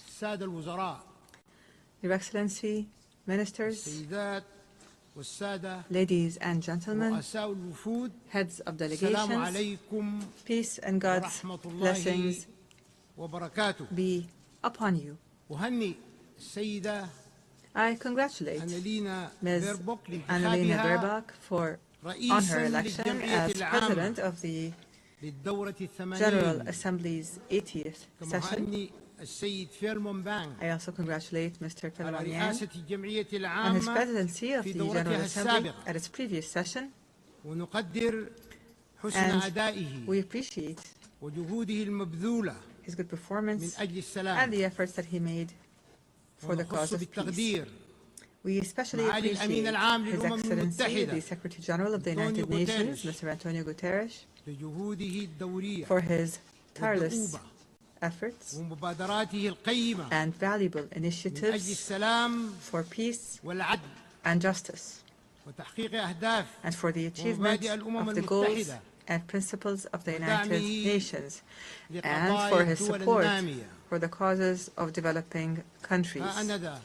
I stand before you today. I stand before you today on behalf of the civilian government of the Sudan. I stand before you today on behalf of the civilian government of the Sudan and on behalf of the proud Sudanese people to fulfill the pledge made by His Excellency President Abdel Fattah al-Burhan, Chairman of the Sovereignty Council, at this August Global Forum, a pledge to appoint a civilian Prime Minister with independent powers to consolidate the values of civilian governance and democratic transition. I stand before you from the banks of the Nile, from the land where history runs as deep as the river itself, from where the deserts know the footprints of ancient kingdoms, ancient civilizations. and from where, in this present hour,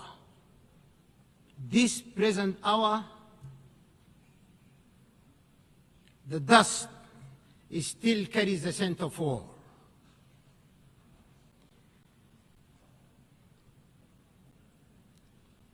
Sudan has bled.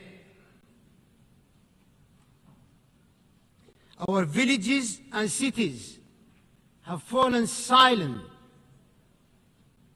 under the shadow of unprecedented war, unprecedented invasion in the history of mankind.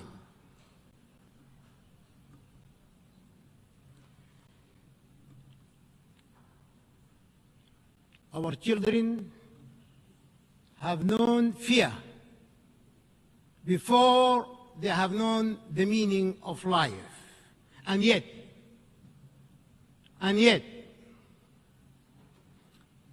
amid the ashes of war, there is a unique pulse that refuses to die. It beats in the refugee's quiet prayer, in the farmer who plants, though he may never reap,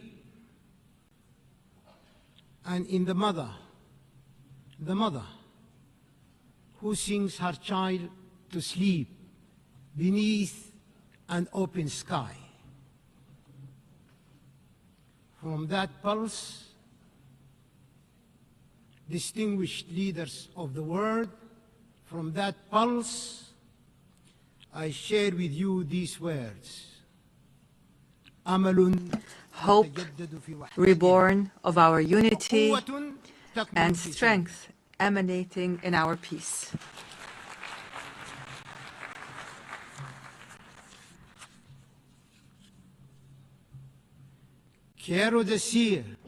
I wish to say, in addition to this, that Sudan is a great civilization. Its resources are necessary for the entire world. Madam President, we are witnessing great challenges. We are facing enormous dangers posed to the principles of the Charter and multilateralism, while threatening regional and international stability. Meanwhile, the norms of international law are being eroded as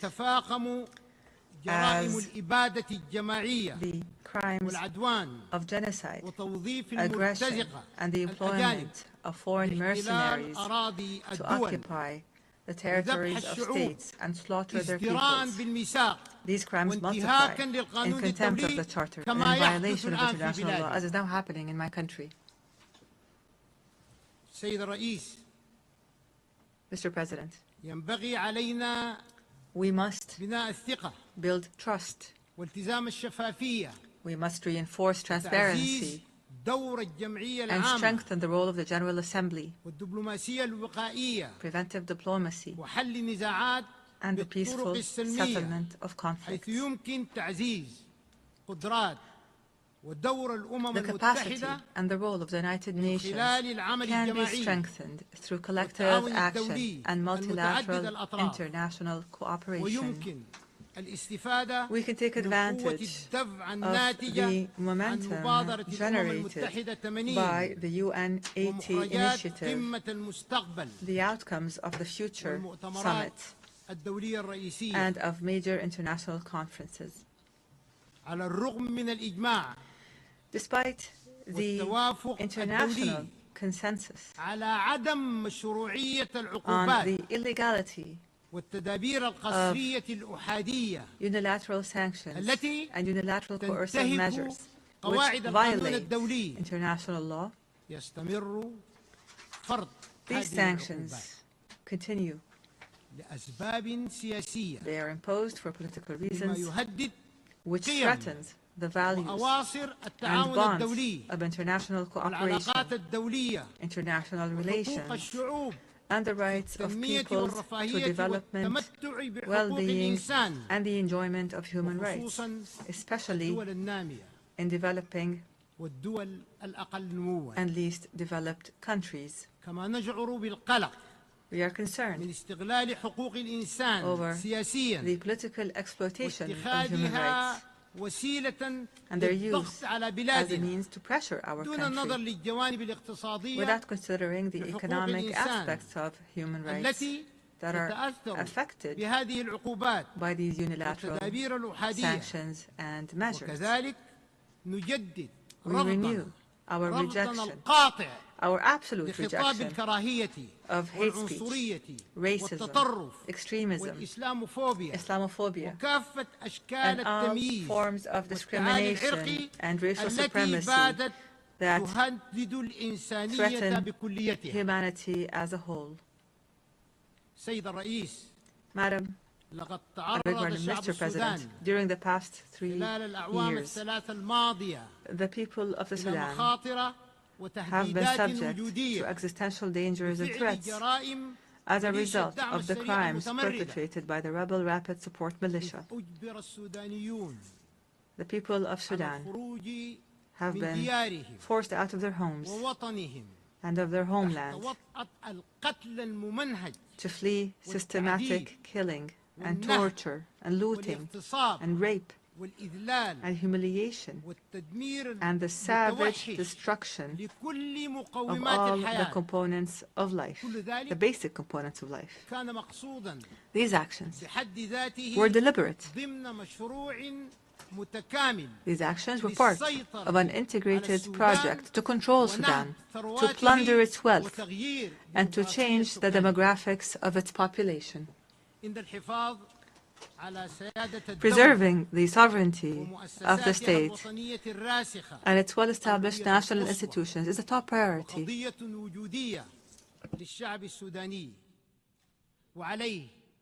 It is an existential issue for the Sudanese people. Therefore, the civilian transition and democratic transformation under the leadership of the civilian government of hope and the establishment of peace will not be achieved without ensuring that we have strong national institutions that preserve the sovereignty and territorial integrity of the state. The international community, and you are the leaders of this international community. You are the entire international family.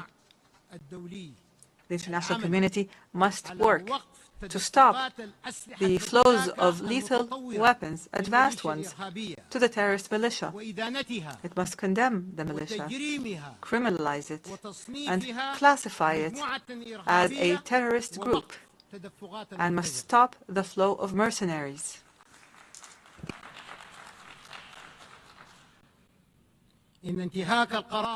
Violating Resolution 1591 threatens to prolong the war and prolong the suffering of civilians with it. It decreases the chances of peace and threatens the safety, unity, and stability of Sudan and the entire region. Achieving comprehensive peace in Sudan requires the participation of Sudanese political forces and the different walks of Sudanese society in decision-making and in determining their future, because they are the true stakeholders.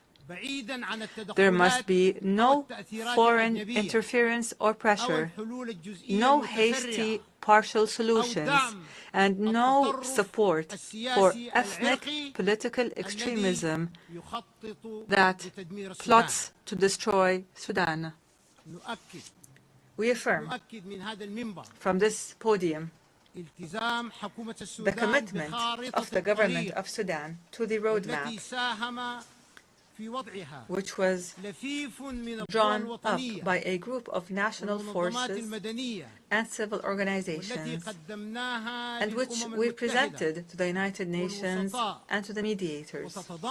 This roadmap includes a ceasefire accompanied by the withdrawal of the terrorist rapid support militia from the areas and cities it occupies. It includes lifting the siege of the city of Al-Fashir immediately, lifting the siege on the city of Al-Fashir immediely, as well as the city's environs, in implementation of Security Council Resolution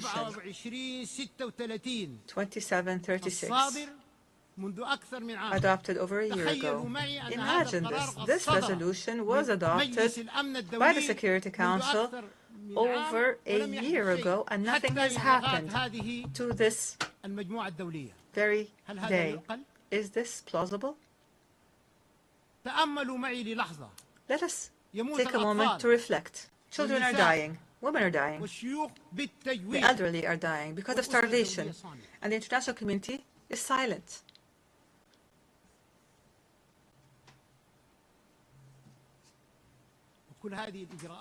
All of these measures include the dignified and safe return of the displaced and of refugees. It includes facilitating humanitarian access to the needy and affected, and continuing with the transitional political process towards democracy. Here, advanced steps, truly advanced ones, have been taken to implement this roadmap. I have formed a civilian government of technocrats that will engage in a Sudanese national dialogue that includes all political and societal forces to lay the groundwork for elections that are free and fair, and to engage positively with regional and international communities. In this context, the government has committed and continues to facilitate all procedures for all Sudanese citizens abroad to return and engage in this important historic dialogue. Mr. President, one of the priorities of the civilian government of Hope is to work to achieve objectives that include the following: achieving peace as a top priority, establishing the rule of law, a state based on the rule of law, fighting poverty and corruption in all its forms, activating transitional justice, accountability, ending impunity, adopting a balanced foreign policy, engaging positively with international and regional organizations, providing services such as electricity, water, security, pensions, revitalizing rural development, providing national health care, and laying the groundwork for comprehensive national elections with regional and international observers. We will work to remove the remnants of war, to return to the capital, the national capital, Khartoum, and start reconstruction efforts, raise the quality of the health sector, and increase the participation of women and youth in the national dialogue for peace. Mr. President, the government of the Sudan affirms its commitment to humanitarian international law. The government of Sudan developed a comprehensive national plan for the protection of civilians that it submitted to the Security Council and the Secretary General of the United Nations. The plan covers all aspects of protection, including the establishment of a national mechanism of protection and a mechanism that facilitates humanitarian access and supports United Nations humanitarian efforts and the rule of law, accountability, and action to halt the proliferation of weapons and combat violence against women and children, This plan addresses issues of displaced persons and the refugees and seeks to achieve a comprehensive peace. Moreover, the government has signed a cooperation framework with the United Nations. And in this regard, the government renews its commitment to facilitate, protect, and secure the passage of humanitarian aid through all the agreed-upon crossings identified by the government of Sudan. The continued international silence on the crimes of the rebel terrorist militia and their siege of the city of Al-Fashir and their bombing of IDP camps and places of worship and educational institutions, their looting of markets and of public and private property, and the destruction of health facilities throughout the country. This silence is tantamount to an encouragement and to giving a green light for these militias to continue with their crimes and their violations. Our doors will remain open. Our doors will remain open to the United Nations and regional and international organizations. We call on the international community to support the choices of the Sudanese people and their civilian government and to support African solutions to conflicts through the will and national ownership and without any tutelage. Mr. President, the dangerous deterioration and escalation and the status quo, what has become of the situation in the Middle East, especially the catastrophic situation in occupied Palestine and the Gaza Strip, warn of serious consequences for the region and its people. And here we renew our conviction that no stability and no security will be achieved in the region without a just and permanent and comprehensive settlement of the Palestinian question. That would allow for the establishment of an independent, sovereign Palestinian state with Al-Quds as its capital on the borders of June 1967 in accordance with international legitimacy resolutions. And here, we condemn the blatant Israeli attack on the sovereignty of the sisterly state of Qatar, which threatens international peace and security. Without peace, there is no viable future. Without peace, there is no viable future.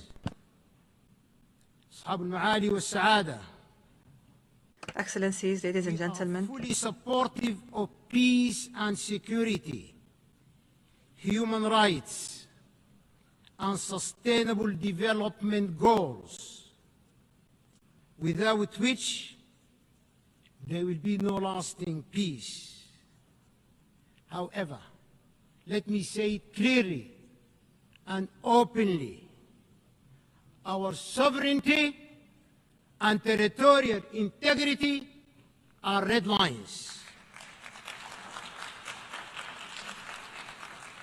We will never give up.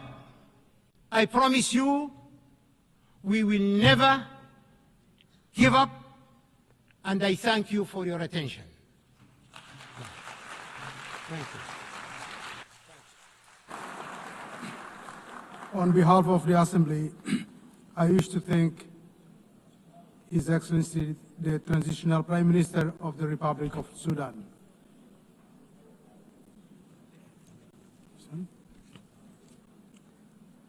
The Assembly will now hear an address by His Excellency Américo de Oliveira dos Ramos, Prime Minister and Head of Government of the Democratic Republic of São Tomé and Príncipe. I request protocol to escort His Excellency and invite him to address the Assembly.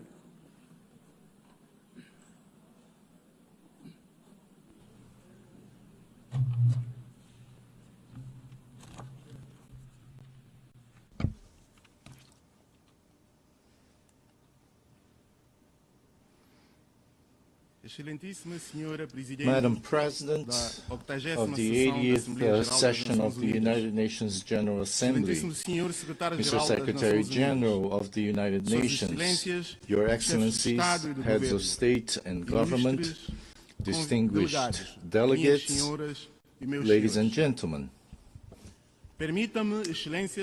Allow me, Excellencies, to express the profound honor of addressing this distinguished assembly on behalf of the Democratic Republic of São Tomé and Príncipe. At a time when the international community faces challenges of unprecedented complexity, the theme of the 80th session, Better Together, resonates not only as an ideal, but as an imperative necessity for humanity, for collective development and prosperity.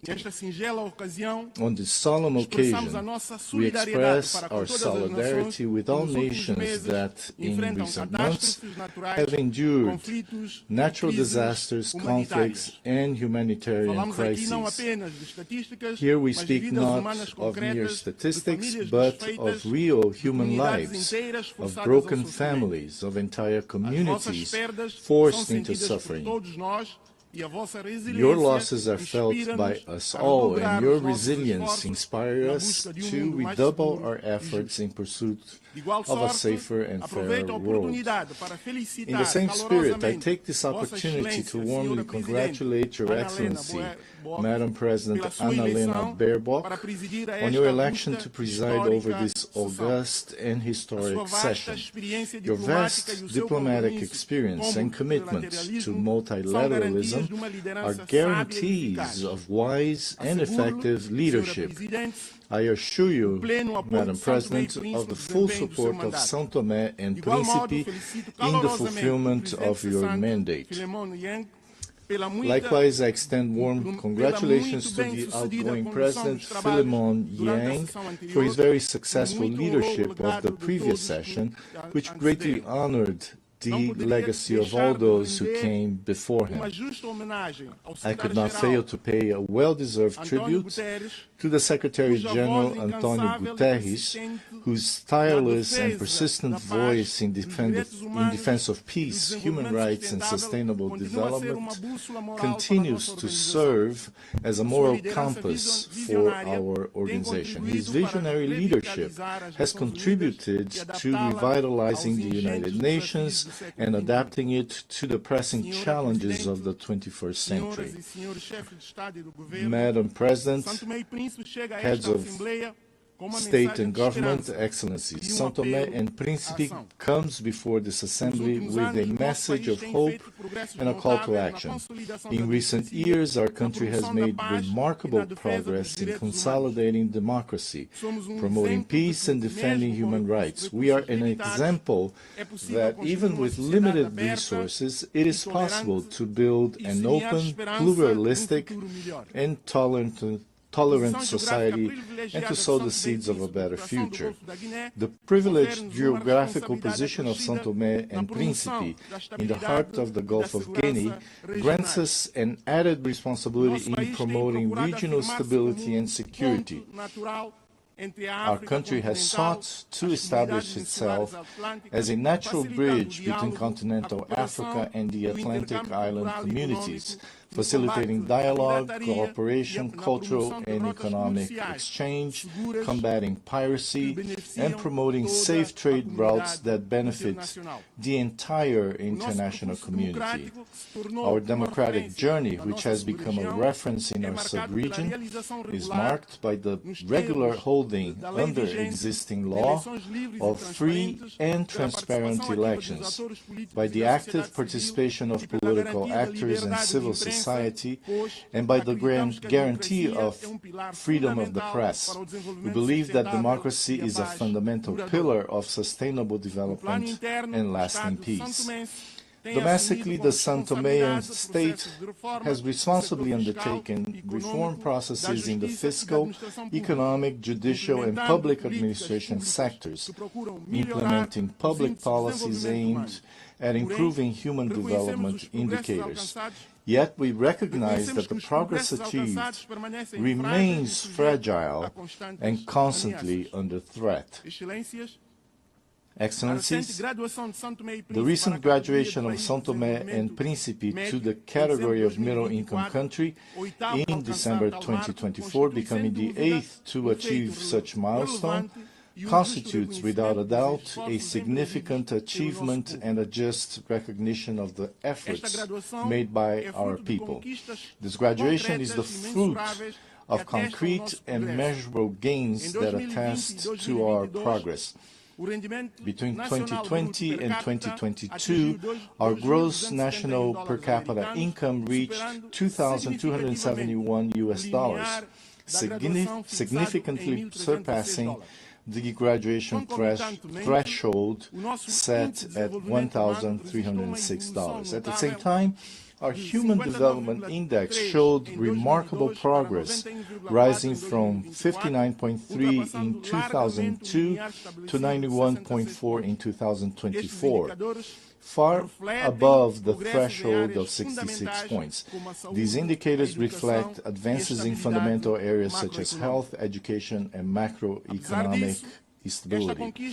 Nevertheless, while this achievement honors us, it also places us before new and demanding challenges that require appropriate responses. It is in this context that we appeal to the international community to ensure that this transition is carried out gradually and harmoniously, accompanied by continuous and transformative support, so that we may advance in the economic and productive sectors, preserve the gains achieved, and prevent our hard-won progress from being undermined.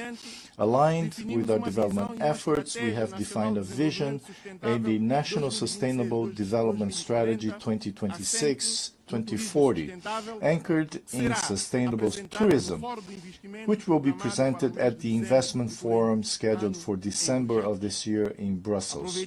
On this occasion, we appeal to and invite our bilateral and multilateral development partners to participate actively in this important event, which represents a unique opportunity to establish lasting strategic partnerships. This forum will provide a privileged platform to present our national priority projects, attract foreign direct investment, and consolidate alliances that will accelerate our transition to a green and resilient economy. The implementation of the SDGs remains our primary priority. Despite challenges, we have made significant progress in areas such as health, education, and access to energy.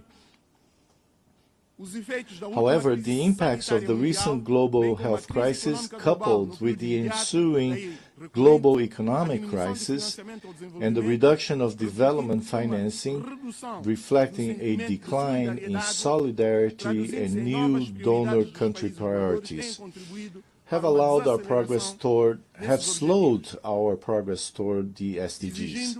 This requires a joint and redoubled effort from our country. São Tomé and Príncipe remains firmly committed to the 2030 agenda. Our current performance places us 112th among 167 countries, with a score of 64, reflecting the significant challenges we still face, notably in Sustainable Development Goal 8, decent work and economic growth. This highlights the urgency of diversifying our economy and creating more opportunities for our youth, the fundamental pillar of our future. We are fully aware that we still have have a long road ahead.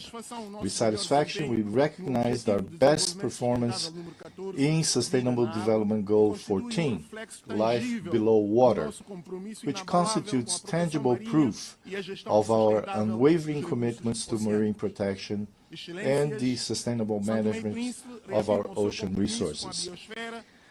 Excellencies, São Tomé and Príncipe reaffirms its commitment to the biosphere and to the protection of biodiversity, promoting public policies for the preservation and sustainable use of natural resources.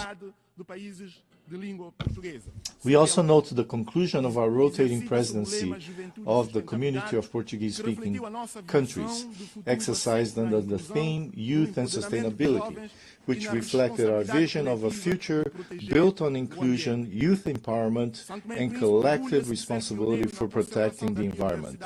São Tomé and Príncipe is proud to be a pioneer in global biodiversity conservation, with the island of Príncipe having been recognized by UNESCO in 2010 as a World Biosphere Reserve, an acknowledgement of the exceptional nature of our ecosystems and of our exemplary commitment to environmental preservation. We now look forward with equal anticipation to the conclusion of the ongoing process that will, at the 5th World Congress of Biosphere Reserves, designate the island of São Tomé as a World Biosphere Reserve, along with the creation of 8 marine protected areas. Once completed, these initiatives will make São Tomé and Príncipe the first country in the world with its entire national territory designated as a World Biosphere Reserve, alongside extensive marine biodiversity protection areas.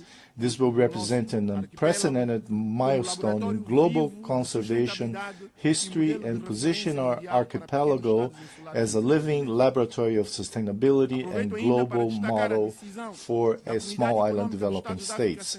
I also highlight the decision of the Economic Community of Central African States to establish in São Tomé and Príncipe the regional headquarters dedicated to the blue economy. This initiative reflects our vision of sustainable development that balances economic growth with the preservation of marine ecosystems, a vital heritage for all humanity. Ladies and gentlemen, as a small island developing state, we face one of the greatest injustices of our time. We are among the main victims of climate change, despite not contributing to this global scourge. Our greenhouse gas emissions are practically negligible on the global scale, yet we suffer from heavy rains, floods, the destruction of infrastructure, displacement of populations, and social problems, all consequences of climate change driven by the irresponsible actions of the world's largest polluters. In light of this reality, we need new approaches to financing mechanisms that incorporate multidimensional vulnerability criteria, integrating environmental, climate, and structural risks that do not focus solely on per capita income. We require financial instruments that are more predictable and accessible, with concessional conditions, lower interest rates, and repayment terms compatible with our real capacity, as well as simplified procedures for accessing multilateral climate funds, namely the Green Climate Fund and the Adaptation Fund, whose current administrative complexity excludes countries with limited institutional capacity. These reforms are essential to ensure that international financing translates into tangible resilience and sustainable development for small island developing states. Excellencies, development requires a context of peace and security. We are deeply concerned by the proliferation of conflicts in various regions of the world, from Ukraine to Sudan, including the Sahel, the Great Lakes, and the Horn of Africa, causing immense human suffering and undermining development efforts in those regions of the continent. In this regard, we advocate for the peaceful resolution of all these conflicts, because only silencing the guns can create an environment in which a better future with peace and development for all peoples can be built. São Tomé and Príncipe strongly condemns all forms of violence and aggression. We stand for full respect of international law and the Charter of the United Nations. We reiterate our call for a peaceful and lasting solution for the Israeli-Palestinian conflict based on the coexistence of two states with secure and internationally recognized borders. We urge the international community to intensify support for African peace and security initiatives, always respecting African leadership and endogenous solutions. São Tomé and Príncipe solemnly reaffirms its unwavering commitment to the fundamental principles of non-interference in the internal affairs of sovereign states and respect for territorial integrity, essential pillars of the international law and the UN Charter. São Tomé and Príncipe also expressed its deep concern regarding the persistent disregard of the international community's appeals for the lifting of economic, financial and commercial restrictions imposed on the Republic of Cuba. We observe that with concern the worsening of these policies through new extraterritorial measures that compromise Cuba's economy and affect its resilient people. Domestically, we remain committed to consolidating peace and stability, essential conditions for our progress. In this regard, a reform of our security and defense system is underway, aimed at institutional modernization, technical capacity building, and the construction of a more effective, transparent, and resilient sector, founded on a preventive approach to conflict. However, this is a demanding process that requires the cooperation of our international partners, both technically and financially, to guarantee its success. Distinguished participants, to control these challenges, we need a revitalized United Nations, more agile and more representative of the diversity of today's world. We support reform of the Security Council so that it reflects 21st century geopolitical realities and includes at least one permanent seat for the African continent. It is equally crucial to reduce bureaucracy within the UN system so that our organization can respond more rapidly and effectively in global crises. We need a UN that is closer to the people it serves, more transparent, more inclusive in its decision-making, and more accountable for its results. Cross-cutting issues such as women's empowerment and multilingualism must be at the heart of this reform. São Tomé and Príncipe has made significant progress in promoting gender equality, with women occupying leadership positions in government, parliament, the judiciary, and the private sector. We cannot build a sustainable future without the full participation of women at all levels of decision-making. São Tomé and women are the pillars of our society, leaders in their communities, and agents of change in their families. Madam President, in conclusion, I wish to reiterate the unwavering commitment of São Tomé and Príncipe to multilateralism. In an increasingly polarized world, we believe that cooperation and solidarity are the only weapons capable of overcoming the challenges that threaten us all. As a small island, our voice may be modest, but we bring a message of great significance to the world. Our strength lies in the unity of peoples and in our capacity to converge efforts toward a common destiny. Our hope is nourished by the conviction that, united, we can build a more just, sustainable, and harmonious future for all, and by our resolve truly to be better together. In this spirit, I cannot fail to congratulate the United Nations on its 80th anniversary.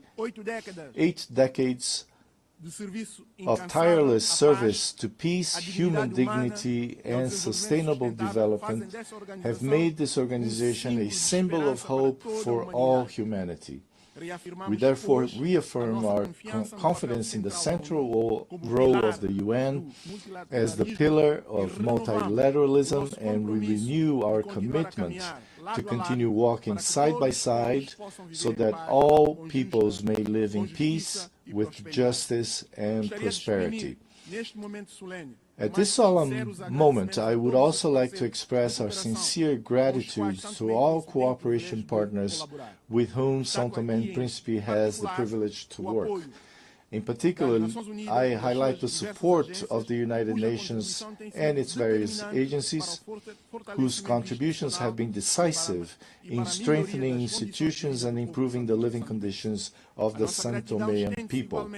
Our gratitude also extends to our bilateral, multilateral, and regional partners, whose solidarity has allowed our country to overcome structural challenges and move forward on the path of progress. São Tomé and Príncipe will continue to be an active voice and make its contribution on the international agenda, advocating for democracy and peace, for justice and equality, for sustainable development, and for a prosperous and shared future centered on people and on the good of humanity. Together we can build a world where no child, youth, woman, or elderly person goes hungry or suffers violence, where no family fears climate change, and where all peoples can live in peace with dignity and happiness. Thank you.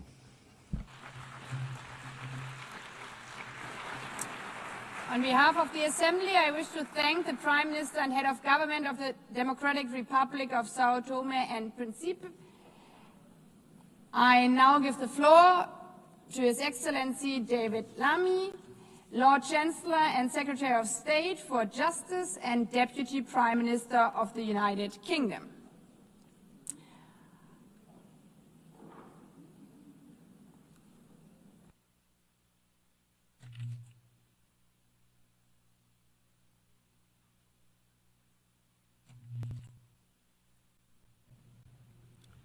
Well, thank you, President, Your Excellencies, colleagues and friends.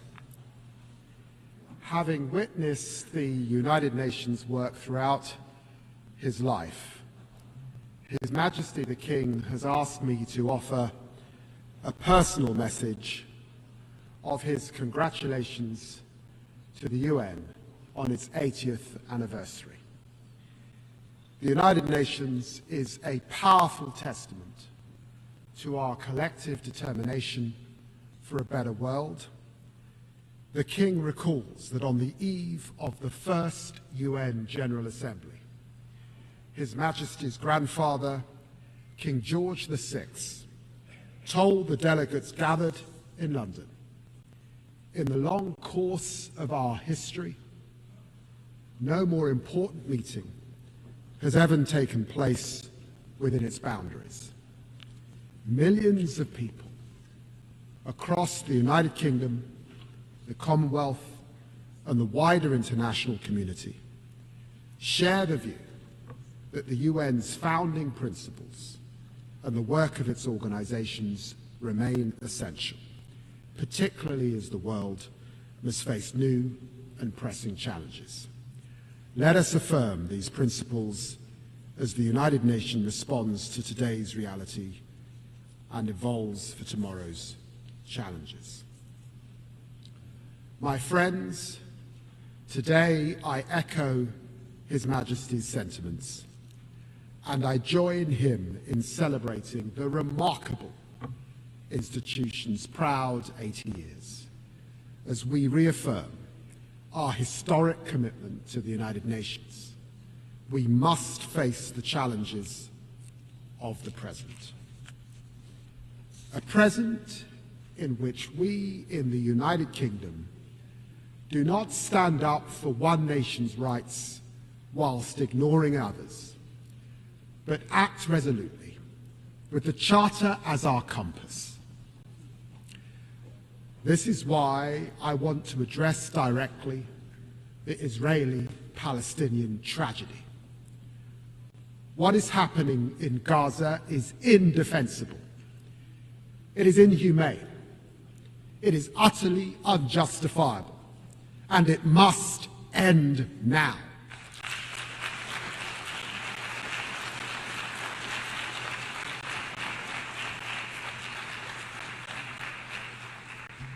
The people of Palestine, whose state we proudly recognize this week, and the people of Israel deserve better than the horrific acts by Hamas on October the 7th that left children without their parents and parents without their children. Better than the torment of families waiting desperately for the return of their loved ones from the most barbaric captivity. Better than the fanatical rule by Hamas, a vile, pitiless terrorist organization that must have no future in Gaza. Better than Israel's denial of life-saving humanitarian aid and the catastrophic famine that it has caused. As Israel escalates its military operations and displaces Palestinian families again and again and again, there can be no answer to these horrors but concerted diplomatic action to keep the hope of peace alive. As we work with leaders from across the region and beyond in support of the US's efforts to build a consensus around a durable plan for peace, we commend the momentum achieved by the United States, Arab and Muslim states. Annexation must be prevented, a process of peace advanced, and this terrible, terrible war ended. There can be no answer except for the hostages out now, aid in now, and a ceasefire now. And I vow to you that we will not rest until this day has come, and there are two states living side by side in peace and security. Friends, we stand with Palestine because we believe in the values of the UN Charter, in equal rights, self-determination, and the dignity of all peoples. We stand with Ukraine because we must defend the core values of the UN Charter: sovereignty, territorial integrity, and the respect for international law. And because the world will suffer if aggression is allowed to pay. We must all strive for a just and lasting peace in Ukraine, which maintains the integrity of our UN Charter and sees Ukraine emerge from Russia's brutal war as a sovereign, secure, and independent nation. President Zelensky has shown his commitment to that peace at every turn, while President Putin savagely rains down ever more missiles and drones on the Ukrainian people. Our message to Ukraine is clear. We will stand with you today, tomorrow, and 100 years from now. We also stand with the people of Sudan because we never forget the values of the UN Charter, of human rights, and the pursuit of peace for all men and women. This is a conflict waged against Sudan's civilian population, millions displaced, more facing famine. As I speak, the long-besieged city of El Fasher is falling, its people facing unspeakable atrocities. The people of El Fasher and all across Sudan need the international community to come together to make renewed efforts to achieve peace and allow aid to reach those who desperately need it now. We do all this with our charter as our guide, in the name of the equal rights of men and women and nations large and small. The United Nations and its reform are vital because we need our United Nations more than ever to confront these tragedies and to face our historic opportunity as we are living through a moment of revelation. A new technological frontier is coming into view. We are entering a bracing new era of promise, power, and potential. You know, my friends, to live through the Industrial Revolution was to see the first iron bridges that mankind had made, the first railways, the first smokestacks. And to live today through the technological revolution as we are, it is to witness the coming of the internet, the spread of smartphones, and now the dawn of super powerful AI. This is a lightning strike of change, a technological revolution which our leading scientists think could only be compared to the Industrial Revolution, compressed into a decade. This is a moment of truth for us, our institutions, and our ability to work together. And I believe we must act. I see promise on this technological frontier. AI is the most powerful new lever we have to advance the Charter's vision of social progress, better standards of life. This is why it is at the very heart of my own country's growth plan. I believe that by embracing artificial intelligence, we can all build better businesses. We can better fight crime. Look, for example, at dirty money. By spotting fraud in real time, we can crack down on illicit finance, a fight we will lead at a UK-hosted summit next year. And AI is not hypothetically making lives better, it is already saving them. At Imperial College, a new AI stethoscope detects major heart conditions in seconds. In our National Health Service, AI mammogram trials double the speed of diagnosis. And AI research tools are unlocking new drug combos to fight cancer. On the horizon, the promise of fusion power, powering limitless servers through quantum computing, enabling ever stronger AI, could unleash ever more advanced biotech. This is the defining opportunity of our generation, and we must run towards it with hope. I believe in this promise. I believe in our UN values, which is why this promise must now be shared. We are witnessing a truly historic surge in investment in AI. This investment promises outstanding productivity gains and with it growth of historic proportions. Yet while this promise may well be diffuse, for now it remains concentrated. But there's not just possibility on the technological frontier. There are profound challenges as well, as AI is being used to consolidate repression, fuel disinformation, empower criminals across the internet. Authoritarian states, notably Russia, are manipulating large-scale, large language models so that chatbots answer in the voice of their propaganda across the world. Organized crime is using AI to supercharge their scams, deceiving victims on an unprecedented scale. This is the truth. AI can empower freedom, or it can entrench repression. AI can empower truth, or it can entrench lies. AI can empower law, or it can empower crime. Only by cooperation together can we set artificial intelligence on the right millennia-defining course. So my question is this: how can we most effectively share the glittering prizes of this new era across our global community. Well, this is how.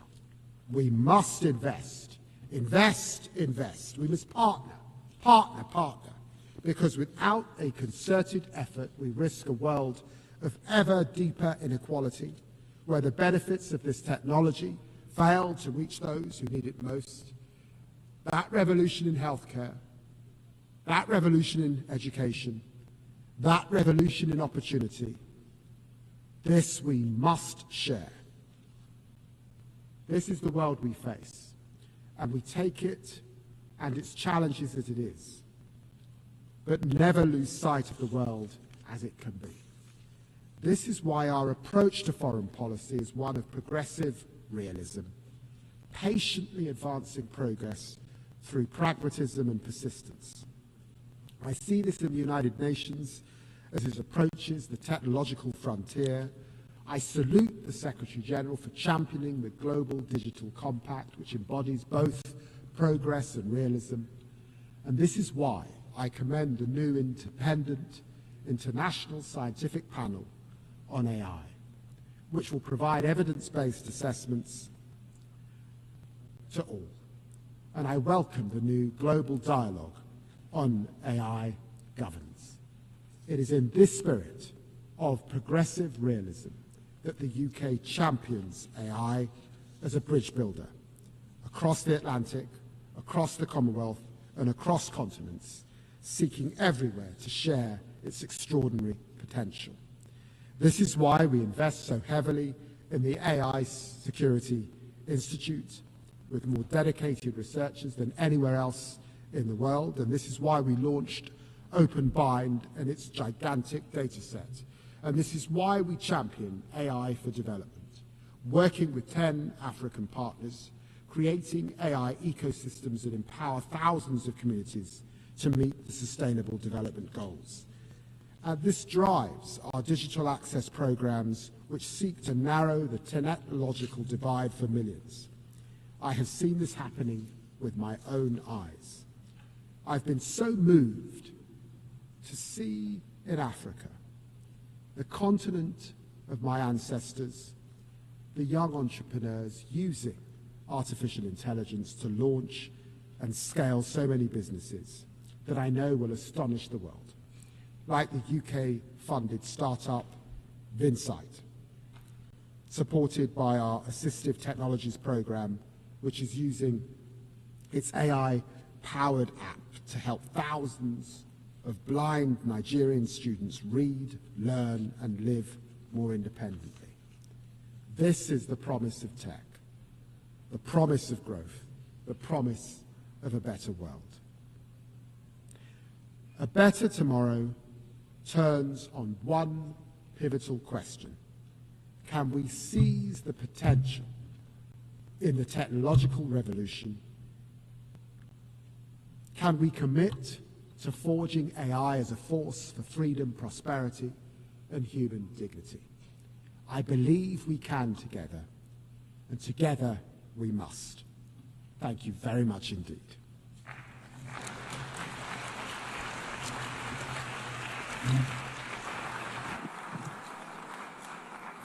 I thank the Lord Chancellor and Secretary of State for Justice and Deputy Prime Minister of the United Kingdom.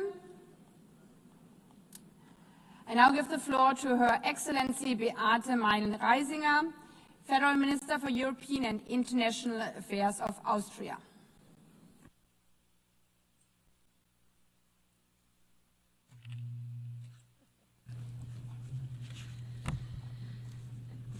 Madam President, Excellencies, ladies and gentlemen, dear friends.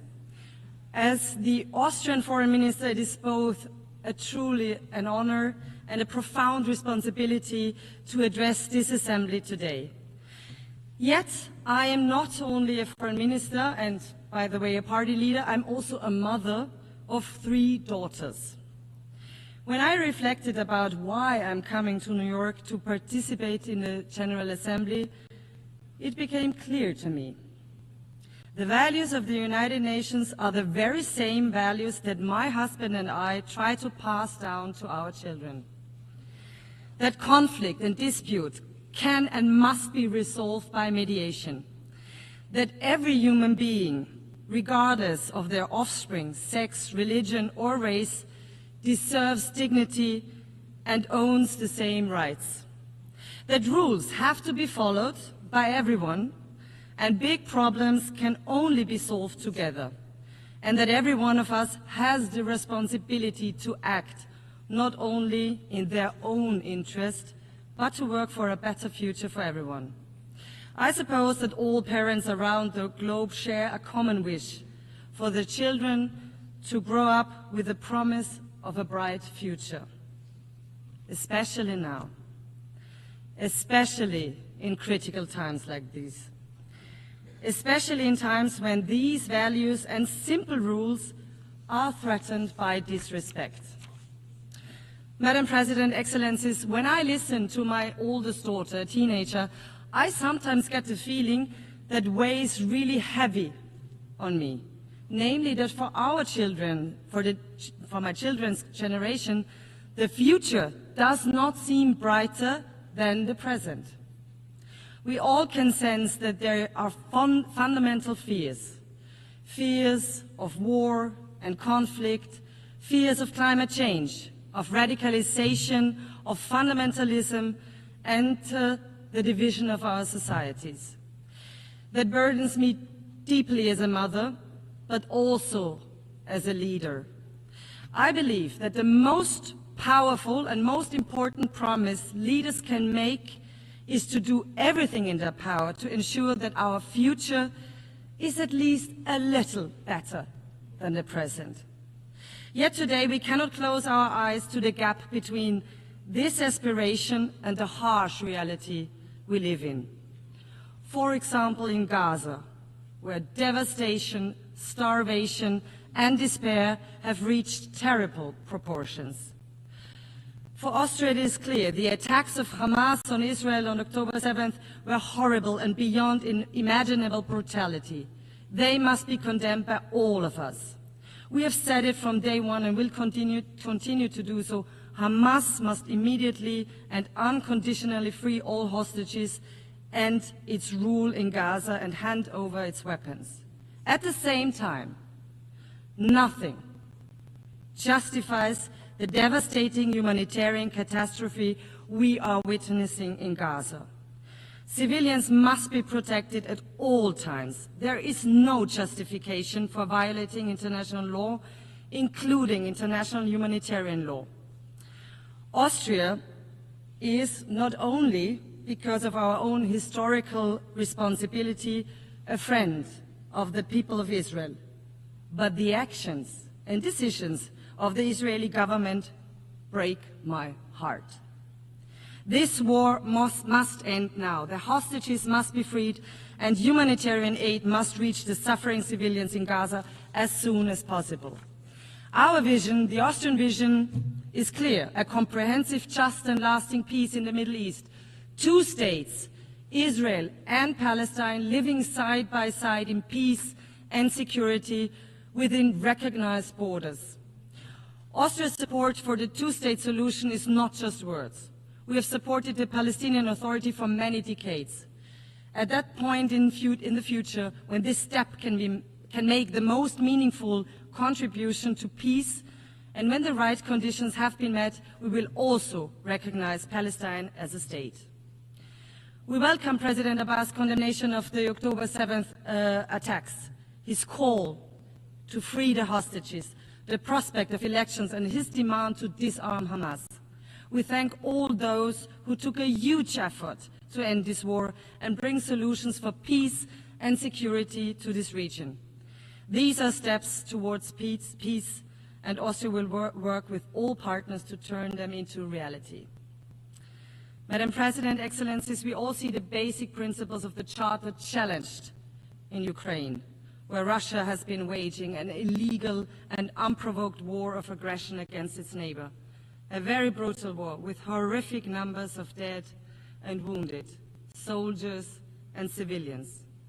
We support US and all efforts to end the war through high-level diplomacy. Since the beginning of the war, and especially since March, many initiatives have been launched to end this war. Ukraine showed several times that they are ready for peace. But instead, Russia continues its attacks on cities and villages, on schools, on hospitals and kindergartens. Russia even escalates now towards the EU and NATO countries, and this is unacceptable. Austria calls urgently for an immediate ceasefire as a precondition for genuine talks to end this war.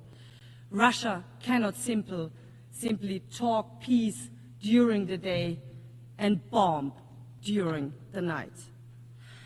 And it is absolutely clear that it is up to Ukraine and Europe to decide on our hopefully common future and security architecture. But Ukraine and Gaza are not alone. In Sudan, civilians face massacres while a humanitarian catastrophe unfolds on an unparalleled scale. In Haiti, gang violence and organized crime hold an entire nation hostage. In Afghanistan, women and girls are denied their most basic human rights. Against the backdrop of rising insecurity and armed conflicts, countries are now heavily investing in security and defense, also in Europe, also in Austria. We all have the duty to protect our citizens. This is necessary as we are confronted with the biggest war on our continent since 1945. But let us not fool ourselves. Growing nuclear arsenals or uncontrolled autonomous weapons systems will not make our world a safer one. While we all must ensure the safety and security of our populations, we must never give up on international humanitarian law, and we must ban weapons which kill randomly. Excellencies, today we face growing disregard of the UN Charter itself, a rising tide of coercion and unilateralism, a dangerous erosion of trust. The United Nations were born out of the ashes of war and the promise of never again. Does the UN still live up to this promise? Is the UN still fit for purpose? What we do today matters. We must not fail our ancestors. We must not fail our population. We must not fail our children.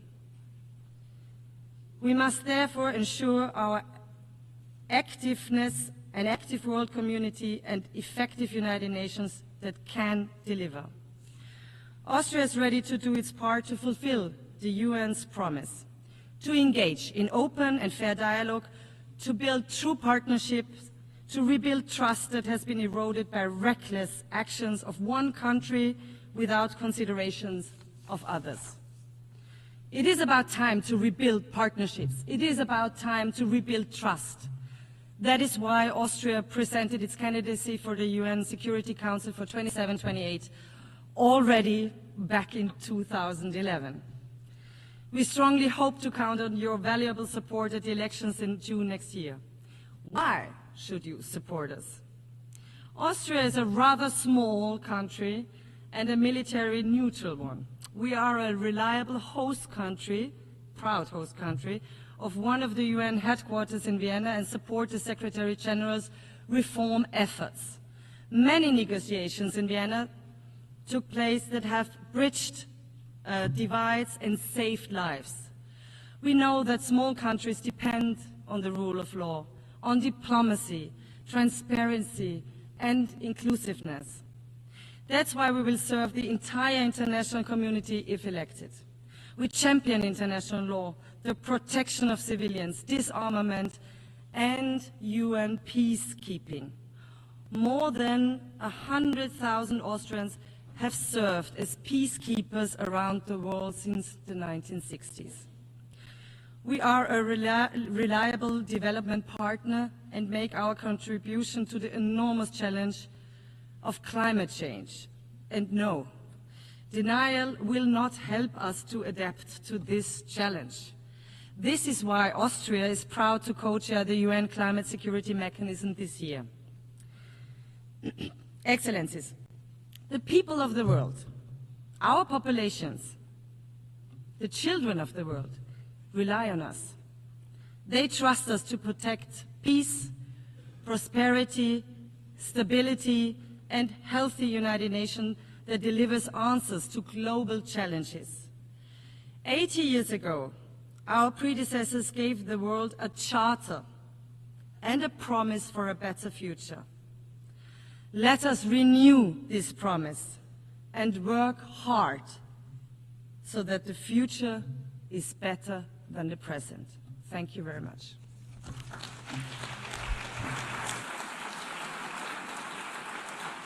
I thank the Federal Minister for European and International Affairs of Austria. I now give the floor to His Excellency Juan Ramón de la Fuente Ramírez, Minister for Foreign Affairs of Mexico.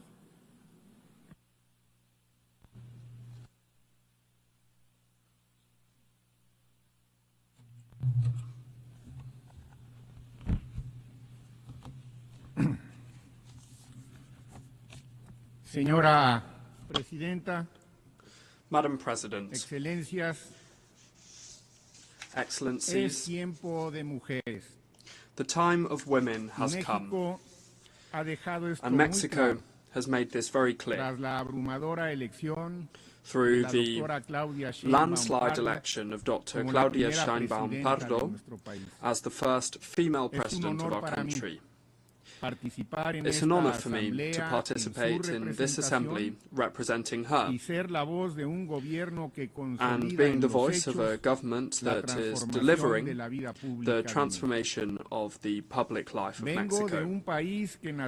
I come from a country that was born in the wisdom, bravery and dignity of its original peoples, with a rich political history of extraordinary heroes and heroines who built a free, independent and sovereign country. Now, we must also say that we are becoming an ever more prosperous country with shared prosperity. The Mexican people are a fraternal people, both within and beyond our borders. We have shown this being an active and responsible member of the United Nations community under the premise of defending the dignity and the rights of individuals and nations who love peace, with full respect for the sovereign equality of states. The historic time that we are living through in Mexico, under the leadership of our first female president, is rooted in a vision that we have called Mexican humanism. The trail blazed over the last 7 years is a clear one and has a universal vocation, that is, to build a society based on democracy, freedom, equality and shared prosperity for the benefit of everyone, putting the poor first. The guiding pillar of this project is a vision of justice, full recognition of the dignity of people, and inclusive social development without discrimination. It is a project that establishes a separation between political and economic power that moves towards achieving a moral economy that seeks coordination and cooperation with external actors and doesn't accept any type of subordination, because national sovereignty is non-negotiable. This new way of doing politics has given voice and agency to those who were historically marginalized and forgotten. Women, girls, indigenous peoples and persons of African descent, youth, LGBT plus persons and the elderly. And the results speak for themselves. The UN itself has recognized that 13.5 million Mexicans were raised out of poverty thanks to a policy of labor justice and social programs. Inequality is being reduced, peace is being built and violence contained, justice has reached indigenous peoples, there is democracy, freedoms, plurality, and the right to dissent. Justice is being transformed, and today an indigenous person is president of the Supreme Court of Justice of our nation. We have the largest reforestation program in the world, with 1 billion trees planted. Girls, boys and youth are being included in social programs and have access to school. Elderly adults have a guaranteed and universal pension, and women are exercising power. These are some of the good things that we have achieved in this fourth transformation of public life in Mexico, and that deserve to be proudly proclaimed loud and clear from this podium, from this rostrum. As members of the international community, the challenges that we face are huge.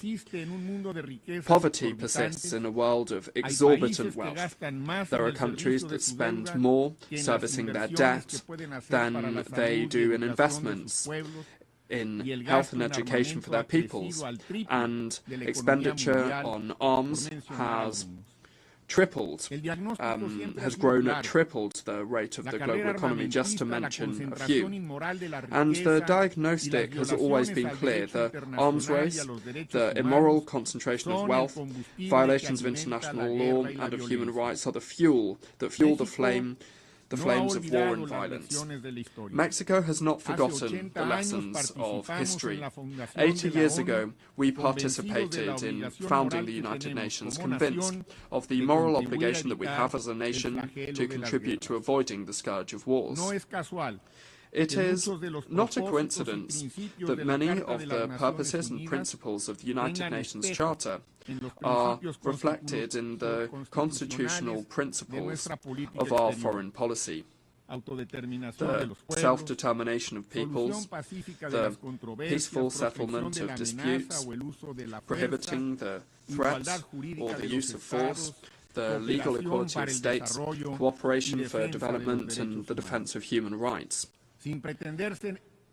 Without seeking to be exhaustive, please allow me to share some of the premises that can contribute to getting the international community back on track. Number one, the world needs a moral economy of well-being. It's necessary to mobilize regional coalitions around well-being in order to deliver effective cooperation for development that acknowledges that fighting poverty is the investment that gives the best return, both financially and socially speaking. An international financial architecture that includes criteria of collective well-being and trade that is grounded in clear rules with shared benefits between peoples. Number two, peace. Peace is built from the bottom up. Ensuring well-being involves addressing the structural causes of violence. Solving conflicts often begins in the home. It continues in education, and then in decent jobs with fair wages and social security that enables the inclusion of the whole of the social fabric. The international community must take a look with a more critical and innovative spirit at what youth today have as alternatives. Similarly, it's the role of the international community to put an end to the arms race, not only when it comes to nuclear weapons, but also the illicit trafficking of firearms and the spiral of expenditure on arms that is feeding poverty and exacerbating conflict. In response to the staggering proliferation of weapons, it is necessary to respond with politics, mediation, diplomacy, law and dialogue. The United Nations must play a much more active role in the prevention and the solving of these conflicts. Multilateralism must become again the space where disputes are settled. And this leads us to our third premise. Number 3, it's necessary to uphold international law alongside human rights.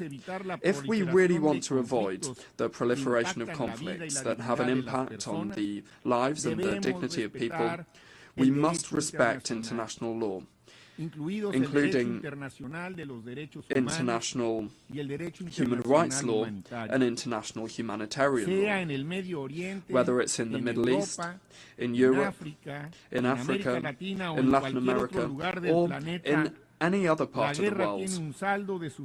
War is taking an intolerable toll, and it threatens triggering an even larger escalation of conflict that could even be profoundly destructive for the whole world. The wars in Gaza, in Ukraine, and in all the other places that they're taking place must end now. We will not tire in insisting on the urgent appeal for a ceasefire, to always achieve a negotiated solution with the participation of all parties directly involved.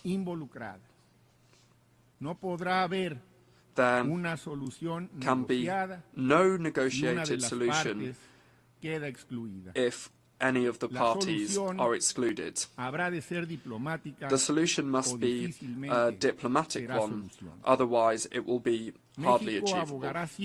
Mexico will always advocate for the peaceful settlement of disputes, and that's why we reject sanctions and trade embargoes that only harm the well-being of peoples and do not contribute to building regions of peace or prosperity. We reiterate unambiguously our historic position against the embargo on Cuba and our appeal to remove this country from the list of countries that sponsor terrorism, state sponsors of terrorism. Respecting international law is safeguarding peace.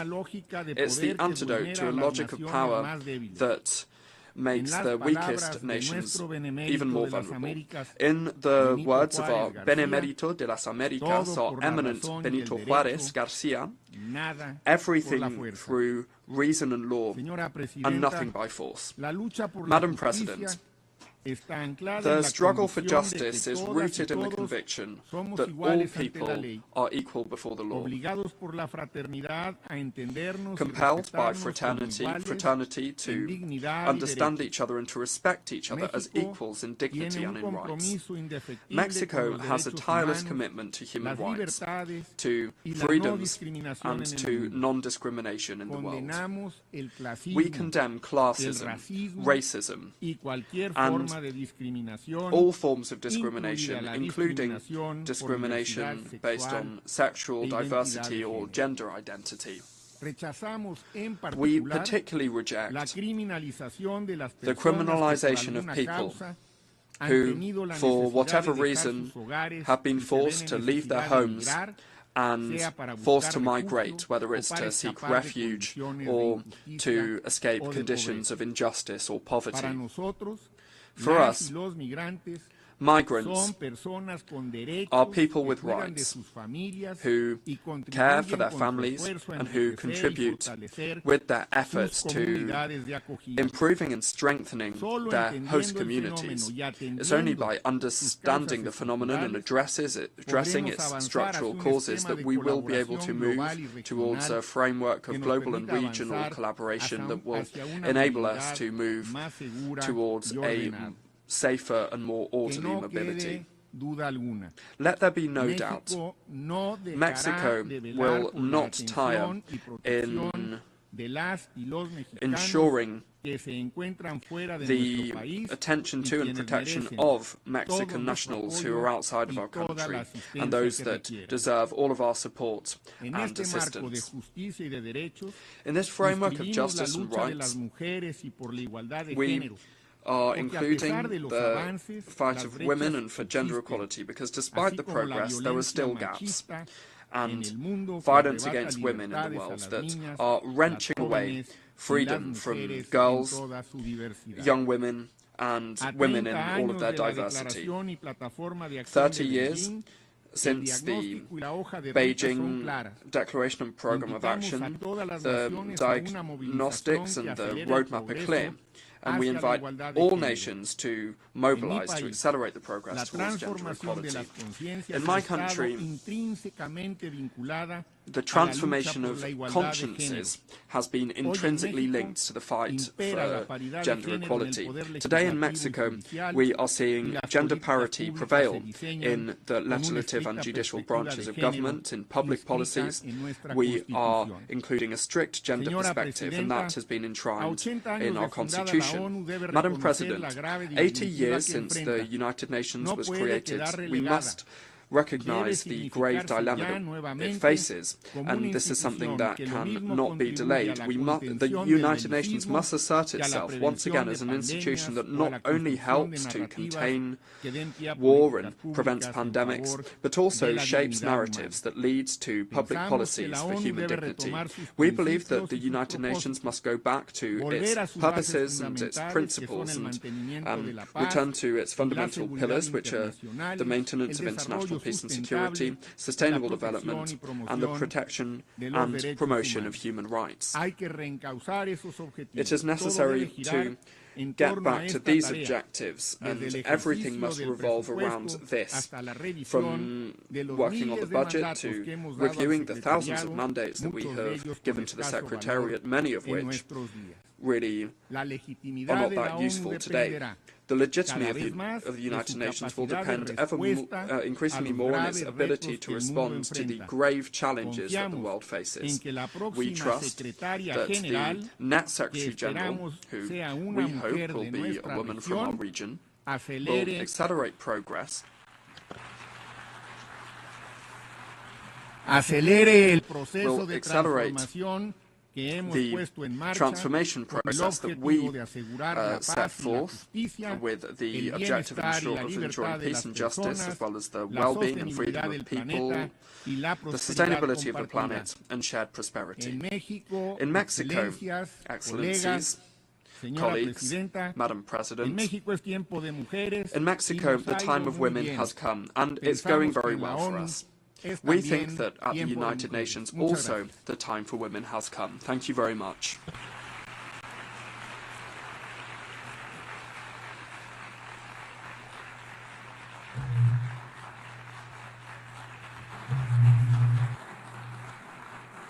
Je remercie le ministre des Affaires étrangères. I thank the Minister of Foreign Affairs of Mexico, and I now give the floor to His Excellency Olivier Nduhungirehe, Minister for Foreign Affairs and International Cooperation of Rwanda.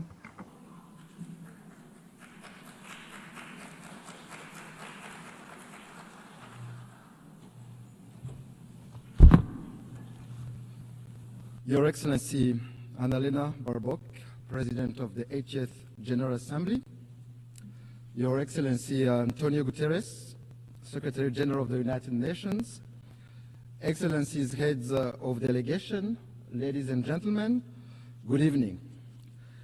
Allow me to begin by congratulating Her Excellency Annalena Baerbock on her election as President of the 80th session of the United Nations General Assembly.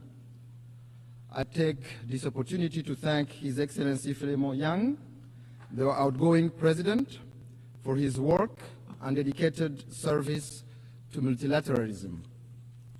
Rwanda extends its gratitude to Secretary General Antonio Guterres for his comprehensive report on the work of the United Nations aimed at improving its efficiency.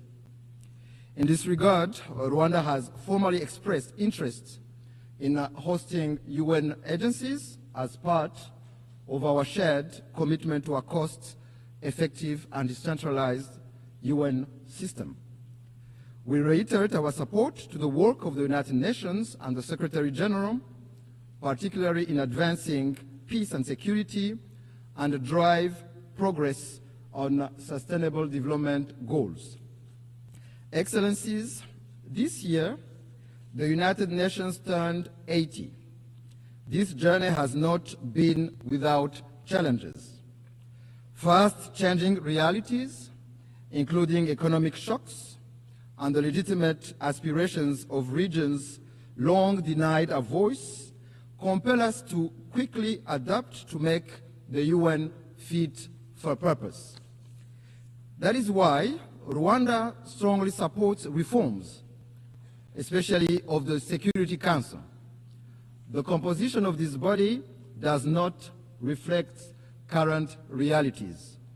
Africa is a 1.2 billion people strong continent where most of the conflict of the Security Council's agenda reside. Therefore, it cannot remain excluded from permanent membership. Excellencies, the United Nations development pillar remains central to advancing peace, prosperity, and dignity for all. We commend the UN development system and its partners for their tireless efforts in supporting countries to address pressing development challenges, from poverty eradication to climate resilience, and in driving forward the ambition of the 2030 Agenda. This 2030 Agenda for Sustainable Development embodies our collective aspirations for a just, inclusive, and prosperous world where no one is left behind. Rwanda remains firmly committed to its full implementation, recognizing that connectivity, innovation, and inclusive development are indispensable drivers of progress. Despite global challenges such as the existential threat of climate change and widening technological inequalities, Rwanda has taken bold steps to align national priorities with the SDGs. These efforts demonstrate that development, connectivity, and environmental stewardship can move forward hand in hand. Yet, the persistence of unequal access to finance, technology, and markets threatens to widen the gap between those with means and those without.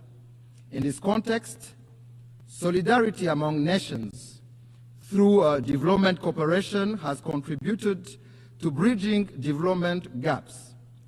However, we believe that it is time to transition from aid to trade, enabling developing countries to become self-reliant in a win-win partnership. Mr. President, Excellencies, Rwanda regrets the politicization of development cooperation, which is used by some development partners for partisan political reasons and interests. Let me recall that every nation is sovereign and cannot be forced to choose between its security and development.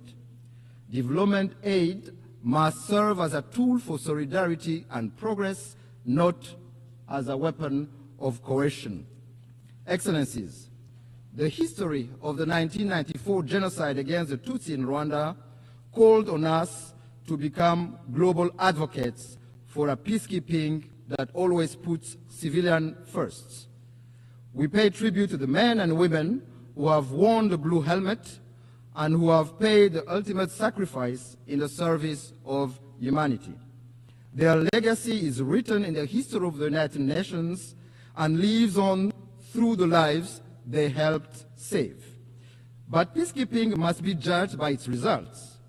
For the sake of the millions who look to the UN for protection, we must ensure that peacekeeping remains true to its purpose.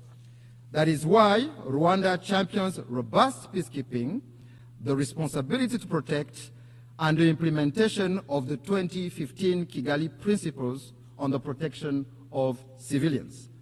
Moreover, Rwanda has led calls for sustainable peace financing both in Africa and globally. Among milestone achievements is the revitalization of the African Union Peace Fund, which now mobilizes over $400 million.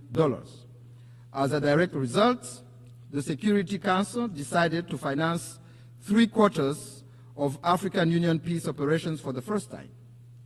Excellencies, beyond the UN, Rwanda contributes to peace support operations on a bilateral basis in the Central African Republic and Mozambique in an effort to promote South-South cooperation and Pan-African solidarity. Major progress has been recorded in both countries in the restoration of state authority, capacity building of local security forces, and the fight against terrorism. Excellencies, I may recall that the United Nations was established to spare succeeding generations from the scourge of war. Yet, 80 years on, conflicts continue to erupt across every continent. Rwanda firmly maintains that for most of those conflicts, lasting peace cannot be achieved through military means. We have consistently held that only genuine, good faith dialogue offers a sustainable path towards global peace. However, peacekeeping alone is not enough. Too often, we deplore relapse into conflict because its root causes were not properly addressed. Prevention, mediation, and effective peace building must be our first resort. This lesson is particularly urgent for the Great Lakes region of Africa. The current conflict in Eastern DRC is not new. It is rooted in decades of bad governance, marginalization and persecution of minorities, genocide ideology, and a persistent colonial legacy. Rwanda believes that peace in Eastern DRC is in everyone's best interest. Our goal has always been, and will remain, the security and well-being of Rwandans and the people of our region. In June this year, Rwanda and the DRC signed a peace agreement in Washington. It provides for a comprehensive framework encompassing security, political, and economic components. This achievement was made possible thanks to the strong leadership of His Excellency President Donald Trump of the United States and of His Highness Sheikh Tamim bin Hamad Al Thani, Emir of the State of Qatar, whose vision for peace and prosperity in our region, Rwanda fully shares. We also acknowledge the vital role played by African-led initiatives, notably the joint EAC SADC process, supported by the African Union mediation, for their efforts in favor of peace. Nevertheless, since the signing of this peace agreement, progress has been moving slowly. While promising meetings are taking place in Washington to implement the June peace agreement, the situation on the ground remains deeply troubling. The DRC's renewed militarization, coupled with its continued collaboration with genocidal and UN-sanctioned armed groups, such as the DRC-backed FDLR and Wazalendo militias, and the deployment of attack drones and fighter jets against civilian populations, particularly the Banyamulenge and other Congolese Tutsi, underscore the gravity of the crisis. This goes against the letter and spirit of the Washington Peace Agreement. Additionally, this coalition is supported by foreign forces, including mercenaries, in clear violation of the 1977 OAU Convention and the 1989 UN Convention against the use of mercenaries. Rwanda condemns these developments and calls on the DRC to reject the military solution and implement in good faith the Washington Peace Agreement, which is a golden opportunity to end this conflict that has lasted for far too long. Excellency, since 1999, the United Nations has maintained a robustly mandated peace peacekeeping mission in the Democratic Republic of Congo, named MONUSCO, to help address the crisis. Yet, despite its efforts, the mission has not succeeded in halting the proliferation of armed groups, especially the eradication of the DRC-backed FDLR. Instead, MONUSCO has ended up working alongside military coalition that includes the FDLR, going against more than 20 Security Council resolutions calling for the neutralization of that group. There is an urgent need to review the legal conformity of MONUSCO's mandate. Of particular concern to Rwanda is the emergence of Wazalendo militia, armed and supported by the DRC government, which are committing countless abuses, including burning down whole villages of Congolese Tutsi, lynching and burning alive civilians and military officers, as well as arming children for ethnic cleansing. Their brutality, methods, and ideology bear an alarming resemblance to that of the genocidal militia of 1994 in Rwanda. Strong action is needed to put an end to this dangerous development before it is too late. Excellencies, human rights are a major pillar of the United Nations. Rwanda rose from the ashes of the genocide in 1994 by placing human dignity, unity, and accountability at the center of our governance. We thank the United Nations for establishing the International Day of Reflection of the 1994 genocide against the Tutsi, commemorated every April 7th. We also thank the Secretariat and the many member states who have established genocide memorials on their soil as a lasting pledge to never forget. Equally, we commend the work of the International Criminal Tribunal for Rwanda and the residual mechanism for prosecuting genocide perpetrators. However, Rwanda is deeply concerned about the persistence of genocide ideology and related crimes in Eastern DRC under the watch of the international community and the UN itself. We call on the international community to not turn a blind eye once more for what is clear to see. The targeting, persecution, and massacre of Congolese Tutsi, including the Banyamulenge community, amounts to crimes against humanity which have all the early warning signs of a genocide. Indeed, genocide follows a pattern. It follows clear stages. It is not an umbrella term. It is defined by international law. Genocide targets a specific group for who they are, with the intent to exterminate them as such. In this regard, no amount of calculated cynicism can rewrite the truth and recast perpetrators as victims or victims as perpetrators. These are denialist behaviors often deployed by perpetrators. In the same vein, no claims from a government arming a genocidal militia will change the facts of history. Financing and providing weapons to a group with a proven genocidal record and ongoing intent is nothing less than complicity in the crime itself. I must say that if there are crimes in the DRC committed for economic gains, they have clear names. Those are corruption, bad governance, and the embezzlement of public funds. Mr. President, Excellencies, I wish to conclude by reaffirming that Rwanda stands ready to work alongside all member states to ensure that the United Nations remains a force for peace, justice, and sustainable development.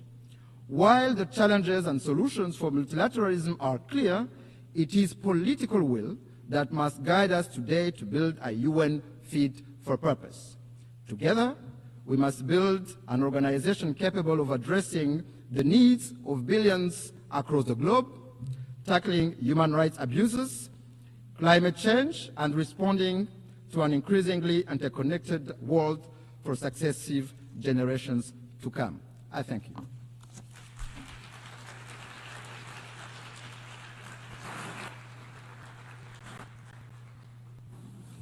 I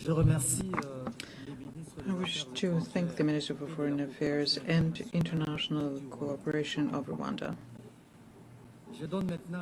I now invite Her Excellency Maria Gabriela Sommerfeld Rosero, Minister for Foreign Affairs and Human Mobility of Ecuador, to address the Assembly.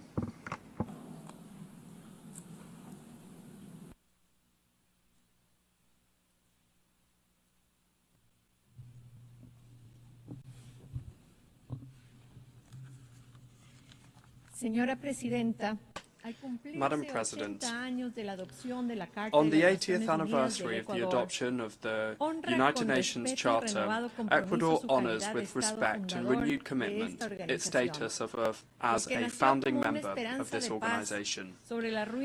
What was born out of hope for peace upon the ruins of the Second World War has become the most ambitious project of international cooperation in history, a system of norms, institutions, principles, purposes and universal values geared towards protecting human dignity, preventing violence and driving development. 80 years ago, states chose cooperation over disputes, peace over war. My presence here at this Assembly is an opportunity to reiterate before the international community that Ecuador will continue to prioritise cooperation between states, because it is only by working together that we will be able to ensure a future of peace, security and prosperity for our peoples. Therefore, the foreign policy of Ecuador supports multilateralism, which is the model that enables international cooperation to be possible in order to address global challenges and to achieve common goals. Madam President, multilateralism needs to change in order to respond to the current demands of peoples and to confront new threats. Ecuador believes that the concept of international peace and security must be broadened and include the fight against transnational organised crime, which is a phenomenon that undermines governability, that feeds corruption, that perpetuates violence and that erodes the perspectives of progress. Indeed, it causes consequences that are similar to traditional armed conflicts in the economic, political and social realms. We're not talking about local gangs here, but rather international networks and logistic chains that move thousands of tons of drugs, that exploit illegal mining and that traffic weapons, people and even human organs. In light of the rise of the many acts of violence and narco-terrorism, the government of Ecuador recognized the existence of a non-international armed conflict in January 2024 and designated several of these groups as terrorists. We have deployed huge efforts and resources in order to safeguard our security and to put our citizens first. We are doing this by adopting programs focused on the prevention of youth violence, including the recruitment, use and utilization of boys, girls and adolescents. At the same time, we are implementing public policies to attract investment and jobs in order to ensure sustainable security. I wish to insist on the fact that Ecuador, without having sought this out, but due to the fact that we are very close to the main producers of cocaine in the world, is on the front line of the battle against transnational organised crime and is waging an existential war against narco-terrorism. Milestones in the fight of Ecuador against transnational organised crime and narco-terrorism includes the seizure of 295 tons of illicit drugs in 2024, as well as the decision to call on friendly countries to provide their support in different areas of this confrontation, because given the potential of joint military operations fully respecting the constitutional framework. The Ecuadorian government has called a national and democratic debate on foreign military bases, by way of a referendum that will take place in November next, providing strategic areas that can serve to help us to control and monitor criminal activities in order to achieve peace and international peace and security. This referendum will be coupled with a call for a constituent assembly that will be tasked with drafting a new fundamental charter that will contribute to defeating narco-terrorism and lead us inexorably down the path of prosperity and social peace. Madam President, on a regional level, Ecuador has established and spearheaded the establishment of the resolutive plan of action as a strategic response of the Andean community to the illicit trafficking of drugs and transnational organized crime. On a multilateral level, Ecuador has spearheaded initiatives such as the presidency of the Latin American Community of Security and Intelligence, where we have promoted the updating of the operational action plans and organized the Latin American Security Summit, consolidating strategic alliances with the European Union and Ameripol. We agree that transnational organized crime and narco-terrorism are global scourges that know no borders, and no country can act against them alone. It's therefore essential to coordinate our efforts to reach cooperation agreements with countries and with international bodies that include financial assistance and technological equipment. Madam President, over the last 8 years that the UN has been in existence, it has been shown that lasting peace can only be built upon solid foundations: security, development, and human rights.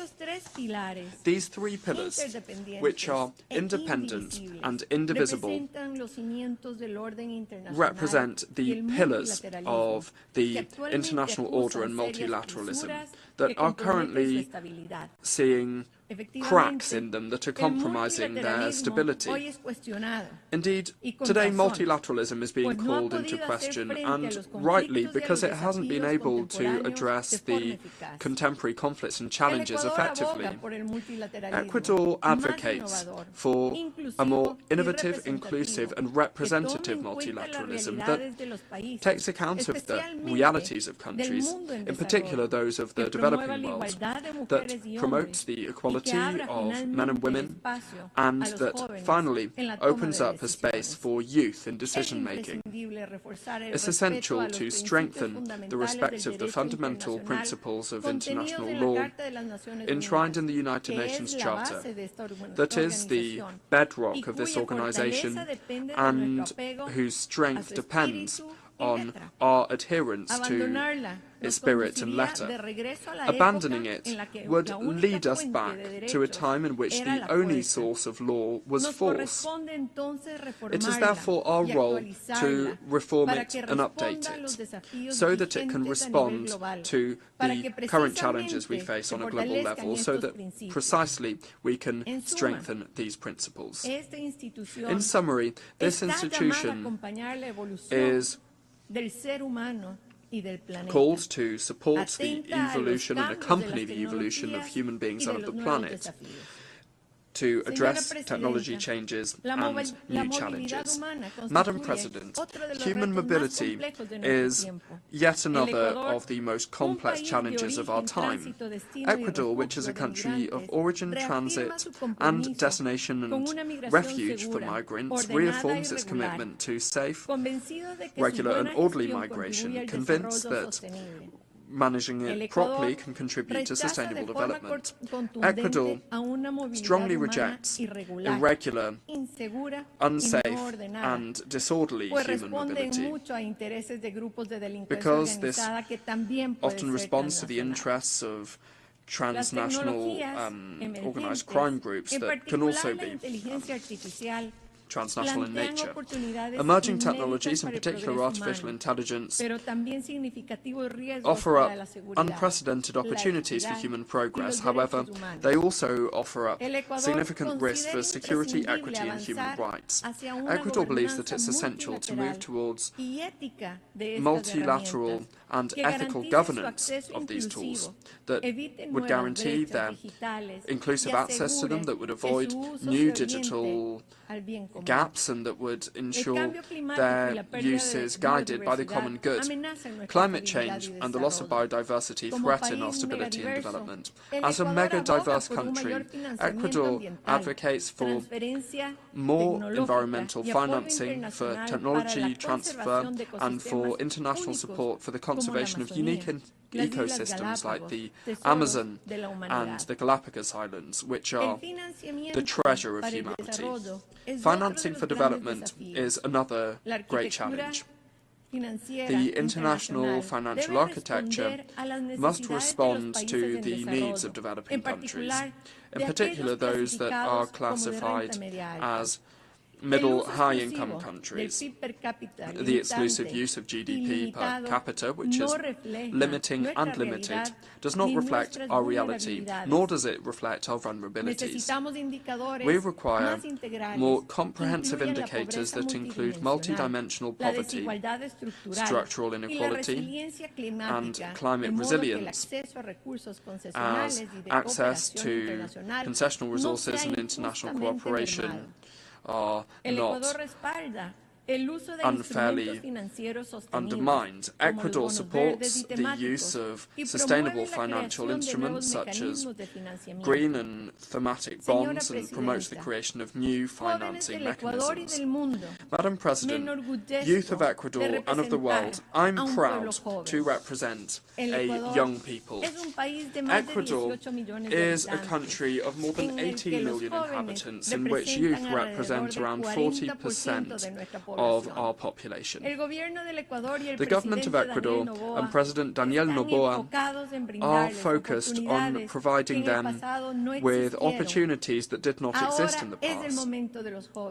The time of youth has come. If we provide them opportunities, we can promote and provide better attention to all citizens. It is a positive and multiplying effect. For us, the youth embody the priority of all priorities. Today, youth see in the new Ecuador a country of opportunities and progress, in which there is a firm commitment to eradicating corruption and impunity, as well as the old politics and ideological struggles that perpetuate a status quo that is unsustainable and that benefits only a few people. The new Ecuador is moving with stability and responsibility on an ambitious path of productive transformation as well as social and institutional transformation towards a new chapter in our development model involving efforts that include the diversification of our energy mix, that include the diversification of our productive mix. The current global economic environment that is ever more complex and demanding, marked by the volatility of the markets, geopolitical tensions, uncertainty in the supply chain, and rapid technological changes, require us to adapt rapidly and in an agile manner. We are fostering a competitive economic environment, generating openness to business and providing attractive opportunities for foreign investment. Several factors foster investment and business in Ecuador. A large range of natural resources, our strategic location in South America, the economic stability provided by us using the United States dollar as our national currency, and our condition as a mega-diverse country with an extremely rich cultural heritage. Our risk indicator as a country continues on its downward trend. And yesterday, was at 701 points, which is the lowest level over recent years. Our economy grew by 3.9% in the first half of the year, achieving growth of, heralding growth for around 5% for the second half of the year. And as for the security environment, well, the economy is improving even with the challenges that we still face. In July 2025, we saw 38.6% of decent jobs. In other words, 282,000 more Ecuadorians are benefiting from a decent job compared to 2024. So that is a change of 3.7% compared to July 2024. These achievements are also to do with the laws that President Daniel Noboa and his cabinet have drafted and put to the National Assembly that seek to safeguard peace, transparency and the fight against terrorism and crime, and also providing jobs, economic stability and creating social programs and opportunities for development. Madam President, the 80th anniversary of the UN is a turning point. On this historic commemoration of the United Nations, I invite you to adopt a creative vision like the one that we had in 1945 that's able to renew and strengthen this institutionality grounded in an ethical model of democracy and changing to adapt to contemporary challenges. Global challenges such as transnational organized crime, narco-terrorism, migration and climate change require more multilateralism, more cooperation and more collective action. Ecuador reaffirms its commitment to the defense of peace and security, human rights and development. Thank you very much.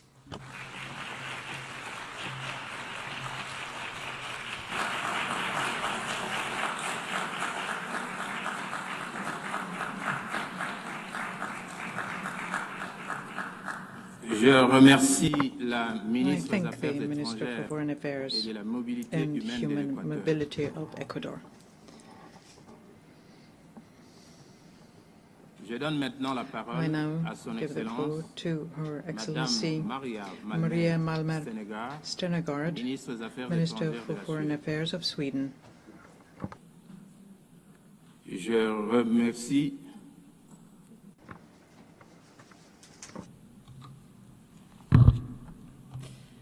Mr. President, Excellencies, 80 years ago, nations came together. It was a bold act of faith.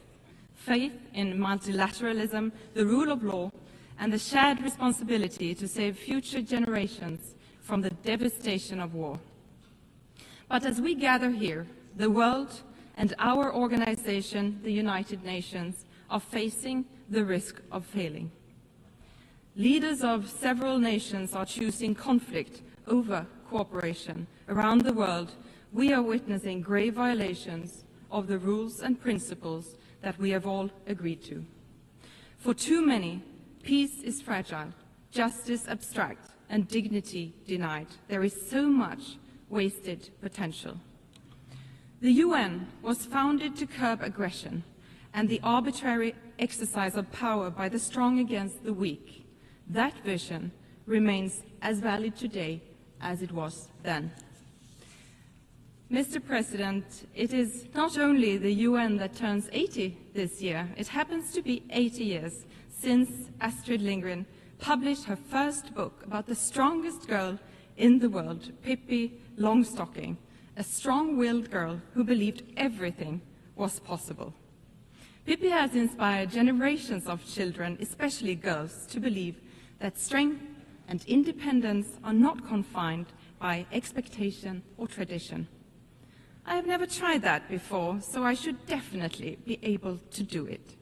Although not a direct quote, it captures the spirit of Pippi. Let us use the coincidence of anniversaries as a reminder that even in the face of unprecedented challenges, we must approach the impossible with boldness and resolve. Mr. President, Sweden is a committed defender of international humanitarian law, principles that safeguard human dignity even in the darkest of times, and they must be upheld without exception. We cannot be deterred by a few states' disregard for our charter. This is our time to act and to defend these fundamental rules and principles for us and for future generations. We need an efficient UN that defends the right of every state, big or small, to uphold its sovereignty, territorial integrity, and political independence. We need a strong UN that helps member states deliver on their commitments to respect, protect, and promote the human rights of every individual. And we need a focused UN. The UN must remain true to its core, securing peace, advancing human rights, driving sustainable development, and providing humanitarian relief. Mr. President, as a steadfast partner and major donor to the United Nations, Sweden remains committed to addressing global development challenges and to humanitarian efforts to provide protection and life-saving assistance. Sweden is also a strong supporter of UN peacekeeping and peace-building efforts. We actively take part in the Peacebuilding Commission. We chair the Liberia configuration, and we have contributed substantially to the Peacebuilding Fund since its creation. The Security Council must evolve to better reflect today's global realities. Sweden supports a balanced expansion of the Security Council by adding permanent and non-permanent seats, including African countries. We need to act together based on our shared principles and common goals. These include our commitments under the Pact for the Future adopted last year. Looking ahead, we will seek a candidate for the next UN Secretary General who leads the way and builds on important reform initiatives. And let me be clear, Sweden's choice is always merit-based. But isn't it strange that for 80 years,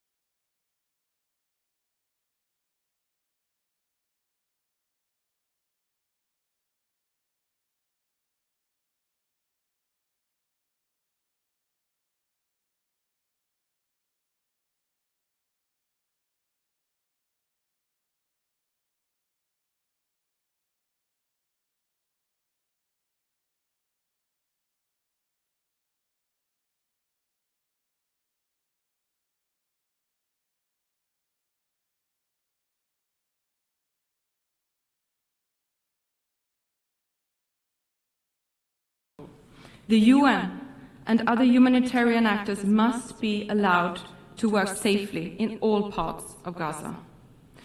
Humanitarian space must be protected and aid should never be politicized. Increased pressure on the Israeli government to change its course and meet its obligations according to international law is urgently needed.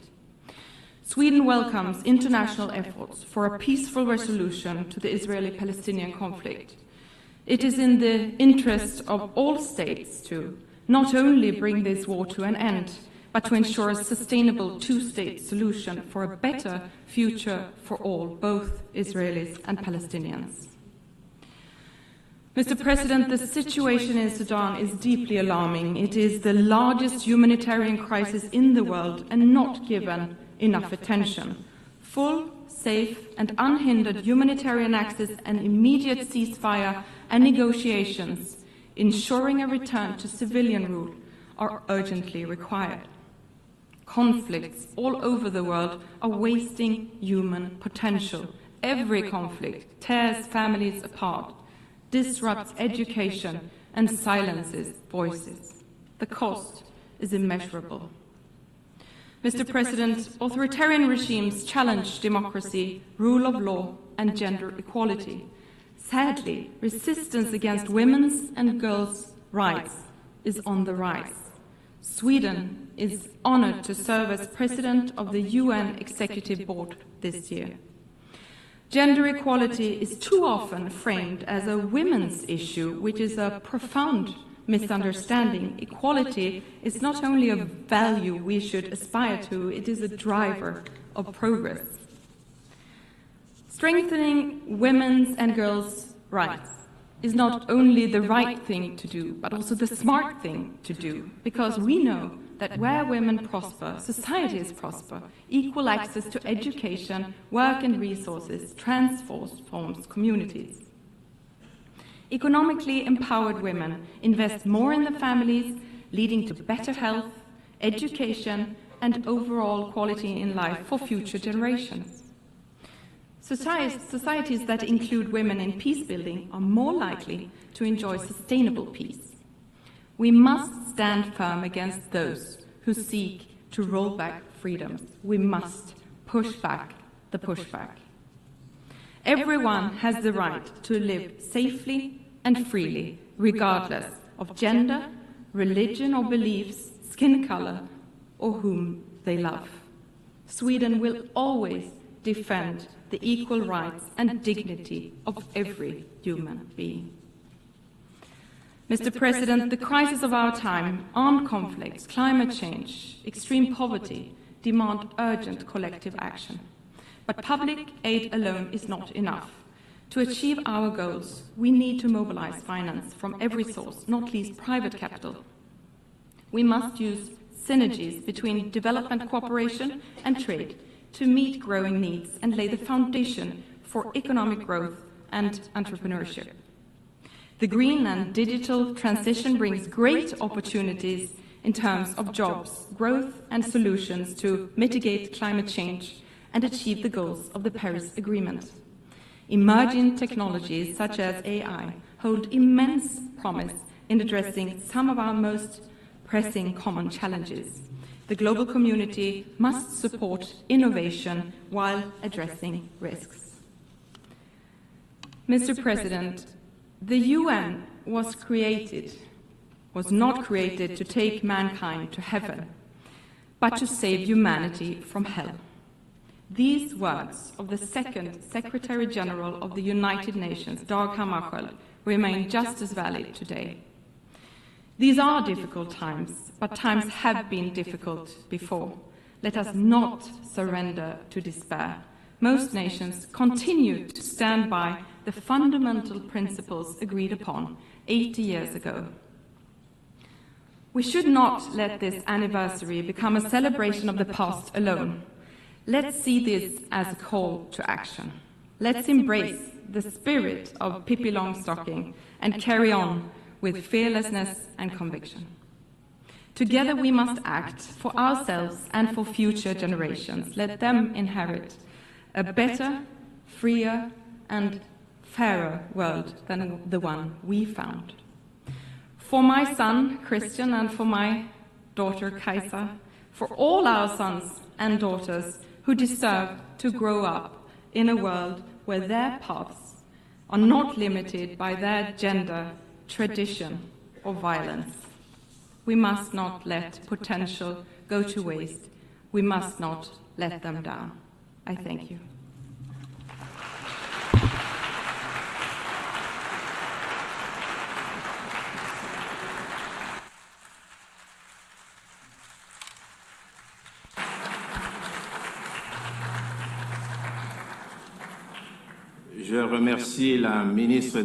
I thank the Minister of Foreign Affairs of Sweden,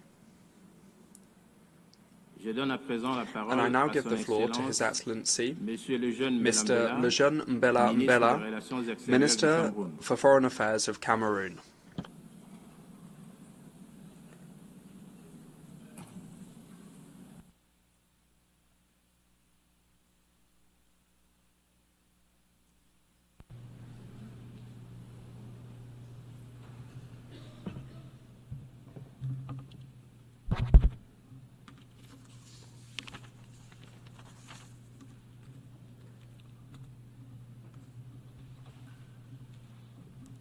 Madam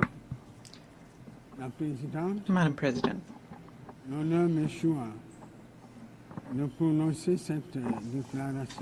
I was entrusted with the honor on behalf of His Excellency Paul Biya, President of the Republic of Cameroon, Head of State, and he instructed me to speak in his name. Allow me, therefore, to renew Cameroon's warm congratulations on your election as President of the 80th session of the General Assembly of our organization. Your diplomatic experience and vision,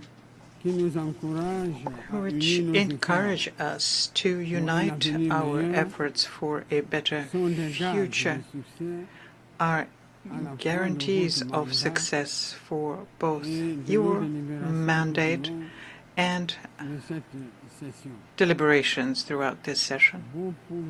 You can count in this regard on the full cooperation from the Cameroonian delegation. As you know, my country was honored to see your predecessor, Ambassador Philemon Young, preside over the 79th session of the General Assembly.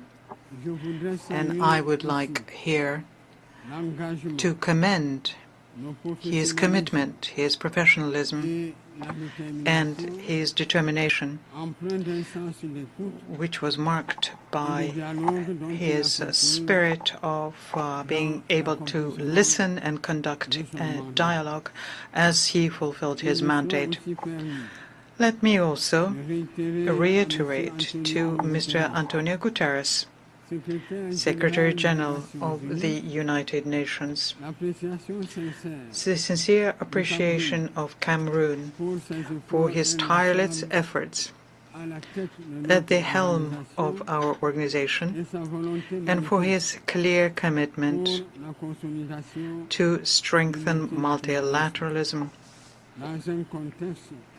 in an international context which happens to be particularly difficult and complex.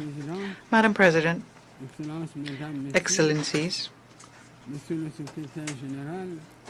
Heads of State and Government, Mr. Secretary General, and distinguished representatives, we meet this year at a pivotal moment for our organization, which is celebrating its 80th anniversary. And anniversaries are usually joyful occasions, but we must acknowledge that this particular one leaves us with questions. This is an opportunity for us to take stock and reflect on how we can make the United Nations more effective in fulfilling its missions and recommendations and promises contained in the Charter. You therefore proposed in this regard, Madam President, us to take stock and reflect on how we can make the United Nations more effective in fulfilling its missions and recommendations and promises contained in the Charter.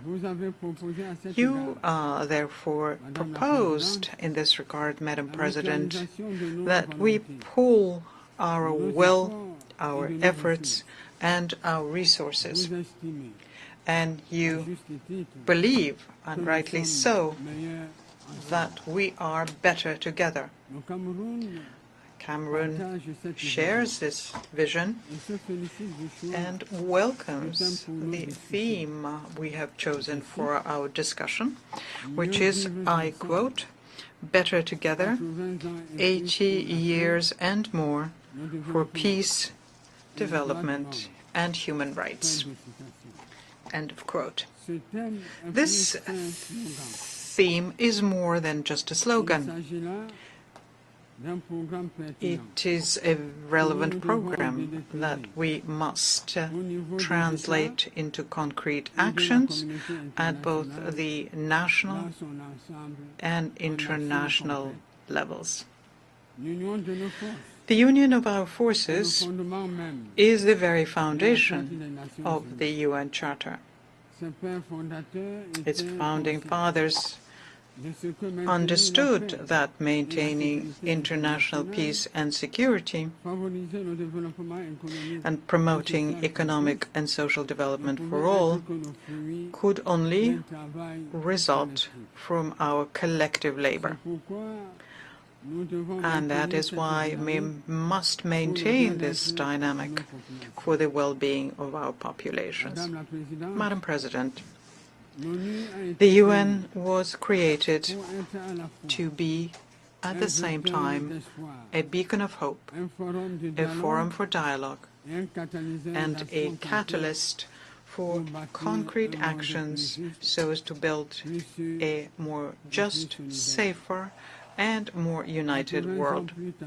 And 80 years later, it is useful, as I mentioned earlier, it is useful to take stock and draw lessons for the future. So the following questions arise here. Have we succeeded? Have we managed to shield our peoples from the fear of war?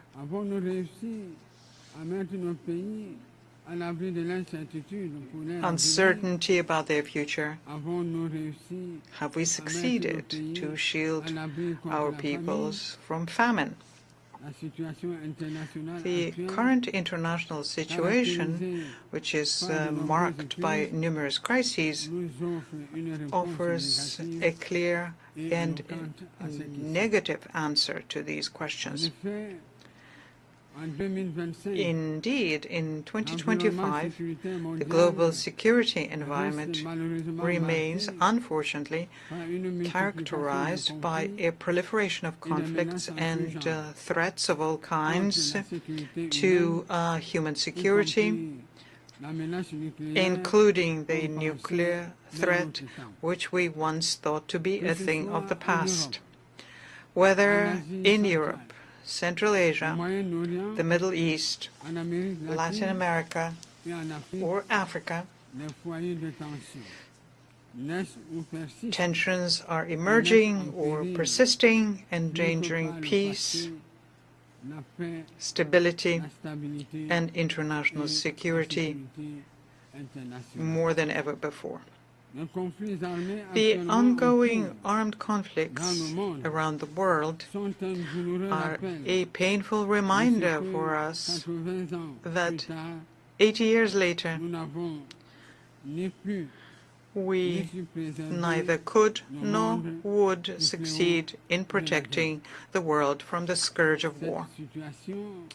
And this situation is further compounded by various natural disasters, including extreme weather events such as storms, hurricanes, forest fires, earthquakes, landslides,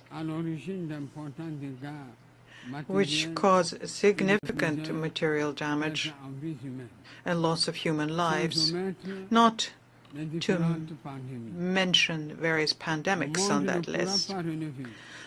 The world will only meet the challenge of development if it first wins the challenge of peace. We have a historic responsibility to choose. Either we allow war and these multiple scourges to thrive, or we offer our children a stable, united, and prosperous world. And Cameroon has made its choice. It made the choice of peace and development and stands firmly by your side in order to turn this aspiration into a shared reality. Madam President, Your Excellencies, it is well known that there can be no development without peace, nor can there be lasting peace without development. The ongoing crises, which negatively affect international trade, the cost of raw materials and market supplies, undoubtedly hinder the development of many countries. And yet, economic development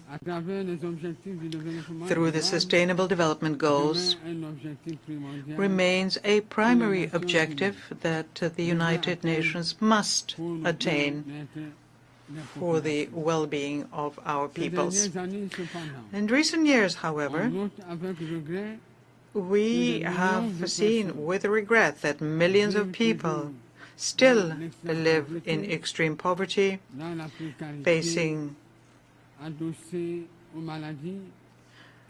disease and food insecurity. In this particular context, children, women, and the elderly, and people with reduced mobility are the most vulnerable. And although access to education has expanded, many children and young people remain outside of the school system. At the same time, we observe a decline in life expectancy. We see deteriorating health indicators and a critical shortage of healthcare professionals, especially in Africa. With 5 years remaining until the SDG deadline, it is urgent that coordinated actions be taken to fulfill the promises of the 2030 Agenda. We must indeed take our responsibility individually and collectively so as to achieve these goals that we had freely and voluntarily set for ourselves. Your Excellencies, ladies and gentlemen, Cameroon, a ward of the United Nations, remains committed to the purposes and principles of the United Nations Charter and spares no effort under the high leadership of His Excellency Paul Biya, President of the Republic, to promote peace and international security. And In this spirit, my country actively participates in UN peacekeeping operations and, through its three major specialized schools, trains police, gendarmerie, and other African civilian personnel who take part in these operations. Moreover, Cameroon remains consistently engaged in the fight against terrorism in general, and in the Sahel, and particularly in the Lake Chad basin, where the Boko Haram sect operates. Now, in economic terms, my country has adopted an ambitious national strategy that promotes harmonious economic and social development across the nation, whilst advancing democracy, respect for human rights, and good governance. This allows us to progressively and systematically realize the Sustainable Development Goals and the African Union's Agenda 2063, among others. Madam President, in the Congo Basin, Cameroon actively contributes to finding solutions to global climate change and to protecting wildlife and biodiversity. He will always do its part and expect that promises made, especially in terms of financing, will be honored. For Cameroon, it is essential that the efforts of developing countries be supported. In this regard, it is worth recalling yet once again that over a decade ago, developed countries pledged collectively to mobilize $100 billion annually to support climate change efforts. The same applies to development aid, which was set at 0.7% over 50 years ago. To date, none of these promises have been fulfilled. Cameroon believes that it is time for these funds, which were expected to be effectively mobilized to support the substantial efforts made by developing countries, especially in Africa, to preserve our shared environment for the benefit of all. On another front, Cameroon is mobilizing resources for major projects in education, health, infrastructure, and rural development, etc., all aiming to bring about structural transformation in our country.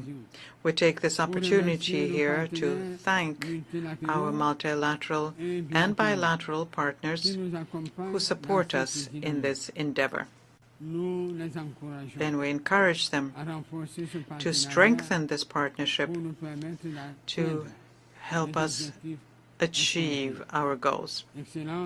Your Excellencies, the Pact for the Future and its two annexes, namely the Digital Compact and the Declaration for Future Generations, require that we implement them. Similarly, the recent final documents that came out of the Nice and the Seville conferences, as well as the Yaoundé Declaration on Sustainable Blue Economy in the Gulf of Guinea, reaffirm commitments regarding financing and access to technologies, especially in this digital and artificial intelligence era, as decisive factors for promoting sustainable development. Cameroon welcomes these advances and the commitments made during these occasions for reforming the international financial architecture and advancing energy transition. My country aspires very much to see the realization of other long-awaited reforms, notably that of the United Nations Security Council, to allow Africa to occupy its rightful place in line with the Eswini Consensus and the Sirte Declaration. When it comes to human rights, Cameroon welcomes the drafting of the International Pact on the Right to Development. The eventual adoption of this important instrument will mark a milestone in human history by unequivocally affirming that development is a fundamental right and not a privilege. Madam President, Your Excellencies, ladies and gentlemen, at this pivotal moment in the history of the United Nations, we must act. It is an imperative obligation that we cannot ignore. This requires, in my view, respecting our commitments to development financing, fulfilling our promises for peace, and ensuring the effectiveness of our choices in human rights and humanitarian assistance. In the years to come, we must strengthen the foundations of lasting peace, rooted in prevention, resilience, and justice. And we have the means to do so, especially now when global wealth in 2025 has reached unprecedented levels and technological development allows for significant improvements in living conditions for all. In conclusion, and as a call to action, we must do better and we must do more so that the United Nations fulfills the promises made to the peoples of the world and becomes, more than ever, the engine of strengthened multilateralism, fair and equitable cooperation, and reimagined solidarity in the face of the concerning rise of multipolarity. I thank you for your kind attention.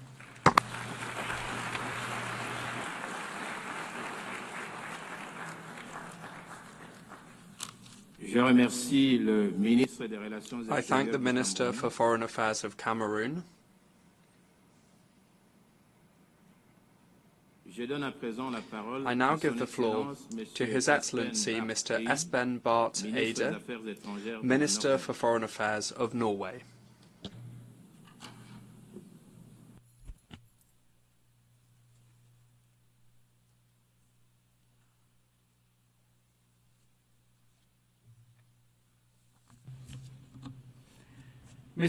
Mr. President, Excellencies, distinguished delegates. 80 years ago, against the backdrop of the Second World War, world leaders gathered in San Francisco to sign the UN Charter, to save succeeding generations from the scourge of war. This once-in-a-generation moment brought the idea of the United Nations to life. Let us imagine for a moment that we are there in San Francisco in 1945 as the UN was negotiated. Participants who were at my age would have experienced the First World War, the short-lived Roaring Twenties, the Great Depression of the 1930s, fierce trade wars, the rise of fascism and Nazism, the Second World War, the Holocaust, and the nuclear bomb. And all of that in their own adult life. If events like these constitute your life experience, you do not believe that the world is a rose garden. Those who shaped the United Nations were not guided by naive idealism. Quite on the contrary, this was a deep realist recognition that mankind simply could not continue as before. Centuries of great power rivalry, competing spheres of interest, and imperialism had not forged peaceful coexistence. The founders, however, were indeed visionaries, as they believed that a better world was possible. Our founders realized that the world needed shared norms and principles in order to avoid yet another world war. They were adamant not to repeat the debacle of the interwar years. This noble insight shaped the United Nations Charter. Simply put, the Charter rests on three sets of principles. Peace and security should be achieved through recognizing the sovereign equality of states, the prohibition of the use of force, and through peaceful settlement of disputes. Economic and social development should be ensured through close international cooperation and through finding common solutions to common problems. The dignity and worth of all human beings should be established through mutual commitment to universal human rights. Our United Nations, imperfect as it is, has since provided an unrivaled global arena for seeking common solutions to common challenges. There is little doubt that the world would have been a more brutal and less prosperous place without the United Nations. Since 1945, interstate wars have been fewer and farther apart. Former colonies gained independence and became sovereign states of their own. Hundreds of millions have been brought out of poverty.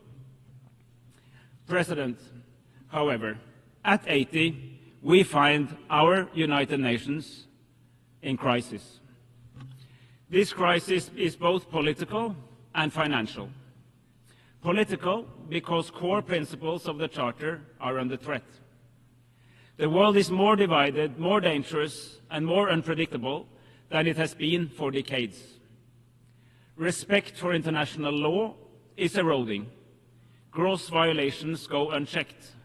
This, in turn, weakens the trust in our institutions. It is a vicious cycle. The crisis is also financial, because several member states are significantly reducing their economic contributions, and this, in turn, makes it difficult to accomplish the core mission of the United Nations. President, savage wars are raging in several corners of our world. In Sudan, civilians are facing the largest displacement and hunger crisis in the world today. The war in Sudan has been raging for almost 900 days. This is but one of the many horrific wars that receives way too little attention in the power centers of the world, even in this organization. In Ukraine, Russia has violated the most fundamental principles of international law. There is simply no other way of seeing it. Russia's invasion of the sovereign state of Ukraine is a blatant violation of Article 2.4 of the UN Charter. While Ukraine is in its full right to defend itself as affirmed by Article 51.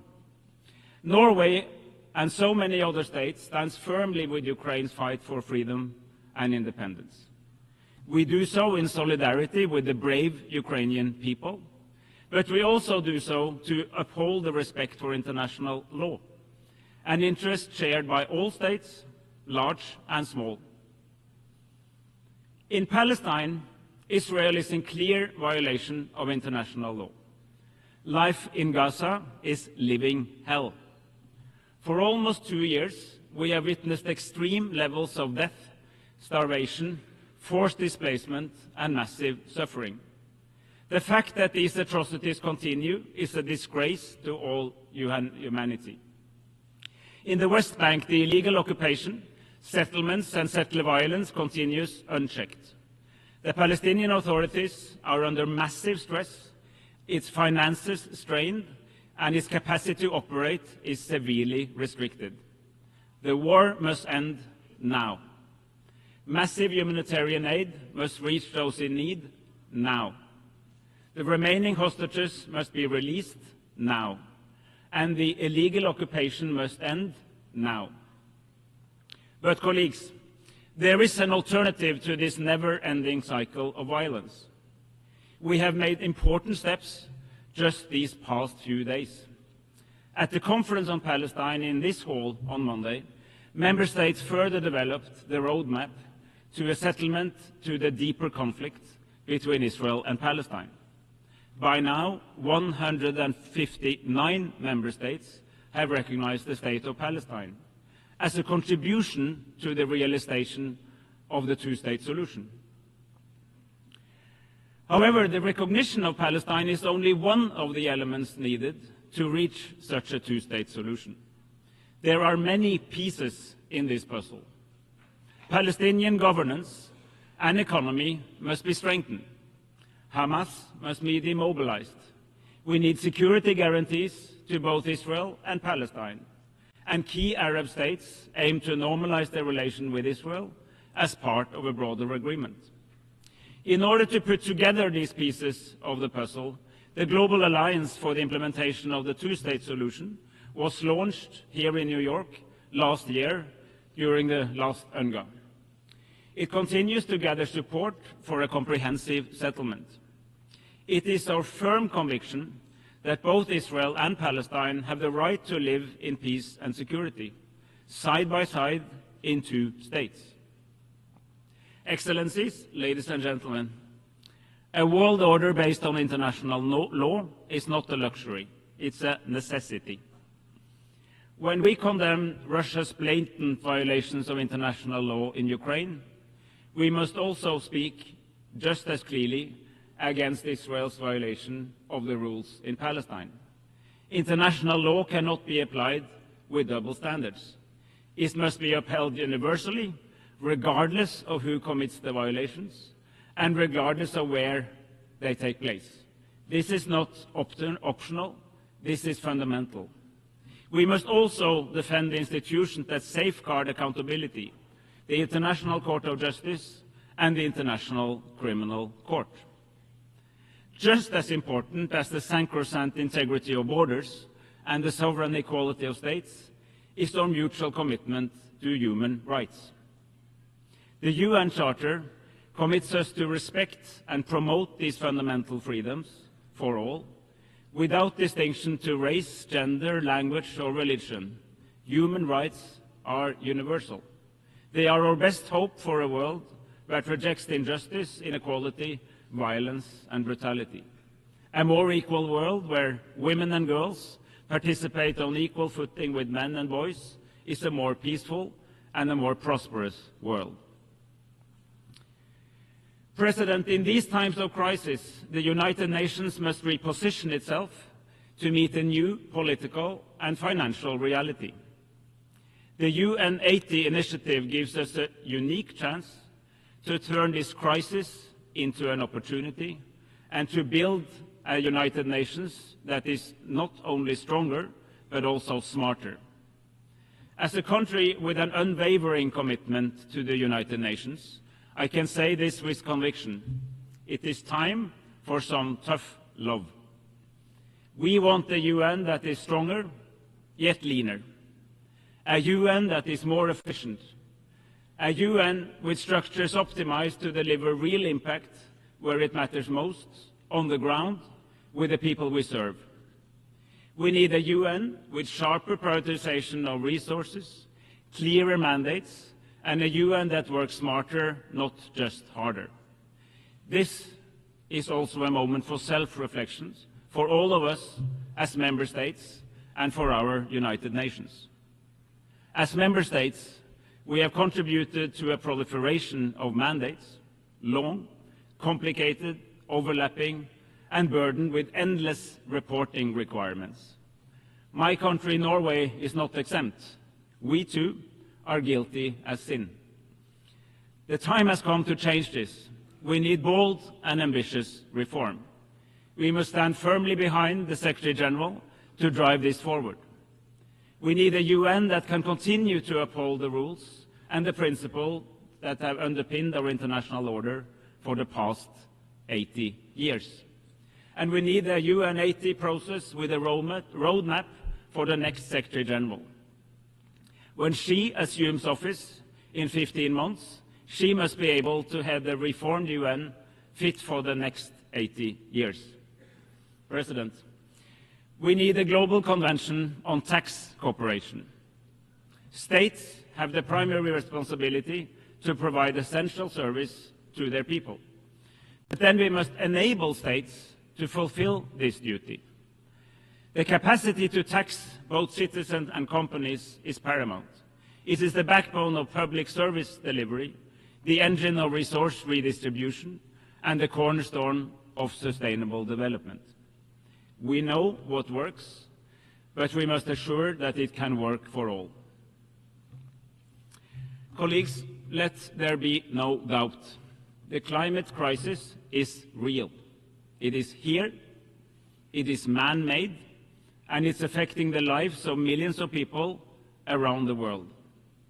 As an Arctic nation, we experience some of the fastest paces of climate change anywhere on the planet, and we feel its impacts in our everyday life. The science is irrefutable. Observed warming is outpacing predictions. Curbing global warming and making peace with nature is the greatest collective challenge of mankind. We have no time to lose. Yet over the past decade, the world has achieved significant progress in this area. At COP28 in Dubai, nations united around the goal of phasing out fossil fuels in a just, orderly, and equitable manner. Today, countries, regional organizations, companies, and investors are beginning to recognize a fundamental truth. Embracing the technologies of the future, low on carbon, high on circularity, and responsible resource management, is not an obstacle to growth. It is an opportunity for growth, innovation, and a sustainable future. Now we must build on this momentum. COP30 in Belém presents a crucial opportunity to reconnect the climate, biodiversity, and pollution agendas into a coherent, integrated approach. President, as we mark the 80th anniversary of our United Nations, let us protect the foundations for peace, human rights, and development. The norms and the principles are not the problem. They are just as relevant for the world today as they were back then. What does deserve scrutiny is the system we have established to protect and enforce these norms and principles. And that is what the UN80 is all about. Let us make sure that these principles apply for all people, everywhere, all the time, so that in another 80 years, future generations do not have to build a new version from the ashes of another devastating world war. It is up to us to find the answers that fit the 21st century. But when it comes to the core purpose, we should take the cue from our founders. We are, indeed, better together.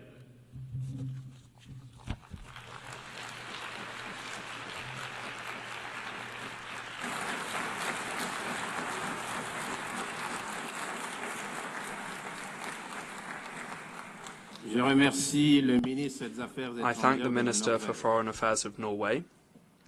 We have heard the last speaker in the general debate for this meeting. We will continue the general debate tomorrow at 9 a.m. in this hall. The meeting is adjourned.